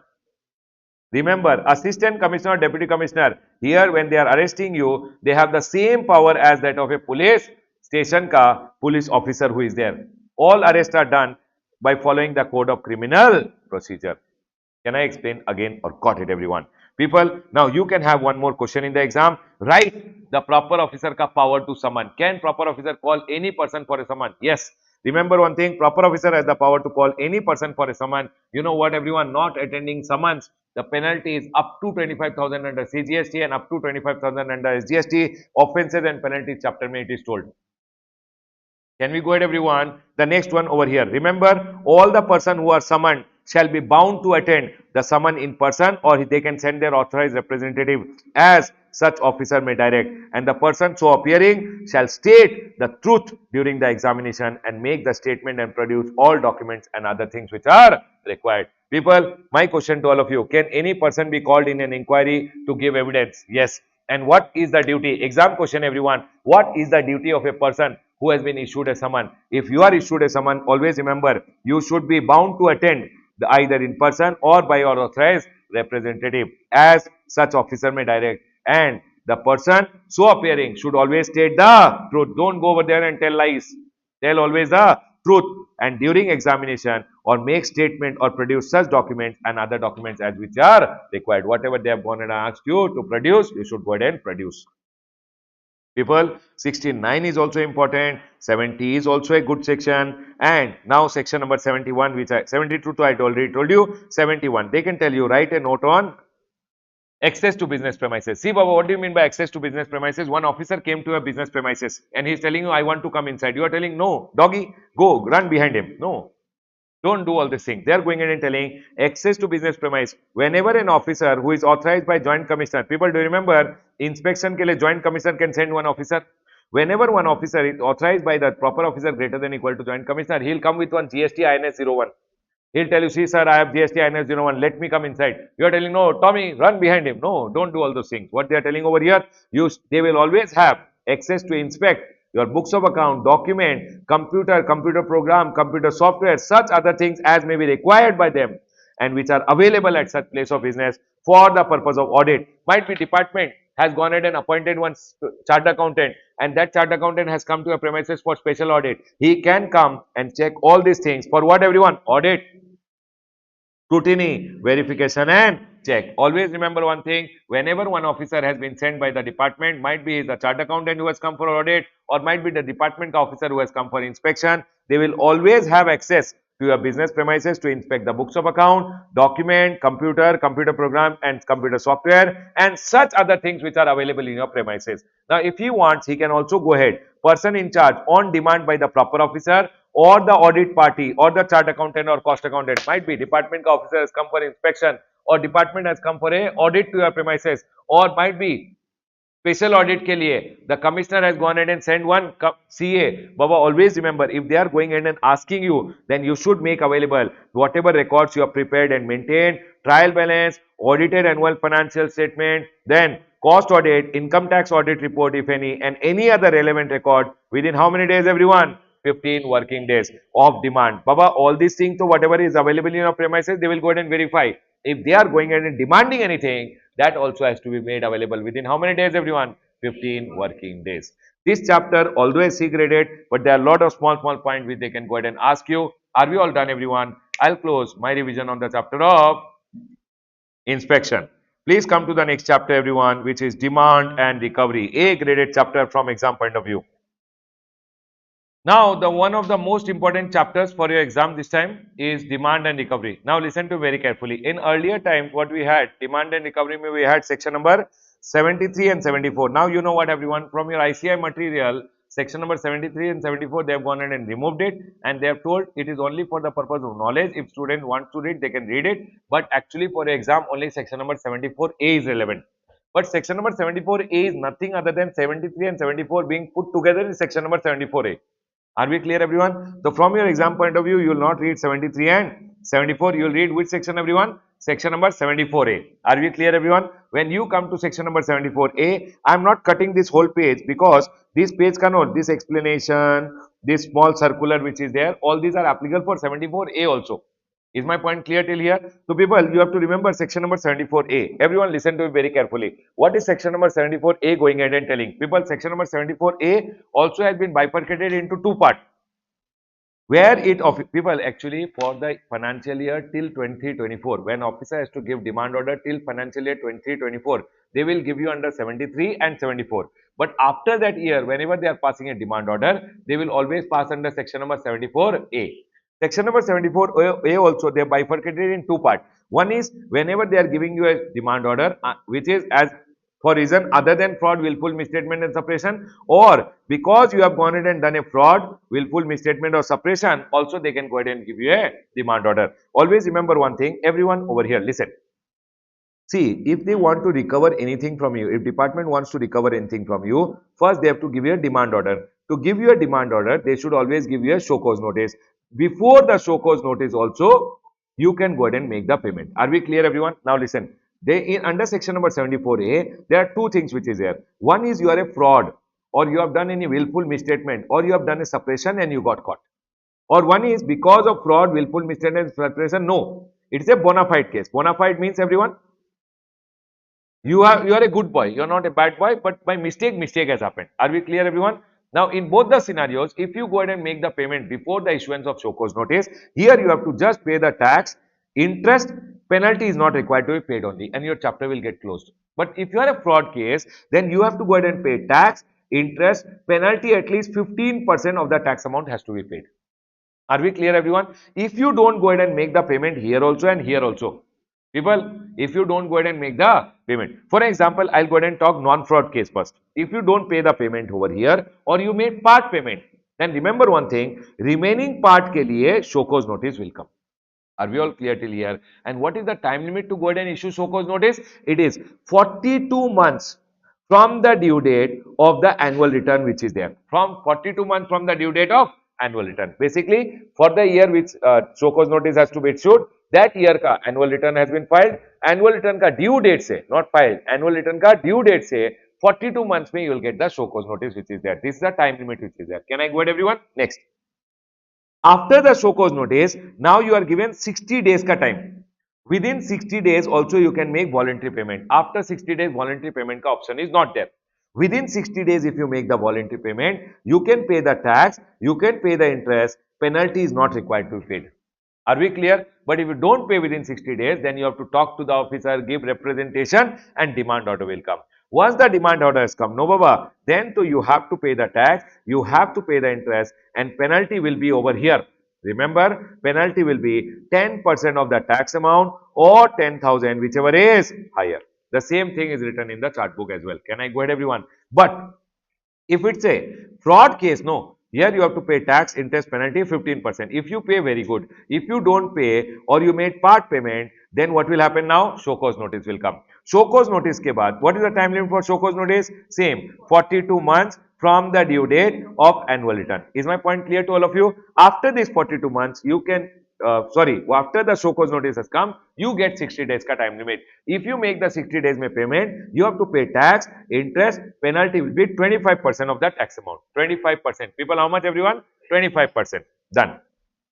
Sir, I did not make the payment and demand order came. Remember one thing, everyone. Remember one thing, everyone. Once the demand order has come, again you get 60 days ka time limit. If you make, in case of fraud only, if you make the payment, it is tax, interest, penalty. It's 50% of the tax amount you can pay penalty. That's it. But if you don't pay within 60 days, more than 60 days, it is always tax, interest, penalty will be 100% of the tax amount.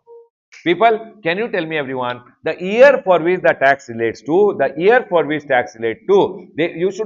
will always issue the show cause notice. That year ka due date of annual return, say how many months? 42 months. From 42 months, within how much time they will go ahead and give you the demand order? 12 months. After the show cause notice, the time limit to issue the demand order is 12 months. Is my point clear to all of you, everyone? That's all has been written over here. If you guys go ahead and see, either before show cause notice you can make the payment, pay tax and interest and penalty will not come. Inform the officer, no show cause notice. Are we clear everyone? But here you have to pay tax, interest, penalty is 15%. But after that, if you don't make the payment or you have made part payment, then they will go ahead and issue you a show cause notice. Remember, if the amount is less than 1000 rupees, they will never go ahead and give you show cause notice. They'll tell it's okay. We'll not go ahead and talk to you only. Can I go ahead, everyone? They'll not go ahead and give you any show cause notice and all. Sir, once they go ahead and issue a demand show cause notice, within 60 days, if you pay, tax, interest, penalty is not required to be paid. If you don't pay, you can give your representation and demand order will come. After the demand order has come, you have to pay tax, interest, penalty 10% or 10,000, whichever is higher. And from demand order, 3 months is the time limit. You can also go ahead and file a appeal. Because if you don't file an appeal within 3 months, then after 3 months, recovery starts. Can I go ahead everyone? And always remember over here, it is pay tax, interest, penalty 15%. And after show cause notice, if you pay tax, interest, penalty is 25%. And sir, remember demand order 12 months from the date of issue of show cause notice, further extendable by 6 months. How much time may demand order will come? 12 months, further extendable by 6 months. And always remember, if you pay within 60 days, tax, interest, penalty is 50%. After that, it is tax, interest, penalty. How much everyone? 100%. Are we all clear till here? Either within 3 months, you should pay the demand. If you don't pay, you can go for an appeal. If you don't go for an appeal, then after 3 months, always recovery will start. Is the point sharp clear to all of you, everyone? People, remember for your exam, everyone, very, very important. Tax, interest, tax, interest, tax, interest, and tax, interest, penalty 10% or 10,000, whichever is higher. Tax, interest, penalty is 15%, 25%, 50%, and 100%. Show cause notice time limit is 42 months. From the show cause notice, the demand order is 12 months, further extendable by 6 months. Everyone listen to me very carefully. If the officer is issuing for 2025-26, due date of annual return say how many months everyone? 42 months. From here demand order is 12 months. This is the show cause notice ka last time. This is the demand order ka last time. Demand order ke liye further 6 months can be granted. Is this point clear to all of you? Remember one more thing everyone. For an example, this is the year 2025-26. This is in this, supposingly this year ke liye one erroneous refund was given over here. Might be the erroneous refund was given in 2026-27 over here. Remember, for erroneous, see, generally if tax is not paid, short paid, ITC wrongly availed and utilized, then that scenario, whichever year ka it is, that year ka annual return say 42 months plus 12 months and plus 6 months. Done? But if it is erroneous refund, no. You will not see that year ka annual return se time. Erroneous refund mein what happens? That year ke liye erroneous refund you would have got after 1 year or 2 years. Whenever you got erroneous refund, from that day, show cause notice is 42 months and from here, demand order is 12 months. Is my point clear to all of you? Demand order can be further given within how much time? 6 months. Is this point clear to all of you, everyone? Please remember, this is very, very important from exam point of view. Are we clear? Everyone, now listen to me very carefully. Along with this, no, one circular is there. One circular is there which is written over here down only. This circular was there. This circular was there with respect to section number 73. Now, in section number 74 also this circular is there. Basically, this circular name, section number 74A11 is there over there. In section number 74 also. Section number 74A11 is there. Section number 74A11 is talking the same thing. What was told in 73, 74A11 is talking the same thing. What is section number 74A11 telling? For example, you have self-assessed tax or you have collected and tax, and if you are not paid greater than 30 days from due date, if you have amount which you have collected as tax, people remember, if you have collected an amount as tax, next month 20th you should go ahead and file the return, pay the tax. Correct everyone? If you don't go ahead and pay the tax within how many days? 30 days. Remember, for example, this is the month of April. This is the month of April. April month ke due date is over here. Due date say if you don't make the payment of the tax within how many days? 30 days. Then remember one thing, they have gone ahead and told, we will go, officer will issue a show cause notice and he will give you a demand order where he will go ahead and penalize you 10% of the tax amount or 10,000, whichever is higher. This much ka penalty can be charged. Now, people go ahead and tell over here, sir, from the due date, within 30 days, I did not pay. But I paid after that. I paid after that. Can officer still demand this penalty which is there? Yes. Baba, if you don't pay the amount collected as tax within how many days? 30 days, then you have already done the offense. Now, even after 30 days, you paid. Payment does not mean you have not done the offense. No. Amount collected as tax should have been paid within how many days? 30 days. If you don't go ahead and pay from the due date within 30 days, if you pay after that, then Baba, then also officer can issue you a show cause notice and demand from you 10% or 10,000, whichever is higher. Paying after 30 days doesn't mean that he will not demand penalty from you. Sir, if I pay within 30 days, can this penalty come? No. Is my point clear to all of you? This is what is being told over here. Please remember, there are questions also on this. You should do one and go. Can we go ahead, everyone? Yes, sir. Done with this point.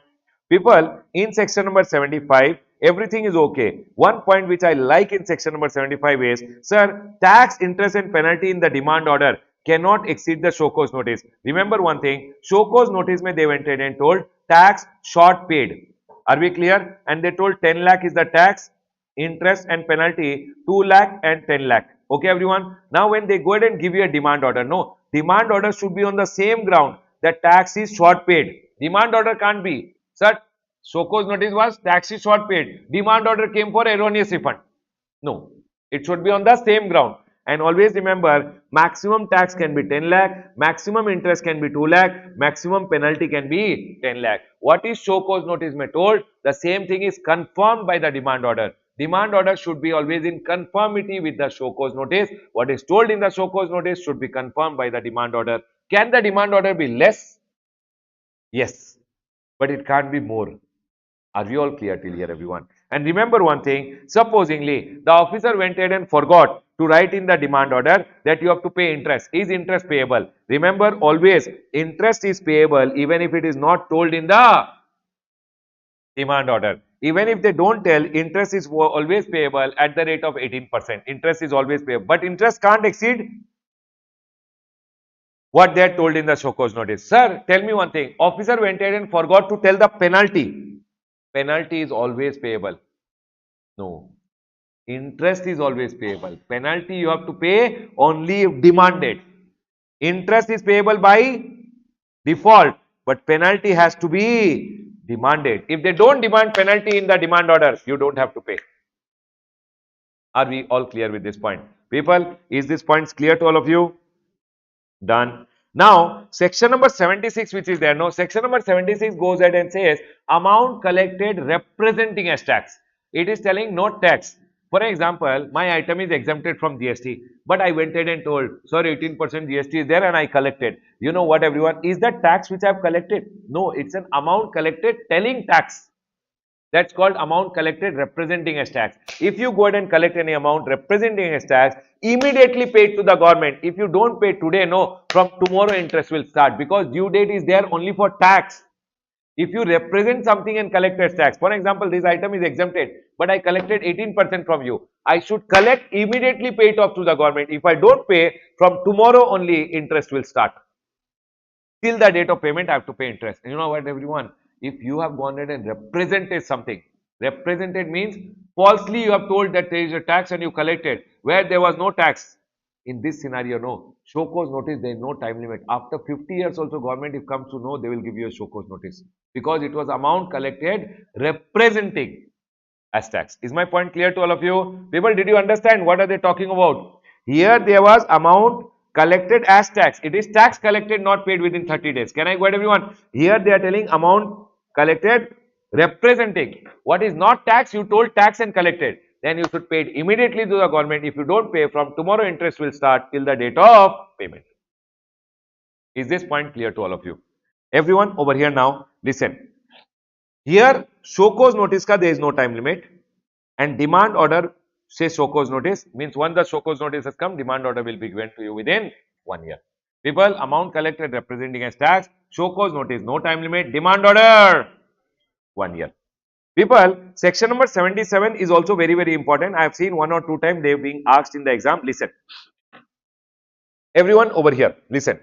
What is section number 77? For example, I went ahead and by mistake, instead of talking CGST and SGST, instead of telling something as CGST or SGST, means for example, I went ahead and did one supply. On that supply, I should have collected CGST, SGST, but I collected IGST and paid to the government.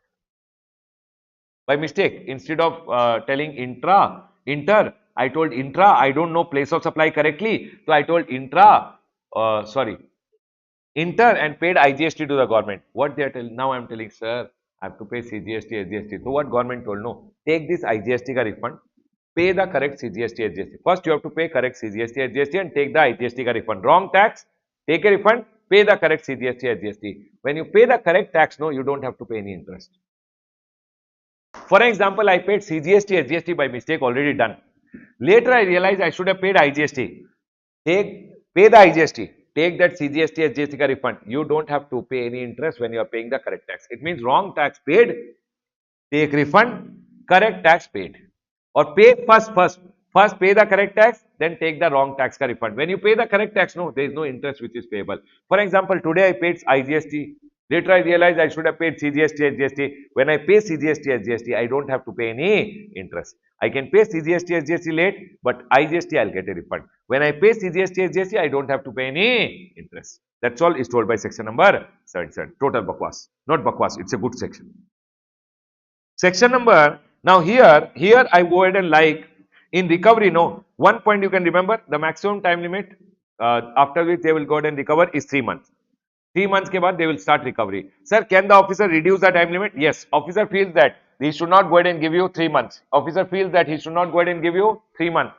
Can he go ahead and reduce the time limit also? Yes, officer has the power. Officer can go ahead and reduce the time limit also to a shorter period also. Is my point clear to all of you? That can be decided by the officer. In your exam, they can ask you a small question. What are the manners of recovery? Manners of recovery. Remember one thing, M square, R square, TDS. M square, R square, TDS. What is M square?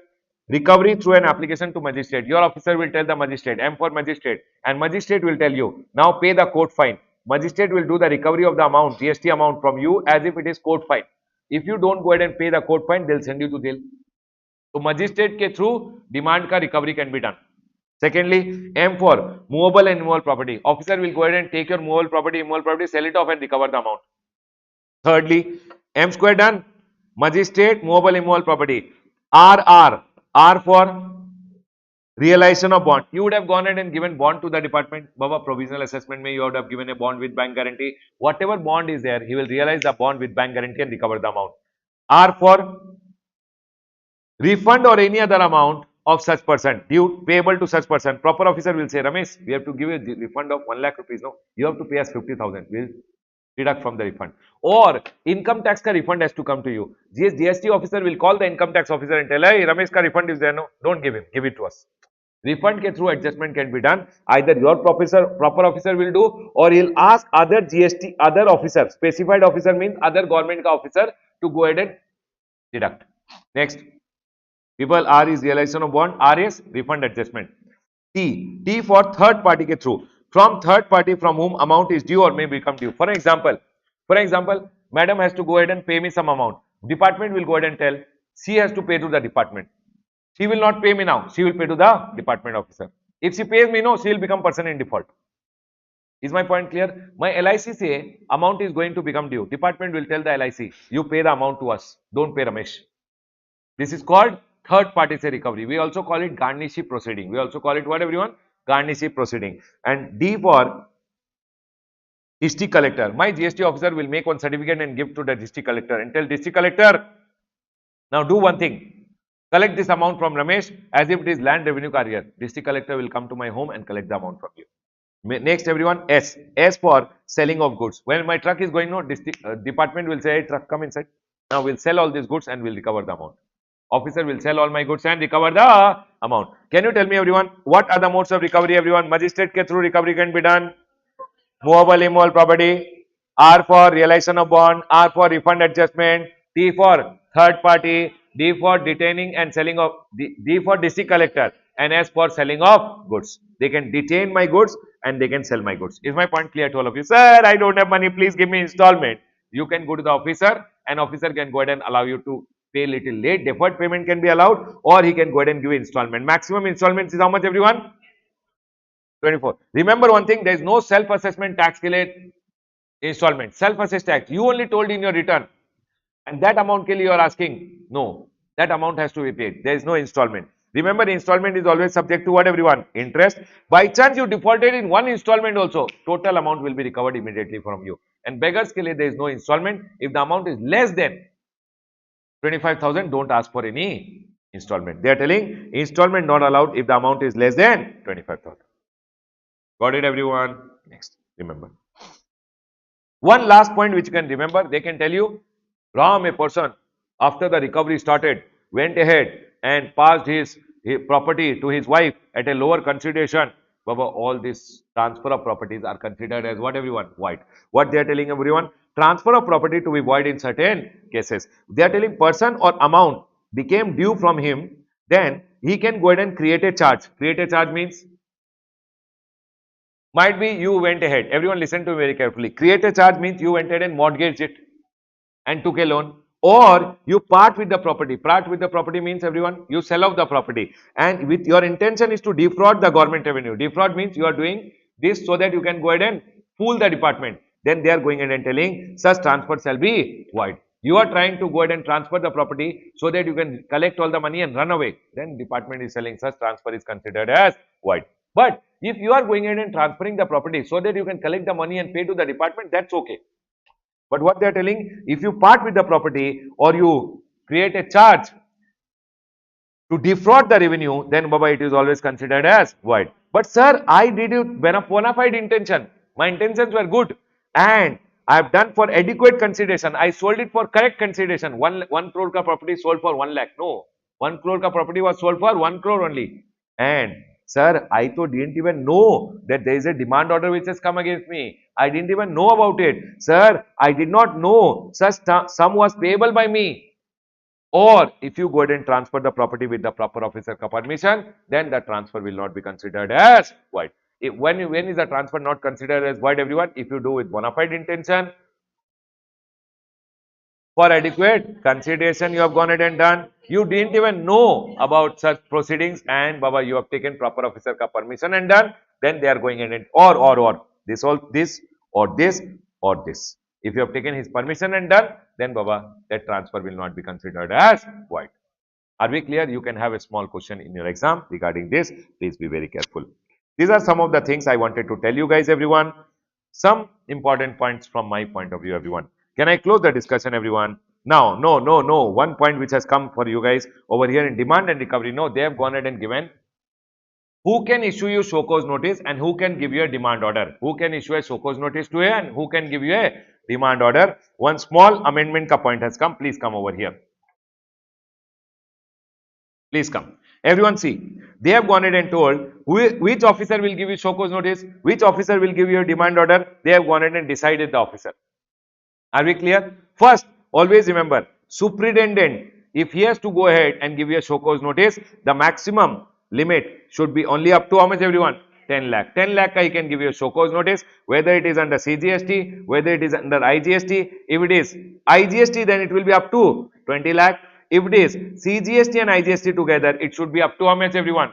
20 lakhs. Can we go ahead, everyone? Are we all clear till here? Madam, kindly concentrate on the board, You have to concentrate. Can we go ahead, everyone? Are we all clear till here? 10, 20 and 20. If it is CGST 10, IGST 10, CGST and SGST put together 10, 20. Now, sir, how do you determine this? For example, you have gone ahead and done a fraud for intra, or you have done a mistake where you have not paid the tax for intrastate supply. Intrastate mein CGST also came, SGST also came. And here, this was 8 lakh rupees and this was 8 lakh rupees. Then remember, cut the CGST amount, SGST amount, see only the CGST. Can you tell me which officer will go ahead and pass the order now? Superintendent. Is my point clear, everyone? You have done a mistake where it is intra and inter ka tax also not paid by you. Officer has gone ahead and given you a demand order for CGST also 8 lakh, SGST also 8 lakh and IGST also is there. For example, 10 lakh rupees. In this scenario, you have done a fraud for all the three. Correct, everyone?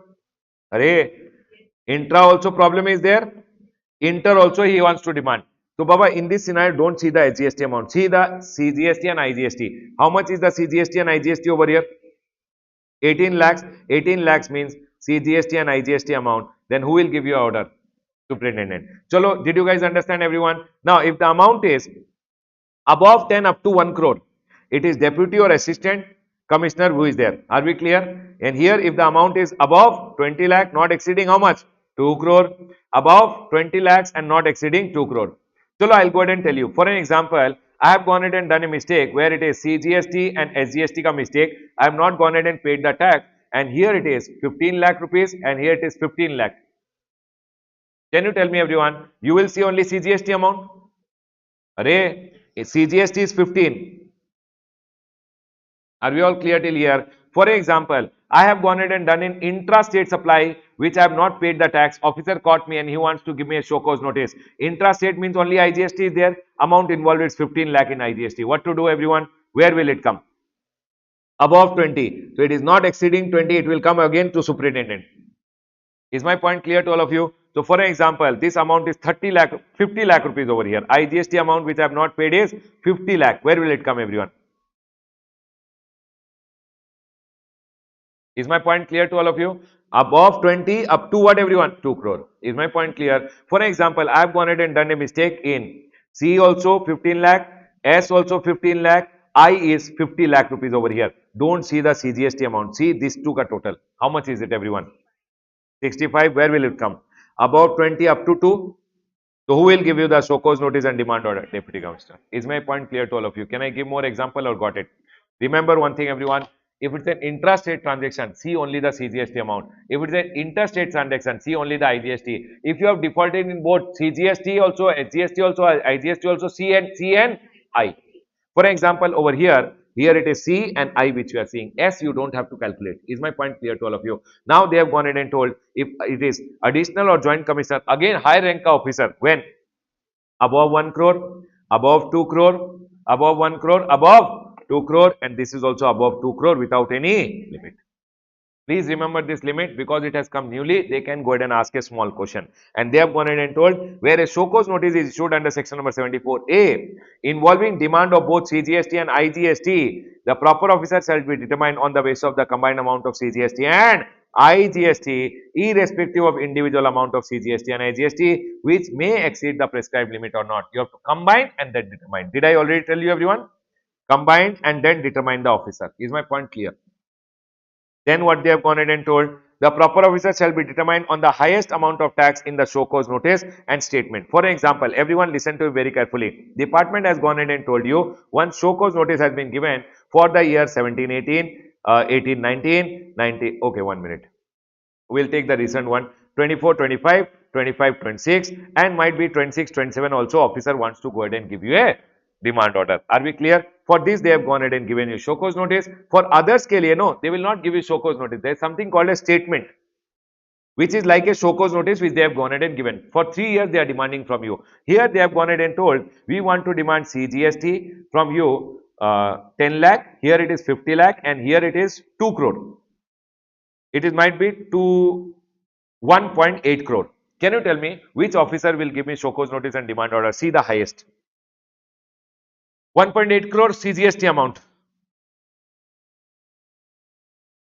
He will go ahead and decide my case. You have to see if all the 3 years ke liye show cause notice has come, you have to see the highest and then decide the officer. Is my point clear to all of you? For example, over here everyone, it was C also and IGST also.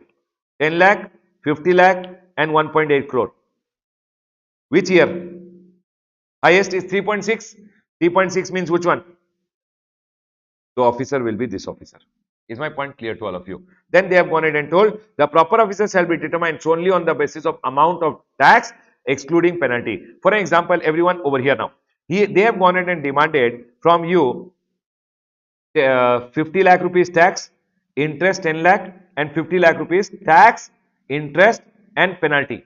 Now when they are giving you a show cause notice, they will not see interest and penalty amount. They will only see the tax amount. Tax amount is 50 lakh. Which officer? 50 lakh, 50 lakh. Are we all clear till here everyone? Can I ask again or got it everyone?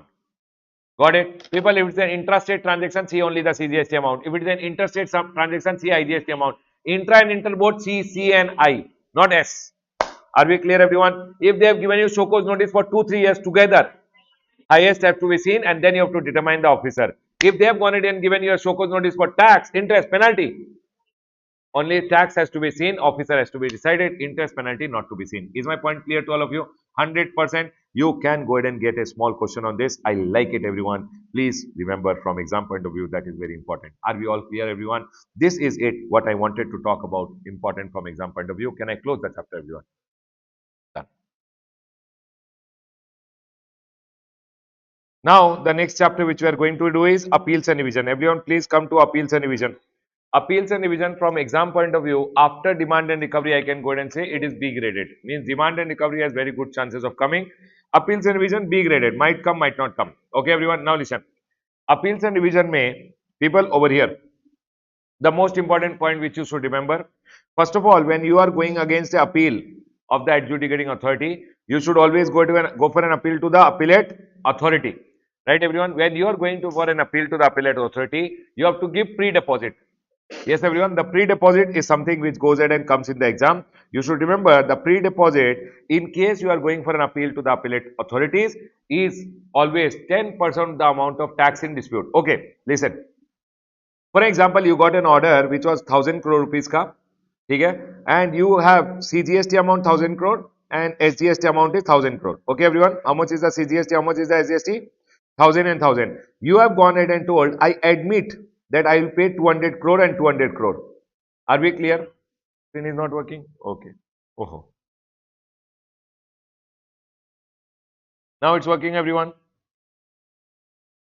You have admitted over there that you are going to pay 200 crore and 200 crore. So whatever admitted amount you have to pay with interest and penalty. This is first your pre-deposit ka total amount.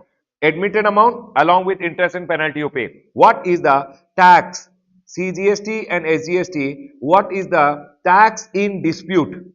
Which is 800 crore and 800 crore. So they have told out of this 10% has to be given as pre-deposit amount, which is 80 crore and 80 crore. But then they told maximum over here is only 20 crore under CGST and 20 crore under SGST. So you will have to pay maximum how much?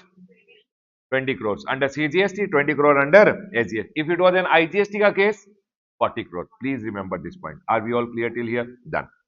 Now, remember, if you are going to the appellate authority, then you have to go ahead and pay whatever admitted amount, tax, interest, penalty is there. You have to go ahead and pay full. Admitted, you have to pay full. Disputed amount, 10%. Is my point clear to all of you? Remember, this penalty can be, disputed amount, 10% can be maximum how much, everyone? 20 crore. Is this point clear to all of you? Can I go ahead, everyone? Remember, if you are going against a penalty order, penalty orders, Baba, in your offences and penalties chapter, you have penalty orders which will be issued. Baba, any penalty order, if you are going for if you are going for an appeal, now remember, appeal against a penalty not under section number 129. The amendment which came this time, they went ahead and told over here, penalty can be under. One second, everyone. Penalty can be under any section. If it's a penalty ka order, appeal against a order which is penalty order. People, you can write over here in keyboard, everyone. If it's a penalty order, then remember you have to give pre-deposit which is 10%. It is now changed to how much, everyone? If it's a penalty order, pre-deposit now is only 10% of the penalty. People, maximum is not told. Maximum can be any amount which is there. Is my point clear? And your appeal will go to the appellate authority. Is this point clear to all of you? Can you tell me, everyone, when you are filing an appeal, admitted, tax, interest, penalty you pay, not admitted ka 10%, subject to a maximum of 20 crore. This CGST, same amount under SGST. If it is IGST, then it is always the double of this amount. Can I go ahead, everyone? Remember one thing. If it is penalty ka order under any section, penalty order, only penalty is there. It's a penalty order. Then remember 10% has to be given. No maximum amount has been told. Is my point clear to all of you? And your appeal goes to the appellate authority. Done. For department going to the appellate authority, there is no pre-deposit. Can I go ahead, everyone? Now, if department does not go to the appellate authority, the order can be revised by the revisionary authority.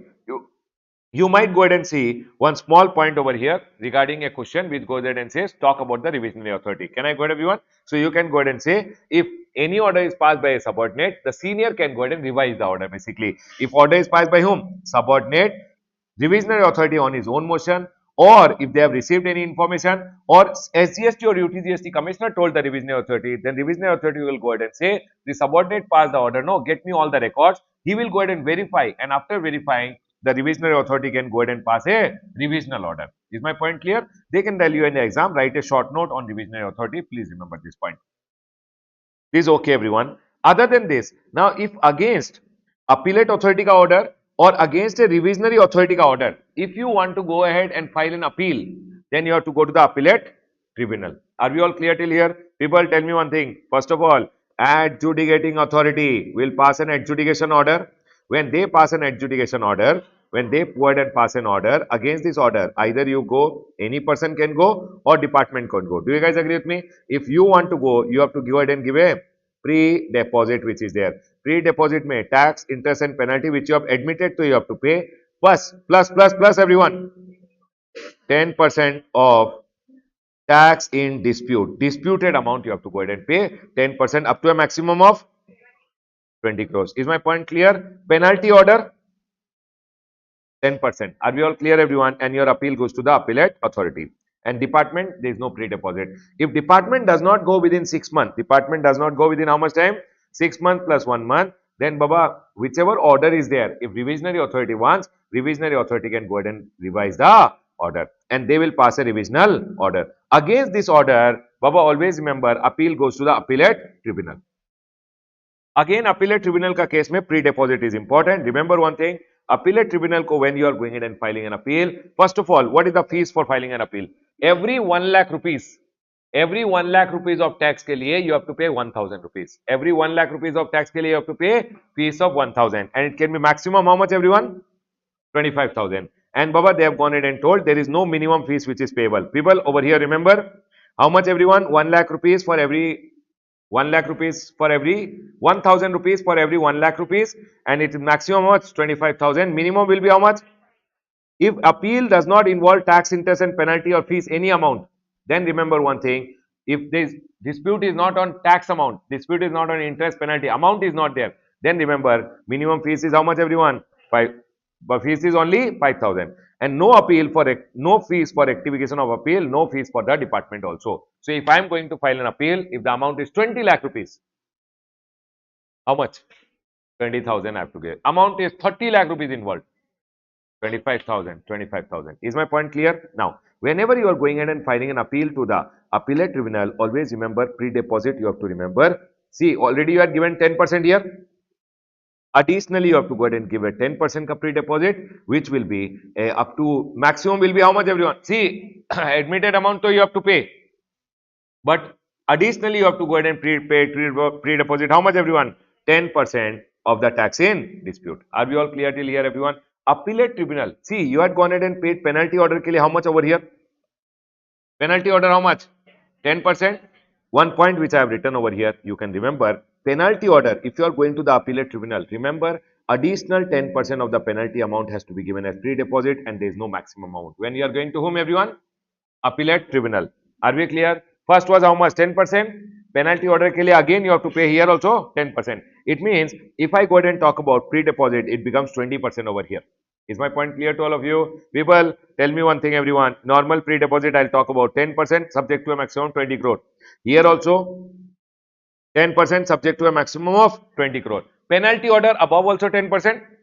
Here also 10%. Any maximum amount? No maximum. There also 10%. Here also 10%. Is my point clear to all of you? Now listen, your appeal goes to the appellate tribunal. Appellate tribunal may always remember, one is the principal bench of appellate tribunal, one is the people, this is also one important point which I want to tell you once again. Appellate tribunal ko when you are filing an appeal, if the amount is less than equal to 50,000, then they can go ahead and refuse the case also. They can say, don't waste our time, get lost from here, and they can refuse the case also. This also you should remember. Secondly, sir, whenever an appeal goes to the appellate tribunal, no, appellate tribunal is of two types, two tier. One is principal bench of appellate tribunal, one is the state bench. If your case may place of supply ka issue is there or anti-profiting, that profiting ka issue is there, then always the case will be heard by whom? Principal bench, and they will pass the order. But if your case may place of supply ka issue is not there or it's not a profiting related case, then always it will go to the state bench and state bench will go ahead and pass the order. Are we clear, everyone? Always remember every bench has one judicial member, one judicial member, two judicial member. First is the president and other judicial member, and two technical member. Technical member means who has GST ka knowledge.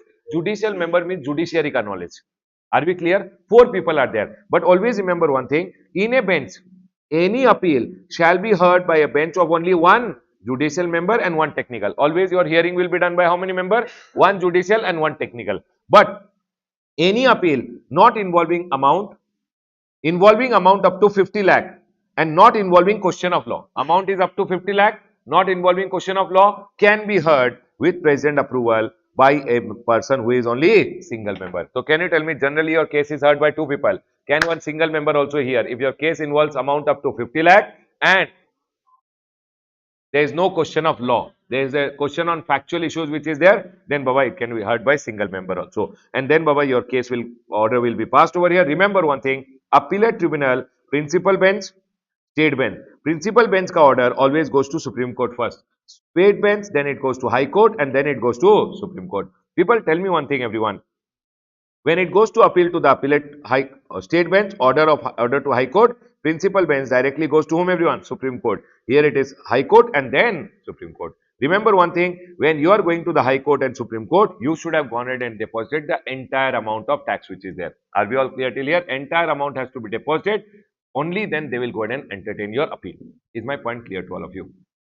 Now here comes one very important part which I want you guys to remember, that whenever this pre-deposit is refunded over here, no, you will always get interest from the day you had paid that pre-deposit to the date of refund. If you won, for example, appellate authority ka order came and you won, the day you had paid that 10% or 20 crore, whichever is lower, 10% or 20 crore, whichever is lower, from that day you paid till the date of refund, you will get interest at the rate of 9% under section number 115.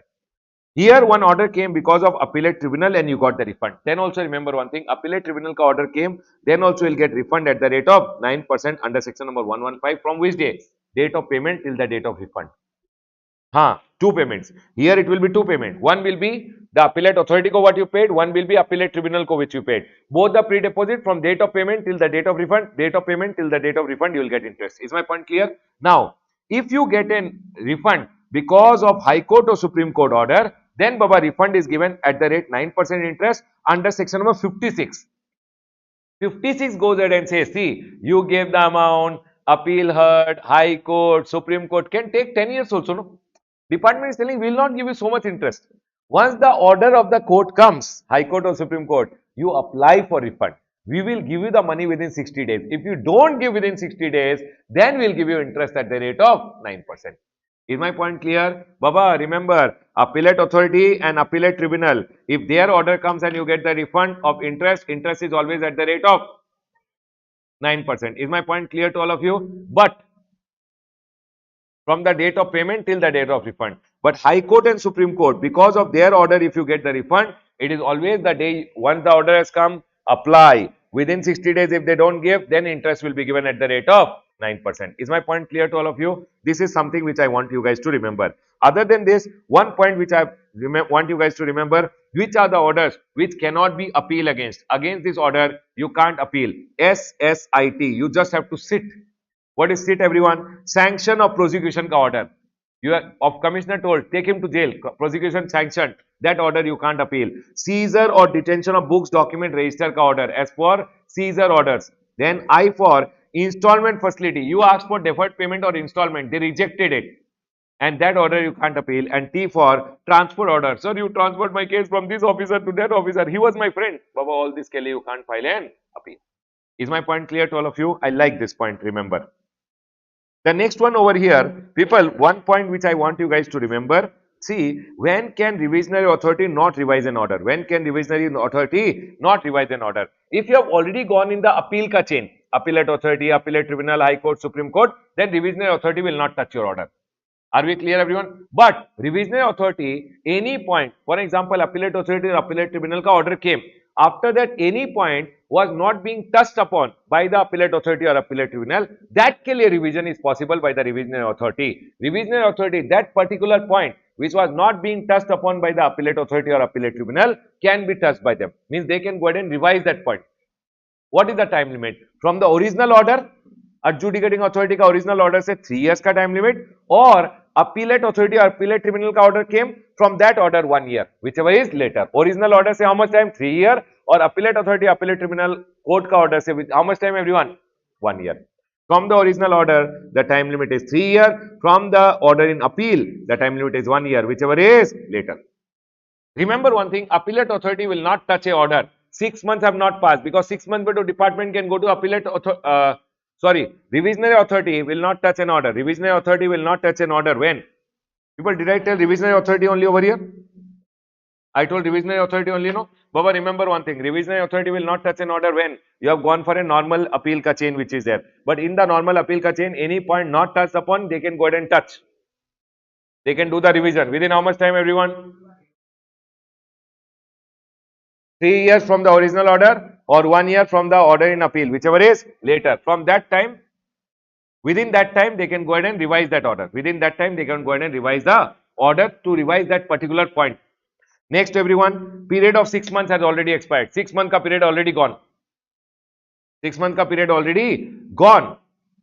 Then they can go ahead and touch. Otherwise, if 6 month period has not gone, can they touch the order or can't touch the order?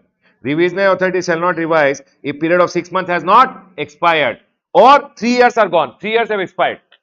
6 months have not expired, then department can go for normal appeal. So revisionary authority will not do anything. 6 months have not expired. After 6 months, can they revise? Yes. But up to what time? Up to 3 years. Can I go ahead, everyone? Next. Sir, already taken up for revision, picked up but was not revised. Might be revisionary authority went ahead and picked up one order, did not revise and left it. Can you pick it up again? No. Revisional order. Once they have revised, second time revision is not possible. Once they have revised, again revision is not possible. Is this point clear to all of you? This is something which I want you guys to take care. People, amendment this time was nothing other than they went ahead and told penalty order, any penalty order you have to deposit how much? 10% for appellate authority, appellate tribunal, additionally how much, everyone? 10 more percent, that is in addition. Are we all clear till here, everyone? They went ahead and told about single bench also. Single bench ke liye I went ahead and gave one summary over here. Appeal without question of law can be transferred by the president or vice president to a single bench also. People, no question of law, can single bench hear it? Yes. Generally, who hears?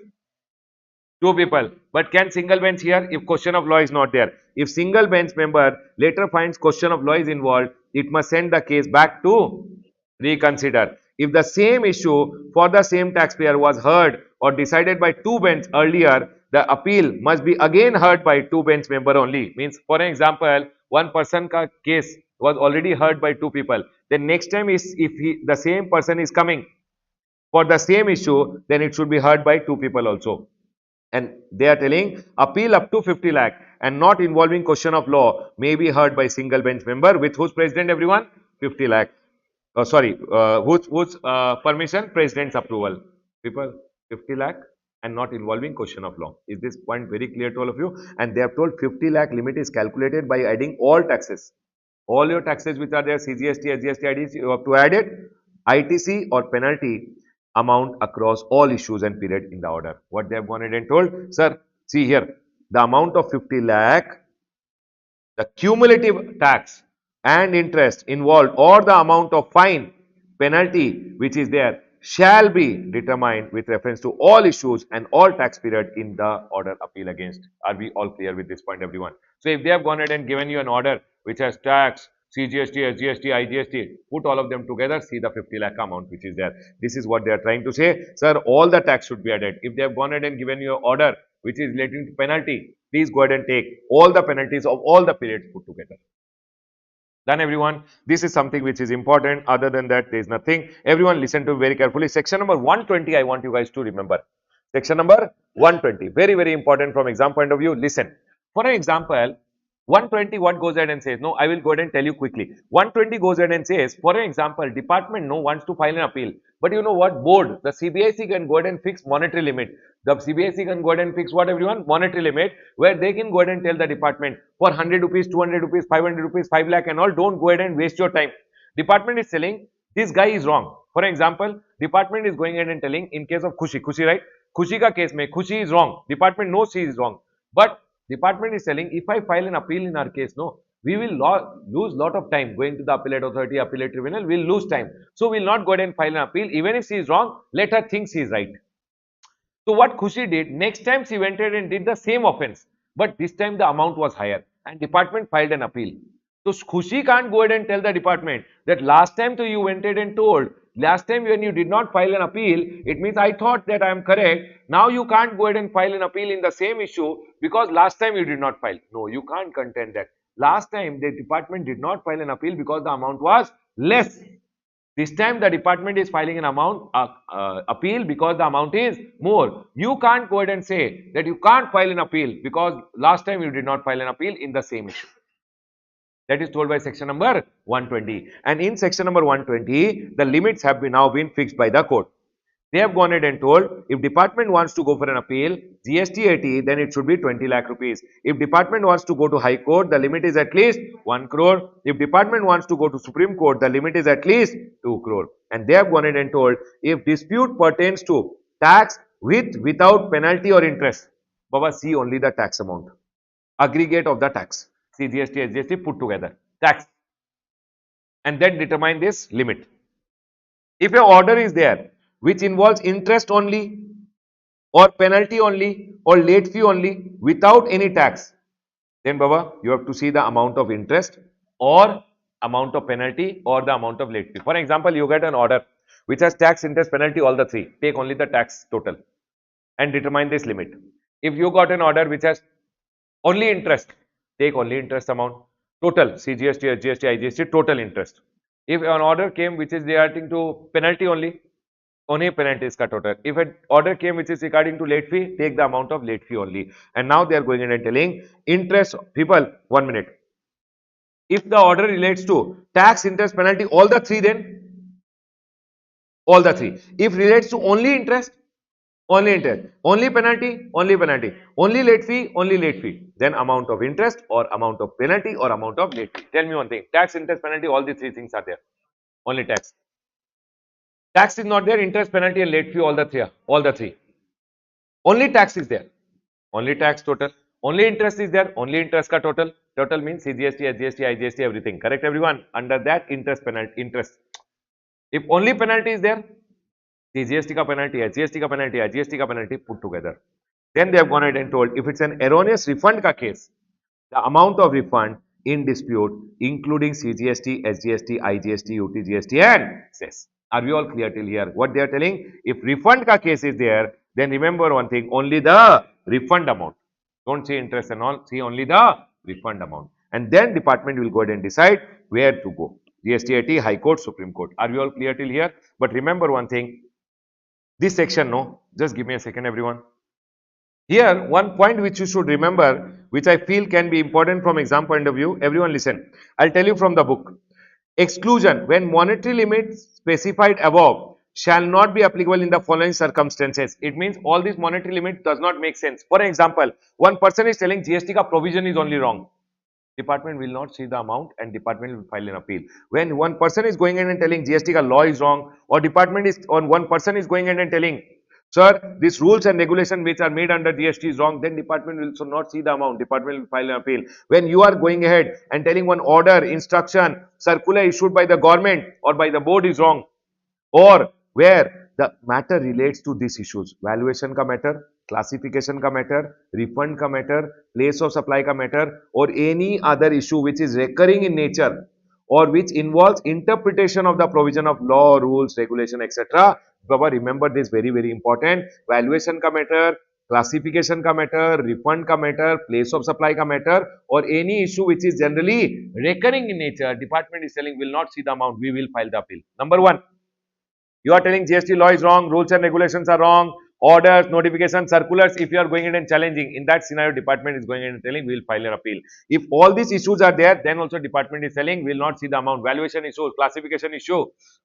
refund, place of supply, any issue which is recurring in nature, department is telling we will go ahead and file an appeal against that order. Are we all clear? And lastly, if you have gone ahead and passed adverse comment against the department, you told the officer you can't do anything about me, all this, if you are insulting the officer and all, then he can go ahead and file an appeal.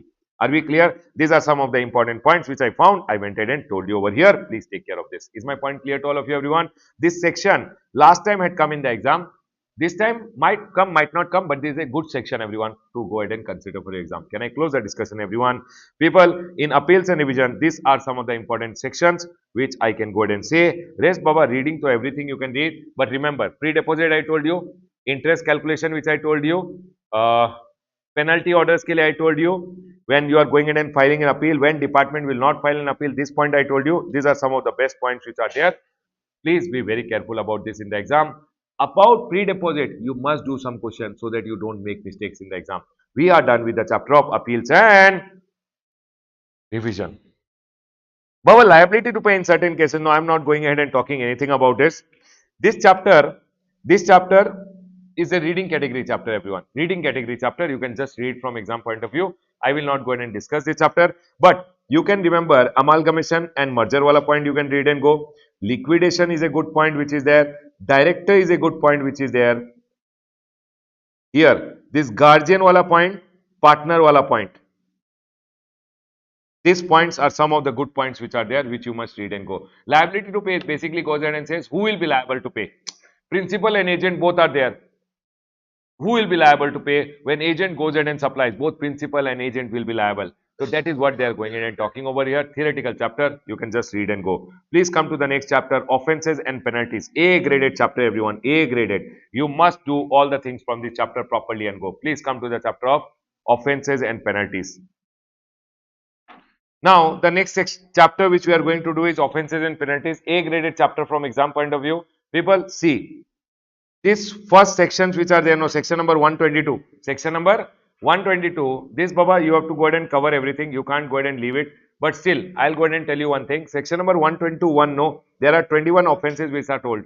And for this section number 121 is about on taxable person. If you have gone in and done these offenses, which are 21 offenses over here, they told 10,000 under CGST and the amount of tax which is involved under CGST, whichever is higher.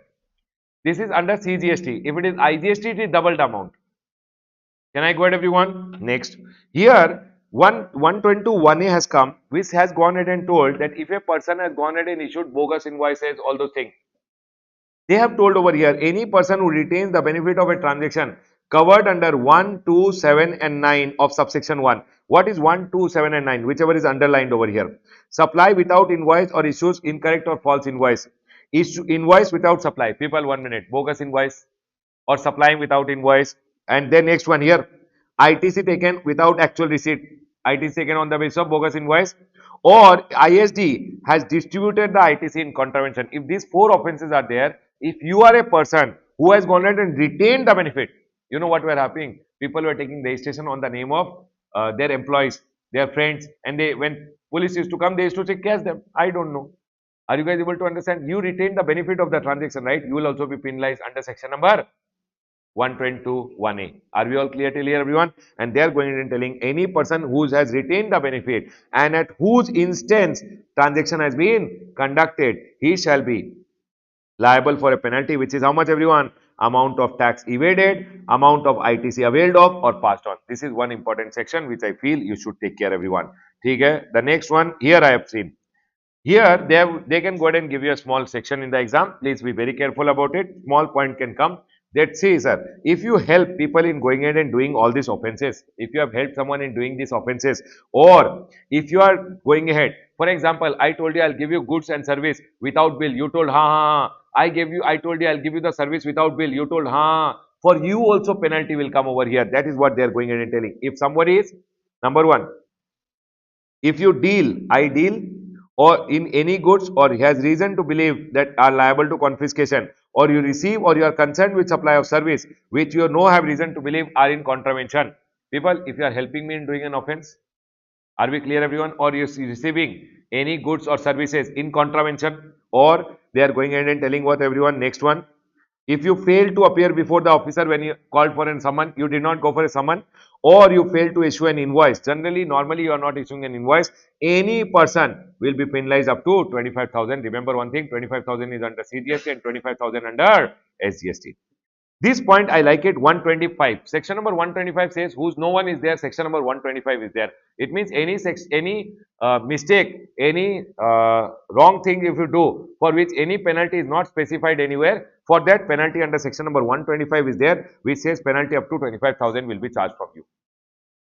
Can we go ahead, everyone? The next one. 126, general discipline relating to penalty. General discipline means when officer is going ahead and passing a penalty order, what are the general discipline, what are the general thing he should go ahead and take care is being told over here. They are going ahead and telling no penalty for minor breach of tax less than equal to rupees 5,000. Minor breach means, minor breach is when the amount of tax is less than equal to, not less than equal to, less than 5,000 of the tax regulation or procedural requirement, and in particular any, people 1 minute, minor breach is less than 5,000 of any tax regulation or procedural requirement. So if I have gone ahead and done any minor breach, I will not be penalized. Secondly, minor breach is what, everyone? Less than. Or if I have gone ahead and done an omission or mistake on documentation which is easily rectifiable. I have done some omission which can be easily rectified. Easily rectified means which is apparent on the face of the record, it's a mistake. Then they are telling that documentation can be easily rectified. No, will not charge any penalty on you, but it should be made without any fraudulent intention or gross negligence. If I am doing documentation में wrong thing, but I am telling sir this documentation ka mistake is an actual mistake. I am not done with fraudulent intention. It is not because of my negligence. It's a mistake which has happened. Then they will not go ahead and charge you any penalty. But in the exam they'll tell you Ram has gone ahead and done gross negligence. Because of his gross negligence, the mistake in documentation has happened. Then Baba he'll be penalized. Then next over here, people always remember, see when they are telling penalty up to, no, penalty up to, then penalty always depends on the fact and circumstance of each case, and it will be commensurate with the degree and severity of breach. Means the more severe the breach, the more will be the penalty. Can I go ahead, everyone? The next one, no penalty without opportunity of being heard. Whenever the officer is going ahead and passing a penalty order, first he will give you opportunity of being heard and then pass a penalty order. Baba, speaking order, officer whenever he is giving you a penalty order, he will say the fact, circumstances, section under which the penalty order is passed. Voluntary disclosure may be considered as mitigating factor while quantifying penalty. You went and told, officer, I am telling you, I have done this mistake. He may consider that fact and say, okay, because you told, I'll charge you less penalty. But it's not mandatory. Lastly, this section is only applicable where the penalty is not applicable, where penalty is a fixed sum or a fixed percentage. For example, they went ahead and told penalty is 10,000 rupees. In that scenario, this section does not apply. This section is only applicable where they have told penalty up to, because only then the officer can go ahead. Okay, you tell me one thing, penalty is told 10%. What you will do? Take 7.5, no officer. Take 6.5, no officer. No, then this section is not applicable. This section is applicable. This section says what, everyone? Officer will go ahead and charge penalty according to the severity of your crime. Now, this penalty, this section number 126 is applicable whenever the penalty is told up to. Up to means 25,000. Up to 25 means officer will say, okay, you have done less severe offense. You have told voluntarily to me, I'll charge you little less. When it is penalty is up to, then only this section is applicable. I like this section, Baba. They can go ahead and ask a question. Please be very careful in the exam. Next, one of the very important section is section number 129. You should remember this section, everyone. Section number 129 goes ahead and talks about detention, seizure and release of goods and conveyance. For example, you are going on the way, officer caught you, you went ahead and told invoice is there, e-bill is not there. Gone, Baba, gone. Your goods will be liable for seizure. Detention, first he will tell you to come on the side, then he will seize your goods. And now if you want to release your seized goods and you want to release your conveyance, you have to pay the penalty. Is my point clear to all of you? They have gone ahead and told goods and conveyance after detention and seizure will be released if you go ahead and pay penalty. If you come forward, if owner comes forward, they are going ahead and telling on owner, I told, don't. Hey, transporter, don't tell my name. I have a respect in the market. You should not tell my name. Owner did not come forward, officer will charge more penalty. If owner comes forward, then penalty will be less. If you go forward, no. They are telling how much is the penalty, everyone? 200% of the tax payable on such goods. Whatever is the tax payable. For example, 10 lakh rupees ka goods were there. 10 lakh rupees pay, 9% CGST and 9% SGST were there. So 9% means how much, everyone? Tax is how much? 90,000. Penalty which you have to pay. Tax to anyways you have to pay. Penalty will be 200%, 1.8 lakh. Is my point clear to all of you? CGST may also same penalty, SGST also same penalty. 90,000 tax, penalty will be 1.8 lakh. Is my point clear to all of you? Or you went in and told, sir, my goods with a 10 lakh rupees, no, tax is 0%. 0% means 0, penalty also 0. They told, no, don't become hero over here. Penalty, they will go ahead and charge you 2% of the value of the goods. What they are telling everyone? 2% of the value of the goods or 25,000. Can you tell me 2% of this means what? Huh? 2% means 20,000 or 25,000, whichever is less. Which is less? 20,000 under CGST, 20,000 under SGST. Is my point clear to all of you? Done. Now, for example, over here, if I go ahead and take the same example over here and tell the owner does not come forward, then what will happen? They have gone ahead and told if the owner does not come forward, always remember one thing, 200% which you have calculated, that too will be there. Or 50% of the value of the goods. Value of the goods is 10 lakh, no? 50% means what? 5 lakh under CGST, 5 lakh under SGST. Total 10 lakh they will take from you. See, whichever is higher. 50% or 200%, 50% or 200%, which is higher, 5 lakh and 5 lakh they will go ahead and charge from you. And sir, if it is exempted goods, no, 2% will become 5% now. 5% means what? 50,000 or 25,000, whichever is lower. Lower is how much, everyone?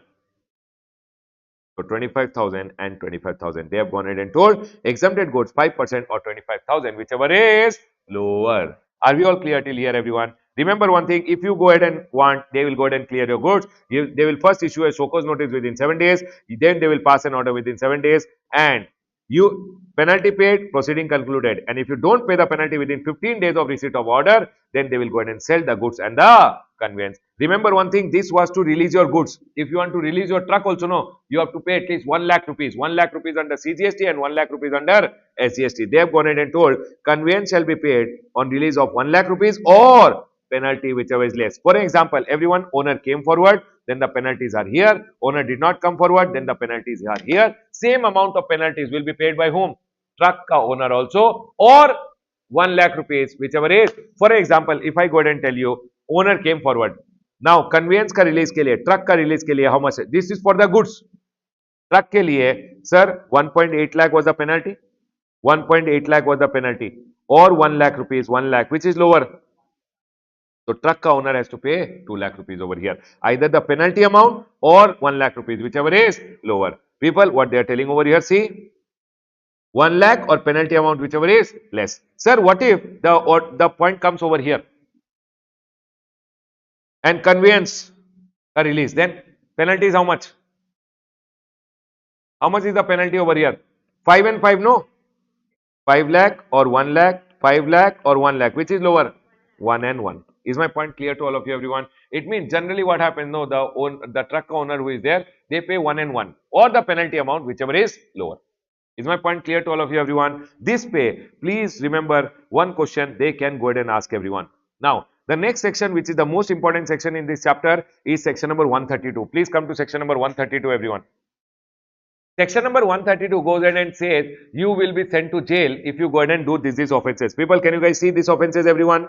These offenses, if you go ahead and do, you will be also sent to jail. What are the 4 offenses? 132 1 ka, whoever commits, causes to commit or retain the benefit, either you have done it or you tried to do it or you have gone ahead and retained the benefit. Then 4 offenses, first of all, you already know. 132 1 ka 4 offenses, so you have to remember by heart. Supply without invoice, invoice without supply, ITC taken on the basis of bogus invoice or without invoice, tax collected not paid to the government greater than how many months, everyone? 3 months. These 4 offenses, so you guys already know. This offenses plus amount more than 2 crore is already arrest. Correct, everyone? Plus, they told if you evade tax or fraudulently obtain refund, evade tax or fraudulently have taken a refund and amount is not covered under ABCD, then you will come in E. Done? Please remember this 5. First 5 you remember. 4th for arrest. 5th one also you remember. Can I go ahead, everyone? Now, rest. If you falsify or substitute financial record, people, you are duplicating your records, you are doing duplicate work, means you are falsifying the records, or you produce fake accounts and document when officer is asking, or you furnish false information in your returns to evade tax, or G is omitted, acquire possession of or concern himself in transporting, removing, depositing, concealing, keeping, supplying, for purchasing or any other manner you are dealing with goods which you are know are liable for confiscation, or you are receiving or concerned with supply of goods or deals with goods and service, he knows what tax unpaid goods say. You are dealing in tax unpaid goods. Then, or if you either you do all this thing, or you try to do all this thing, or you help someone in doing all this thing, then also you will be liable for jail. Remember one thing, F point, which is then F point. For F point though, there is no amount only. If you falsify or substitute financial record or produce fake account or you furnish false information, remember this line everyone, if you furnish false information, if you are falsifying your record or you producing fake accounts and document, then gone baba, you will at least see commits or abates the commissioning of offense under F. Either you have done it or you have helped someone in doing it. Remember, jail is up to 6 months or fine or both. But in F point, if the amount crosses 1 crore is not applicable. 1 crore is only applicable for bogus invoice. If the amount crosses 2 crore up to 5, then 3 years plus fine. Are we clear? More than 5 crore, then up to 5 years. Tell me one thing everyone, if the amount is 2 crore, up to 2 crore. Baba, up to 2 crore means here, jail up to 6 months or fine or both. More than 2 crore, second and first. This point is not applicable because this point is only applicable for what everyone? Bogus invoice. Can I go to everyone? Okay. You fell under bogus invoice case. Supplying, invoice given but not supplying. Then Baba, you have to see amount more than 1 crore up to 2 crore, up to 1 year plus fine and minimum jail is how much? 6 months. More than 2 crore up to 5 crore. What is the difference between 5 minus 2? 3. Up to 3 plus fine and minimum jail is 6 months. If you have gone ahead and done more than 5, then up to 5 year plus fine and minimum jail is how much everyone? 6 months. All other case, people F ke liye, what is applicable? If you are falling in F, this one and this one. If you are falling in bogus invoice case, which is applicable to you? 1, 2, 3, all 3. But all other cases where you will be sent to jail, it's only if the amount is more than 2 crore. People, all other cases, you have to remember one thing everyone, this and this are not applicable in all other cases. Only all other cases may these two are applicable. Can I explain again or got it everyone? Bogus invoice case, more than 1 crore, more than 2 crore, more than 5, more than 1 crore, more than 2 crore, more than 5 crore, all 3 cases are applicable. Falsifying record, 6 months or fine or both, whatever you did, little also you do.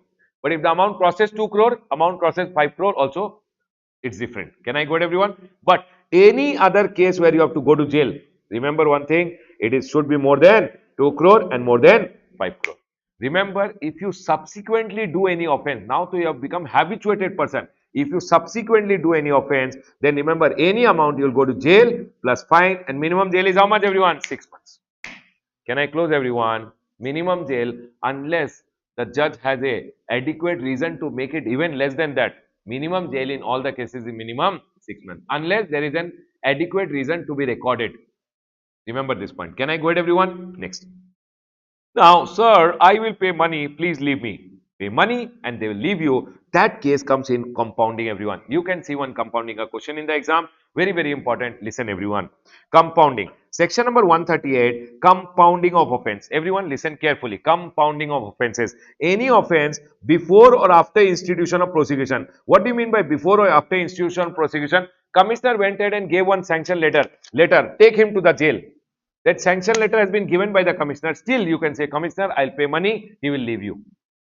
Either he has passed the order, prosecution order, or he has not passed the prosecution order. In either of the case, they can go ahead and take money from you and they can leave you. Are we all clear? Remember, but no compounding in 4 cases. Very, very important from exam point of view. When will you not get compounding? If you have already taken compounding once, they are telling second time we will not give compounding. Once we took money and left you, next time you will do again and again, you will pay money, we will leave you. No. Compounding is allowed only once. A person who has been allowed to compound with respect to an offence under 132 A, F, H, I, L, total. Once, second time compounding is not there. Remember, if you are convicted for an offence under 131B, bogus invoice, first time compounding is also not there. Are we clear? All other offences, one time compounding is there, second time is not there. Bogus invoice, one time is also not there. The next one, a person who has been convicted for an offence under this act by the court. Court went ahead and told, take him to the jail. 3 years. You are telling the court, I will pay money and I will get out. No. After court has already convicted you, commissioner can't go ahead and insult the court by taking money and leaving you. Are we clear? If you are already being convicted, then there is no compounding. The last one, any other class of person as may be prescribed. Here, always remember compounding under 131A, B is not there only because BKLA compounding is not there. A, C, D and E. E, that is why I told you to remember. E is always if you evade tax or fraudulently obtain refund.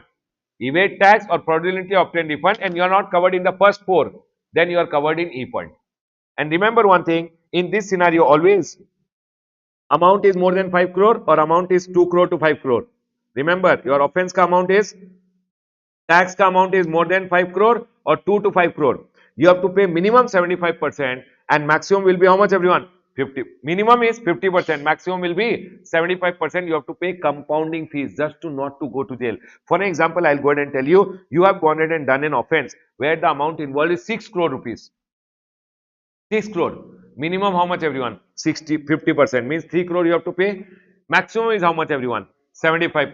4.5 crore. Officer can go ahead and tell you anything between 3 to 4.5 crore. Are we clear everyone? Then, sir, if the amount is 2 to 5, for example, you have done an offense for 4 crore rupees, then they are going ahead and telling up to 60%, which is 2.4, or minimum should be 40%, which is how much everyone? 1.6 crore. Minimum is 1.5, maximum can be 2.4. Officer will go ahead and decide. In all other cases, whether you have done the offense, whether you have attempted to do it, or you have helped someone in going in and doing the offenses, remember, see, if you have done the offense in A, C, D, meaning A, C, D, E, then you have to see the amount and decide. Are we clear everyone? Other than that, if you go ahead and do all the other offenses, or if you help someone in doing, or you are attempting to doing, see, if you have done, you will come here. If you have done, you will come here. Correct? If you help attempt to do it also or help someone in doing also, people, you remember, if you attempt or you help someone in doing, then also it's an offense, punishment. Correct? If you help someone in doing, all these cases, it is 25%. Are we clear everyone? Now you tell me one thing. For an example, you fell under a case. You did two offenses and you are falling here also and you are falling here also. Compounding will always be the higher. They will go ahead and decide from here. Is my point clear to all of you? That's all I want to go ahead and tell you in this chapter. Other than this, now Baba, one circular is there. This circular I'll tell you quickly. Everyone listen to it very carefully. For example, there is A over here, there is B over here, there is C over here, and there is D over here. Listen carefully, everyone. A went ahead and gave one bogus invoice. Bogus invoice means supply is not done. Supply is not done by A. He went ahead and issued one bogus invoice to him. Are we clear, everyone? Remember, A के ऊपर whether because he has not done a supply, A के ऊपर section number 74A का proceedings can't happen. It will be only section number 122 का proceeding which goes ahead and says A will be penalized with 10,000 or the amount of tax whichever is higher. Are we clear, everyone? Now, B went ahead and took the ITC of this. ITC, he went ahead and availed. Everyone, ITC availed. And B actually did not go ahead and do any supply. B did not go ahead and do any supply. It went ahead and issued bogus invoice only further. And it used over there. Are we clear, everyone? Are you guys able to understand? So what they are going ahead and telling on B, under which section will GST ka? Then him also 122 will come. 10,000 or ITC wrongly availed, whichever is higher, and again he passed on the credit also by giving bogus invoice. No, again on him 10,000 or the ITC passed on, whichever is higher ka penalty will come. Is my point clear to all of you? Now, for example, C went ahead and actually did a supply. And for the actual supply ka output tax liability, he used the wrong ITC. ITC availed which was there, he used it to pay this liability. When Baba, C pay no, section number 122 will not come. Because he has already done a supply, if you do a supply no, then on you, section number 74A may demand and recovery will be done. When you don't do a supply, section number 74A can't come. Are we all clear till here, everyone? When you do a supply, section number 74A comes. Is my point clear to all of you? So A went ahead and passed on the credit. So A pay how much penalty will come, everyone? 10,000 or the tax amount whichever is higher. Now B pay 10,000 or the ITC availed and 10,000 or the ITC passed on whichever is higher. because he has also not done a supply. However, C has done a supply. For that, they have used the wrong credit. Then on him, section number 74A may demand and recovery will happen. For him, 122 will not come, because if penalty is coming under one section, second penalties under other sections can't come. This guy will be prosecuted. This guy will be penalized under 74A only. That is the whole circular going ahead and talking about. Please read this circular once and go. Can I close the discussion on offences and penalties, everyone? Offences and penalties, I'll go ahead and close. It is a very, very important section, because chapter, because offences and penalties also help you in going ahead and doing the ethics ka case study. Baba, ethics is not a separate chapter. It's just a same chapter which goes ahead and says you should be ethical and not do wrong thing. If you do wrong thing, then all these penalties will be charged on you. That is ethics ka chapter, everyone. So if you know offences and penalties ka chapter well, ethics doing is very, very easy. Ethics ka 1 or 2, 3, 4 case studies are there in your book. You should solve 1 or 2 and go for exam. Can I close the discussion, everyone? We are done with offences and penalties, everyone. People, one small point which you should remember. In your offences and penalties chapter, one amendment has also come. Amendment relating to offences and penalties, which I wanted to add over here. Section number 122B, 122B, which goes ahead and talks about a track and trace mechanism. Section number 148A has been introduced, which they have gone ahead and told you have to go ahead and put one. Government has introduced one track and trace mechanism. Basically, for those goods which government goes ahead and feels that there can be tax evasion, government is telling we will tell you to place one unique marking. For example, for tobacco, pan masalas, etc., where government feels that there can be loss of revenue, government can go ahead and say that you have to put one symbol, might be you have to put a sticker on every item which you are going ahead and manufacturing. That's called a track and trace mechanism, which government is telling will introduce. For certain goods will introduce. Now, if you are a person who is required to follow the track and trace mechanism and you don't follow, so they have gone and introduced section number 122, 122B, which has gone ahead and told if a person is covered under 148 and he has done a violation, basically he has not gone ahead and followed the track and trace mechanism, normal penalty though will come on him because he was trying to do a violation. That 10,000 or the tax amount divided, whichever is higher will come normally. Plus they are telling because you did not follow the track and trace mechanism, you did not put that sticker or labeling which we had gone ahead and told you to put, you will have to pay additional penalty, which is how much, everyone? 1 lakh rupees or 10% of the tax payable on this goods, whichever is higher, and this over and above the other penalties which is there. Are we clear, everyone? 1 lakh under CGST, 1 lakh under SGST. Also, the same monetary limit we had gone ahead and learned in demand and recovery. The same monetary limit for show cause notice and demand order under section number 122 they have introduced for the officers also. Do you remember, everyone? Superintendent 10 lakh, 10 lakh, 10 lakh, 20 lakh, 20 lakh.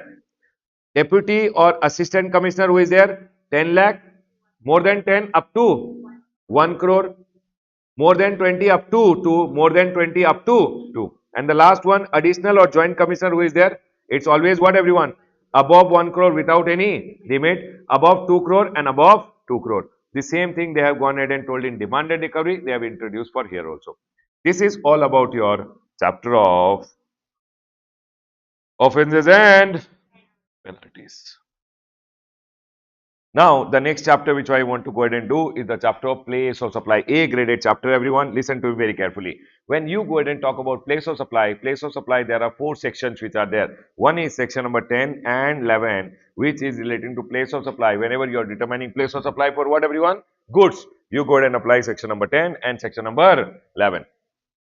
Then we have place of supply with respect to services, for which we apply 12 and 13. This is something which is important from exam point of view. Last time, in fact, they had gone ahead and given a lot of points on place of supply. So people, please be very careful. Place of supply is an important chapter.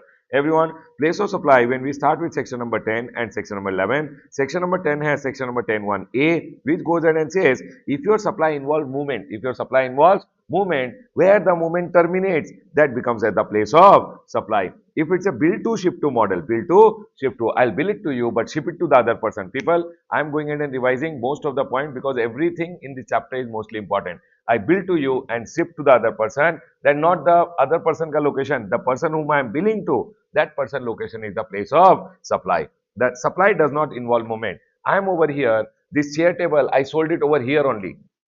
Then the place of supply where the Goods are when I go ahead and give the delivery. Delivery means the risk and reward. Today I told you, today I went ahead and gave you the goods. I told today only risk and reward transferred. Over here only, then this is only the place of supply.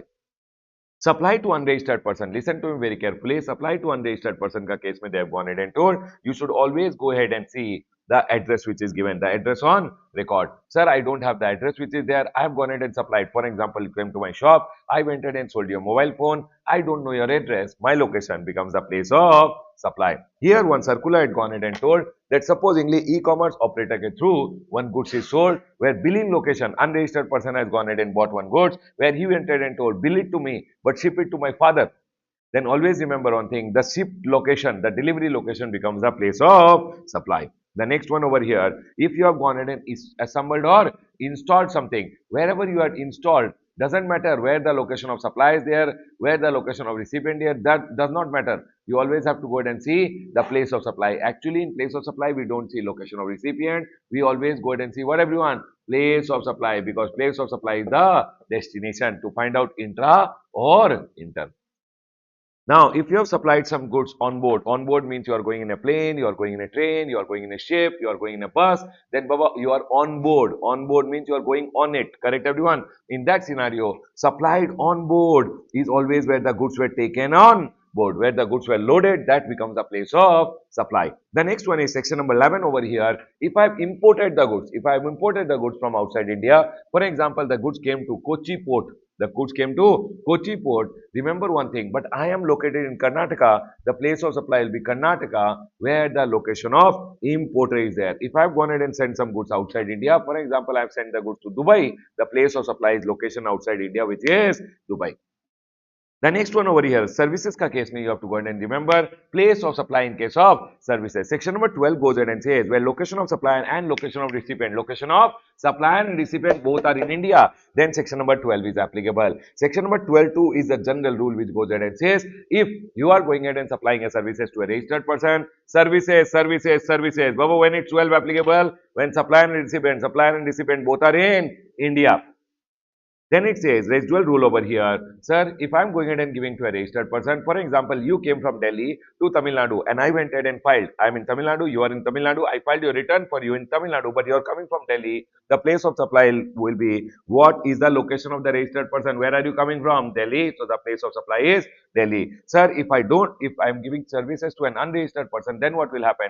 The address. If I have his address, address becomes the place of supply. Sir, I don't have his address also. If you don't have his address, location, I'm over here, place of supply is also over here. The next one is if you are going in and giving services in relation to a immovable property, accommodation service, lodging, accommodation, renting out an immovable property. Remember one thing over here, immovable property, always location of the immovable property, boat or the ship is considered as the place of supply. However, the immovable property is outside India, then you have to take the location of the recipient. Then they went ahead and told if immovable property is located in multiple state, place of supply is in multiple state, you received one consolidated amount. How to go ahead and divide it? How to go ahead and divide the value between the states over here, because different state, different GST are going to charge. Now in this scenario, they're going ahead and telling how will you go ahead and divide the value. They went ahead and told do the division on the basis of nights, area and on the basis of time which was spent on the boat. The next one over here is performance based services. Baba, performance based services, there are only 6 performance based services. Only for that this rule will apply. Remember one thing everyone, what are the various performance based services? Baba, this I had gone ahead and told RCB failed pathetically. But I love RCB. Okay, everyone. I'm from Bangalore and I love RCB. Okay? RCB. R for restaurant and catering services. Restaurant and catering services. Cosmetic and plastic surgery. B for beauty treatment, fitness service, personal grooming and health services. Always remember one thing, everyone. Place of performance becomes the place of supply. Performance based service, place of performance. The next one is training and performance appraisal. I went to, for example, I came from Karnataka to Tamil Nadu to go ahead and give some training services at the ICI Tamil Nadu. ICI Tamil Nadu is registered. Then the place of supply is ICI Tamil Nadu. What is the location of the registered person? So if I go ahead and give training services to a registered person, location of the registered person. For example, Delhi ICI went ahead and called me. I gave services to them. They are registered in Delhi. Place of supply is Delhi.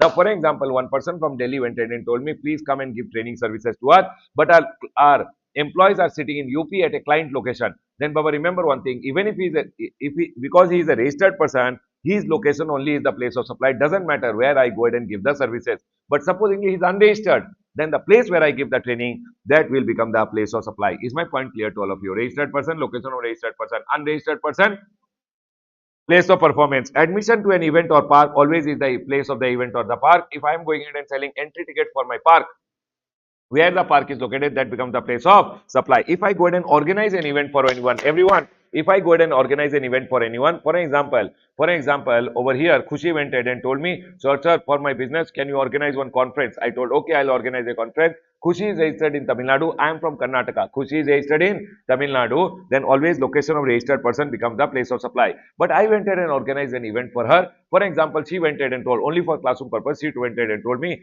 can you organize my marriage, sir? I went ahead and did the organizing services for her. She told, I want to get married in Goa. The place of supply becomes the place of the event, the Goa which is there. Over here, she went ahead and told, sir, I want to get married outside India. Then, Baba, remember one thing, the location of the recipient, she is from Tamil Nadu, that becomes the place of supply. Always remember one thing, organizing of event, if you are giving to registered person, location of registered person. If you are giving to unregistered person, place of the event. If your event is outside India, then location of the recipient. She went ahead and told me, sir, can you go ahead and organize my marriage? I want marriage to happen in 3 states. The place of supply will be in 3 states. Baba, marriage in 1 state. Marriage can't be happening in 3 states. No, marriage in 1 state, engagement in 1 state, might be post marriage reception is another state. I organized the event in 3 states for her. She gave me 30 lakh rupees. One day ka event. 1:1:1 ka ratio mein I should divide it between the states.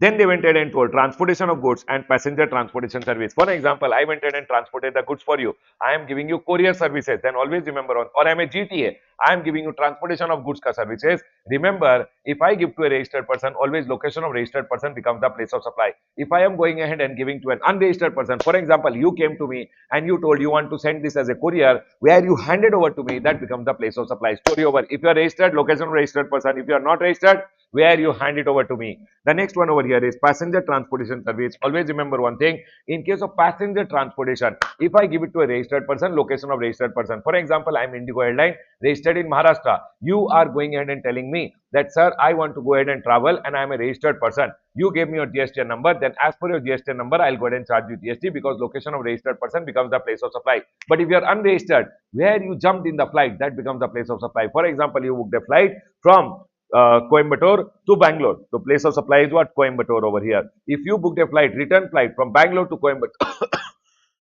Coimbatore, then Bangalore becomes the place of supply. Everyone over here, onboard services. If you are going in a flight, for example, the flight is starting. Onboard means onboard can be onboard a ship, onboard a plane, any onboard services. For example, I'm coming in a flight, the flight is in the air.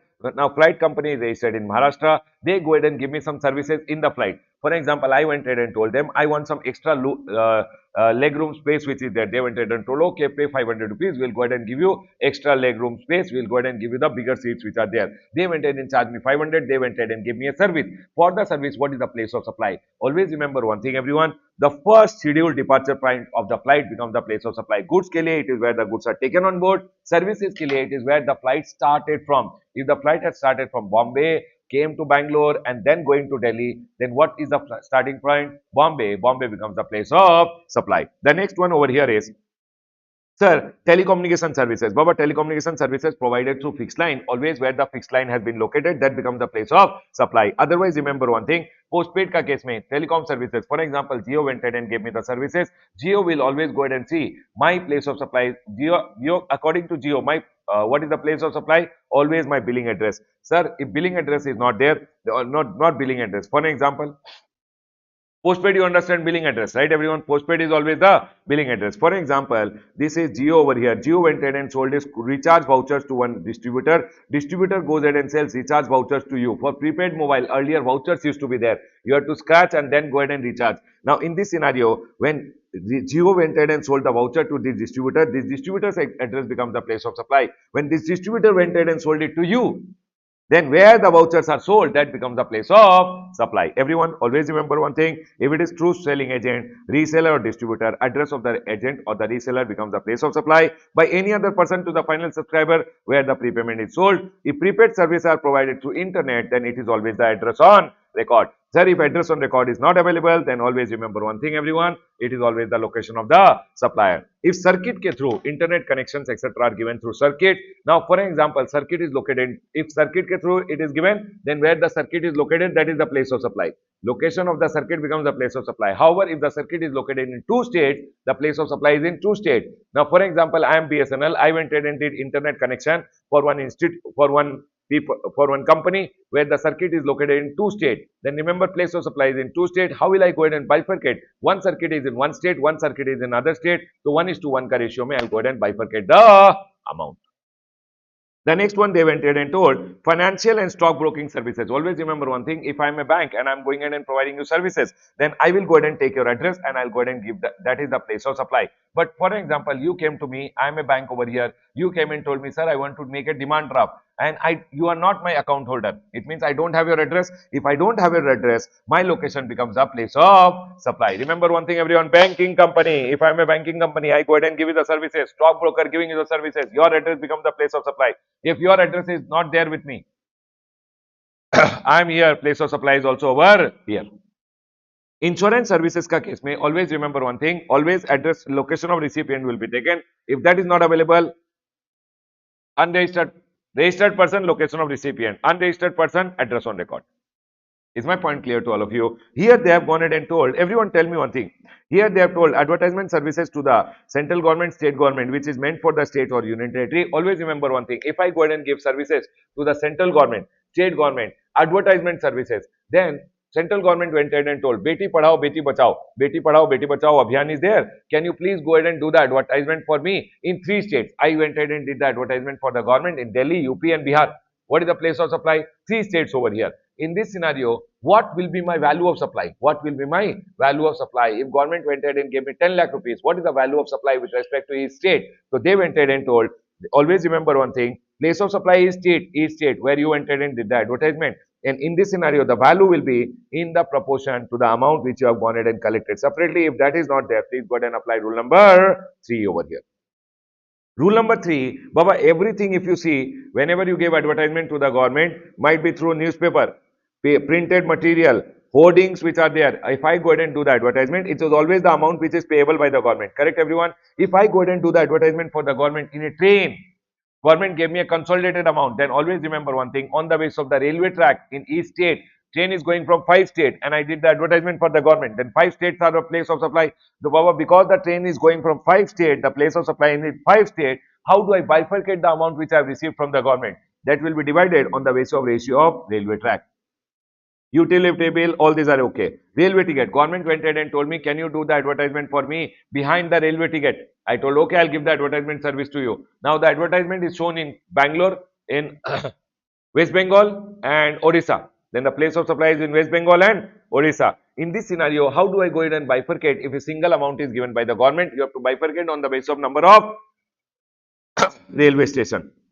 For example, radio stations and all, okay. Television, government went ahead and told me, Ramesh sir, can you go ahead and do the advertisement for me on television? I went ahead and told, okay, I'll do the advertisement for you on the television.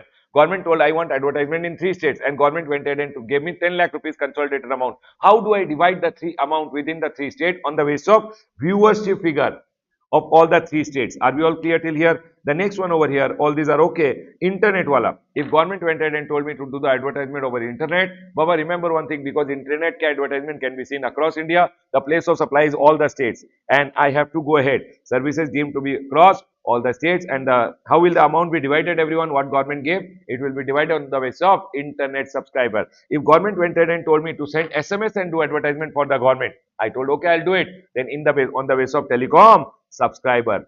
Everyone remember one thing, all other cases may, it is whatever amount is paid by the government, that is only my value of supply. In these scenarios, I've gone ahead and told you, whatever the different scenarios are there, which I've told you over here, please remember this. Others are always whatever amount is paid by the government, that is only your value of supply.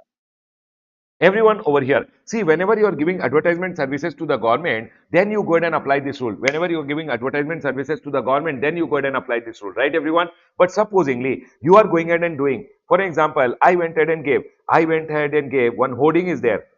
There's one advertisement company which is there. Advertisement company is going ahead and giving services to Reliance over here. Listen to me very carefully. When advertisement services are given to Reliance over here, the place of supply is always what, everyone?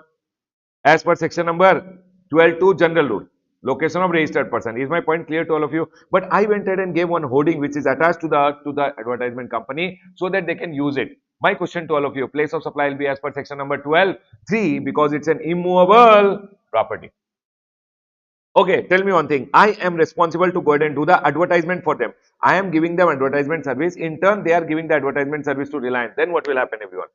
It is a sub. Here he got a contract. He gave me the contract saying that you only do the advertisement, you only find the hoarding, you only go ahead and find everything and do the advertisement for me. In that scenario, when I am giving advertisement service, section number 12.2 will apply, and when they are giving advertisement service, 12.2 will only apply. But if I am giving my hoarding, the right to use to them, or hoarding on rent to them, then it is always immovable property. Section number 12.3 will apply. Is my point clear to all of you, everyone? This was about section number 12 over here. The next one is section number 13. Section number 13, everyone, they went ahead and told, when is section number 13 applicable? When is section number 13 applicable? When either of them, location of supplier or location of recipient is outside India, then section number 13 is applicable. Section number 13 is always applicable when, everyone, either location of supplier or location of recipient is outside India. Here, general rule is, if you are going ahead and, Baba, you know what, everyone, when location of supplier or location of recipient is outside India, no, it can be either importation of service or it can be export of service. Importation of service means what, everyone? Madam. In case of importation of service, people, supply is outside India, recipient is in India, place of supply as per section number 13 came in India, then it will become importation of service. You have to pay GST under RCM. Supply is in India, recipient is outside India, place of supply by applying section number 13 came what, everyone? Outside India. Then, and you receive foreign convertible currency, then it will become what, everyone? Export of service. So please remember, when you apply section number 13, either it can be import also, it can be either export also. Everyone over here, general rule goes ahead and says, if the place of supply is always the location of recipient of service. If location of service is, recipient of service is not available, location of supplier of service will become the place of supply. Performance based services. Performance based services. What performance based we learned over here was only for these services. But here we are not going ahead and talking about only those services. We are talking about all kinds of performances where I have to go ahead and perform the service. Then remember one thing, if I am going ahead and doing performance with respect to goods, everyone, if I am going ahead and doing performance with respect to goods, you always have to remember if the goods are made physically available to me. For example, from outside India, one person has gone and sent some goods and he went ahead and told, Ramesh sir, can you do the testing? I went ahead and told, okay, I'll do the testing services for you. The goods came to India, the place of supplies, place of actual performance, India. For example, I am sitting in India and I went ahead and did the testing services for one goods which are outside India. Remotely, through my computer, I went ahead and did. Then where the goods are located, that will only be the place of supply, location of the goods at the time of supply of service. This is very, very important. Remember one thing, everyone. If goods have temporarily come into India, people, goods have come temporarily into India for RTP, not revision test paper, repair, treatment or process. People, goods have come from outside India for repair, treatment and process. Everyone, repair, treatment and process. I did the repair, treatment and process. Did not use it in India. Send it directly outside India. Then remember one thing, general rule, location of recipient of service will become the place of supply. This is very important. But remember one thing, if by chance some goods came from outside India, diamonds came from outside India, diamonds I did the polishing, etc. and I send it back outside India, what is the place of supply, location of recipient of service which is outside India? Do you guys agree with me, everyone? But diamonds came from outside India. People listen carefully. Diamonds came from outside India. I went ahead and did the cutting polishing. After that, my wife told me, can I use it for 3 months? Later, we'll go ahead and send it outside India. If you go ahead and start using it in India, then remember one thing. In that scenario, the place of supply is always the place of actual performance. India will become the place of supply. Now, you tell me one thing, everyone. Supplier is in India. Place of supply is also in India. For example, supply is in Karnataka. Place of supply is also in Karnataka. In this scenario, it will be intra or inter. Intra, no, but remember one thing, because you found out the place of supply by applying section number 13, it can never be intra. Section number 13 when you apply, no, section number 13 when you apply, it can never be intra, it will always be interstate and you should charge always what, everyone? IGST. By applying section number 13, if you find out the place of supply, it is always what, everyone? Inter and IGST will come. Please don't forget this point. Can we go ahead, everyone? If you go ahead and do the performance-based services on an individual, performance-based services on a individual, then always remember one thing, the place of actual performance is always the place of supply. For example, Dubai ka Sheikh, he came to Karnataka. He told Ramesh sir, give me a haircut. I gave him a haircut. Always remember one thing. In this scenario, the place of supply is always the place of actual performance, which is India. Are we all clear till here, everyone? The next one over here, people diamond wala example which I gave, I've written it over here.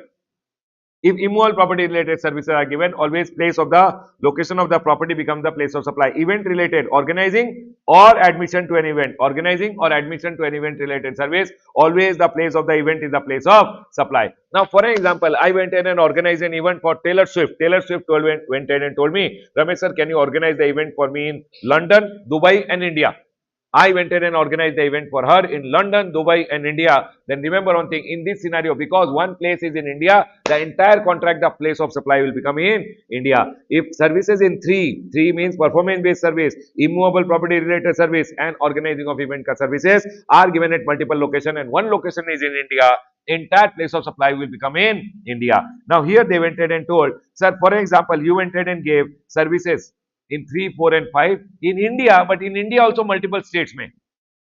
Then the place of supply will be in each of the state. Sir, how will you go ahead and bifurcate the value? For example, everyone listen to me very carefully. From outside India, one person went ahead and told me to do the testing. Testing, T-E-S-T-I-N-G, not testing. Testing. You understood everyone? Testing services. One person went ahead and told me to do the testing services. He went ahead and sent me one item from outside India. Now testing is done in Delhi also. Testing is done in West Bengal also. So the two places of supply. How will I go ahead and bifurcate the value? I went ahead and charged him 1 lakh rupees.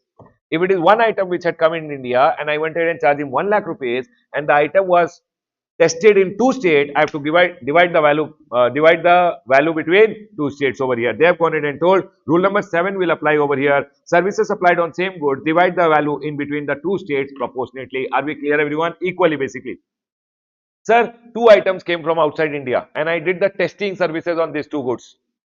In this scenario, always remember one thing, whatever amount you have gone and charged, whatever amount you have charged for the testing of the two items, you should divide in between two states. For example, this item was tested in West Bengal, this item was tested in Delhi. If I charge 1 lakh rupees on the basis of the ratio of the invoice value of these goods, I should go ahead and divide the amount. They have told ratio of the invoice value of the goods. Sir, if I have gone ahead and done the performance-based services on an individual, for example, from outside India, Taylor Swift came to India, she told, sir, I want denting, painting, can you do the makeup, etc. I told, okay, I will do the makeup in two states. When she was in Bombay, I did the makeup. When she was in Delhi, also I did the makeup. I went ahead and charged her one amount. Remember one thing, it should be divided on the basis of gap. Gap means, for example, she was 3 days in Bombay and 2 days in Delhi. 3:2 ka ratio, I have to go ahead and divide the value. If you go ahead and give immovable property related services or event related services, then always remember one thing, the same way how we had gone ahead and learned over here earlier, the same way you have to go ahead and divide the value. Then they went ahead and told, this is something which I have gone ahead and seen is important from exam point of view. Please remember this point, everyone. This can come in the exam. Please remember this point, everyone.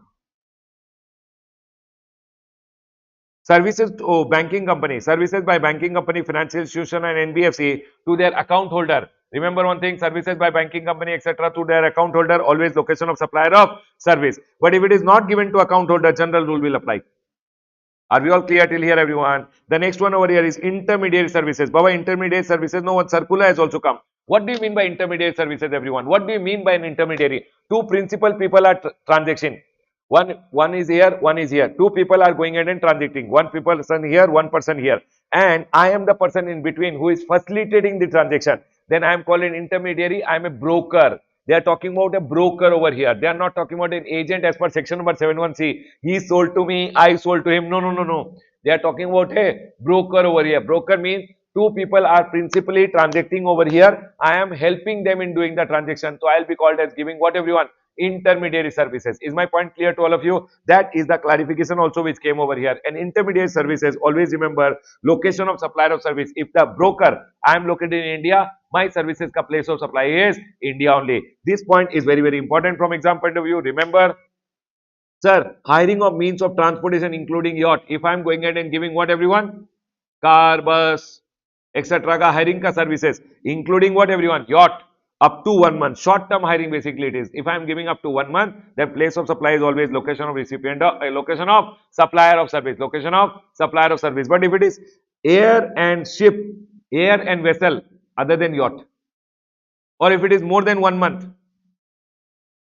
general rule.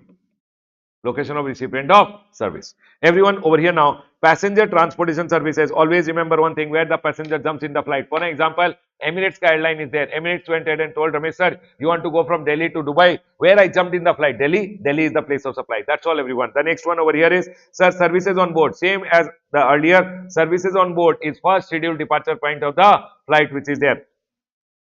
Flight, Baba, see, passenger transportation services, goods transportation services, services on board.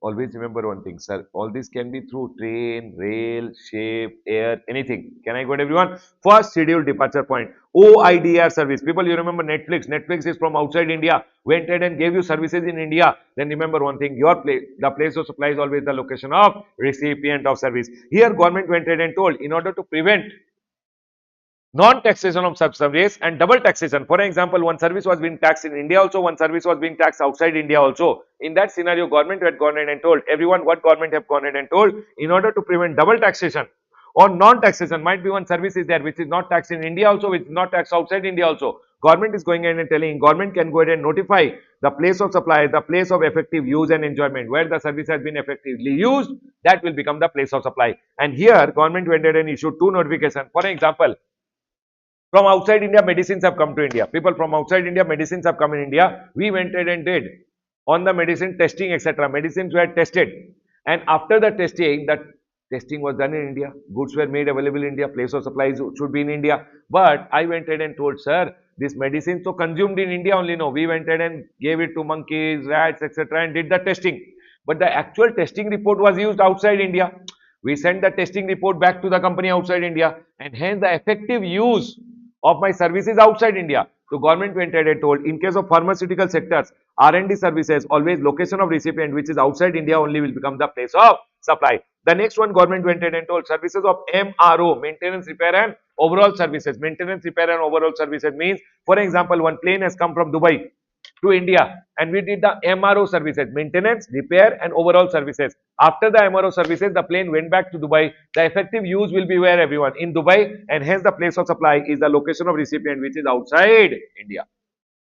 Everyone over here, there is one small point told over here relating to place of supply in respect of advertisement services given to a foreign client. Always remember one thing, everyone. For example, Apple went ahead and told me in India, everyone, Apple went ahead and told me in India, Ramesh sir, can you do advertisement for us in India? Ramesh sir, basically your work will be to advertise, your work will be basically to contact advertisement agencies, TV agencies, newspaper agencies. Your work will be to strategize, find out the strategy, how Apple advertisement, etc. should be done in India. In that scenario, I went ahead and took the services of, for example, one newspaper channel is there, one TV channel is there, one this advertisement company, that advertisement company ka services I am taking, and ultimately I am providing the services to them. Am I an intermediary? Am I a broker in between these two? Am I a broker? No. I am taking the services and providing the services to them. So intermediary services wala place of supply will not apply to me. I am not an intermediary. Are you guys able to understand? In this scenario, they went ahead and told advertisement company is not acting as an agent or an intermediary. Correct, everyone? I am not a intermediary, and 13(8)(b) will not be applicable.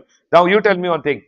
So government went ahead and told, listen, Ramesh, Papa, people, tell me one thing, everyone. Who is the receiver of advertisement service? Apple went ahead and told me over here, Ramesh sir, can you get my advertisement done in India? I told, I'll hire people, I'll hire PR agency, I'll hire this people and get your advertisement done. Now, I have got the advertisement services. I have gone ahead and given advertisement services to whom? Apple outside India. Now, who is the recipient of service?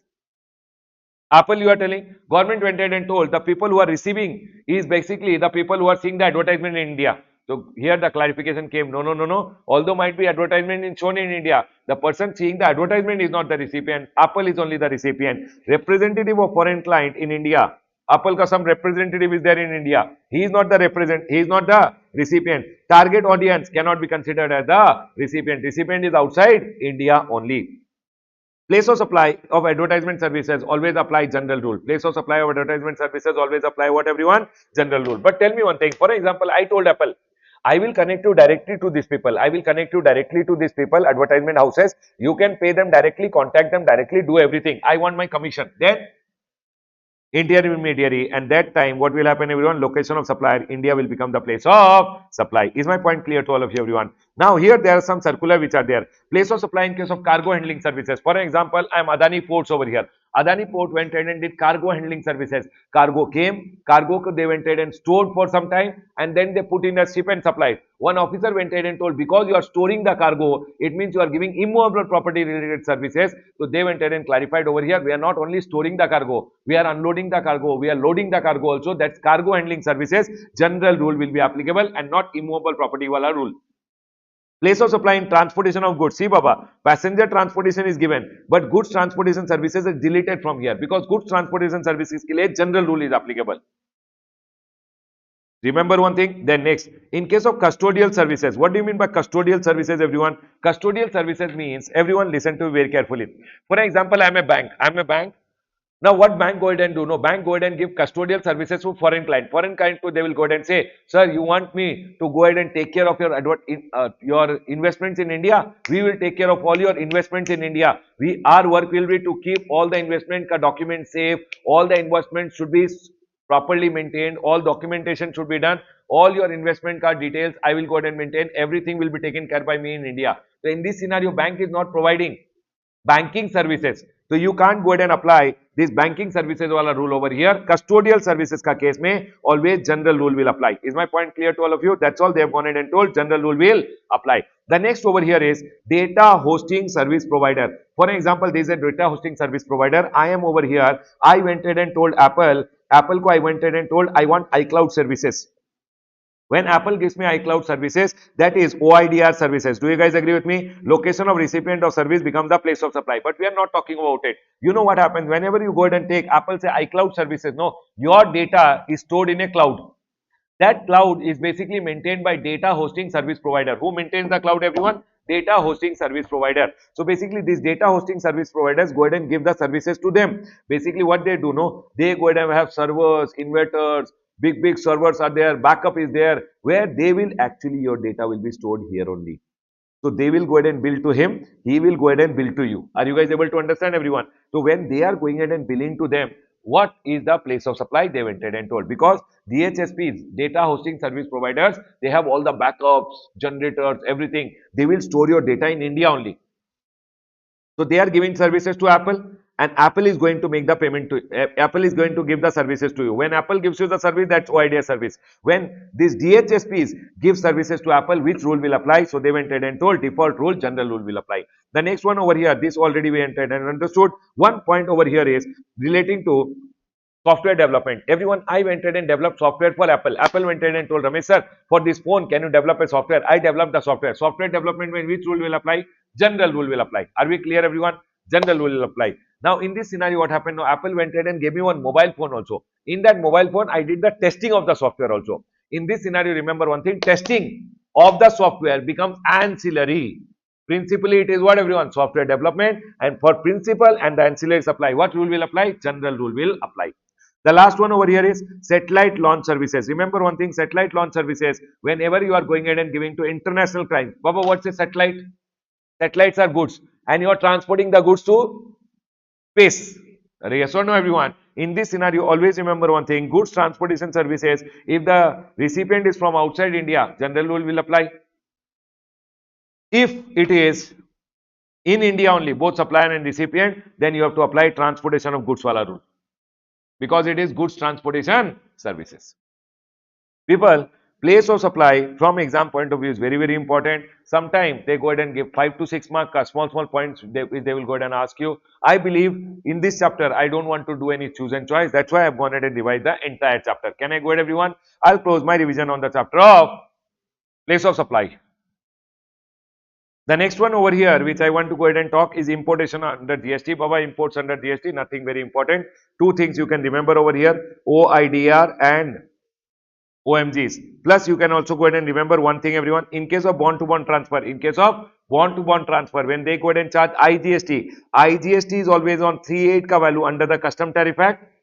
People, under the Custom Act, you will go ahead and learn 3.8 ka value or the transaction value, whichever is higher. And Baba, remember one thing, high sea sale. What is the high sea sale, everyone? Whenever goods have left from the US port, but the goods have reached India, might be there at the port, but yet not cleared. Either they're in the sea or in the port and yet not cleared. If I go ahead and sell it to someone in GST, that is neither supply of goods nor supply of service. But when the other person will go to the port to clear it, he has to pay custom duty and IGST on what value? On the transaction value at which I had gone ahead and sold the goods to him. This is 2 points which I like it and important from exam point of view. Other than that, you can also go ahead and take care of this point that, sir, if an OIDR is there, who is supplying his services from outside India, people, OIDR is supplying his services from outside India to a registered person, then registered person will pay the GST under RCM. If it is providing to an unregistered person, NPR means unregistered person including TDS deductor. TDS deductors, although registered as TDS deductor, are considered as what, everyone?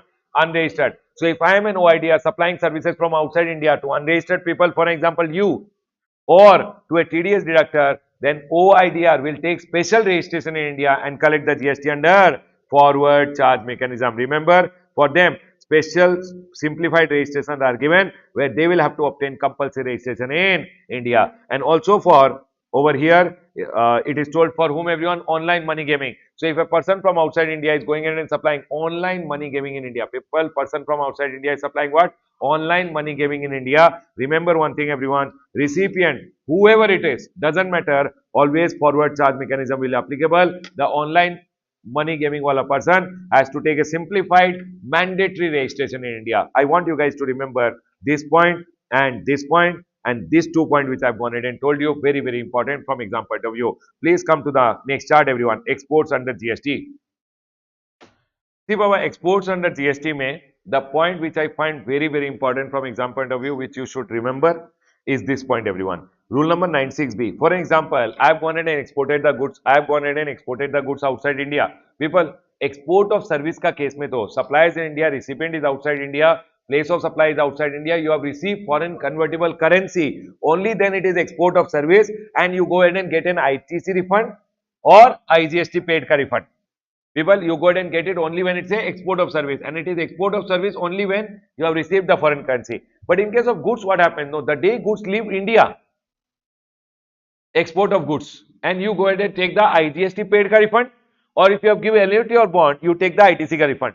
Now, government went ahead and told export of goods ka case mein, if you don't get the foreign currency from outside India within time, as per the FEMA, then whatever ITC ka refund was given or IGST paid ka refund was given, they will take it back from you. Means you should give it back to them within the next 30 days once the time limit has got over. It means the time limit as per FEMA has got over, then you should give back the money which you have. See, if you have not gone, if you have exported the goods worth rupees 1 crore and you have not got that money from outside India within the time limit of FEMA, then within the next 30 days after the time limit gets over, please go ahead and deposit the money, whatever IGST ka refund was given or ITC ka refund was given to you. That is told by rule number 96B. And sir, if you don't go ahead and deposit, then remember one thing, whatever refund was given to you, that will be termed as erroneous refund, and for that, they will go ahead and give you a demand order, and along with that, they will recover the interest also. So they have gone ahead and told the person to whom refund has been given, always remember one thing, if they don't go ahead and realize the foreign currency to the extent of non-realization, they should go ahead and deposit along with interest within 30 days. If you don't deposit, then the amount will be recovered as if it is erroneous refund along with interest. And sir, remember one thing, it will not be recovered from you if you go to the RBI and RBI says, okay, fine, in Ramesh ka case, Ramesh has not got the money from outside India, it's okay, RBI is writing off, saying not required to get the money, then it's okay. Are we all clear? Otherwise, the money will be recovered from you. What money will be recovered, everyone? IGST paid or the ITC ka refund will be recovered from you along with interest. Sir, later I got the money from outside India. If later you got the money from outside India, whatever you had gone ahead and paid, you can take it back without interest. This is one point which I go ahead and like it over here. Please remember this point. Everyone, other things are all okay. You can go through them. People, one point which I want to go ahead and talk over here is about merchant exporter, which I've gone ahead and seen. Sometimes they go ahead and tell in the exam nowadays. People, what do you mean by merchant exporter? Merchant exporter means, everyone listen to me very carefully. For example, I am over here, I am called a merchant exporter. Merchant exporter. People, this concept, one mark or one small point might be they go ahead and give you in the exam. Please listen. Who is a merchant exporter, everyone? Merchant exporter, I went ahead and told, small manufacturers are there. Small manufacturers are dreaming to go ahead and export outside India. I told them, do one thing, you sell the goods to me, I will go ahead and put the goods in a big container and I will supply outside India. It means they wanted to export, but they don't have so much bandwidth that they can go ahead and export. So merchant exporter, what they will do, no, they will buy the goods from manufacturer. They will buy the goods from manufacturer and then they will go ahead and export outside India. Actually, these people wanted to export, but they will give the goods to you. You will put in a container and you will go ahead and export. You are the main merchant. Merchant means trader. These people are the manufacturer. Now here in GST, no, if you are a merchant exporter, one, if you are a merchant exporter, government have gone ahead and prescribed one rate that, sir, these people, when, see, you tell me one thing, ultimately, don't you think these people are going ahead and exporting the goods outside India? Are yes or no, everyone? So government has gone ahead and told, actually there should be no GST. But what you can do, no, when you are selling the goods to this merchant exporter, he will ultimately go ahead and export outside India. Are yes or no, everyone? So he will anyways go ahead and claim a refund. Basically, what he do, no, he will give an LUT or bond and he will export outside India. So whatever the tax paid, he will already go ahead and claim a refund. Do you guys agree with me? So government goes ahead and says that when merchant exporter so you are selling, no, you should charge a lower rate of GST, which is if you are going ahead and supplying to a merchant exporter under CGST, just charge 0.05%, SGST 0.05%. If it is IGST, it is only 0.1% GST which you should charge when you are supplying to a merchant exporter, because anyways the exporter will go ahead and claim a refund. Are we all clear till here, everyone? So in your exam, if you go ahead and see a point where a person has gone ahead and bought from merchant exporter, then remember one thing, you should always go ahead and say, this person can go ahead and take the ITC. How much ITC will get? Only this much or this much. Is my point clear to all of you? So I am a merchant exporter. I am bought from many manufacturers. Then remember one thing, I will have to pay GST 0.05, 0.05 or 0.1%. And that credit will be available to me, which later I will go ahead and claim a refund. Is my point clear to all of you? But the credit is available to me. So in your ITC ka calculation, this credit will come. Can we go ahead, everyone? Beside this, one more circular is there in the book. Okay, everyone? On this chapter, one small circular is there, which I'll tell you quickly. Listen. Baba, these are concepts which you should remember. For example, I am over here in India. One person from outside India went ahead and told me 100 crore rupees ka he wants to develop a software. I told, okay, I will go ahead and develop the software for you. I am in India. He is in US over here. Okay, everyone? Now, I am going to go ahead and give him export of service. Do you guys agree with me? Now, in this scenario, I am in India over here. I can't go ahead and give the entire service. So, what I went ahead and did, I went ahead and hired one engineer from Mexico. I went ahead and told this guy, can you go ahead and give the service over here? Give the bill to me.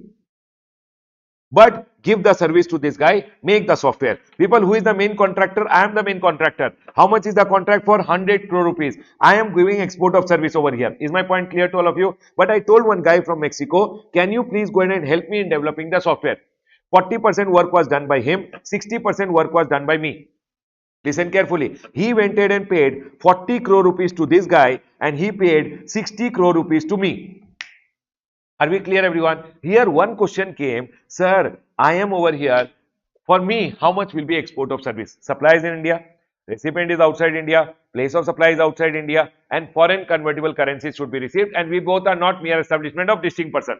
So in this scenario, I received only 60 crore. So will my export of service be 60 crore or will my export of service be 100 crore? So here government went ahead and told, listen, in this scenario, this when he is going ahead and billing you, know, whatever the bill is there, 40 crore rupees, on that you pay the GST under RCM. Being in India, supplies outside India, recipient in India, you have to go ahead and pay the GST under RCM on the 40 crore rupees, and directly the payment can go to him. It's okay. Even if you get 60 crore in India, 100 crore getting in India is not important. The person outside India can pay the other guy 40 crore rupees. It's okay. It means you have not got the full money in India, but still your export of service will be up to the extent of full 100 crore. You will be eligible to take the benefit of saying export of service for me is 100 crore. But what is the rule over here? That on the importation of service, you should pay the GST under RCM. Then you will get the benefit of export up to 100 crore. Also, you should have taken an RBI permission that, sir, I have gone ahead and got only 60 crore, 40 crore is going outside India only, I am not getting it in India. Is my point clear to all of you? Remember this circular. So tell me one thing, everyone. He billed it to me, shipped it to the other guy. From there, payment went outside India. I received payment only 50% for example. But can I go ahead and claim the export of service ka benefit up to 100%? Are yes or no, everyone? Yes, but on the importation of service, I should have paid the GST under RCM. Very simple, no. Importation of service, you pay the GST under RCM, take the ITC. Can I close, everyone? That's all they went ahead and told over here. This is one circular which is there under your exports under GST. Under exports under GST, this is one point which I told you. Second point I told you about merchant export, and one additional point which I went ahead and told you is this circular over here. Is my point clear to all of you, everyone? Done? The next one over here is refunds. Please come to refunds, everyone. Everyone over here now. Refunds as a chapter, from exam point of view, again I'll say it's an important chapter. You must go ahead and remember this chapter. Okay? One point which you can remember over here, when is unjust enrichment not applicable? This can be one question in the exam. When is unjust enrichment not applicable? If you have exported the goods outside India, everyone, if you have exported the goods outside India on payment of IGST or ITC refund, if you are asking for, unjust enrichment is not applicable. The refund will be given to you. It will not be put in consumer welfare fund. Secondly, if you have gone ahead and asked for ITC refund, when you have supplied to an SEZ ko you have supplied and you are asking for ITC refund, then also unjust enrichment is not applicable. Thirdly, if you have gone ahead and received on advance, everyone received an advance, paid the tax to the government, refund given, government will give you the refund. There is no question asked. There is no unjust enrichment applicable. The next one over here, tax paid in pursuance of section number 77. People, I paid CGST, SGST by mistake. Take a refund of CGST, SGST, pay the correct tax. Yes or no, everyone? When you pay the correct tax and you are claiming a refund of the wrong tax paid, there is no unjust enrichment applicable. Lastly, the tax and interest is borne by notified class of applicant, then also unjust enrichment is not applicable. This can be a small 2 to 3 mark question in the exam. Please remember this point, everyone. The next one which I want you guys to remember, one more point which I like it over here, that remember one thing, if in your exam they go ahead and tell you that sir, your goods are subject to export duty. If your goods are subject to export duty, those goods ke liye you don't get IGST refund also or ITC refund also, because under the Customs Act, if any goods pay export duty is there, it means government is not encouraging export of those goods.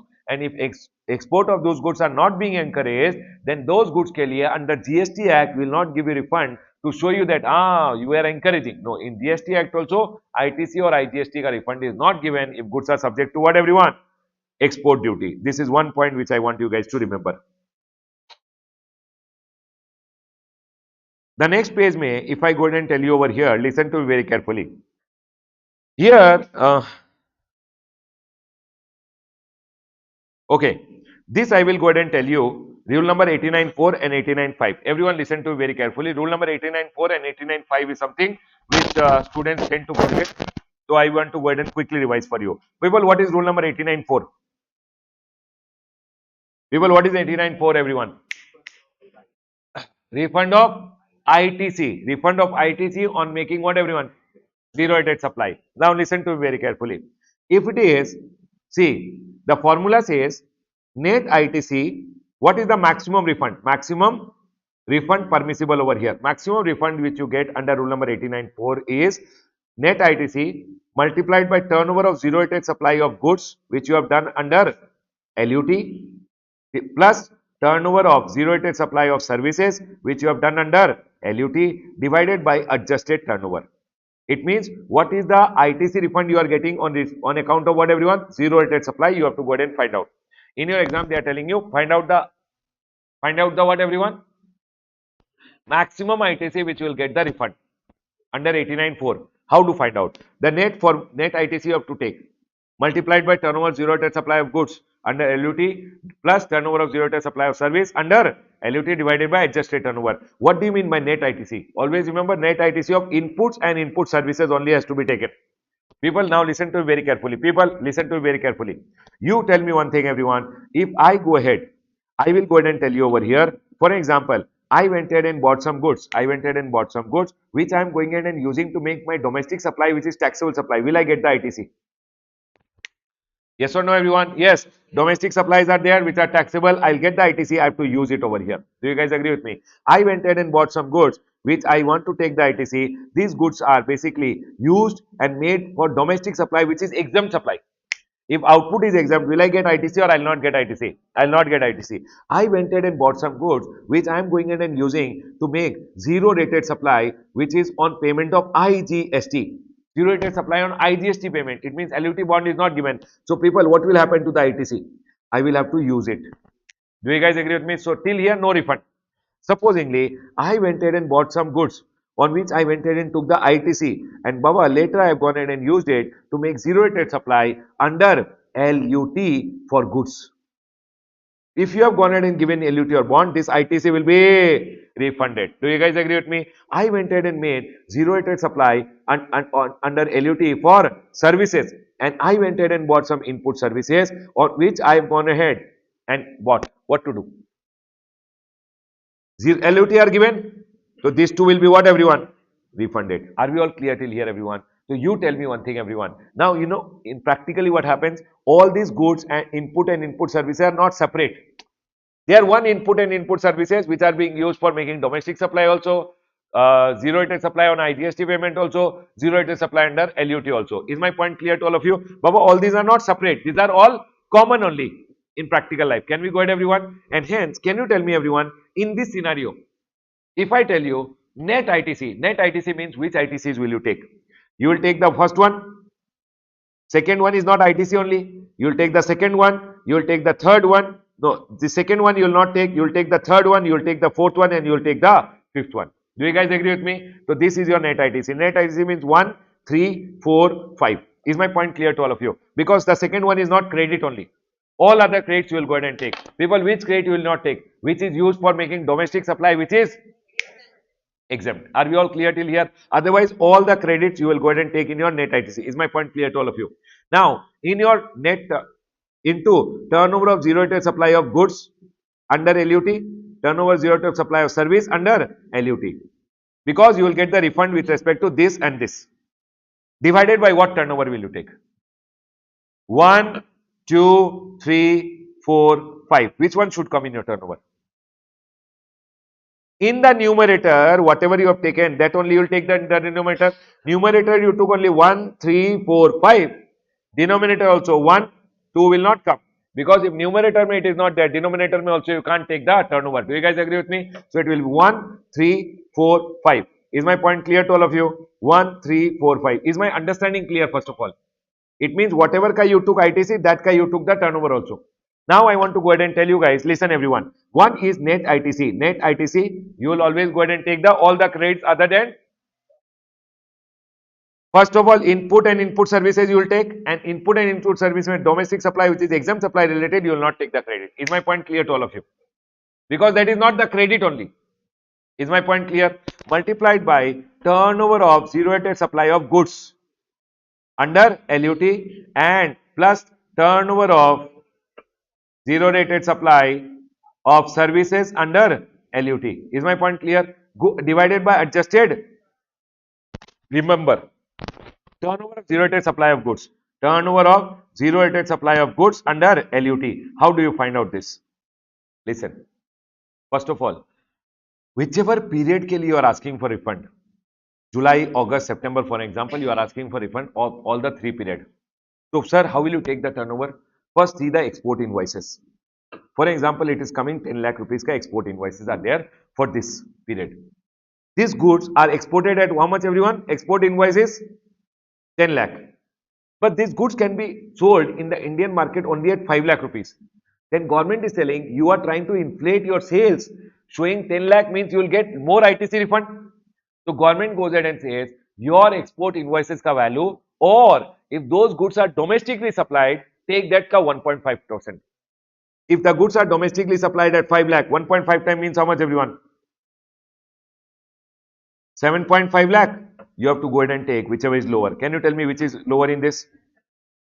Now, this is your zero rated supply of goods. Did you understand this point, everyone? Export ka value or 1.5 times of the domestically supplied goods. 1.5 times. Are we clear, everyone? Domestically, whatever price you are supplying, of that you have to take 1.5. Done.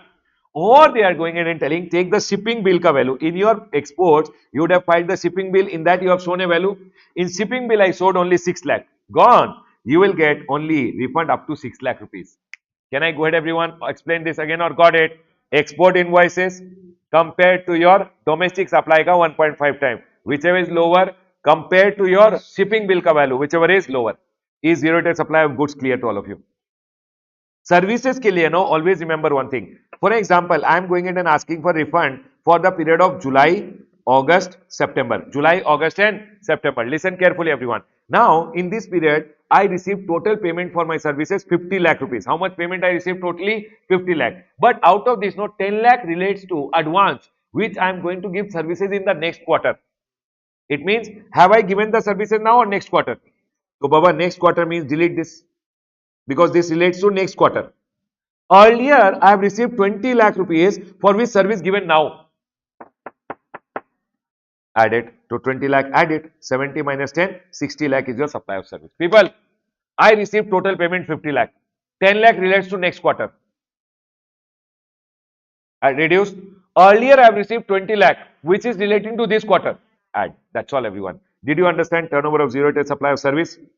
People, goods done, service done. Net IDC done. In net IDC, one point I remembered, you should never take opening balance. In your question, if they give you opening balance, don't take. Why? Because refund is always for a period. If you are asking for July, August, September, take only July, August, September ka ITC. Don't take any opening balances. Is my point clear to all of you? People, first tell me, is the net ITC clear? In case of zero rated supply, you should always take input and input services. Exempt supply ka ITCs, you don't get only, so don't take only. Can we go ahead, everyone? Otherwise, all ITCs to be taken. Multiplied by turnover of zero rate supply of goods under LUT. Goods, how will you take? Export invoices 1.5 time lower compared to a shipping bill, lower. Done. Services, whatever payments you have received during the period for which you are asking for refund, any services relating to next, subtract. Any services given, advance received earlier, services given now, add. Can I close the discussion, everyone? That's all. Now, adjusted turnover. Turnover, little adjusted. Can we go ahead, everyone? Let's listen. Turnover can be of goods also. Turnover can be of services also. Turnover can be of goods also. Turnover can be of services also. Listen carefully, everyone. Turnover can be of goods also. Turnover can be of service also. Goods ka turnover can be domestic supply, which is taxable supply. Goods ka turnover can be domestic supply, which is exempt supply. Goods ka turnover can be zero rated supply under on IGST payment. Zero rated supply under LUT. Here also services can be domestic supply, which is taxable supply. Services can be domestic supply, which is exempt supply. Zero rated supply on IGST payment and zero rated supply under LUT. Four types of services can be there. Four types of goods can be there. Correct, everyone? Let's adjust it. You have to go from turnover to adjusted turnover. Now listen. Domestic supplies, will you take it? In your ITC, whatever you have taken, you have to take. In ITC, have you taken domestic supply? Domestic supply ka ITC, do you take it? Yes. Exempt supply? No. IGST wala, do you take in ITC? ITC. Same take in turnover also. You do you take LUT wala? This take from the numerator. Whatever you have included in numerator, no, we calculated, no? Array, we calculated, no, here. This one you take in denominator also, same amount. Then, this one, will you take it? Yes. This one? No. This one? Yes, as per the numerator. Okay, everyone. Now, when you read the law, no, law means specifically they are told to exclude this. So you have to go ahead and exclude over here. When you go ahead and read this turnover, adjusted turnover. Remember one thing. What will you go ahead and take? People, turnover.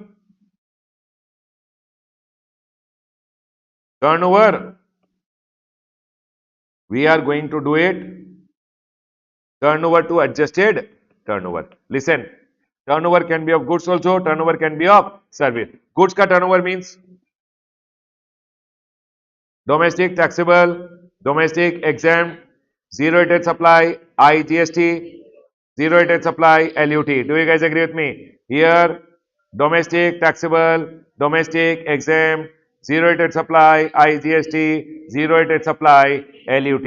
Remember one thing in this will go, this will no. This one, third one, IGST wala, yes, this will also go. This will also come, this will not come. This specifically they have told not to include. And this last one has to be included. That's all. You will go ahead and get the adjusted turnover. Is my point clear to all of you, everyone? Tell me one thing. What is the formula? Net IDC. Net IDC is clear to all of you.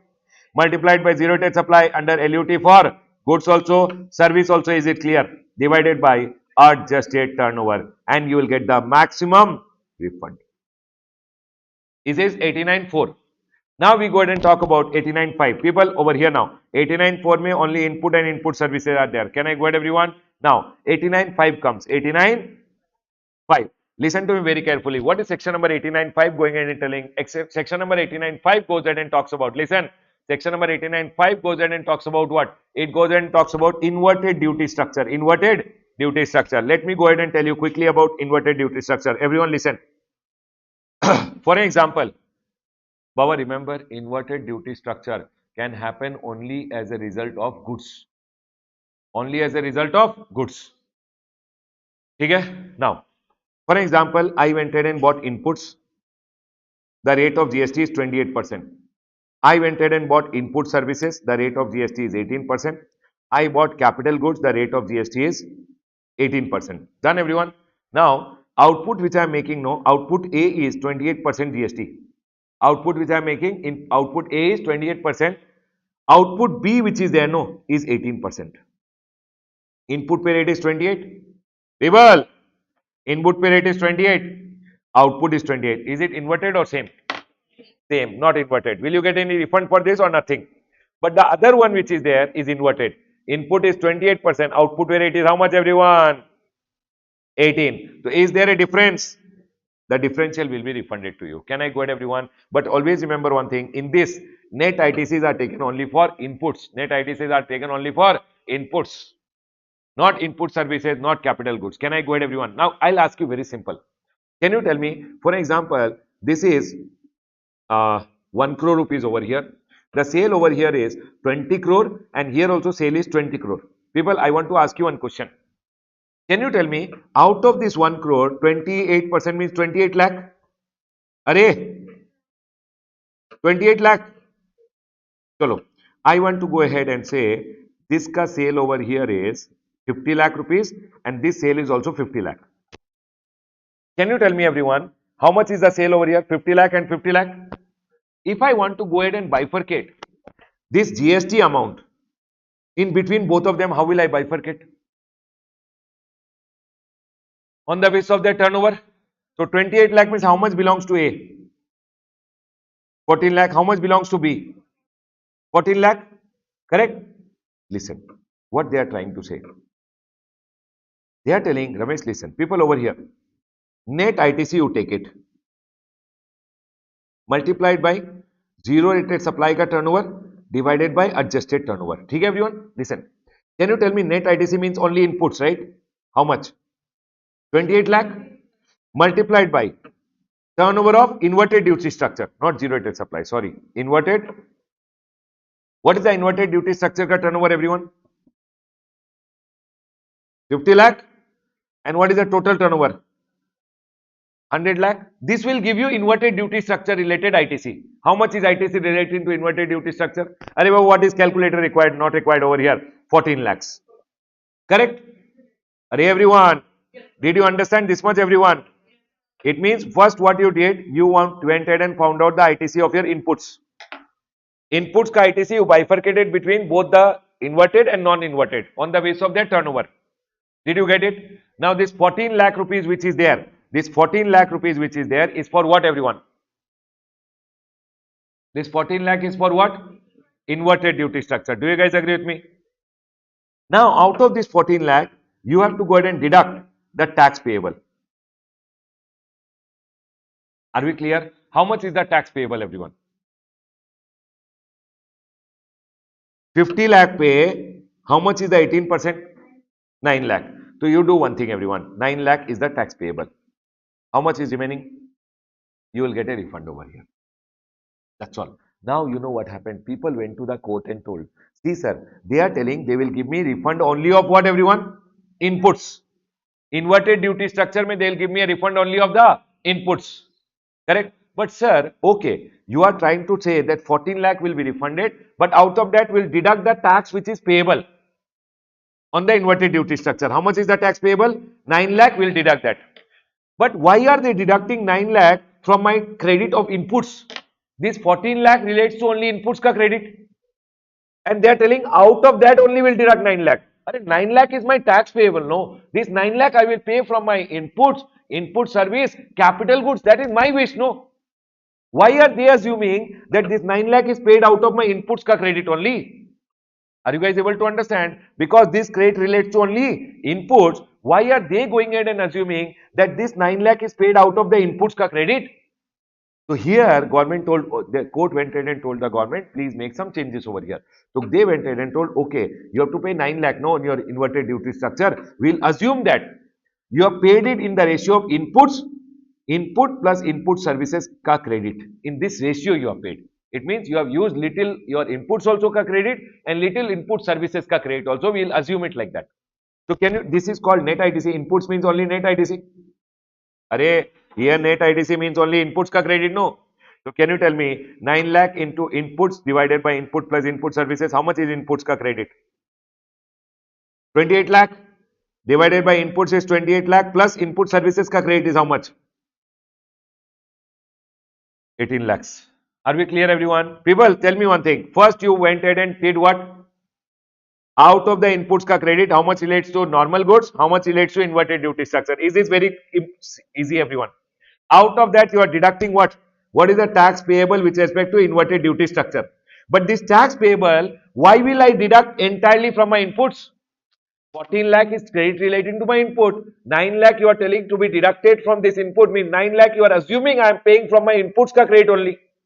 So 9 lakh you pay on the ratio of input divided by input plus input services. Can you tell me everyone, if I go ahead and do like this, how much it will be? 14 lakh minus 9 into 28. Baba, 9 into 28. Hey, everyone, quickly, calculator. 9 into 28 divided by 28 plus 18. 5 point. It means how much refund will you get now? 8.52. Earlier you were getting only refund of how much? 5 lakh. Now your refund has gone up. Because they are now assuming 14 lakh is paid out of inputs also and input services also. That's all everyone is the formula. They have gone ahead and told what? See, please take the net ITC, multiply it by turnover of inverted duty structure divided by adjusted turnover.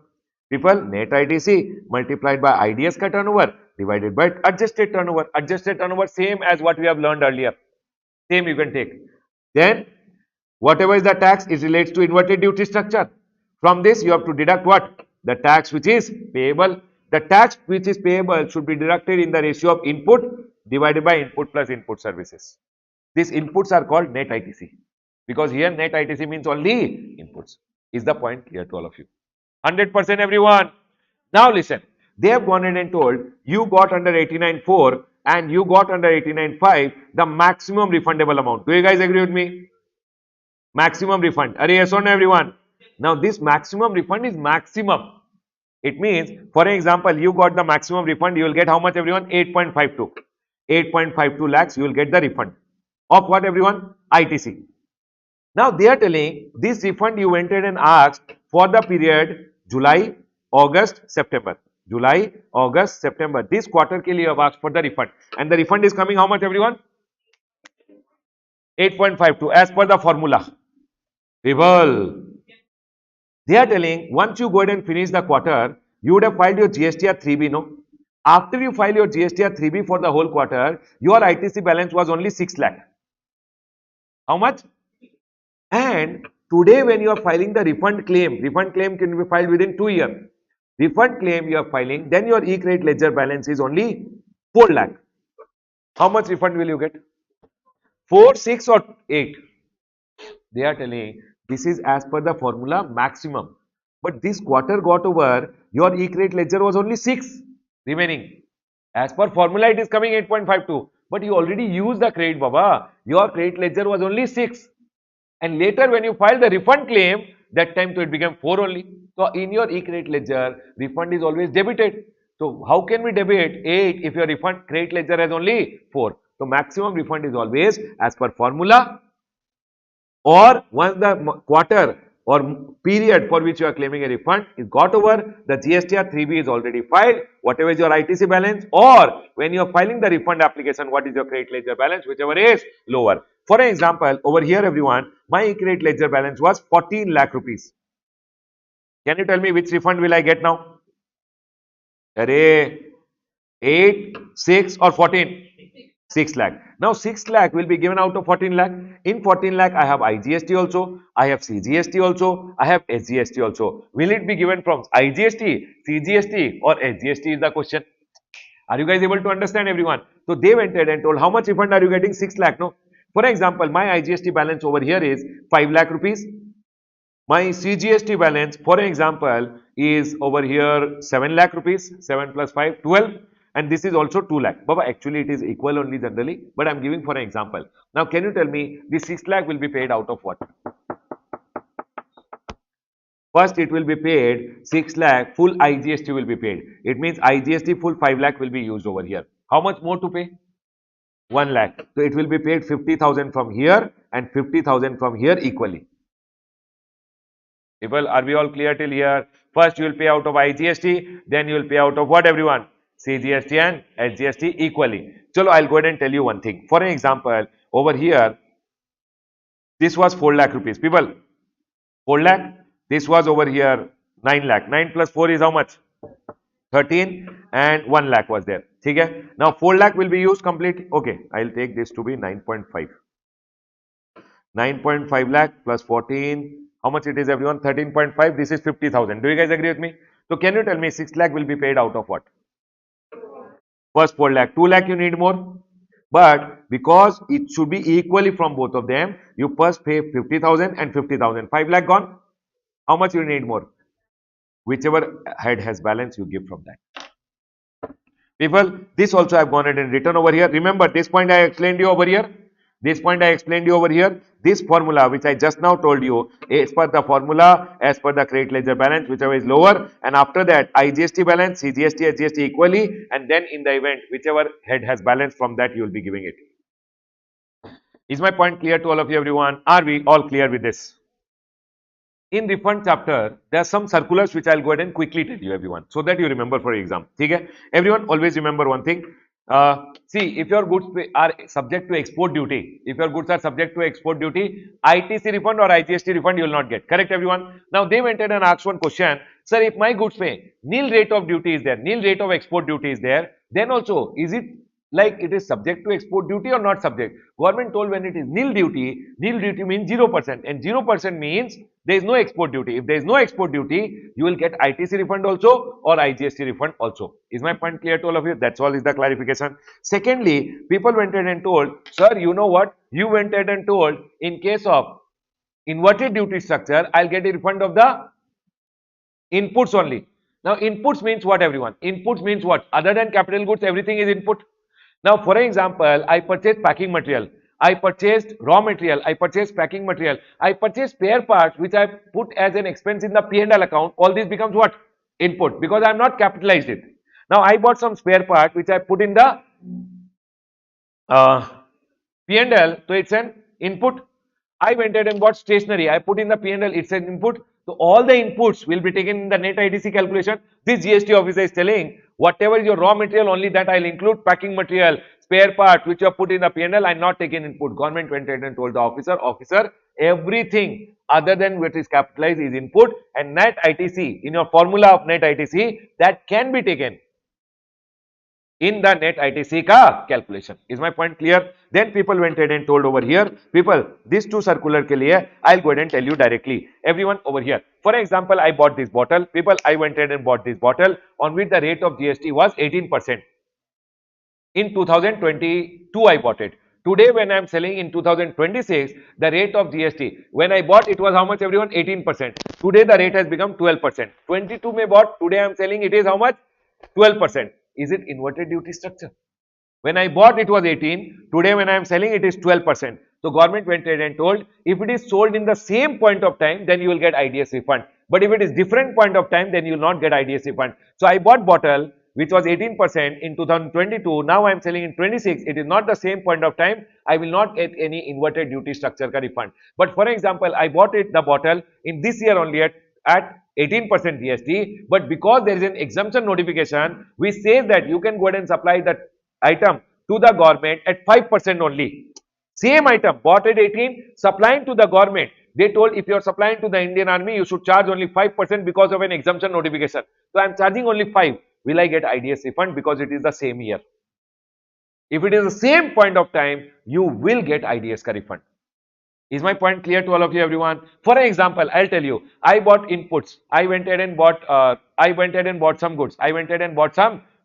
And I am going ahead and supplying to the government department. And government department, there is a specific notification which goes ahead and says, whatever item you are selling to the government department, you should go ahead and charge only 5% duty. I bought at 18%, I am selling at 5%, then Baba 13% will be refunded as inverted duty structure, provided it is the same point of time. Can I go ahead, everyone? The next one over here is, sir, 2 financial years are there. Everyone over here, 2 financial year is there. For example, this is the year 24-25 and this is the year 25-26. This is Jan, Feb, March, April, May, June. 6 months are there over here. Can I club 2 financial year to 2 financial year ka 2 periods and go ahead and claim 1 refund application? You guys getting my point, everyone? Here, this year ke liye, these 3 months are there. And this year ke liye, these 3 months are there. These 6 months ke liye, can I file 1 refund claim? They went ahead and told 2 financial year can be clubbed and you can go ahead and file your refund application, no problem at all. The next one, anyways, I've gone ahead and told you. After this, they went ahead and told one more circular. They told, sir, when you are claiming ITC ka refund, people, when you are claiming ITC ka refund, in your ITC refund, people, in your ITC refund, you will always go ahead and do what? In your IDS refund, you will take net ITC. Net ITC mein, which invoices ka ITC should be taken? Only those ITCs should be taken which supplier has filed GSTR 1 and the credit has come in your GSTR 2B. Only that amount should be included in your net ITC is what they are telling. In your net ITC, only confirmed credit should be included which amounts are appearing in your GSTR 2A and 2B. The next one over here. Sir, people went ahead and asked, sir, is there any restriction on deemed export supplier? People, what they are telling over here, whether there is any restriction on recipient of deemed export. People, tell me one thing, I am a supplier, you are recipient. What is deemed export, everyone? When goods don't leave India and I am going in and supplying to you and I am supplying to you within India only and that supply will be deemed to be export. Deemed to exports are only 4 categories. I am supplying to advance authorization holder. I am supplying to an EPCG authorization holder. Or I am going ahead and supplying to an EOU, or I am going ahead and I am a bank, I am supplying, or PSU supplying gold. Bank and PSU supplying gold to an advance authorization holder. People remember what are the 4 categories which are termed as deemed export? Export under GST ka chapter mein it is. Number 1, I am supplying to an advance authorization holder. I am supplying to an EPCG authorization holder. I am supplying to an EOU, 100% EOU, or bank or PSU is supplying gold to an advance authorization holder. This is called as what, everyone? Deemed export. Now always remember one thing, if I am supplying to all these 4 people, no, I have to pay the GST and I have to claim a refund. I only have to pay the GST, I only have to claim a refund, supplier. But sometimes what happens, if you go ahead and charge them, can the recipient also claim a refund? Is the question. So Baba, yes, they went ahead and told recipient also is eligible to claim a refund. No problem at all. The recipient of deemed export also can go ahead and claim a refund. Then they went ahead and told some questions were being asked over here, which we'll go ahead and ask. I'll go ahead and tell you. For example, there is a time limit to go ahead and claim a refund of your e-credit ledger, etc. 2 years. When you are claiming a refund ka time limit is always what, everyone? To claim a refund, time limit is 2 years. People went ahead and told, in my e-cash ledger, 1 lakh rupees is lying. E-cash ledger is my cash. Should I claim refund within 2 years or not required? Government told e-cash ledger, no problem. E-cash is your cash. There is no time limit to go ahead and claim a refund of the e-cash ledger. Then people went ahead and told, sir, when I am going ahead and claiming a refund of my e-cash ledger, is CS certificate, etc. required? Government told, no self-declaration, no CS certificate, nothing is required. Can I go ahead, everyone? Next. Then people went ahead and told, sir, TDS and TCS, which people, did you understand the first one? What is the first one? I went ahead and told, is time limit applicable for e-cash ledger? You can claim refund anytime. Secondly, when I am claiming a refund of my e-cash ledger, amount is more than 2 lakh rupees and all, nothing, Baba. There is no certificate, etc. required. Self-declaration, CA certificate, nothing required. Then they went ahead and told, sir, people will deduct my TDS and TCS. They will go ahead and deposit in my e-cash ledger. TDS and TCS credit comes in the e-cash ledger. E-cash ledger, there is no time limit to go ahead and claim a refund. Are you all clear? TDS deducted, TCS collected comes in my e-cash ledger, and e-cash ledger there is no time limit to go ahead and file a refund. Now, people tell me one thing. I will go ahead and ask you one question. People, when you go ahead and can supplier file a refund claim in case of deemed export? If I am going ahead and supply to this 4 category, can I go ahead and claim a refund? Yes. Can recipient claim a refund? From what is the due date for claiming a refund? In case of deemed export, the due date to claim a refund in case of deemed export is the date of filing of return relating to deemed export. It means I went ahead and supplied. Everyone listen. I am the supplier. I went ahead and supplied. I went ahead and supplied in this month.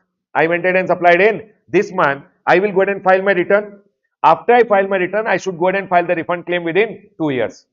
Now, when recipient is filing a refund claim, recipient ke liye what is the time limit? So they told what is the time limit applicable for supplier? Same is applicable for recipient. Supplier will go ahead and file the return. After the supplier files the return, then recipient can go ahead and file a refund claim within 2 years. Are we all clear till here, everyone? That's all they went ahead and told with respect to deemed export over here. This point over here is simple, everyone. This point over here went ahead and told what you know. Everyone listen to me very carefully. This point over here went ahead and told, for example, I received an advance. I went ahead and received a advance. I went ahead and paid the tax to the government. I received an advance. I paid the tax to the government. Okay? Now, services ka advance it was. You told you don't want the service, so I gave you a refund voucher. When I give you a refund voucher, can I adjust my liability or I have to claim a refund application only? They went ahead and told, if you received an advance, you paid the GST, when you refunded and gave a refund voucher, you should also claim a refund. Adjustment is not possible. Are we clear, everyone? I received an advance. I gave you a tax invoice already. If I give you a tax invoice, to adjust that, now I'll issue what, everyone? Credit note. If I issue a credit note, then adjustment is possible. Remember one thing, only credit note ka adjustment is possible. But for example, this month May, I want to adjust 1 lakh rupees ka credit note, GST amount. But this month payable is not there only. Output tax liability is not there only. Then in that scenario, you can apply for a refund claim. That's all they went ahead and told. People tell me one thing, refund voucher issued. Adjustment possible or refund application? Refund application. Credit note issued. Adjustment is possible. But this month there is no liability only. Then refund application. That is something which they have gone ahead and told. All other things are okay, everyone. I'll close my revision on the chapter of refund, everyone. Done. Now the last chapter, everyone, miscellaneous provision. Now the chapter of miscellaneous provision. Everyone listen to me very carefully. Miscellaneous chapter, students go ahead and ignore. But every attempt they ask you 3 to 4 marks. Baba, you can't go ahead and leave this chapter. You know what I've done for this chapter? This chapter I've gone ahead and given the types of question which they can go ahead and ask you. Are you guys able to see? And the answers which will be there. So these are some of the important sections from miscellaneous provision which I have written over here. I have written the questions also and I have written the answer. Last time, January, they go ahead and asked the first question which was there. They went ahead and asked this for 3 to 4 marks. So you can't go ahead and leave anything from this chapter. Everyone listen to me very carefully. Quickly, I'll go ahead and tell you some of the ones which I like it over here. Everyone listen to me very carefully. See, the first one, everyone, which is over here, admissibility of microfilm. Microfilm, facsimile copy of documents and computers and printouts which are there. They are going ahead and telling, for an example, the department came to your home and or your office and they were doing an inspection, search and seizure. One document was found over there. You are telling, oh sir, this Xerox document, this photocopy document, this is not original. This is not original document. This is not my document. Baba, always remember one thing. If he finds a photocopy also or a Xerox copy also or a printout also, he can take it as an evidence and use against you in a proceeding. So they are telling what are the documents? What are the documents which are deemed to be documents or evidences? A facsimile copy, a microfilm of any document, reproduction of image, a printout of an image, or a facsimile copy means a Xerox copy, a photocopy. A statement contained in a document and included in a printout in a printed material produced. They are telling any statement of a statement which you have gone ahead and written or any information stored in electronic device. Baba, your hard disk, whatever details are there, or including any hard copy of such information, any hard copy if they found of such information which is in your hard disk, you have taken a printout and kept the hard copies, those details also can be used as what everyone evidences against you. You can't go ahead and say it's a photocopy, it's a uh, printout which is there. These are not admissible. Though they don't need originals. They can use it as a evidence. The next one over here, which I really go ahead and like, is this one, 158. You can read 158 and go. That sir, see, generally your information cannot be made public by the GST officer. But there are some instances when GST officer can go ahead and make your information public. Sir, might be for sending you to jail. For prosecution, they can go ahead and make your information public. Sir, for carrying out the objective of the GST Act, they can go ahead and make your information public. For might be, they are going ahead and furnishing the information to the court. They can furnish your information in the court when you are, might be against you. Any case is going on in the court. Can department make your information public? Yes. The next one over here means not public. Can your information be disclosed? Now, might be for serving a notice regarding recovery of demand, they can go ahead and make your information, uh, they can go ahead and disclose your information.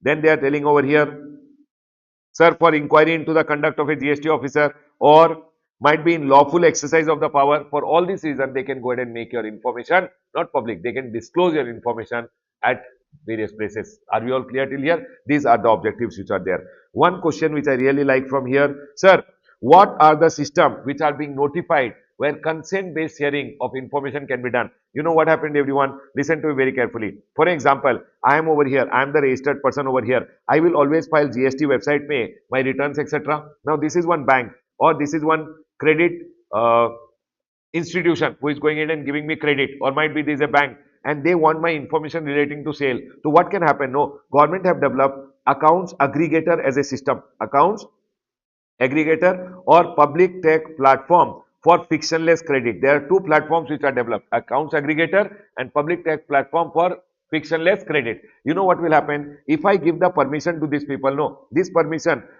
के basis पे accounts aggregator will directly pull the data from the GST का website, my sales का data, etc. and it will be provided to this bank, financial institutions and all. So basically, bank went ahead and told me, Ramesh sir, we want to know about your sales every month. I went ahead and told, okay, you can take it from the GST website. They told GST website will not share with us directly. So I have to go ahead and give them permission to whom? Accounts aggregator system or public tech platform for frictionless credit, who will pull my data from the GST website and provide it to these people. Are we clear, everyone? This is called consent-based sharing. I have to give my consent and my information from the GST website will be shared with these people. Are we all clear till here? It means I don't have to provide my sales information over here. It will be directly taken from the GST website. Through what? Accounts aggregator and public tech platform for frictionless credit. The next one which I like over here is, everyone over here, any error which is there, any error which is there apparent on the face of a record. Basically, GST department went ahead and issued you an order, so cause notice, any certificate, and that may mistake is there. Can the error apparent on the face of the record be rectified by them within 3 months? But the maximum time limit is 6 months. Are we clear, everyone? And remember one thing, if it's a accidental slip, if it's a accidental slip or clerical error, for that this time limit is not applicable. So whenever any apparent on the face of the record, any mistake has happened, 3 months is the minimum time, 3 months is the time limit to correct. But maximum time limit can be, everyone, 6 months. And if it's a clerical error, then there is no time limit which is there. Clerical errors ke liye, baba, any clerical, mathematical errors, etc. ke liye, there is no time limit. Remember one thing, whenever they are doing any rectification, no, because of which your liability goes up or your ITC comes down, then they will always give you opportunity of being heard. Any rectification leading to your ITC coming down or liability going up, always you will be given what, everyone? Opportunity of being heard. One more question which I really go ahead and like is section number 169 over here. People, see, coming to anything can come. I am telling you the most important one. You should remember over here, service, how can notice be given to you? Department wants to give you a notice. How can department go ahead and give it to you? Number one, they can go ahead and give it to you directly. Giving or tendering directly. You came to the department, they give it to you directly, handover. Given. Secondly, they can send you by a courier. Or they can send it to registered post, speed post or courier with acknowledgement to the last known place of business or residence. They can send it to your last known place of business or to your residence. If they want to serve, they can send an email to you, which you had given at the time of registration. That email may they can send an email with the notice. Or if email is not possible, they can upload it on the GST portal. If GST portal may uploading also you are not going ahead and responding, they can also go ahead and do what? Publication in newspaper, which is circulated in the locality where address is last known to have resided or carried on business or working for gain. People, where you were working earlier or where you are carrying on business, that place may they can go ahead and give the notice to you. Basically, not give to you, they can circulate in the newspaper in that locality. In the newspaper, they will print it so that you come to know about that notice has come against you. If that is also not possible, they are going ahead and telling they will affix, they will come to your last known place of business or residence and they will affix the notice and go. If that is also not possible, for example, they came to your last known place of business over here and there is a cow which is going here and there. Basically, it's an open ground which is there. Where to stick? So in that scenario, what officer will go ahead and do? No. In that scenario, he will go ahead and affix a copy thereof on the notice board of the office of the concerned authority. Means he will come outside his office and in the notice board he will stick and it is notice served. Are we clear, everyone? So they can go ahead and ask you in the exam, what are the various modes of service of notice? These are some of the important points. Other than that, miscellaneous provision may one anti-profiting is point is there. Always remember one thing, profiting के लिए, profiting. What is profiting, everyone? Charging unnecessary, making unnecessary profit at the cost of customer. For example, today the GST rate, everyone listen to very carefully. Today the GST rate is 18% on hotel. For example, 18%. So Baba, one shopkeeper is charging 25 rupees for a masala dosa. Tomorrow the GST rate went up to 28%. They will immediately increase the rate. But you know what? 18% the government made the GST rate to 5%. Will they reduce the dosa ka price? They will not reduce the dosa ka price. Extra GST they will keep in the pocket only. They will not go ahead and reduce the price of the dosa and say GST ka benefit will give it to you. Are you guys able to understand? They will keep the extra profit. They will make extra profit over here. In this scenario, this is called what, everyone? Profiting. And if you do profiting, principal bench of appellate tribunal will go ahead and give you a order. Basically, they will go ahead and pass order against you. Now, whenever the principal bench is passing an order, what are the various orders that can be passed against you? If you do profiting, if you go ahead and make undue profits, GST ka benefit not passed on to the customer, what will happen, everyone? Against you, order will be passed. In that order, they will go ahead and say, hey, GST rate came down, reduce your price of the goods. Secondly, they will go ahead and tell, from this customer, instead of 25, you should have charged only 23, but you charged 25 from this. GST rate came down. No, you should have reduced the price of your dosa. You did not reduce. You charged 2 rupees extra from the customer. Give it back to the customer. If you can't find the customer, put it in the consumer welfare fund. Central Consumer Welfare Fund 50%, State Consumer Welfare Fund 50% along with interest. Thirdly, they will impose penalty on you. They can also impose penalty on you. And lastly, they can also cancel your registration. Your exam question can be, what are the various orders that can be passed by them? Number one, they can tell you to reduce the price. Number two, return the money with interest. Number three, imposition of penalty. And number four, cancellation of registration. People, congratulations. Here we are done with your complete revision for GST. Now listen, in GST, I have gone ahead and told you whatever changes had come. Also, I had gone ahead and told you these are all okay. Just give me a second.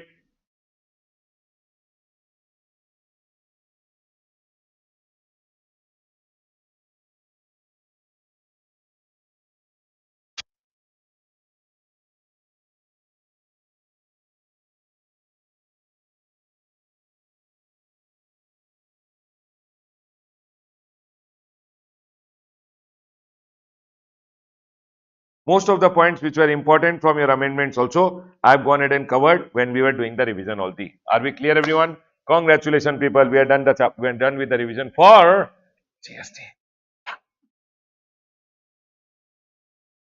Done?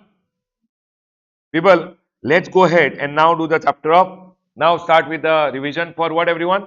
Customs. Everyone over here now. Customs, the first chapter which is there is a C graded chapter. C graded chapter. However, there are some points which you should take care from the chapter also. Always remember one thing, everyone. The first point which I like over here is this one. Section number 22. I like section number 22. Abatement of goods, abatement of duty on goods which are damaged or deteriorated. Remember one thing, damaged or deteriorated goods may you go ahead and get abatement. Abatement means discount is given in the duty. They don't go ahead and collect the whole duty which is there. For example, 10 lakh rupees ka goods were there, 1 lakh ka duty was there. Now your goods ka value have become 5 lakh, duty also will be reduced. Yes or no, everyone? That is what they have gone ahead and told over here, damaged or deteriorated. Remember one thing, damage can happen before or during unloading, after unloading also, or warehouse goods also. You will get abatement all the three cases. But in the scenario of deterioration, deterioration means fall in the quality. Fall in the quality ka case mein you will get case mein you will get abatement only if it is done happens before. The deterioration should happen before or during unloading. After unloading, if you don't clear, that's your mistake. They will not go ahead and give you any abatement. So abatement is given before or during unloading. After, it is not given. Remember one thing, what is the value of the damaged goods? 10 lakh ka goods have become 5 lakh ka value. You will tell 50,000 ka value. They are telling the officer will go ahead and decide, and if you don't agree with the officer, they will do an auction, sell the goods and tell you this is the value of your goods. Are we clear, everyone? Always remember one thing, how much is the custom duty? Whatever the custom duty was earlier, divided by the value of the goods before damage, multiplied by the value of the goods after damage or deterioration. Is my point clear, everyone? This is one point which I like it. Second point which I go ahead and like over here is, sir, remember one thing, everyone. If there is a conditional notification which has been issued, conditional exemption which has been issued, remember, conditional exemption was issued, for example, over here. Conditional exemption has been issued over here in the year 2024-25, and it was issued over here, and they have not gone ahead and told when this conditional exemption will cease to exist, or it will be rescinded, means it will be deleted. From which year? So in this scenario, first you take 2 years. It will continue for how many years? 2 years, and after the 2 year gets over, whichever 31st March will come, no, till that time the exemption notification will be valid. After that, it is not valid. So exemption notification, conditional exemption notification which is there, unless specified, varied, rescinded, it is valid up to 31st March falling immediately after 2 years from the date of grant or variation. The day it is granted, from that year 2 years, after that ka 31st March tak it will be valid. Then other than that, I also like one section over here, which is section number 20, everyone. Listen to me very carefully. If I go ahead and export something, people, if I go ahead and export something and I re-import, export something and re-import is fresh import. Full custom duty has to be paid. But then there are some concession which has been given over here. For example, I went ahead and exported. When I exported, government gave me duty drawback. If I re-import the item, no, I have to pay the duty drawback back. If I exported, I got IGST refund, ITC refund, sorry.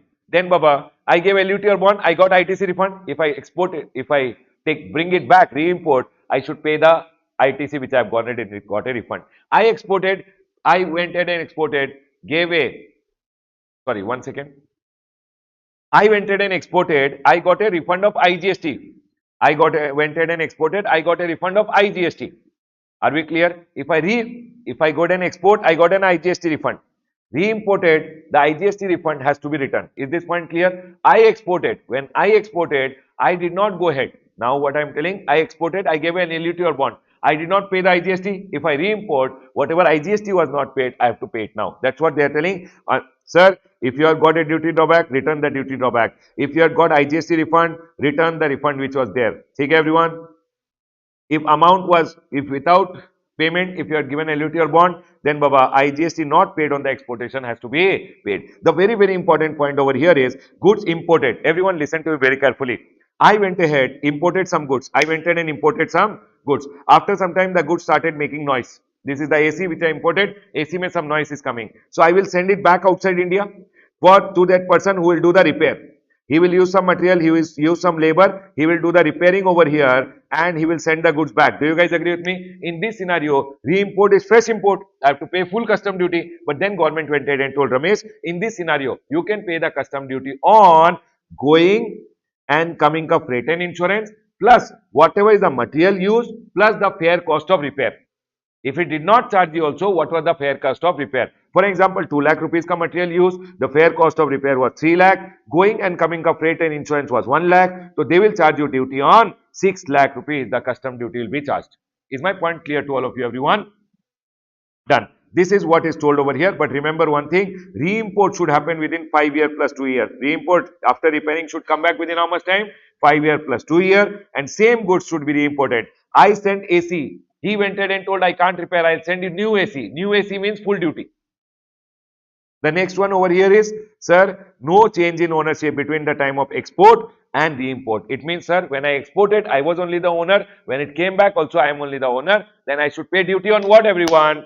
Going and coming ka freight and insurance, plus the fair cost of material and labor which was there. The material which was used that ke liye, plus whatever is the service charges which are there, what I would have, if they have not charged it also, what is the fair cost? On that I have to go ahead and pay the custom duty. The next one over here is everyone exemption with respect to goods manufactured in India. For example, I went in and manufactured some goods in India. I sold it to a guy in the US. In US, these goods which are there are not working properly now. So he wants to send it back for repairing. Re-import is fresh import. But government went ahead and told Ramesh, you can go ahead and give a bond over here that you have re-imported it for repair. You will repair it and send it back because the goods are made in India, no? You exported the goods. Now they have come for repairing. They have come for repairing. You will do the repairing and send it back. When they come for repairing, you don't have to go ahead and pay any custom duty. Re-import is fresh import, but you are not liable to pay any custom duty provided you go ahead and give a bond. What they are telling everyone, see, a goods manufactured in India, exported and then re-imported for repairing, it should come back within how much time? 3 years in case of in all the case of export other than Nepal and Bhutan, for which the time limit is 10 years. Refining ke liye it is coming. What do you mean by refining? See, repair is if it was not working, it has come back for repair. Some problem is there. If there is no problem, but still in India, no, now we have got sophisticated technology. I told him, sir, you send your item with, he is not complaining, but I told, sir, you send your item, I will make it more refined. Now the noise will become even less. He is not complaining. Complain ke liye if I get it, that is repair. But otherwise, I can get it for refining also. If I get it for refining, then remember one thing, it should come back within 1 year from export. Always remember one thing, no duty on re-import. When you import it for repairing or remake, remember one thing everyone, there is no duty payable provided re-export should happen within how much time? 6 months plus 1 year. It means I should do the repairing and I should send it back within 6 months. Further extendable by how much everyone? 1 year. Same goods which had come should only go back. And the next one over here is I should execute a bond at the time of re-import. This is something which I like over here. Please remember this everyone. Now some 4 case laws are over here which you should remember everyone. Hanil era textile. Hanil era textile ka case mein what happened everyone? Listen. Hanil era textile ka case mein Hanil era went ahead and imported one DG set and furnace oil. People, DG set and furnace oil. Hanil era is a 100% export oriented unit. They imported DG set and furnace oil. Now there is an exemption notification which went ahead and told if you import DG set and furnace oil, DG set and furnace oil say you go ahead and make the electricity. Electricity say if you make the goods, and goods if you are exporting, that export oriented unit need not pay any taxes on the custom duty on the DG set and furnace oil, because out of that you made electricity, you made goods and goods were being exported. Now Hanil era case mein what happened? Hanil went ahead and made some generated extra electricity, and extra electricity they went ahead and sold it in India in the domestic tariff area. So custom department went ahead and told you were supposed to use the electricity, make the goods and export the goods. You are not supposed to sell the electricity domestically in India, and hence we are demanding custom duty on the DG set and the furnace oil which you had imported. Here Hanil era went to the court went ahead and told, see, the exemption notification told you should get DG set and furnace oil, make electricity, electricity is a goods and you should export. Hanil era has gone ahead and done that. They have not gone ahead and violated anything told in the exemption notification. In the exemption notification, there was no restriction saying you can't sell extra electricity in India, and hence there is no violation. Hanil era need not go ahead and pay any custom duty on the DG set and furnace oil. That's all they went ahead and told. In absence of any restriction clause in the notification, there is no violation of any condition of the notification, no duty for surplus power sold in the domestic tariff area. The next one, Tullo India operation. Tullo India ka case mein what happened? Tullo India went ahead and imported one machine.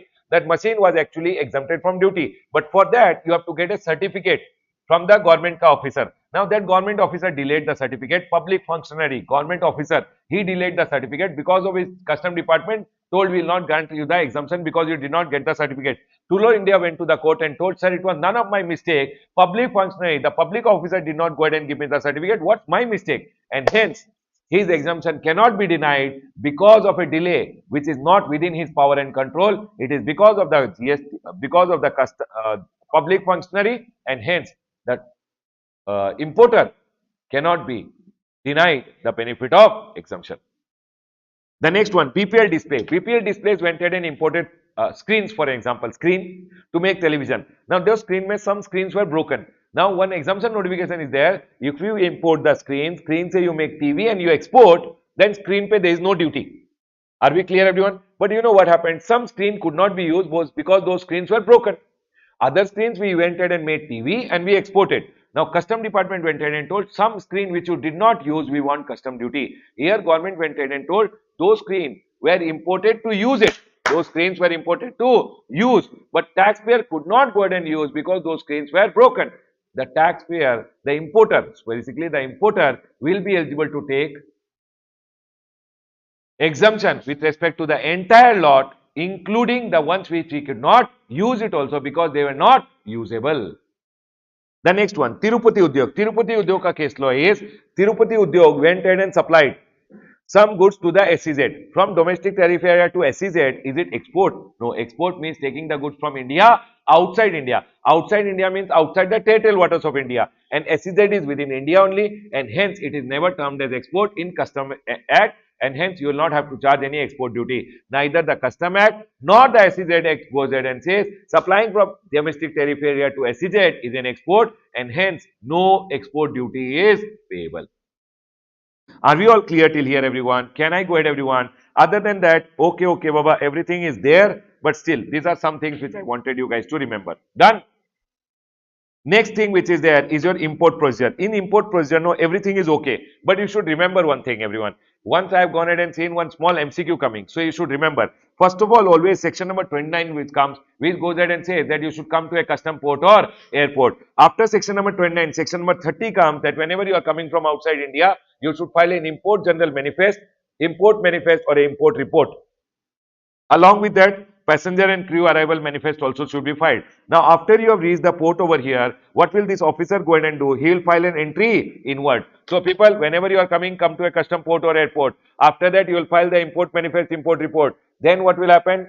The GST custom officer will go ahead and give you an entry inward. After entry inward, what will happen? You will do the unloading of the goods. So there are three sections, G, P, S, which comes in picture. G means unload only those goods which you are mentioned in the import manifest. Unloading should happen at approved places only, and unloading will be happening only in the supervision of the proper officer. After that, what will happen, everyone? The goods are already being unloaded. The ship will leave the India and go. Are we all clear till here? Here, one very important point which I want you guys to remember. Listen, now your goods have been unloaded over here. Listen, your goods have been unloaded over here. After your goods have been unloaded, you will go online and file a bill of entry. You will do the self-assessment. You will go to the custom department. Custom officer will check. If everything is fine, he will issue a clearance order. If he does not find something good, then he will go ahead and do reassessment and tell you to go ahead and pay the differential duty and then issue the clearance order. Are we all clear till here, everyone? And you can take your goods from the custodian and go home.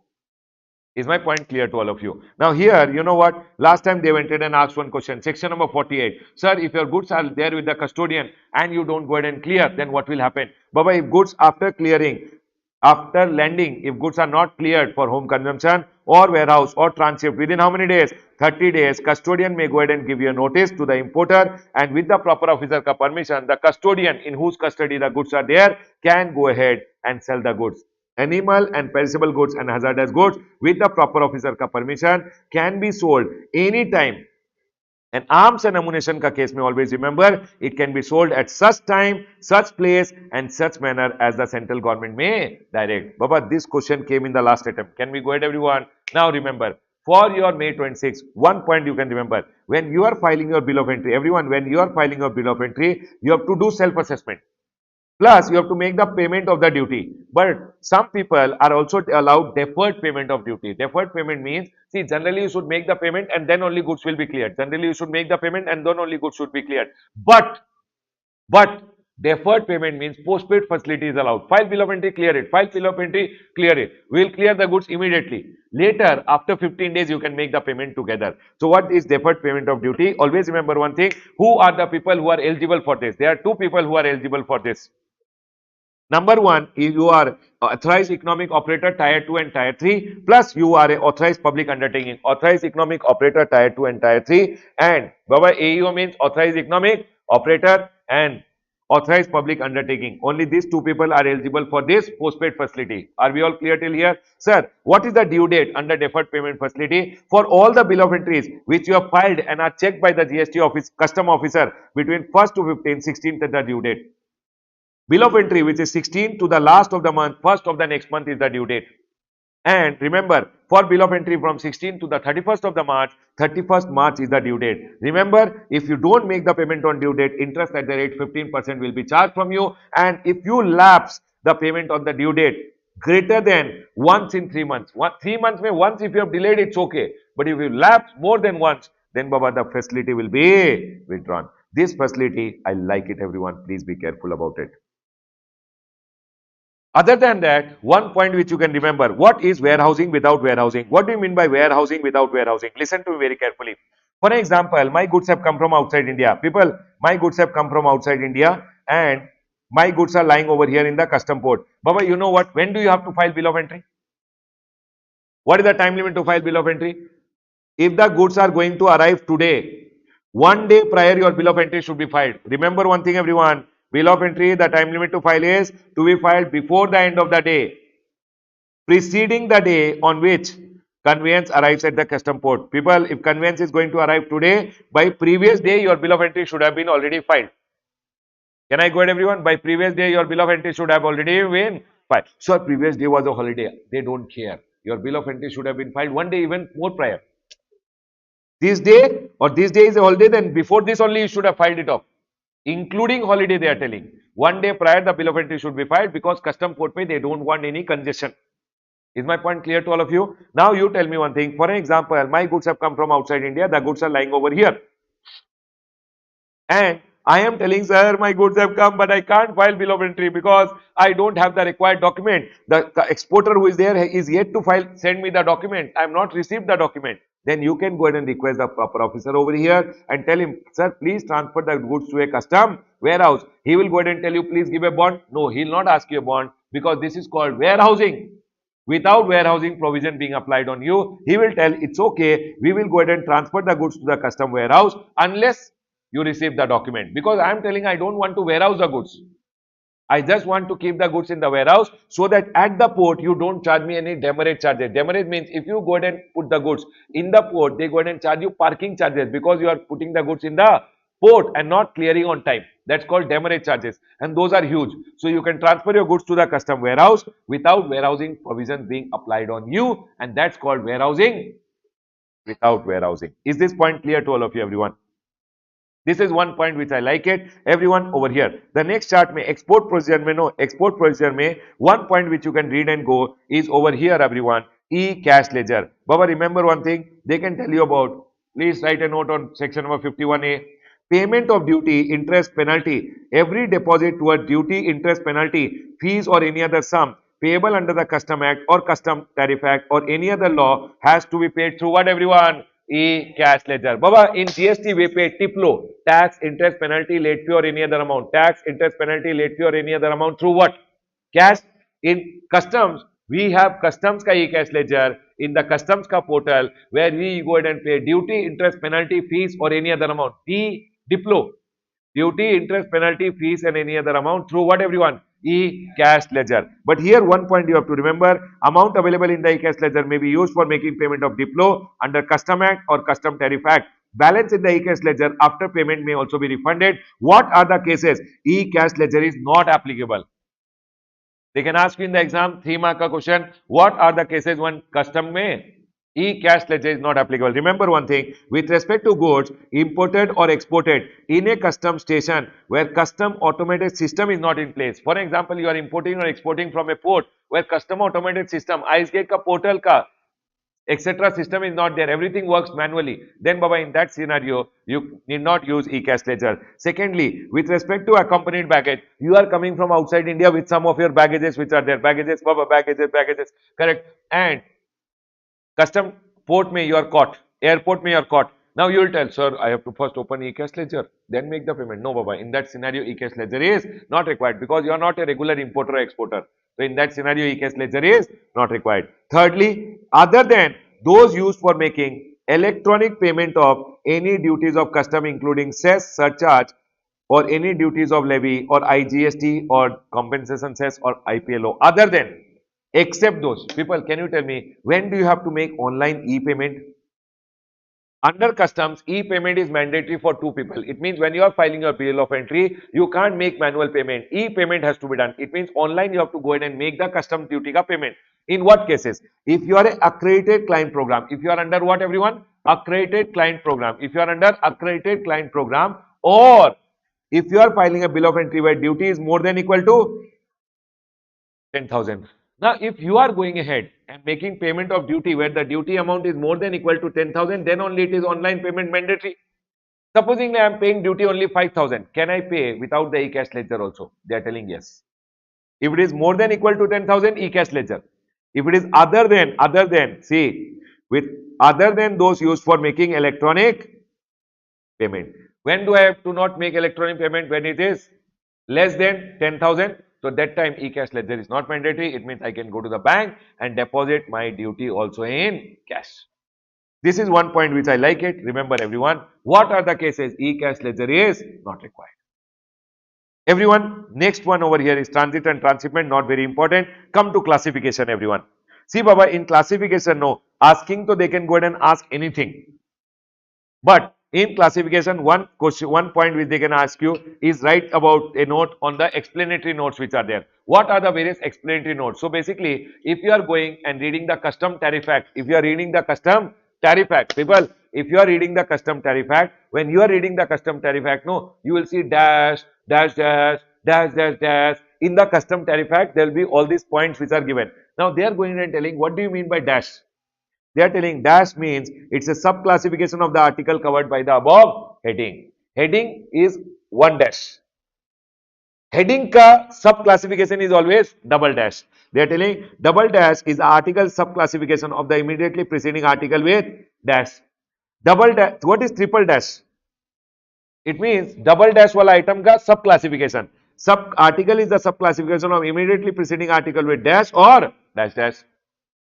Secondly, when you are reading the custom tariff act, if they have told 30%, percent of what? Percent of the value. So they are dealing duty shall be calculated at such percentage on the value of the goods. The next one over here, always remember, for example, you are reading the custom tariff act. In the custom tariff act, standard rate is given, preferential rate. Preferential rate is not there for an item. It means you have to not apply only. Sir, I am importing from a preferred nation only. No, sir. Preferential rate is not there, it means no duty. No, if preferential rate is not there, please go ahead and apply standard rate. These are the three explanatory note which you might go ahead and see one question. Please be careful. People, I am not bifurcating between C graded, B graded, A graded and all in custom. I am telling which are the important areas which at least you should have taken care. Does not mean other things you will not study at all. Everyone over here now. The next one over here is, I like rule number 3, everyone. See, Baba, rule number 3 goes ahead and says, for example, this is one item which is there. This is a mobile phone. Mobile phone, you will go ahead and classify under mobile phone ka heading when you are doing the classification, or you will classify under electronic. Mobile phone is a more specific heading than the general heading electronic, and hence always whenever you are classifying an item, it should be always classified under. So basically, mobile phone is classifiable under electronic also and mobile phone also. Where will you classify? It's always, remember one thing, prefers specific over general. Now, for example, from outside India, some item ka mixtures have come, or composite goods have come. Composite goods means mobile plus charger, or some item in a set have come, shaving cream plus razor. In that scenario, they are telling each heading will be treated as specific. For example, mobile phone and charger has come. It's a composite supply. Mobile is a specific heading. Charger is also a specific heading. Both the headings are available. Then where to classify? Then they are going ahead and telling if it's a composite goods which has come, please go ahead and apply the essential character test. Over here, what is essential? Mobile or charger? Mobile, classify under mobile. So they are going ahead and telling apply essential character test in case of mixed, composite or item in a set. Always apply what everyone? Component that gives the essential character. For example, laptop has come loaded with software. Where will you classify? Laptop. Done, everyone. You have got a software ka CD. Software ka CD. One manual book has come. Software. You got a book. In that book, one CD is there. Book. So what gives the essential character? There you have to classify. The last one over here, later the better. For example, you are going in and classifying. And this car which is there, it's a passenger car. It's coming under 8506, and it is also coming under goods vehicle 8508. Which heading will you classify? 8506 or 8508? Here the rate is 12%, here the rate is 18%. You will want to classify in 12. They are telling no, take the later wala heading. So whenever you are going ahead and classifying an item, if item is classifiable under many heading, and then always remember go in chronological order and take the last heading because that's the best heading. Later is better. You can go ahead and see one small question on this. That's why I went ahead and told, please be very careful about it. People, packing material. Always remember one thing. I went ahead and got, for example, mangoes. Everyone, I'll tell you quickly. I went ahead and got mangoes from outside India. Mangoes came in carton box. Where will I classify carton boxes? Along with the mangoes only. Correct? I went ahead and got shirt. Shirt came in brown color ka cardboard box. Classify with the shirt only. Is my point clear, everyone? Camera I imported. Camera came with camera case. Camera only. Only case I imported. Case separately. Camera I imported with a normal case of camera only. It will come classify with camera. Gold jewelry I went and imported with gold jewelry ka red color ka box. Classify with gold jewelry. Do you guys agree with me? Now I went and imported gold jewelry with diamond case. Diamond ka box. Both will be classified as separate. That's all they went ahead and told for packing materials over here. Is my point clear to all of you, everyone?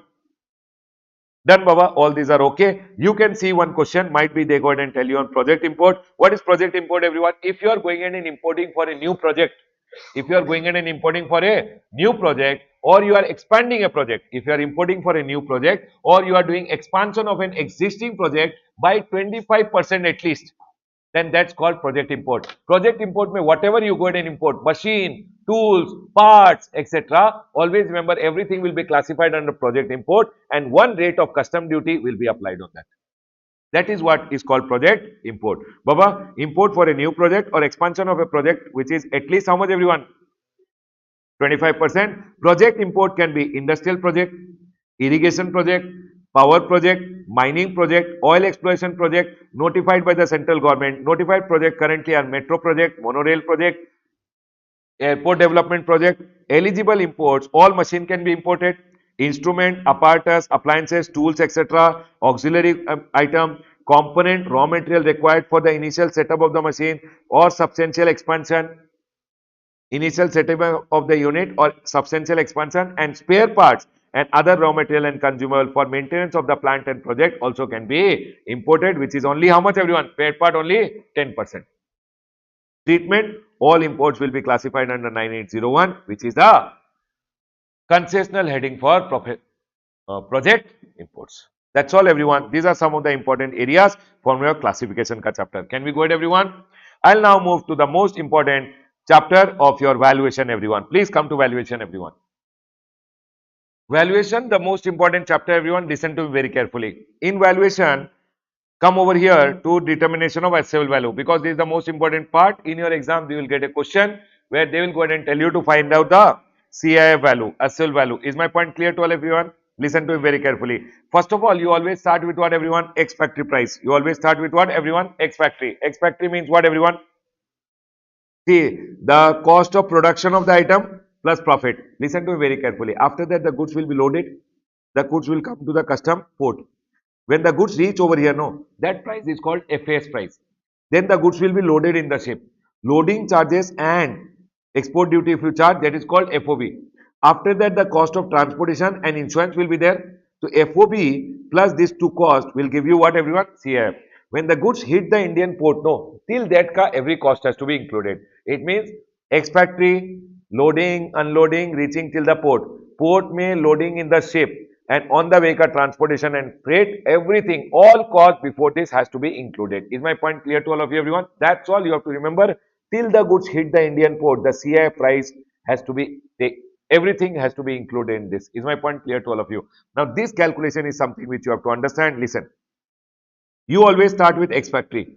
After that, freight and insurance and all expense will be there up to the port. FAS will come. FAS means beside the ship, the goods have reached. After that, the goods will be loaded in a ship. So it says loading charges of loading, and along with that export duty, it will come as FOB. Please tell me, everyone, FOB is clear to all of you. In FOB, they have gone ahead and told. Remember one thing, everyone, in your exam, they will give you the CIF price. They will give you the CIF price, and then they will give you air freight, they will give you transportation cost. Never start your question with CIF. Never start your question with CIF. You should always go ahead and first arrive at what everyone? FOB, and then only you should do your question. Otherwise, you will go wrong because most of the things are connected to FOB. Now listen, after you have gone ahead and arrived at FOB, FOB has to be always adjusted. You have to arrive at what everyone? Adjusted FOB. You have to arrive at what everyone? Adjusted. There are 5 adjustments which are to be done. A, B, C, D, E, which you have to be very careful. Number 1, if you have gone ahead and paid any commission, remember one thing everyone, commission always has to be included. For example, seller has gone ahead and sold me the goods. He told give me 1 lakh rupees, and on his behalf he told his agent ko I should give 20. So actually the value of the goods is 1 lakh or 1 lakh 20. 1 lakh 20. That's all they have gone ahead and told. Any commission and brokerage, all commission paid to local agent. Local agent means supplier ka local agent in India, or exporter's agent means supplier ka agent in India. Whatever I have paid has to be included. Here remember one thing. If I pay my agent ko something, that is never to be included. Seller ka agent ko if I pay, only that has to be included. I am paying my agent, that is my expense. That is not what I have to pay to the, sorry, buyer paying his agent, whatever, that is my call. That is not seller has gone ahead and supplied me and I have to pay to the seller. Is my point clear to all of you, everyone? Is my point clear, everyone? So remember, buying commission paid by buyer to his agent not to be included. Buying commission in your exam is also called as what everyone at times? Purchase commission. Everyone over here now. The next one, if I go ahead and tell him, everyone, I went ahead and told him, send me the goods along with a container. One big container, he has sent the goods. Remember one thing, containers which are there, no big containers generally go back. If they go back, not to be included. But if they are not going back and they stay in India, cost of container also has to be included. Are we all clear till here? Except durable and returnable. If I return it, then there is nothing to be included in value. If I don't include, then along with the goods, what container has come, that is also important to be included in the value. I went in and told one person to supply me goods from outside India. I told him, please do the packing of the goods. Please do the packing of the goods and supply it to me. For packing, he charged me for material also. To pack, he used some material, or labor charges also he charged me. Remember, cost of packing also has to be included. Can you tell me, everyone, what are the 3 things I told you to include? Commission, container, and packaging. Remember one thing, these 3 are included. Are we clear? Then Baba, the next one, listen to me very carefully. My supplier ko I went ahead and told, can you make t-shirts and supply it to me? Can you make t-shirts and supply it to me? He told, okay sir. I went ahead and told him, I will give you the material. You make the t-shirts and give it to me. When I send the material and material is coming back with the goods, re-import is fresh import, and hence they are going in and telling, when you get the goods from outside India, whatever you have given him free of cost, that amount should be added to the value. Because he gave you the t-shirt, material was yours, right? You had given him free of cost. When the goods are coming back, material ka cost has to be added. They are telling assistance by the importer, free of cost or at reduced price always has to be included. Number 1, material including raw material, component, part, item incorporated. What has come back with the item? I sent t-shirt ka cloth. Cloth has come back with the material, that has to be included. Some things you don't see. For example, tools, dies, molds, similar product used in production. For him to use the tools and dies, I went ahead and gave him some tools. I went ahead and gave him some molds and die. Those things are also used in the production. Those things ka amortized cost has to be added. Are we clear, everyone? Amortized cost has to be added and it has to come back. The next one over here, material consumed in the production. I went ahead and gave him oil, machine ka oil to use in the machine. Arey, machine oil, can you see in my t-shirts? You can't see. It does not incorporate, but it was used in the production. That price also has to be included. Engineering and design work, art or plan work, which is undertaken elsewhere than India. I went ahead and told one person in Japan that I will provide you the design of the machine, how you have to design and give. If I get the design done in India and give it to him free of cost, not to be included. If I got the design done in London and provided to him, that has to be included. US may I got the design and gave it to him. Remember that design cost has to be included. Is the point clear to all of you, everyone? This is something very, very important, everyone. This design in engineering wala point they will tell you in the exam. Remember, you will include it only if it is undertaken outside India, not in India. India ka design, engineering, sketchwork, etc. If you get it done and provide it to him, that should never come in your valuation. Can you tell me what are the 2 things I told you over here? I told commission, container and packaging to be included. Then I told material, tools, etc. which you have provided, plus design in engineering elsewhere than in India done, provided to him free of cost, that also has to be included. Is my point clear to all of you, everyone? People, see, I've written here also shortcut so that you can remember for the exam. Number one, commission, container, packaging. Any assistance you have given him free of cost, that also has to be included. The next one over here, third, royalty and license fees. We will remember one thing, if you pay any royalty, any license fees also to your supplier, then that has to be included in the value. That has to be included in the value. The next one over here is, people, this right side में whatever is written, no, it is just for the purpose of you to read later आराम से. ठीक है everyone, nothing very crucial. I am already talking about it. The next one they have gone ahead and told, value of any part of the proceed which is subsequently paid. The people, for an example, one person went ahead and supplied me a mobile phone for 30,000 rupees. He told Ramesh sir, after you sell the mobile phone, no, you have to pay me per mobile phone 5,000 rupees more. So I am paying him 30 earlier, 5,000 later. So how much is the price actually paid or payable? 35. So that also has to be included. 5,000 has to be included in the value. And lastly, all other payment made as a condition of sale or to the supplier or third party to satisfy an obligation also has to be included. Supplier went ahead and told me he will supply me the machine for $1 lakh plus I have to pay him 10,000 because he will dismantle the machine and give it to me. Dismantle means he will disassemble and give. For that he is asking 10,000. If I pay him anything, or supposingly he told me, Ramesh sir, you have to pay this guy 10,000 rupees. Only then I'll supply you the machine. Whatever I pay because of a condition of sale has to be included in the valuation. Please tell me everyone, are we all clear till here? First tell me, what are the things you will include everyone? Very, very important. Number one, commission, container, packaging. Done everyone. Container, if it is returned, don't include. Secondly, material which I gave free of cost, molds and die which I have given. Then any material which I have given which is already consumed, design engineering elsewhere than in India. It will, goods ke saath I have to add it. Third, license fees and royalties. Remember, always remember this thing, license fees and royalties which you have paid to the supplier, always to be included. Fourthly, everyone, any part which I am paying later, that also has to be included. And lastly over here, any amount which you have paid to the seller as a condition of sale always to be included. Is my point clear to all of you, everyone? Clear? Done. These are the some points which will come. Now you will get adjusted FOB. People always remember one thing. Once you get adjusted FOB, you should calculate cost of transportation and cost of insurance. Transportation, always remember one thing. People, transportation, always remember actual available or ascertainable, take actual. Actual is not there, then you should take 20% of the adjusted FOB. Is this point clear to all of you? Actual is there?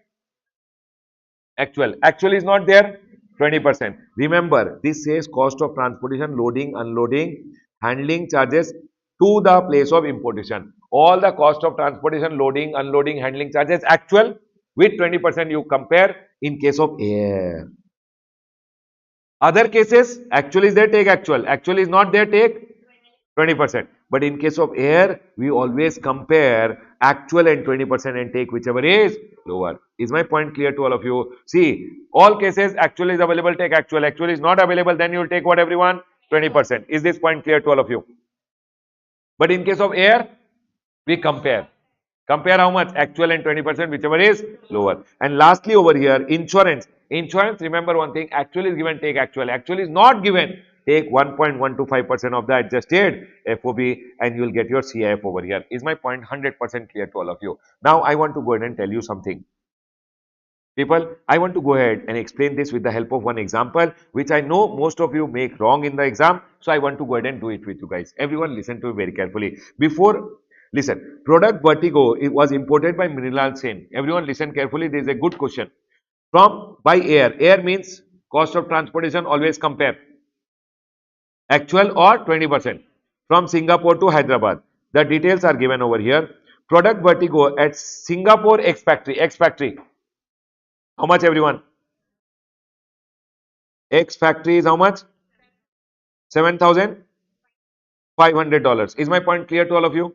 Then they went ahead and told what everyone? Freight from factory to the load port. It means freight up to loading port. How much? Dollar? Where did it go? Huh. $300. Then they went ahead and told loading in the ship. Loading charges, how much everyone? $200. Can you tell me FOB is how much? Everyone, is this clear to all of you? Now they went ahead and told other things also, which we'll go ahead and see. Loading charges given. Air freight from the said airport to Hyderabad. Freight actual is given. Correct everyone? Insurance is given, actual is given. Purchase commission. People, then you have to write over here section number 10(1) ka adjustment. Purchase commission not to be included. Write your note why you are not including. Are we clear everyone? Secondly, 10(1) ka all adjustment done. Adjusted FOB. How much? 8,000. Now you will need what everyone? Cost of transportation, loading, unloading, handling charges. People, up to the port of, up to India. Do you guys agree with me? Arey, up to India, cost of transportation, loading, unloading, handling charges. Compared to what everyone? Actual compared to 20%. Listen carefully everyone. On the board, listen carefully. Can you tell me what is the actual cost of transportation over here in the question?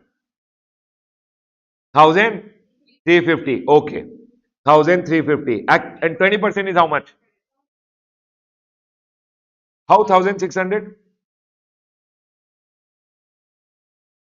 20% is 1,600. Can you tell me what will you take?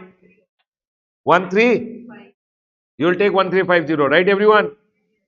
Yes or no? You have got 1,600 over here. See, when you go ahead and say cost of transportation, when you say cost of transportation, see here everyone, listen carefully. You have to remember one thing, that they have not told only cost of transportation. They have told cost of transportation, loading, unloading, everything, handling charges up to Indian port. It means in the US from exporter's factory till India, cost of transportation, loading, unloading, handling, actual compared with 20%. Are we clear? And what students do over here, they take only cost of transportation and compare. No. Are you guys able to understand? In this question, can you tell me cost of transportation? This was also cost of transportation. This was loading handling charges. So what is actual?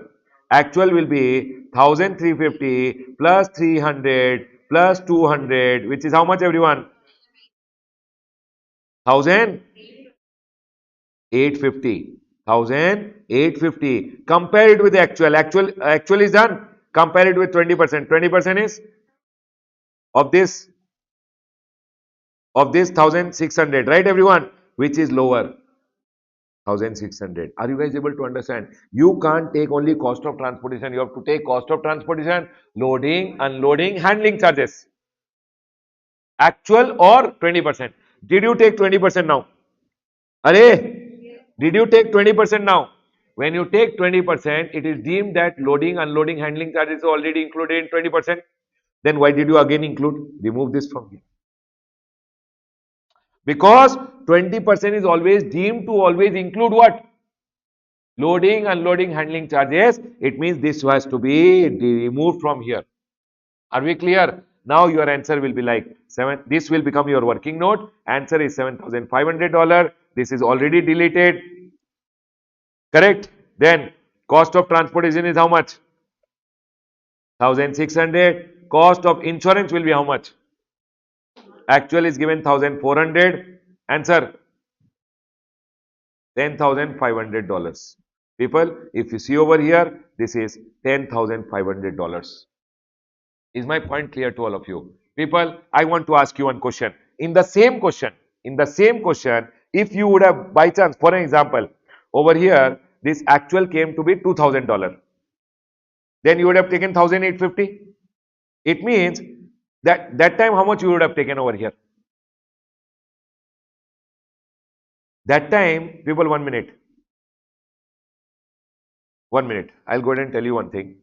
For example, this is clear to all of you? In the same question, if I go ahead and ask you one point over here,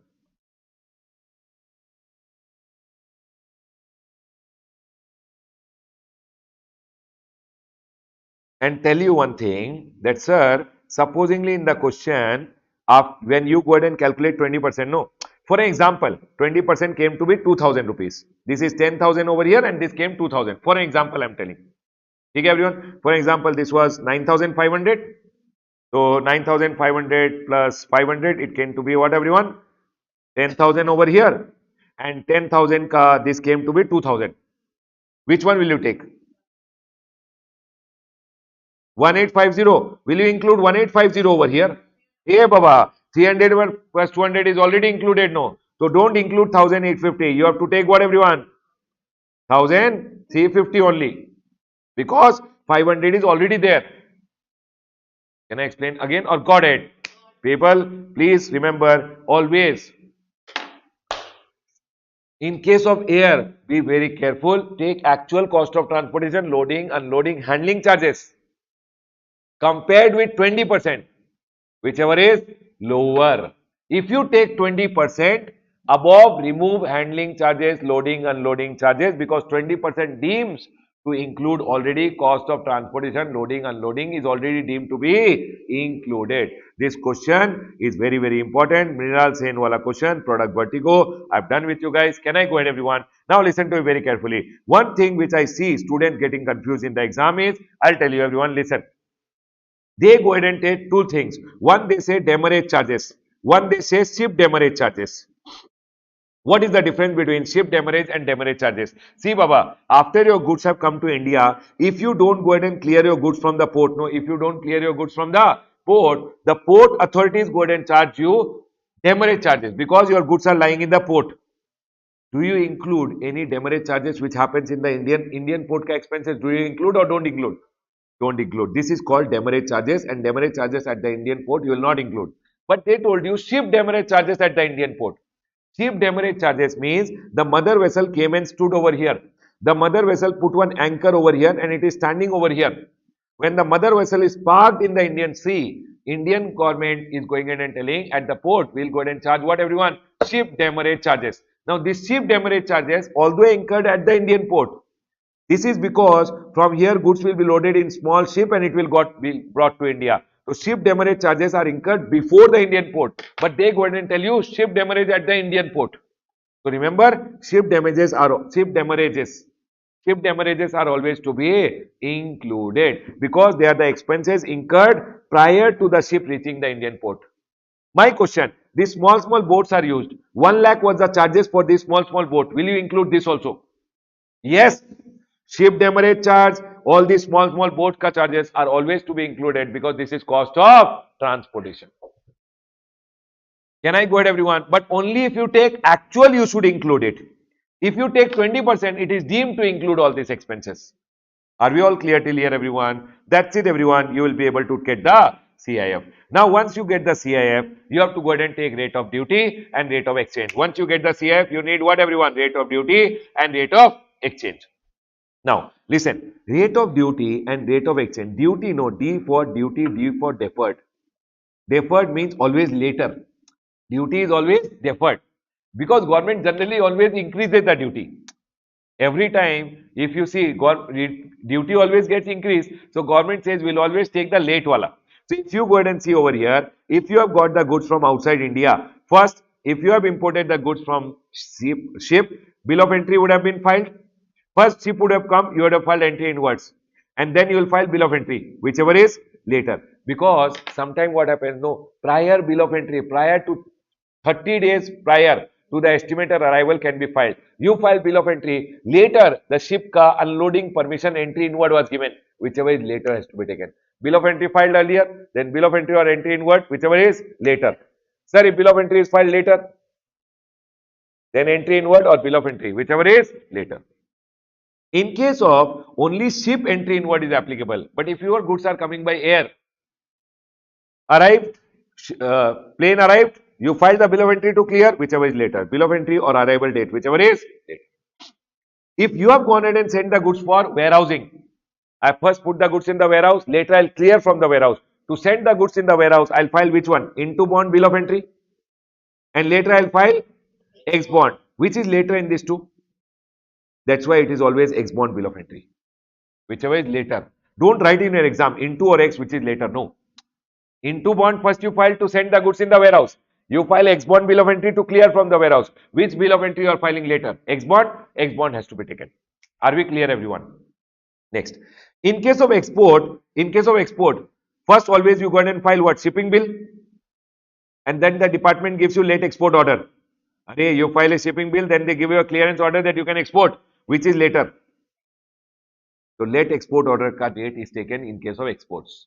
In case of exports, we always take late export order, which is later. Shipping bill or late export order? Late export order. Now listen. Rate of exchange is not always earliest bill. It's always the earliest bill. Earliest bill means, can you tell me, in these two, which is a bill? Which is the bill? Bill of entry, take bill of entry filing date. In this, which is the bill? Bill of entry, take the bill of entry date. In these two, into or X, which is the earliest? Take the into. Earliest bill. Duty is always deferred. Exchange is always earliest bill. Next, in this two, which is earliest bill? Shipping bill, so take shipping bill. Shipping bill is a bill. Are we all clear? In all other cases, it is the date of payment of duty. Now here, people, is my point clear to all of you? Tell me one thing, in case of import valuation, you always go ahead and take what, everyone? CIF into rate of duty into rate of exchange. Is my point clear to all of you? How to find out rate of duty and rate of exchange? Exchange rate, always remember one thing, you have to take CBIC rate. They'll tell you interbank rate, RBI rate, SBI rate. No, you have to take CBIC rate. Is my point clear to all of you? Now, one MCQ which they can go and ask you is about export valuation. Export valuation may always remember, everyone. Import का case में it is always CIF. Export का case में it is always the FOB. Done, everyone? At the Indian port, you are exporting. FOB at the Indian port multiplied by rate of duty. Duty is always deferred. Shipping bill or LEO, whichever is later, into rate of exchange. Exchange is always the earliest bill. Earliest bill is the shipping bill. Story over. In case of import, you already know how to calculate. Export, they can give you a small MCQ, and that's why I went and told FOB into rate of duty into rate of exchange. I've already gone ahead and written it down. Custom duty is FOB into rate of exchange into rate of duty. Whenever you calculate custom duty mein social welfare surcharge, it is 10%.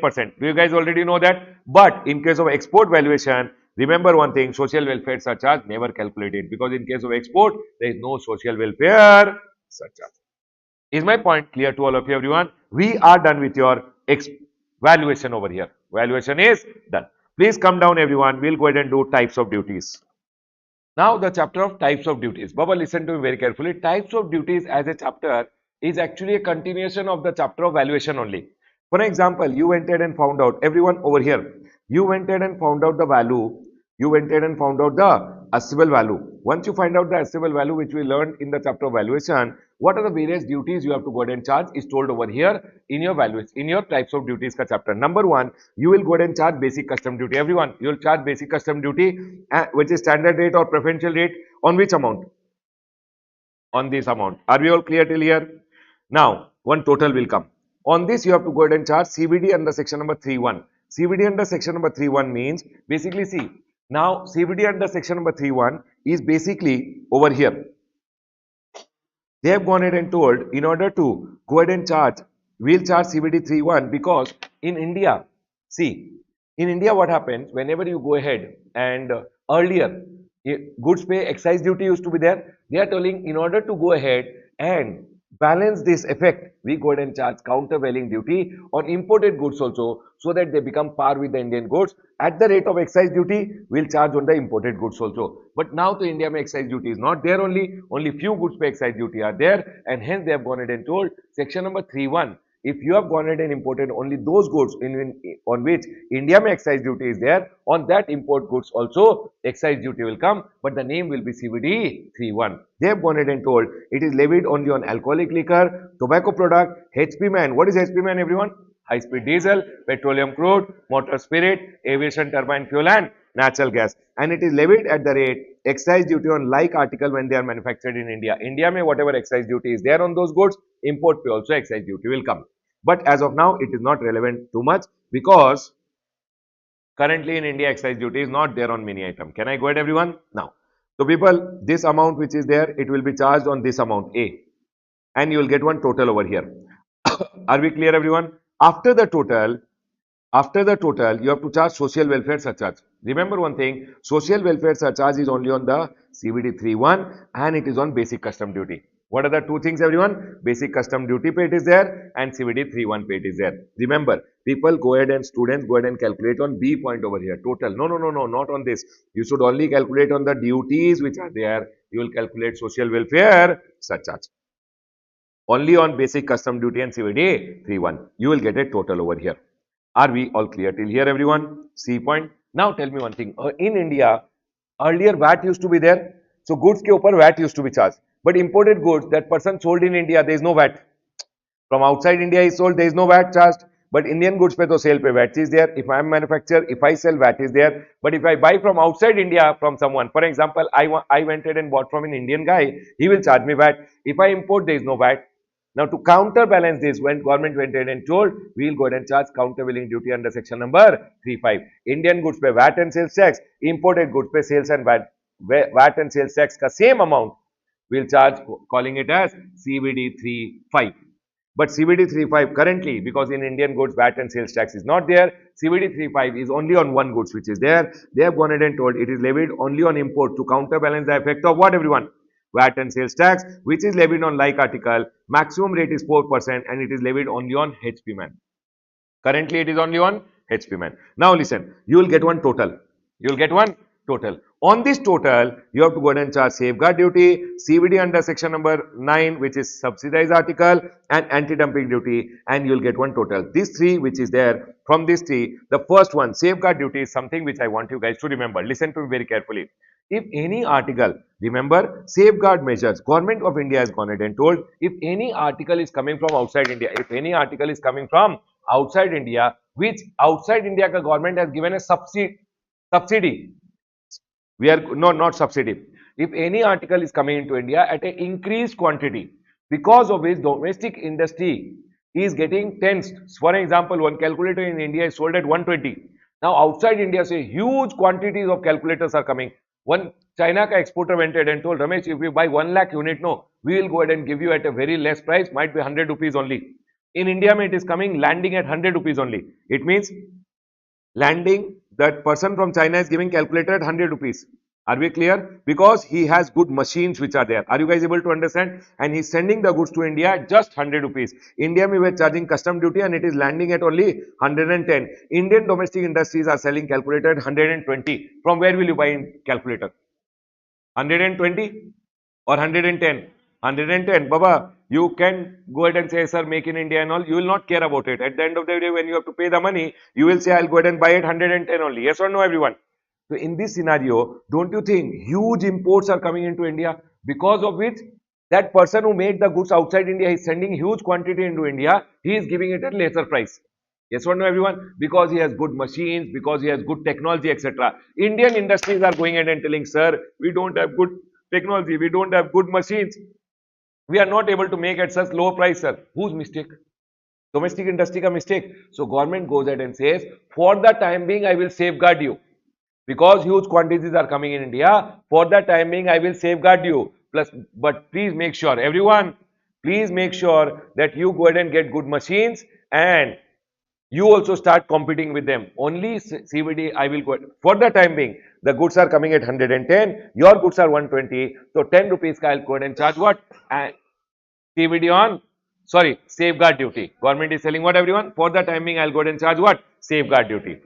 Are we clear, everyone? In order to protect them because of the huge quantities which are coming in India. Now here, government can go ahead and charge 10 rupees ka safeguard duty also, or government can go ahead and impose tariff rate quota also. Tariff rate quota means government can go ahead and fix one quota, saying up to this quota, there is no safeguard duty. After this quota exceeds, safeguard duty will come. Sir, how did government go and fix that this much quantity tak no safeguard duty? For example, India mein regular requirement of calculator is 1 lakh unit. 20,000 calculators government knows are produced in India only. Outside India say we need 80,000. Every year we see 60, 70, 80. So last year 60 came, last to last year 70 came, last to last year 80,000 units came. It means on an average we need how much? 60, 70, 80, 70,000 units. Yes or no? So Indian government will say India mein 30,000 is produced, 70,000 on an average we import. Are you guys able to understand? So on an average, we need how much everyone? 70,000. So government will go ahead and say up to 70,000, there will be no safeguard duty. Once that quota is fulfilled, then we'll go ahead and start charging safeguard duty. And that is called what everyone? Tariff rate quota, which is there. Or, so Baba, they have gone ahead and told safeguard measures are imposed. Safeguard measures may, what are the various types of safeguard measure? Government can impose tariff rate quota. Up to this quota, no safeguard duty. After that, safeguard duty will come. Secondly, government can impose safeguard duty, that is also one measure, or government can go ahead and impose other restrictions also which the government thinks fit, because they have told safeguard measure. Safeguard measure means what everyone? Safeguard measures can be imposition of safeguard duty, application of tariff rate quota, or such other measures central government may find appropriate. Can you tell me everyone how much will be the safeguard duty government will charge? For example, India mein these products are landing at 110 and Baba Indian domestic industry is making at 120. What is the injury?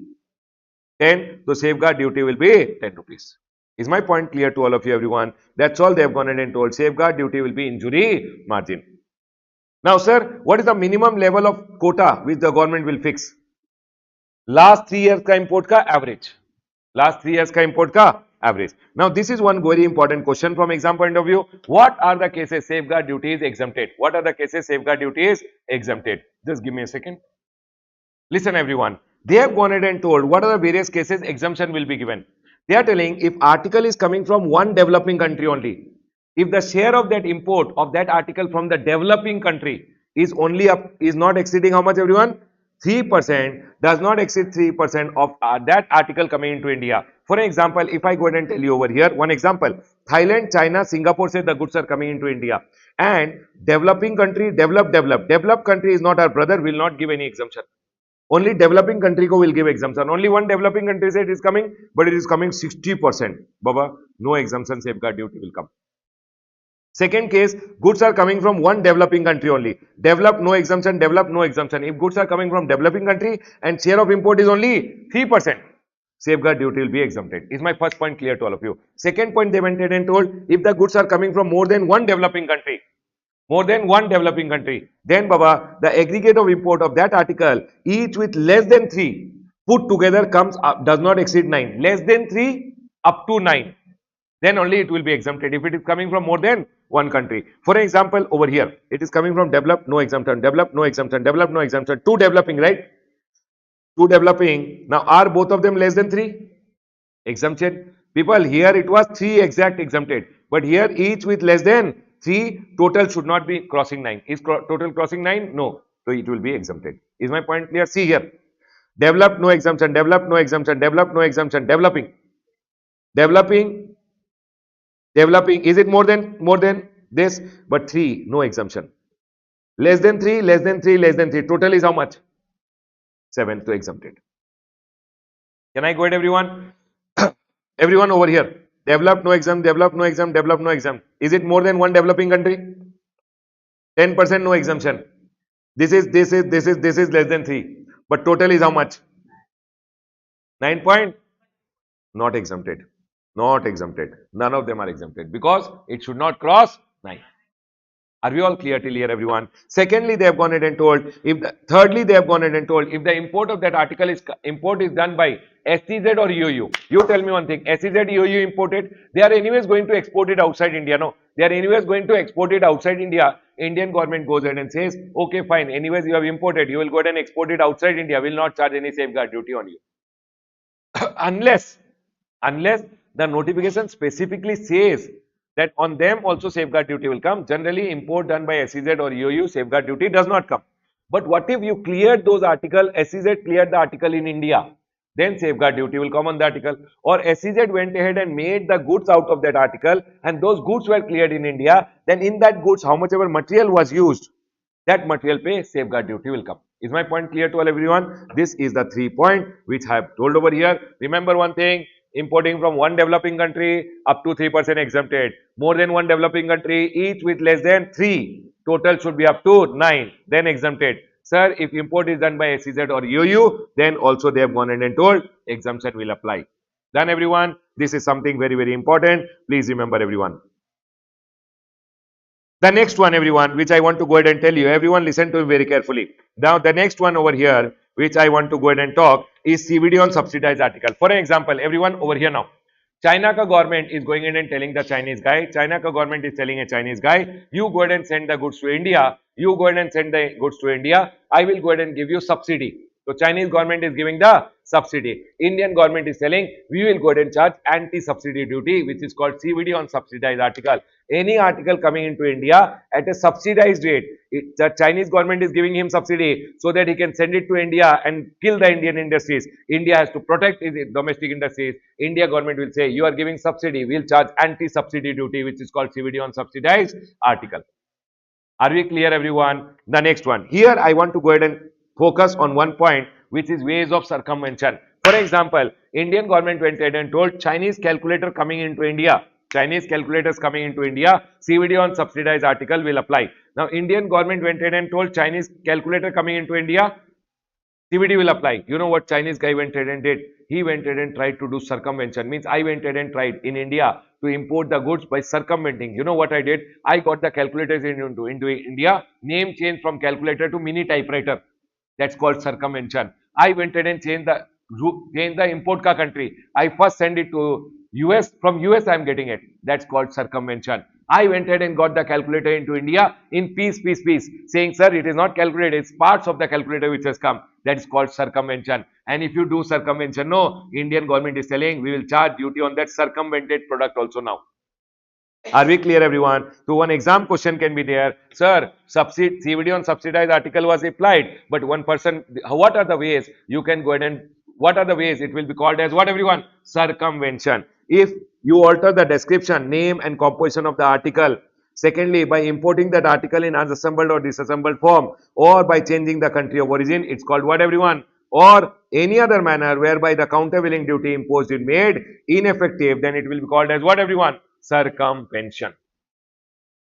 This rest of the things, everything which is there is theoretical, everyone. One anti-dumping duty I want you guys to remember. Anti-dumping duty. You can get one question in the exam.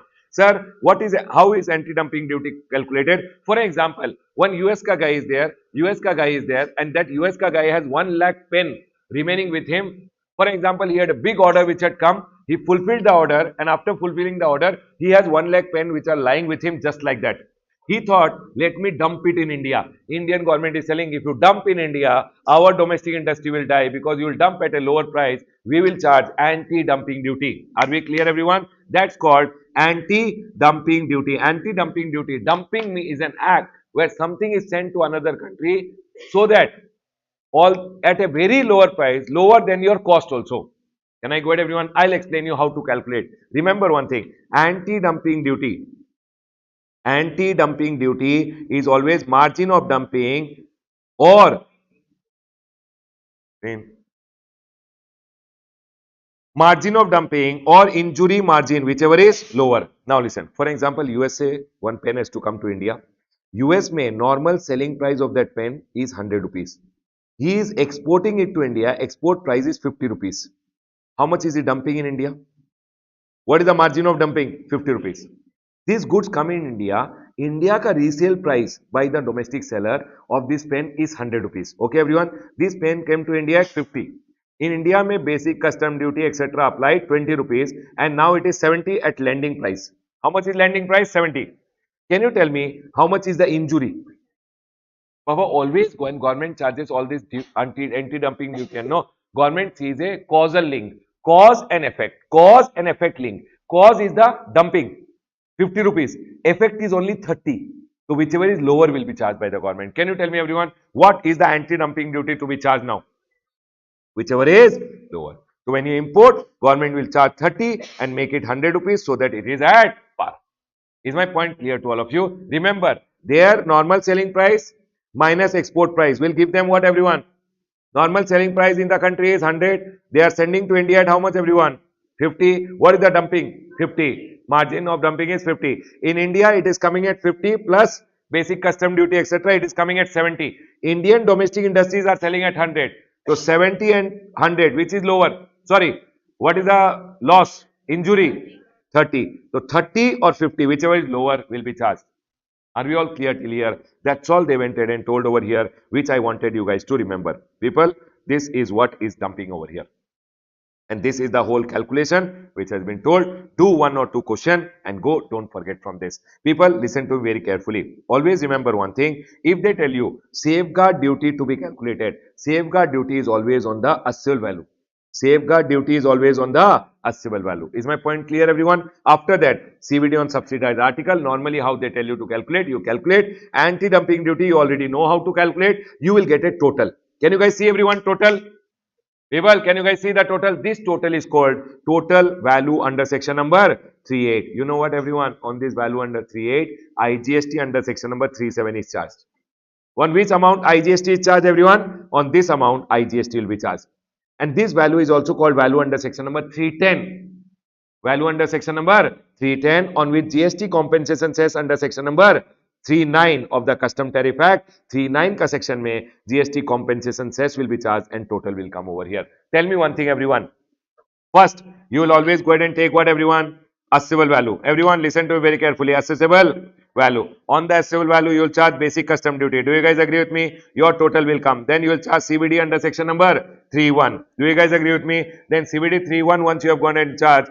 Now, total will come over here. No, not CVD 31 will not come on that. CVD 31 will come on this only. Can I go ahead, everyone? Now, total has come. Then you will charge social welfare surcharge at the rate of 10% on this amount and this amount.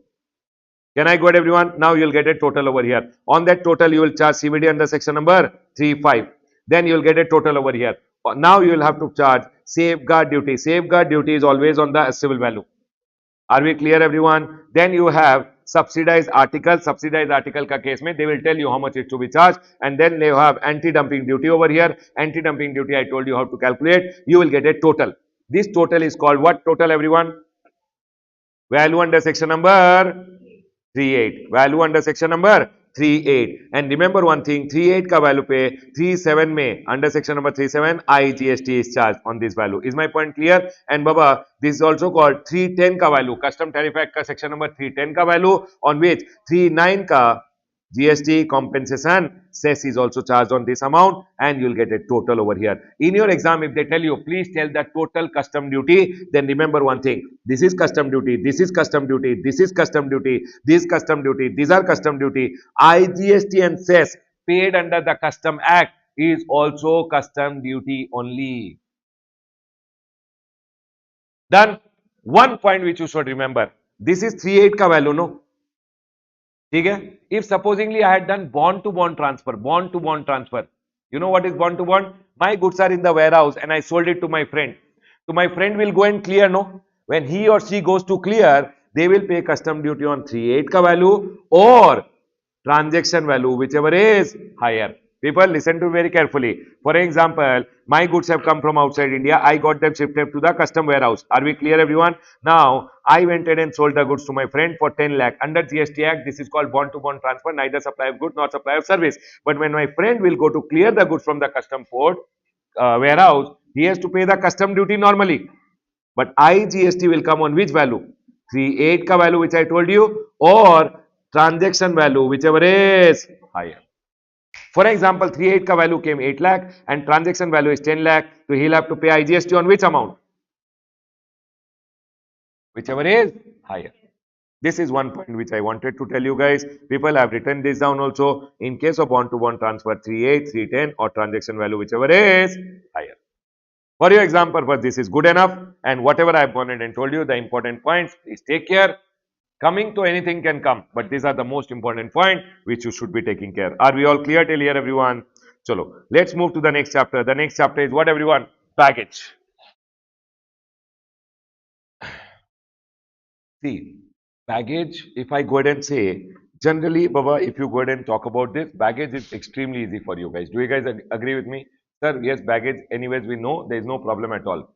But sir, ICA has gone ahead and released a corrigendum, and in that corrigendum, ICA has gone ahead and told some things. Yes, basically for the May 26 exam onward, the ICA has gone ahead and released a corrigendum saying in their book, what are the changes you have to go ahead and make in the September 25 ka edition. I'll go ahead and show you that corrigendum so that we can go ahead and understand everyone. 1 minute, I'll go ahead and show you the corrigendum. So, Baba, for your May 26 exam, the ICA has gotten and released this corrigendum, which is basically what are the changes that have happened in the ICI ka study material, which was the September 25 ka edition, in which what are the changes you have to go ahead and do. In this corrigendum, they have gone ahead and told certain point. I will just get it 1 second. Everyone.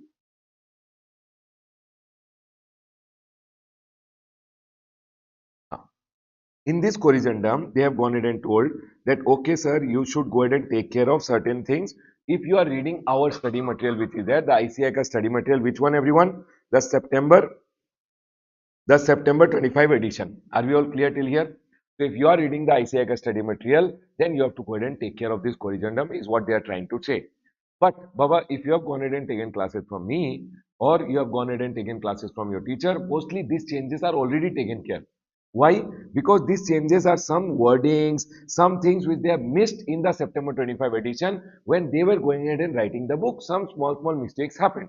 Because it's a big book, small mistakes happen. Our books also at times mistake happen. Same way, ICI ka material may some things got omitted or something got wrong printed, which they are telling you should take care. So the first one which is there, no, this is nothing, Baba. This is what they are telling in their material. This change has to be done, Baba. If you have my study material anyways, there is nothing which has to be changed. There is no problem at all. This point also, nothing has to be changed over here. This is just a change in the ICI material, what words they omitted, what words they missed. Thirdly, this is something which I have already gone ahead and told you. Specified premises ka definition. Sir, specified premise means any premise where the room charges more than 7,500. Secondly, if you have declared yourself as a specified premise with effect from 1st April up to 31st March, or once you have got acknowledgement for your registration, within 15 days you have declared yourself a specified premise, then you are a specified premise. And in case of specified premises, restaurant services, e-commerce is not liable, the restaurant is liable. Are we clear, everyone? Earlier only one point was there. Later there were two more points added in the ICI material. They missed it, so they are telling please consider this specified premises ka definition. Fourth point and fifth point is also nothing relevant in the ICI ka material. No, there are two diagrams which are there. In that diagram, no, one or two wording ka misprint or something was there, which they have gone ahead and changed it. So they are telling refer the fresh diagram. So nothing for you to be worried about.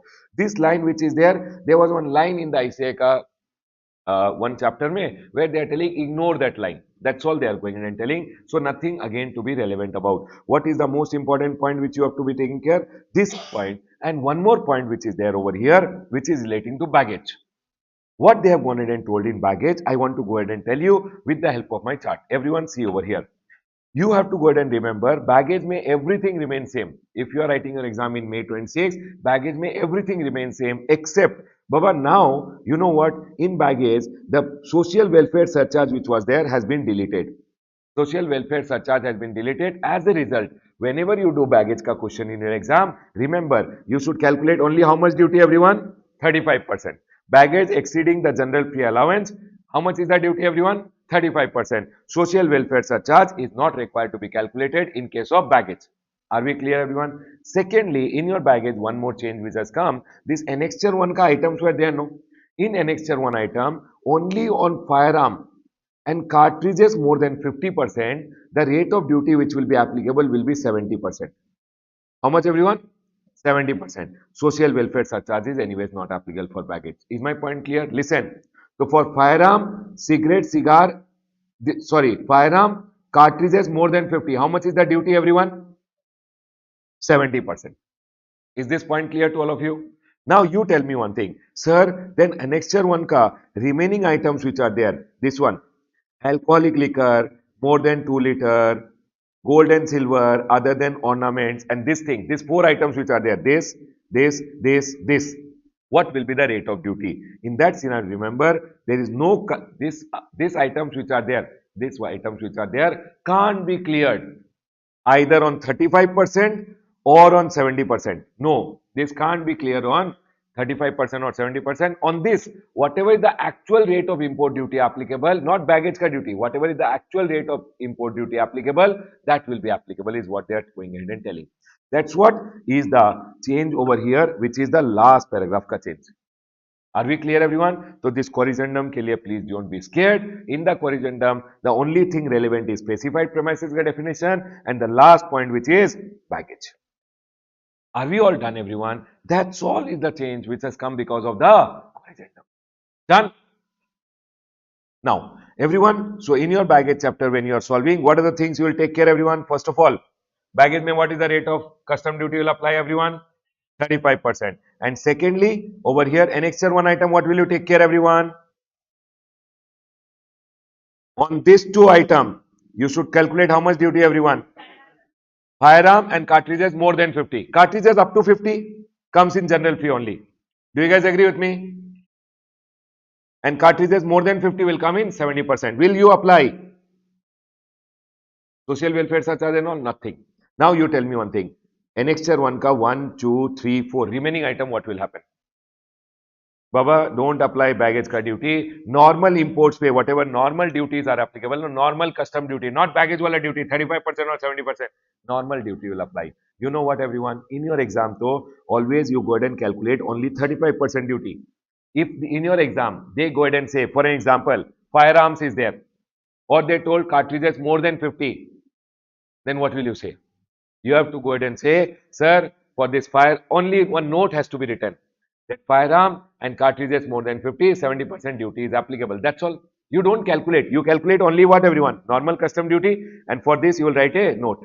If they by chance go ahead and give you cigarette more than 100, cigar more than 25, or tobacco more than 125, or they give you alcoholic liquor more than this, or gold and silver other than ornament, then what will you say? It is normal import duty. This cannot be cleared at baggage ka rate which is there.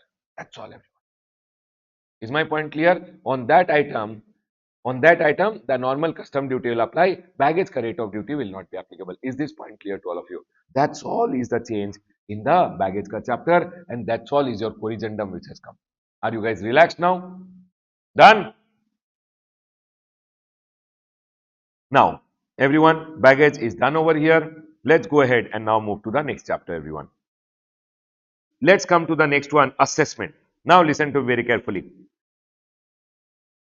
Now listen, this chart when you are going ahead and referring, please remember for assessment and audit, no, assessment or audit, I have gone ahead and given a different chart which is there. You should be referring to that chart. Baba sir, where is that chart which is there? You can go to rameshsoni.com, free resources. In free resources, May 26 folder, I have uploaded the chart.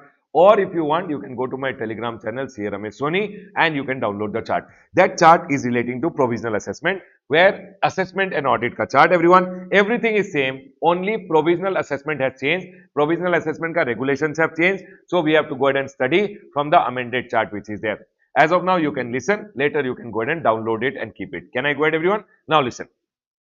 People, the most important part for your exam, provisional assessment. Everyone, listen to me very carefully. Very, very important from exam point of view, provisional assessment. You should have gone ahead and done this. Listen, provisional assessment read with custom finalization of provisional assessment regulation 2025. The first question which you can go ahead and see in your exam, what are the 4 circumstances under which provisional assessment can happen? You can see one question in the exam. Everyone over here, remember, importer or exporter is unable to do self-assessment and he makes a request to the proper officer. I am not able to determine my duty, so I am telling the officer, please do provisional assessment. Are we all clear till here? Secondly, proper officer deems it necessary to subject your goods to what? Chemical or other test. The officer is telling, I will do provisionally, I will clear your goods. One chemical test ka report will come, then I will go ahead and do the final assessment. Is my point clear? Next.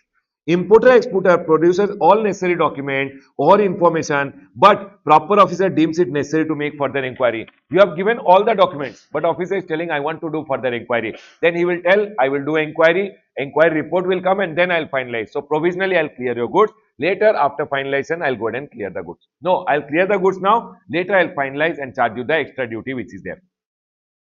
The next one is necessary document given. One is necessary documents are not given by you. And that is why officer is deemed to fit to officer is deeming it fit to carry out what, everyone? Further inquiry. So always remember one in this thing, whenever he is doing further inquiry or he is doing testing, what will I tell him? Sir, you keep doing your test, you keep doing your inquiry. As of now, clear the goods provisionally. Later on finalization, whatever is the extra amount, you charge it from me. So that is what we have to go ahead and learn over here. Customs provisional assessment ka regulation has changed now. It is 2025. What is it telling everyone? Listen. This I have gone ahead and drawn one chart over here, which is the amended part. Can we go ahead, everyone? Listen carefully. Where provisional assessment is ordered by the proper officer for the reason that necessary information or document is not furnished at the time of provisional assessment. So what happened, everyone? He went ahead and told you, I want this document. You are telling I don't have it. So he will go ahead and tell you, okay, provisionally I'll clear your goods. Are we all clear till here? He will go ahead and provisionally clear. Provisionally clear your goods means either for imported goods or export ke liye, let export order, he will go ahead and give you provisionally. Are we clear, everyone? Now, whenever provisional assessment is done, no, always remember, you have to execute a bond undertaking to pay the demand of the on the deficiency. People, what they are telling, to undertake to pay on demand the deficiency means today you are paying some amount. Later, if it turns out that the duty was more, then whatever is the differential, you are undertaking that you will go ahead and pay it. Plus, you have to give a, he is telling only bond is not enough. Give a security, which is for the payment of deficiency on final assessment. Here, he will go ahead and ask you a bank guarantee or cash deposit as convenient. Now, listen to me very carefully. Once he wants documents from you, right? So, what he will tell? No, I will provisionally clear the goods. Now, you should give me the document within how many days? 15 days. No, he will tell you what are the documents with you have to give him. He will ask you this document within how many days? 15 days. Proper officer shall inform specific details or information to be produced. Whatever details. Number one, provisionally cleared. He will ask you within how many days? 15 days. You should give him the document within 2 months. If you can't give him within 2 months, then proper officer can go ahead and extend the time limit by further how much time? 2 months. People, he'll ask you within 15 days. You have to give him within 2 months plus further extendable by how much? Once you have provided the document, then they, sir, if I want more time, they are telling senior can extend. Junior ka order ke liye, senior can give the extension saying, okay, for your this thing, provisional assessment, I can go ahead and give documentation you want to submit. 2 months may you could not go ahead and give. Again, I'll give you 2 more time. Again, 2 months may you could not give. My senior can go ahead and give you more time, which is there. But remember one thing, maximum time limit from provisional assessment, 14 months may documentation should be done. It means you should have submitted the document within how much time? 14 months. Documents, information to be submitted and inform the proper officer, or else the finalization will be based on the available record. If you don't give the document, whatever document they have, they will use it and do the finalization. Is my point clear? Now, exam question can be, what is the time limit to submit document? 2 months, 2 months, further extended up to 14 months may total extension. Total time period can be only 14 months from the date of provisional assessment. They can ask you what is the time limit for finalization. Remember one thing, 3 months plus 2 months. People, 3 months may they will go ahead and finalize. So if you go ahead and give me the document, I'll finalize the assessment within 3 months. If I can't finalize, then my senior can further allow how much time? 2 months. But remember, in any case, the finalization should happen within how much time? 2 years from the date of provisional assessment, and it is extendable by further 1 year. Can you tell me, everyone, what is the time limit for providing the document?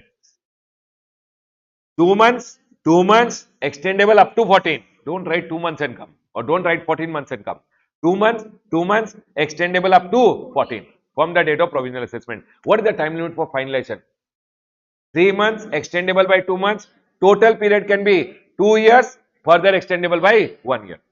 Is my point clear to all of you, everyone? Now, this is when documentation ka issue is there. For example, I went ahead and wanted to clear my goods for export or for import. Imported goods I want to clear, or for export I want to clear the goods, and officer is telling I want to go ahead and do your goods ka chemical test done, or I want to do some inquiry in your case.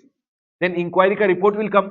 So in this scenario, I'll tell, sir, you keep doing your test, you keep doing your inquiry. For the time being, you clear my goods. So they are going ahead and telling over here, proper officer deems it fit to carry out further inquiry. Then first he will clear your goods provisionally on payment of what, everyone? Bond and security. Now they are going ahead and telling. Now people listen to it very carefully. Officer will tell, I will go ahead and complete the inquiry within how much time? 14 months. So people, within 14 months, the officer of custom, basically what happens, no, this custom officer who is doing your assessment, he'll tell his junior, hey junior, go get the chemical test done. So that junior will go get the chemical test done, or he'll tell, hey junior, do the inquiry in his case. So that inquiry, etc., to be completed by the junior within how much time? Officer of custom shall complete the inquiry and transfer the relevant document and report to this officer who is doing the finalization Report should come to me within 14 months. People, either I should receive documents within 14 months or report should be received within how much time? In the second case, they have told report should be received within 14 months. Once the report has come, they will finalize the duty within how much time? 3 months, further extendable by. Remember, this total time limit from provisional assessment can be how much? Finalization assessment is 2 years from the date of provisional assessment, further extendable by 1 year. Is this point clear to all of you? People, now listen to me very carefully. Now, the time limit to finalize is 2 years, further extendable by 1 year. Some cases may, exam question can be there. Some cases may, this time limit of 2 year and 1 year is further more. See everyone. Circumstances allowing delay in finalization. Basically, they are going and telling, in these cases, even if there is a delay, it's okay. What are the cases? Sir, an information is sought from outside India through legal process. When you have sought, provisionally assessed, goods are cleared. Now, finalization ke liye, I want some details from outside India. I will ask it from outside India, it is going to take time. So, they are telling once the details are received, from that day, finalization will happen within 2 years plus 1 year. What they are telling everyone, information is sought from outside India through legal process. In that scenario, can 2 years time limit be delayed? Yes. An appeal in a similar issue is pending before appellate tribunal, High Court or Supreme Court. For example, officer is going ahead and doing, officer wants to do finalization in this case, second case. But first case, officer had already gone ahead and passed one final assessment order and that person has already gone for an appeal. He is fighting in the appeal before appellate tribunal, High Court or Supreme Court. Officer is telling if in the other case also, I go ahead and pass an order of finalization, this person will also go for appeal. Both of them will waste the time of appellate tribunal. So what officer will do? He will not go ahead and finalize your assessment over here. He will tell, I am waiting for the order of the appellate tribunal, High Court or Supreme Court in similar issue. Once the order of the appellate tribunal, High Court or Supreme Court will come, same order I will apply for you also. So in this scenario, he can wait and the time can be exceeding that 2 years and 1 year also. An interim order of stay has been received. Baba, officer was about to pass an order in your case, final assessment order, but court has put a stay. When the court has put a stay in passing a final assessment order, no problem at all. It can be more than 2 years and 1 year also. Then they are telling board has specific direction in similar matter to keep it pending. CBI has issued an order and told all the issues which are this type of issue, please keep them pending. We will issue clarification after that you pass the order. Or importer exporter has a pending application before the settlement commission or interim board. Your application is already pending with whom everyone? Settlement commission. Then officer will go ahead and say, I will not pass an order within 2 years plus 1 year from provisional assessment. In this case, they are telling the proper officer shall tell the importer or exporter the reason for non-finalization. In such case, 2 year for finalization shall apply from the date such reason cease to exist. Means once all these reasons are no more there, from that day they will go ahead and finalize within 2 years, further extendable by what everyone? 1 year. This is very important everyone. Please remember this. Sir, once the finalization has happened, what will happen? Provisionally I had paid 1 lakh. Finalization came at 2 lakh. Differential you have to pay with interest. Are yes or no everyone? They say extra duty pay with interest after adjustment of the amount. Provisionally I paid 1 lakh. Finalization is 2 lakh. 1 lakh I have to pay with interest. Sir, in case of warehouse goods may always, for example, provisionally you had told 1 lakh a duty, 1 lakh into 3 times 3 lakh bond amount you have to give. But later it came out to be 1.5 lakh a duty, 1.5 lakh, 3 times bond amount means what everyone? 4.5 lakh a bond. Earlier you had already given 3 lakh a bond. Differential 1.5 lakh rupees ka bond you have to go ahead and give because it is a case of warehouse goods. Are we clear everyone? If refund is there, refund will be given to you. Tell me one thing everyone, refund is there, refund will be given to you. And they are telling non-payment after 90 days. If you don't pay the duty which they are demanding from the finalization within how many days? Recovery will be done and security which you had gone ahead and given bond with bank guarantee, security will be forfeited. If finalization is in contrary, means finalization happened, 1 lakh was there, finalization happened at 2 lakh, they are going ahead and telling we will always pass a speaking order. Now, of finalization order pay, final order pay, if you have a doubt, you can go ahead and go for appeal, do whatever you want. Everyone, the most important point over here is over here. Remember one thing, for example, people, they had gone ahead and cleared your goods provisionally. Provisionally, the goods were cleared in the month of January on 15 January. Listen everyone, later here finalization happened. Then they are going ahead and telling you have to go ahead and pay interest on finalization. Yes or no everyone?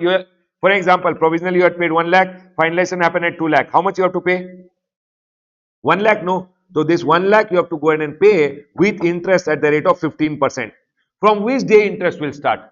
From the first day of the month of provisional assessment till the day you pay it, interest has to be paid.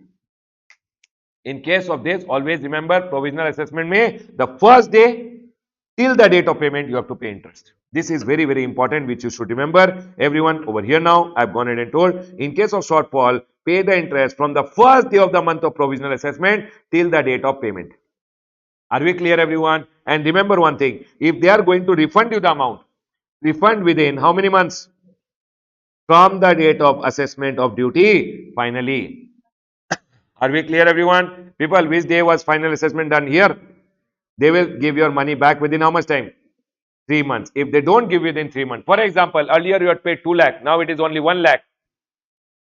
So 1 lakh you will get refund. They don't pay you within 3 months, then they will give you interest at the rate of 6%. Is my point clear?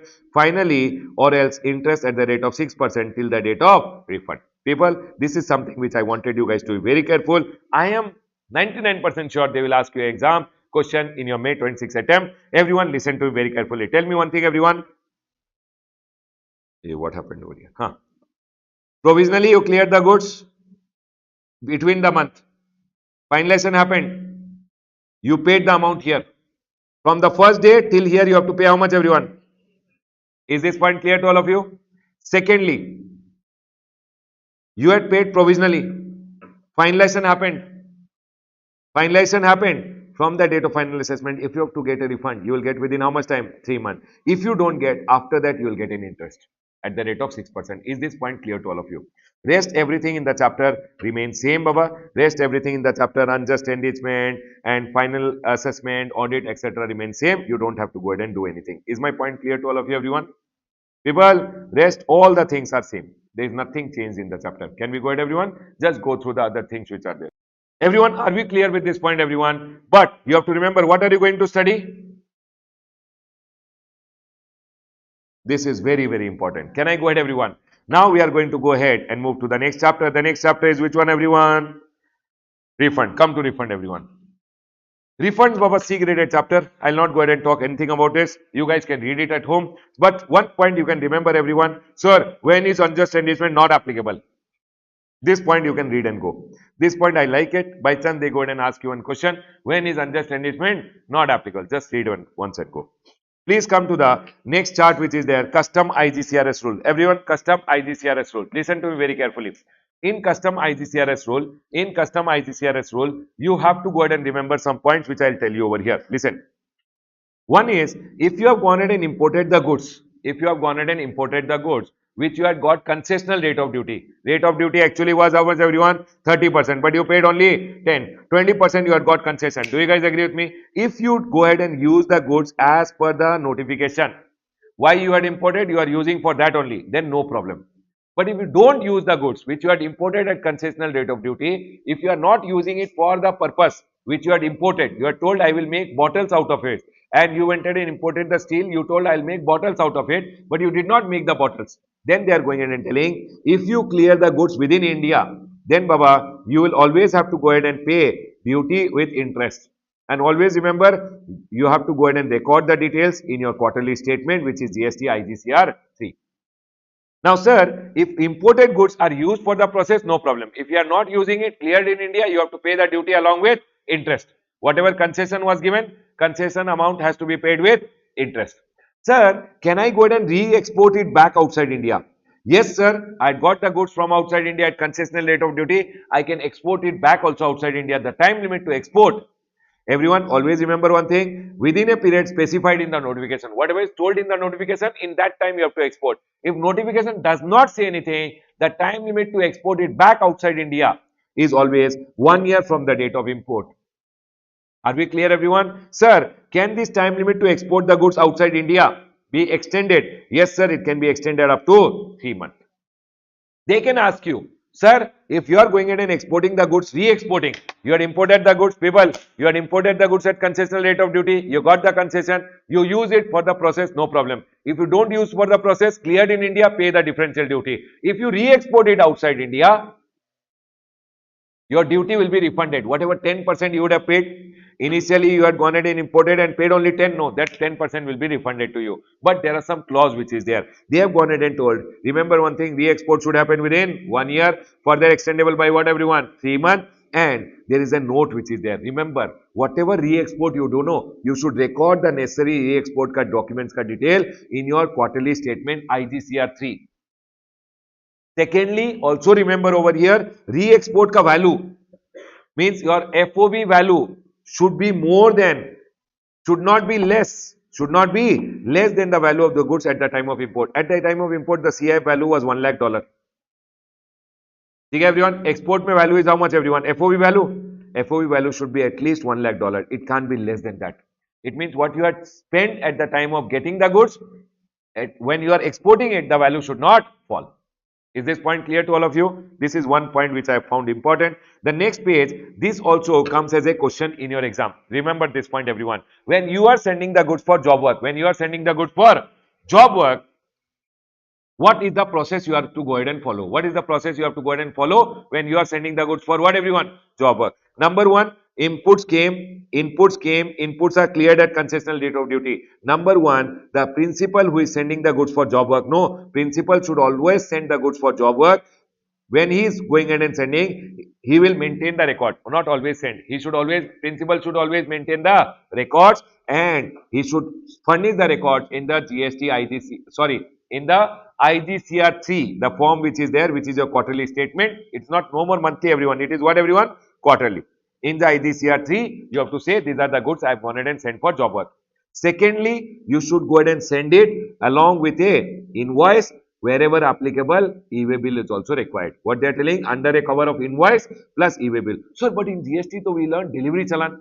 Baba, mismatch between GST and in customs. Can we go ahead, everyone? Custom laws are made by custom department, GST laws by GST, not department. Custom ka people and GST department. So there is a difference which is there. Actually, it is delivery challan plus e-way bill. Can I go ahead, everyone? But in exam, don't be smart and say delivery challan and all. Say invoice and wherever required, e-way bill. Specifying the description and quantity. When you are sending the invoice, in the invoice specify the description and the quantity. Goods will reach for job work. What are the details that should be maintained by job work? Again, remember, job workers should maintain 3-mark question. Maintain the accounts of receipts of goods, manufacturing process undertaken and waste generated. People, don't underestimate the chapter. Last 2-3 times it is coming. Okay, everyone. Now, you should always maintain the accounts of goods which they have received it. What is the process they have done and what is the scrap which was generated. Secondly, they should produce the account before the jurisdictional commissioner when it is demanded. And lastly, after the completion of job work, they should send the goods back to another job. Okay, they should send the goods back to the importer or to another job worker to do further job work as directed by the importer for carrying out the remaining process. But tell me one thing, when they are sending to another job worker also, invoice with e-way bill is required. Are we clear, everyone? Sir, and the goods should come back to you within how much time, everyone? 1 year. Now, what if the goods are not coming back within 1 year, or job worker does not do the job work as it is required to be done? Baba, remember, principal will be penalized because principal has gone ahead and imported the goods from outside India. No, if the required use is not done, they are telling if goods are not used as per the job work particulars, because you had told the jurisdictional officer what is my job worker going to do. If you don't go ahead and do as per the job work particular, jurisdictional custom officer shall take action against you under rule number 11 and 12. People, is this point clear to all of you? They can go ahead and ask you, if you are sending the goods for your inter-unit transfer, means I have unit A, I have one branch which is there. Can I transfer the goods from here to there? Yes. What is the process to be followed? Number one, you should always maintain the records of goods which you are sending in a month, and you should report it in your quarterly statement. Secondly, when you are sending the goods, send along with invoice and e-way bill. It went to your another unit. Another unit may processing should be done, and it should come back to your premises, or it should be sent to a job worker. Here, what are the details which are required to be maintained with respect to this person? Has to go ahead and maintain the details with respect to this unit also and this unit also. When you have sent the goods to the unit B, what are the details you should maintain? Remember one thing, the importer shall, in relation to transfer of goods to another unit, you should always maintain accounts of Receipt of goods, manufacturing process which you have undertaken, waste which is generated. You should give this account to the jurisdictional officer, and always remember, after completion of the process, you should bring the goods back or send it to a job worker for carrying out the remaining process. They can tell you in your exam, tell me the process for sending the goods for inter-unit transfer. The next one over here is, sir, the specified end use. What is this, everyone? For example, there is an exemption notification which told if you import parts of mobile phone, if you import what, everyone? Parts of mobile phone, and out of the part, people, out of the parts of mobile phone, if you go ahead, the parts, if you go ahead and supply it to a person who is manufacturing mobile phone in India, then you will get the concession. It means I can import parts of the mobile phone. That parts I can supply to whom? Manufacturers of mobile phone. If I supply to manufacturers of mobile phone, I'll get concessional rate of duty. Instead of 30% duty, I have to pay only 10%. But what is the end use? Supply to manufacturers of mobile phone. Now, how will the government ensure that I have supplied it to manufacturers of mobile phone? They told one process. They told if you got the goods from outside India, clear it on payment of concessional rate of duty. Instead of 30%, you paid only 10%, 20% you got concession. Correct, everyone? Number one. Always maintain the records of the goods supplied to end use recipient. Baba, this is the manufacturer of mobile phone. You supplied it to him. He is going to make the mobile phones in India. You are supplying to him. So you will get concessional rate of duty. But you should maintain the records of what, everyone? What is the records you have to maintain, everyone? Maintain the records of goods which are supplied to the end use recipient during the month and mention it in the quarterly statement. Is it the same thing, everyone? Secondly, you should send along with an invoice and e-way bill. Is it the same, everyone? Thirdly, end use recipient should go ahead and maintain this record. What is the record to be maintained by him? Number one, in case of supply of replenishment or export against supply, the end use recipient shall maintain the accounts relating to goods which are received. What is the manufacturing undertaken and waste which is generated? Same thing.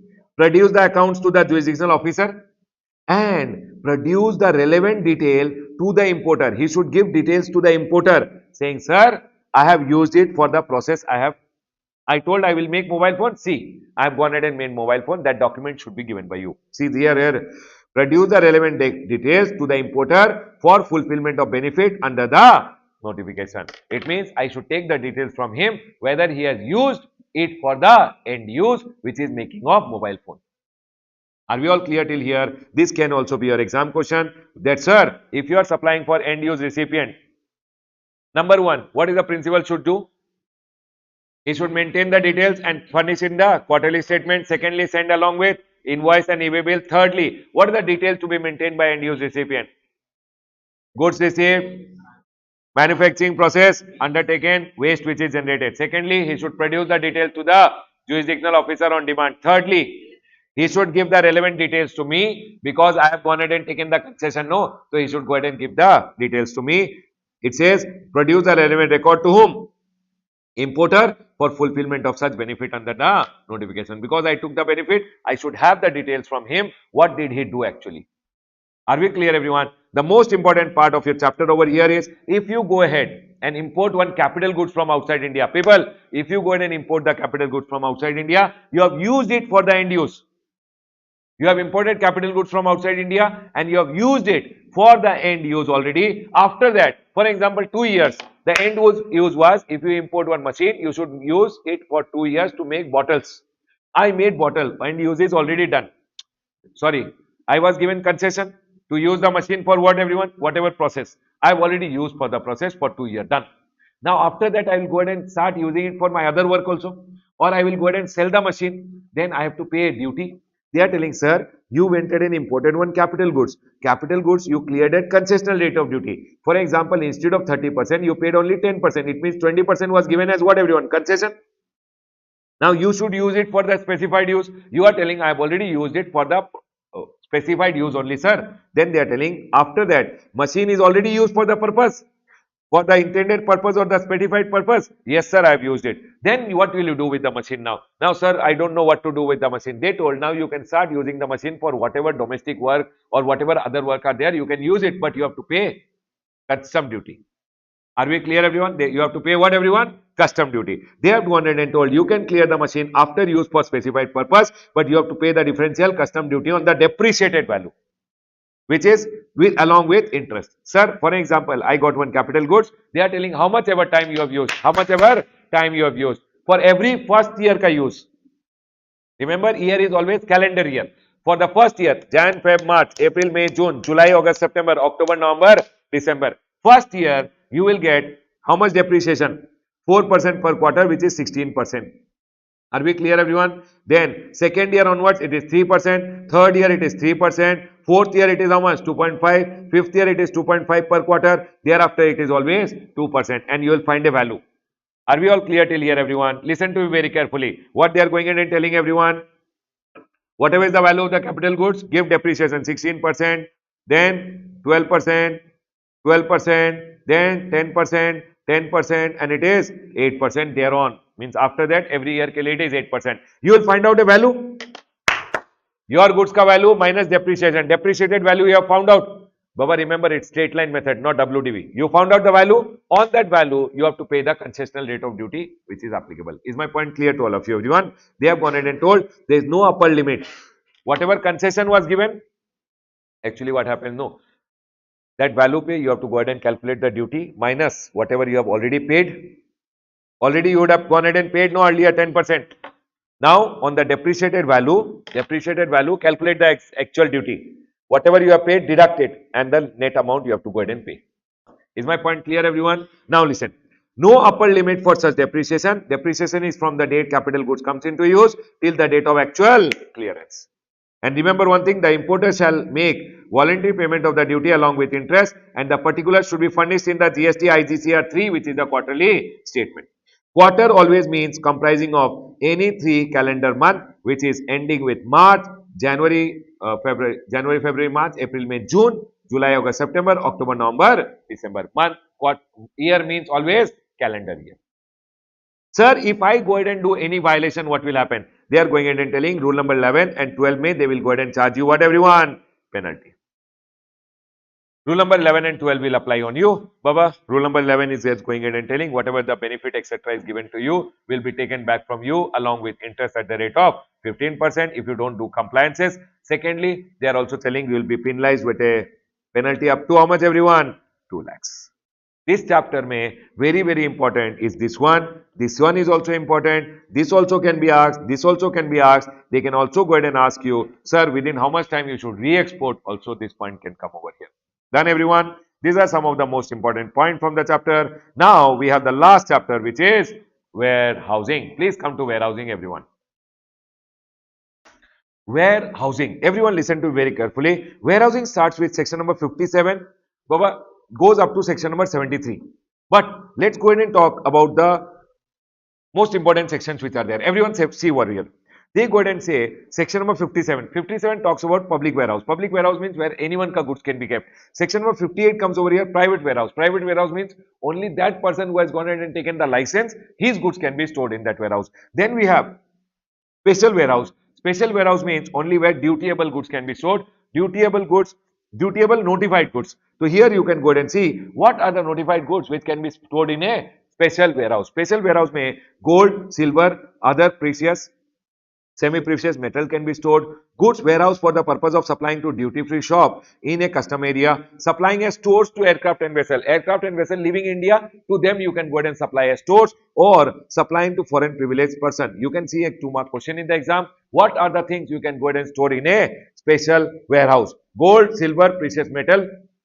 Goods warehouse for the purpose of supplying to duty-free shop. Goods warehouse for the purpose of giving to as stores to a foreign going vessel, or Baba, last one over here, foreign privileged person. If you are going in and supplying, then also you can go ahead and store it.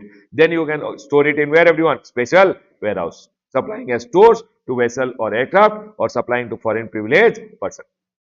Now, there can be a small question which they can go ahead and ask you, what are the reason the officer can go ahead and cancel your registration, cancel your license. For example, I am a licensee and I have done some contravention. I told my friend, you can remove the goods, don't remove the goods from my warehouse, don't pay any duty and all. If you go ahead and remove the goods, then they are telling where a licensee contravenes any of the provision of the act, rules and regulation, or breaches the condition of the license, principal commissioner may go ahead and cancel their license after providing what, everyone? Opportunity of being heard.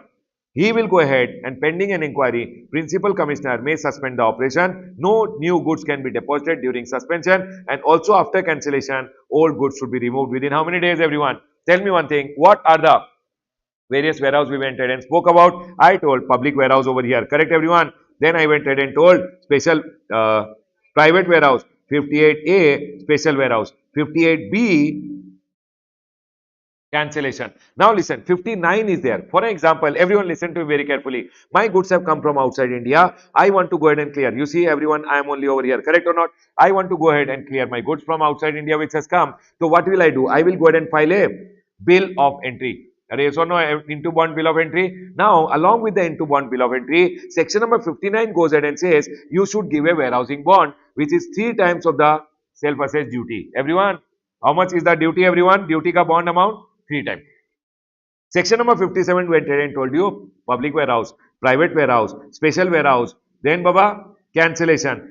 This is warehousing bond, which is how much time, everyone? 3 times. Now comes section number 60. Listen to me very carefully. You went ahead and filed a bill of entry along with a bond. Then Baba, the custom officer will go ahead and give you a warehousing order. People, the custom officer will go ahead and give you what, everyone? Warehousing order. That's called a clearance order over here, which will be for permitting to removal of the goods from the custom port. And remember one thing, all these warehousing orders, no, nowadays it is given by custom automated system automatically.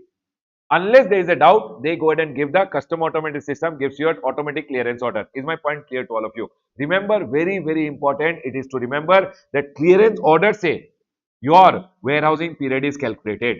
Everyone, for an example, sir, tell me one thing. What did I tell you till now? 57 public warehouse, 58 private, special, cancellation, warehousing bond, and this is clearance order. Clearance order is given under section number 60. Now comes section number 61, which goes ahead and says over here, warehousing period. Always remember one thing, if you are a export-oriented unit, ESTP, software technology park, or you are a unit which is going ahead and manufacturing, then for you, you can go ahead and store the goods till your clearance. All this saying interest and all is not applicable. But if you are a person other than this, normally, if I would have gone ahead and imported the goods, everyone listen to me very carefully. I imported the goods from outside India without going ahead and paying the custom duty. I put the goods in the warehouse. I put the goods in the warehouse. Now, have I deferred my duty? So they are telling because you are deferring your duty, you have to go ahead and pay interest. Are we all clear till here? But for that also they have gone ahead and told warehousing period, you are allowed. If you are a person, all these people are allowed unlimited time. Software, electronic hardware technology park, EOU, software technology park, or if you are availing what, everyone? Manufacturing. Then for all of you, you can store how much ever time you want. There is no interest. But for whom, everyone? All the other people, government is telling you can store only for 1 year from the warehousing order. Further extendable by how much? 1 year at a time. But remember, after 90 days, interest starts. It means the day warehousing order came. The day warehousing order came, how much is the time limit, everyone? 90 days. Can I go ahead, everyone? Now, I want to go ahead and tell you guys one thing. Everyone listen to me very carefully. This is something which you guys might be thinking also. For example, your goods came, you filed a bill of entry. People listen to me very carefully. You filed a bill of entry. This is called into bond bill of entry. Do you guys agree with me? On this day, the rate of exchange was 70 rupees and rate of duty was 10%. Okay, everyone? Now, you got, this is the 1st of January. Okay, everyone. Now you got a warehousing order where you filed a bill of entry. You got a warehousing order on 10th of January and they allowed you 4 months to go ahead and store in the warehouse. People, please listen very carefully. 4 months to store in the warehouse. Can you tell me, everyone, up to how many days interest will not come? Can you tell me from here 90 days means what? Sir, January 31 days, 10 days gone. 21 days in January. February 28 days. March 31 days. How many days? This is how much? 80. Plus I need how much?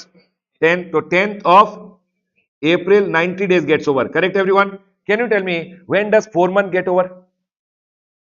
February, March, April, 10th, May. Now I want to go ahead and teach you guys. Everyone listen to me very carefully. Now I want to teach you guys how do you calculate the duty. First tell me, is this clear, everyone?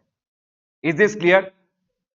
You should always calculate your period from the date of warehousing order.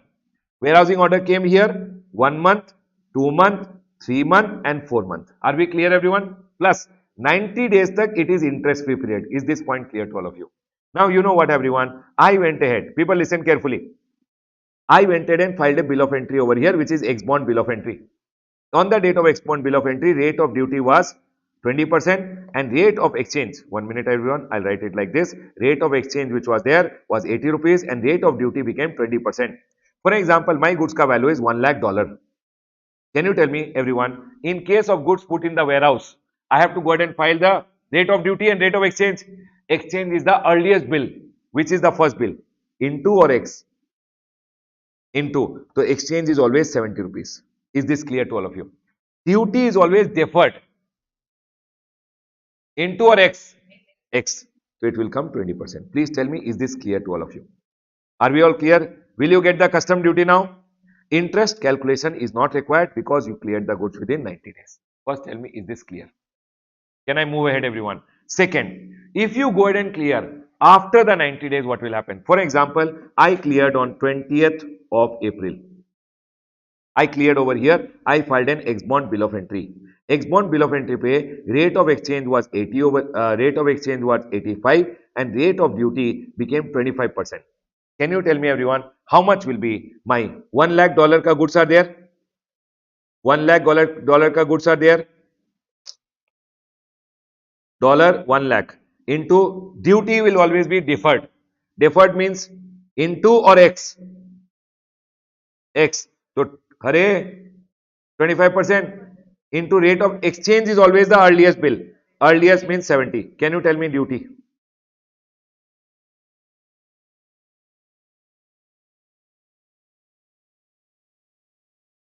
0.5 lakh. Is my point clear to all of you? Can you tell me, do you have to pay interest? Is equal to 17.5 lakh into, Baba, in customs the rate of duty is interest is always 15 into, can you tell me number of days of delay? After 90 days interest will start. After 90 days. So can you tell me how many days? 20 minus 10. 10 divided by 365. Can you tell me interest? Please tell me, did you guys understand this? First case, everyone, 90 days, no interest. First case, 90 days, no interest. Is this point clear? After that, sir, if you go ahead and clear, whatever the time of delay is there, you have to pay interest. Is this point clear?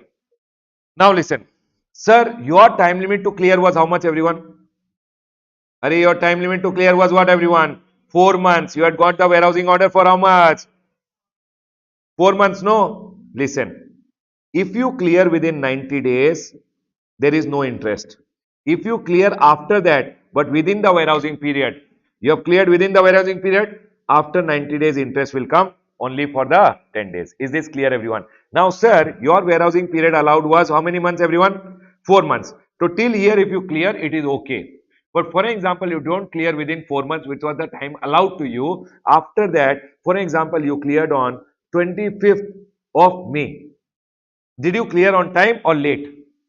Did you clear after the warehousing period? Warehousing period was 4 months? No. If you clear after the warehousing period, this is called improper removal. Improper removal. Are we all clear till here? An improper removal ka case may always remember one thing. Now, sir, listen. You will file ex-bond bill of entry. You will file ex-bond bill of entry. You will need $1 lakh into rate of exchange into rate of duty. Listen. Exchange is always the earliest bill, 70. Any doubt, any problem? So $1 lakh into rate of exchange, which is 70 into bond will come. Rate of duty is on X bond. X bond you file today. Today the rate of duty, for example, is 15%. Remember one thing, you will not take this. The last day when you should have filed the X bond bill of entry is 10th May, right? On this day, what was the rate of duty? For example, the rate of duty was 20% over here. On the last day, sir, how much it was? 20%? Take 20% over here. Are we clear? Can you tell me the answer? 14 lakhs. Can you tell me interest, everyone? 14 lakhs into 15%. How many days? Listen. Interest always comes after 90 days till the day you pay. When you file the bill of entry, You paid it, so they are going ahead and telling after 90 days. Can you tell me everyone, how will you calculate this? 10th April to 25th May. 10th April to 25th May. April 30 days, 10 days gone, 20 days, May 25 days, 45 days everyone, into 45 divided by 365. Answer. 20.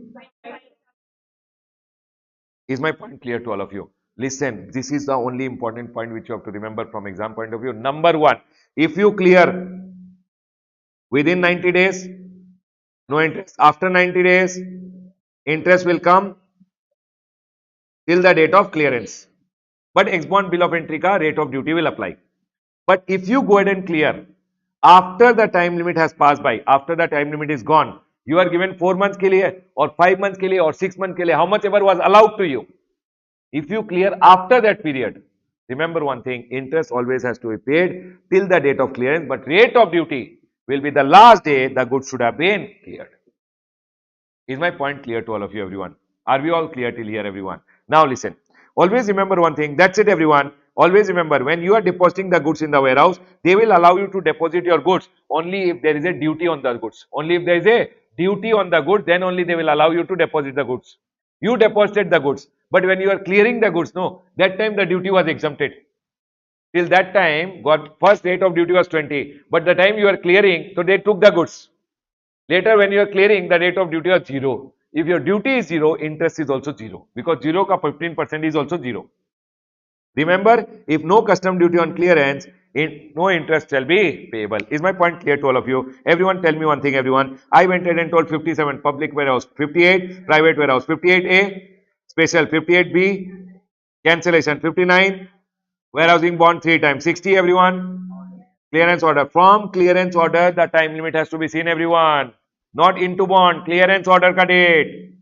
Warehousing order ka date. Can I go ahead, everyone? 61, I went ahead and told you warehousing period. Then I told 62 and 63 is total bakwas. 64, exam question, everyone, it came. They went ahead and told, what are the owner's right of the warehouse goods? My goods are warehoused. What is my rights? They went ahead and told over here, you can inspect the goods. You can deal with the containers to prevent loss or deterioration. Might be one hole is there in the container. I can go and seal the hole, etc. I can do. The next one over here, sort the goods, or I can show them for sale also. Whenever my goods are warehoused, these are the 4 things I can go ahead and do with my goods. Now comes section number 65, which is going ahead and talking about manufacturing in the warehouse. Listen to me very carefully. If my goods are there in the warehouse, can I go ahead and do the manufacturing? So what happened? No, for example, this whole, my whole godown which is there, no, where I could get the goods over here, this whole warehouse, this whole godown has been taken as a license of a warehouse, private warehouse. Are we clear? I get my material over here. From the material, I make the finished goods, and finished goods I go ahead and export.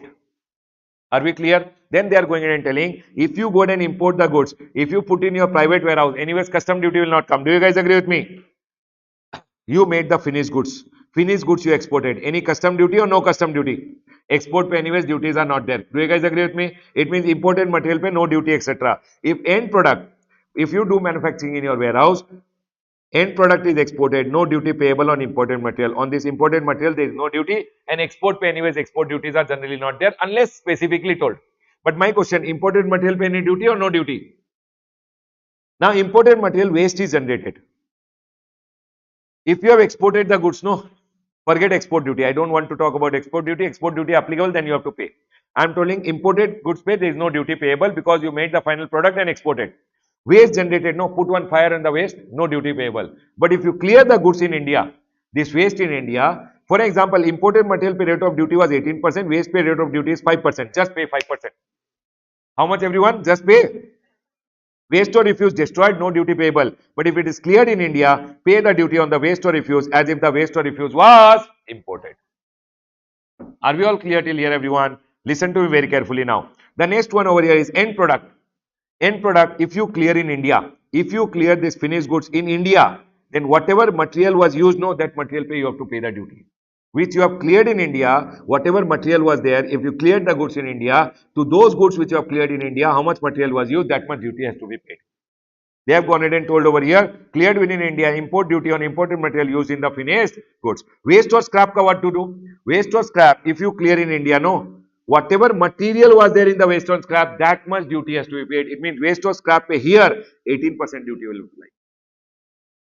They are telling in this waste and scrap, custom duty payable on imported material used in the waste or refuse. That's all, everyone. People, tell me one thing, everyone. What did I go ahead and tell you? I went ahead and told 57 over here, public warehouse, 58 private warehouse, 58A special warehouse, uh, 58B cancellation, 59 everyone warehousing bond, 60 clearance order 61 warehousing period, 62 and 63 is total bakwas, forget it. 64 which is there, everyone, what are the owners right? 65 I went ahead and told you manufacturing process, 66 is not there, 66 total bakwas, 67 which is there. Everyone listen, can I shift my goods from one warehouse to another warehouse? Yes, you can shift from one warehouse to another warehouse. There is no into bond, ex bond, etc. required. Just shift from one warehouse to another warehouse, you can do it.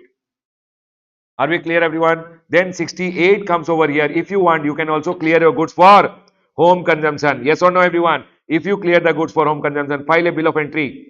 Duty has to be paid, clearance order will be given, and bond will be cancelled and returned. But remember one thing, you can also relinquish the title. Say, I don't want the goods, and they will not ask you the duty. But relinquishment is not possible if the goods are offensive goods. They are going in and telling offensive goods if you imported. You told hand grenade you imported and you are telling I don't want it. They will go ahead and put you in jail also now. Can we go ahead, everyone? The next one over here is section number 69. 69 goes ahead and says if you want you can directly export also from here. If you go ahead and export, you can directly export from the warehouse also. You don't have to pay any duty. Bond will be cancelled and returned. Just file a shipping bill. Clearance order will be given and you can clear directly from the warehouse. So I got the goods stored in the warehouse. Can I directly export also? What are the things? What are the things I can do with my goods which are in the warehouse? I can shift from one warehouse to another warehouse. I can go 1 minute, one warehouse to another warehouse. Secondly, I can clear the goods also. Thirdly, I can export also. Are we clear, everyone? If I don't go ahead and do any, they are telling section number 71 may over here. Section number 7, till 69 done, everyone. 70 goes ahead and talks about volatile goods. Volatile goods means, for example, you imported from outside India petrol. Imported 1000 liter kept in the warehouse. At the time of clearing, no, 990 liter is there. You have to pay duty on 1000 liter or 990. They are going ahead and telling if the goods are volatile goods, then you can be given some concession over there. They are telling warehouse goods at the time of delivery, if found deficient in quality because of natural loss, the ACDC may remit the duty. ACDC may say you don't have to pay the duty on the goods which are gone. Goods, but goods should be notified under this section having regards to volatility. Coal, petrol, all this, no, they evaporate. So whatever you are actually clearing, you have to pay duty on that only. Now people tell me one thing, what are the things I can go ahead and do with my goods? Section number 71 says you should either go ahead and you can shift from one warehouse to another warehouse, or you can go ahead and clear for home consumption, or you can export it. If you go ahead and do anything other than this, then that will be called as improper clearance. That is what they are going in and telling. Sir, 71 goods should not be taken out from the warehouse, otherwise then told in section number 67, 68, 69 or as told by the act. If you go ahead and do anything other than that, it is called as what, everyone? Improper removal. And in case of improper removal, always remember one thing. Officer will go ahead and demand the duty, interest and penalty from you. People, goods should not be removed in contravention of section number 67. If you have gone ahead and removed goods after the expiry of the warehousing period, that's also called improper removal. Or where goods with respect to which bond has been executed and which have not been cleared for home consumption, which are not exported also, but you have not accounted to the satisfaction. Officer came and told you, see, you could have shifted goods from one warehouse to another warehouse. You could have gone ahead and cleared for home consumption. You could have gone ahead and exported. Correct, everyone? These are proper clearance only. Or what is improper? If you do anything other than section number 71. Or if you clear after warehousing period. Or if you don't account for your goods only, you have not exported also. You have not cleared also. Where are the goods? You are telling I don't know. Officer will go ahead and say in this scenario, these all three things are called as what, everyone? Improper removal. And in this scenario, proper officer demands the full amount of duty immediately along with duty, interest, penalty, whatever. The full amount of duty, interest and penalty. It's not tax, it's duty. In customs, we call it what, everyone? Duty. The duty, interest and penalty will be demanded from you. Is my point clear to all of you, everyone? These are some of the things which I wanted to say. Sir, can I also transfer to my friend? Yes, Baba, bond to bond transfer is also possible. In case of bond to bond transfer, your friend will, if the goods are in the warehouse, can you transfer it to your friend? Yes, that friend whom you have transferred, they have to go ahead and clear. When they clear, they will pay the duty on 38 ka value or transaction value, whichever is higher. This is all about your warehousing period. Warehousing, I've gone ahead and taught you entirely because I've seen that one or two small questions come from this chapter. I'll close my discussion on entire customs ka important points also over here. Done, everyone? Done. See, Baba, FTP I'm not going in and revising, but I will just tell you some of the important things which should be at least taking care. So that before the exam, you should have at least read them. See everyone, one thing which I have gone ahead and seen, what are the trade facilitation measures? They can go ahead and tell you what are the trade facilitation measures under FTP. They can tell you. See everyone. Secondly, they can tell you, write a note on status holder. Baba, status holder can be one small question. Please do one or two question on status holder and go for exam. They can tell you, write a short note and import and export code. 3 mark ka question can come. Okay, everyone. This is one important point. What are the mandatory document for import and what are the mandatory document for export? They can go ahead and tell you. Mandatory document for import and mandatory document for export. People, read this import of sample wala point and import of gifts wala point. Import of sample, import of gift.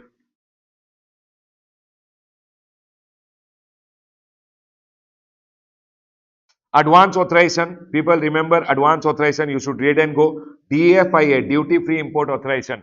Advance authorization and duty free import authorization. This is something very important. Sir, what are the cases? What are the silent? 1 minute. What are the things which are ineligible under RODTP scheme? What can you not do under RODTP scheme? Which is not eligible for RODTP? Export promotion capital goods. Remember, Baba, export promotion ke liye if you get capital goods. Okay? What is the time limit to go ahead and fulfill your export obligation? First 4 year 50%. After 4 years, they have gone ahead and told the balance export obligation. Sir, how much is the export obligation? 6 times of the duty saved. Correct? This you should remember.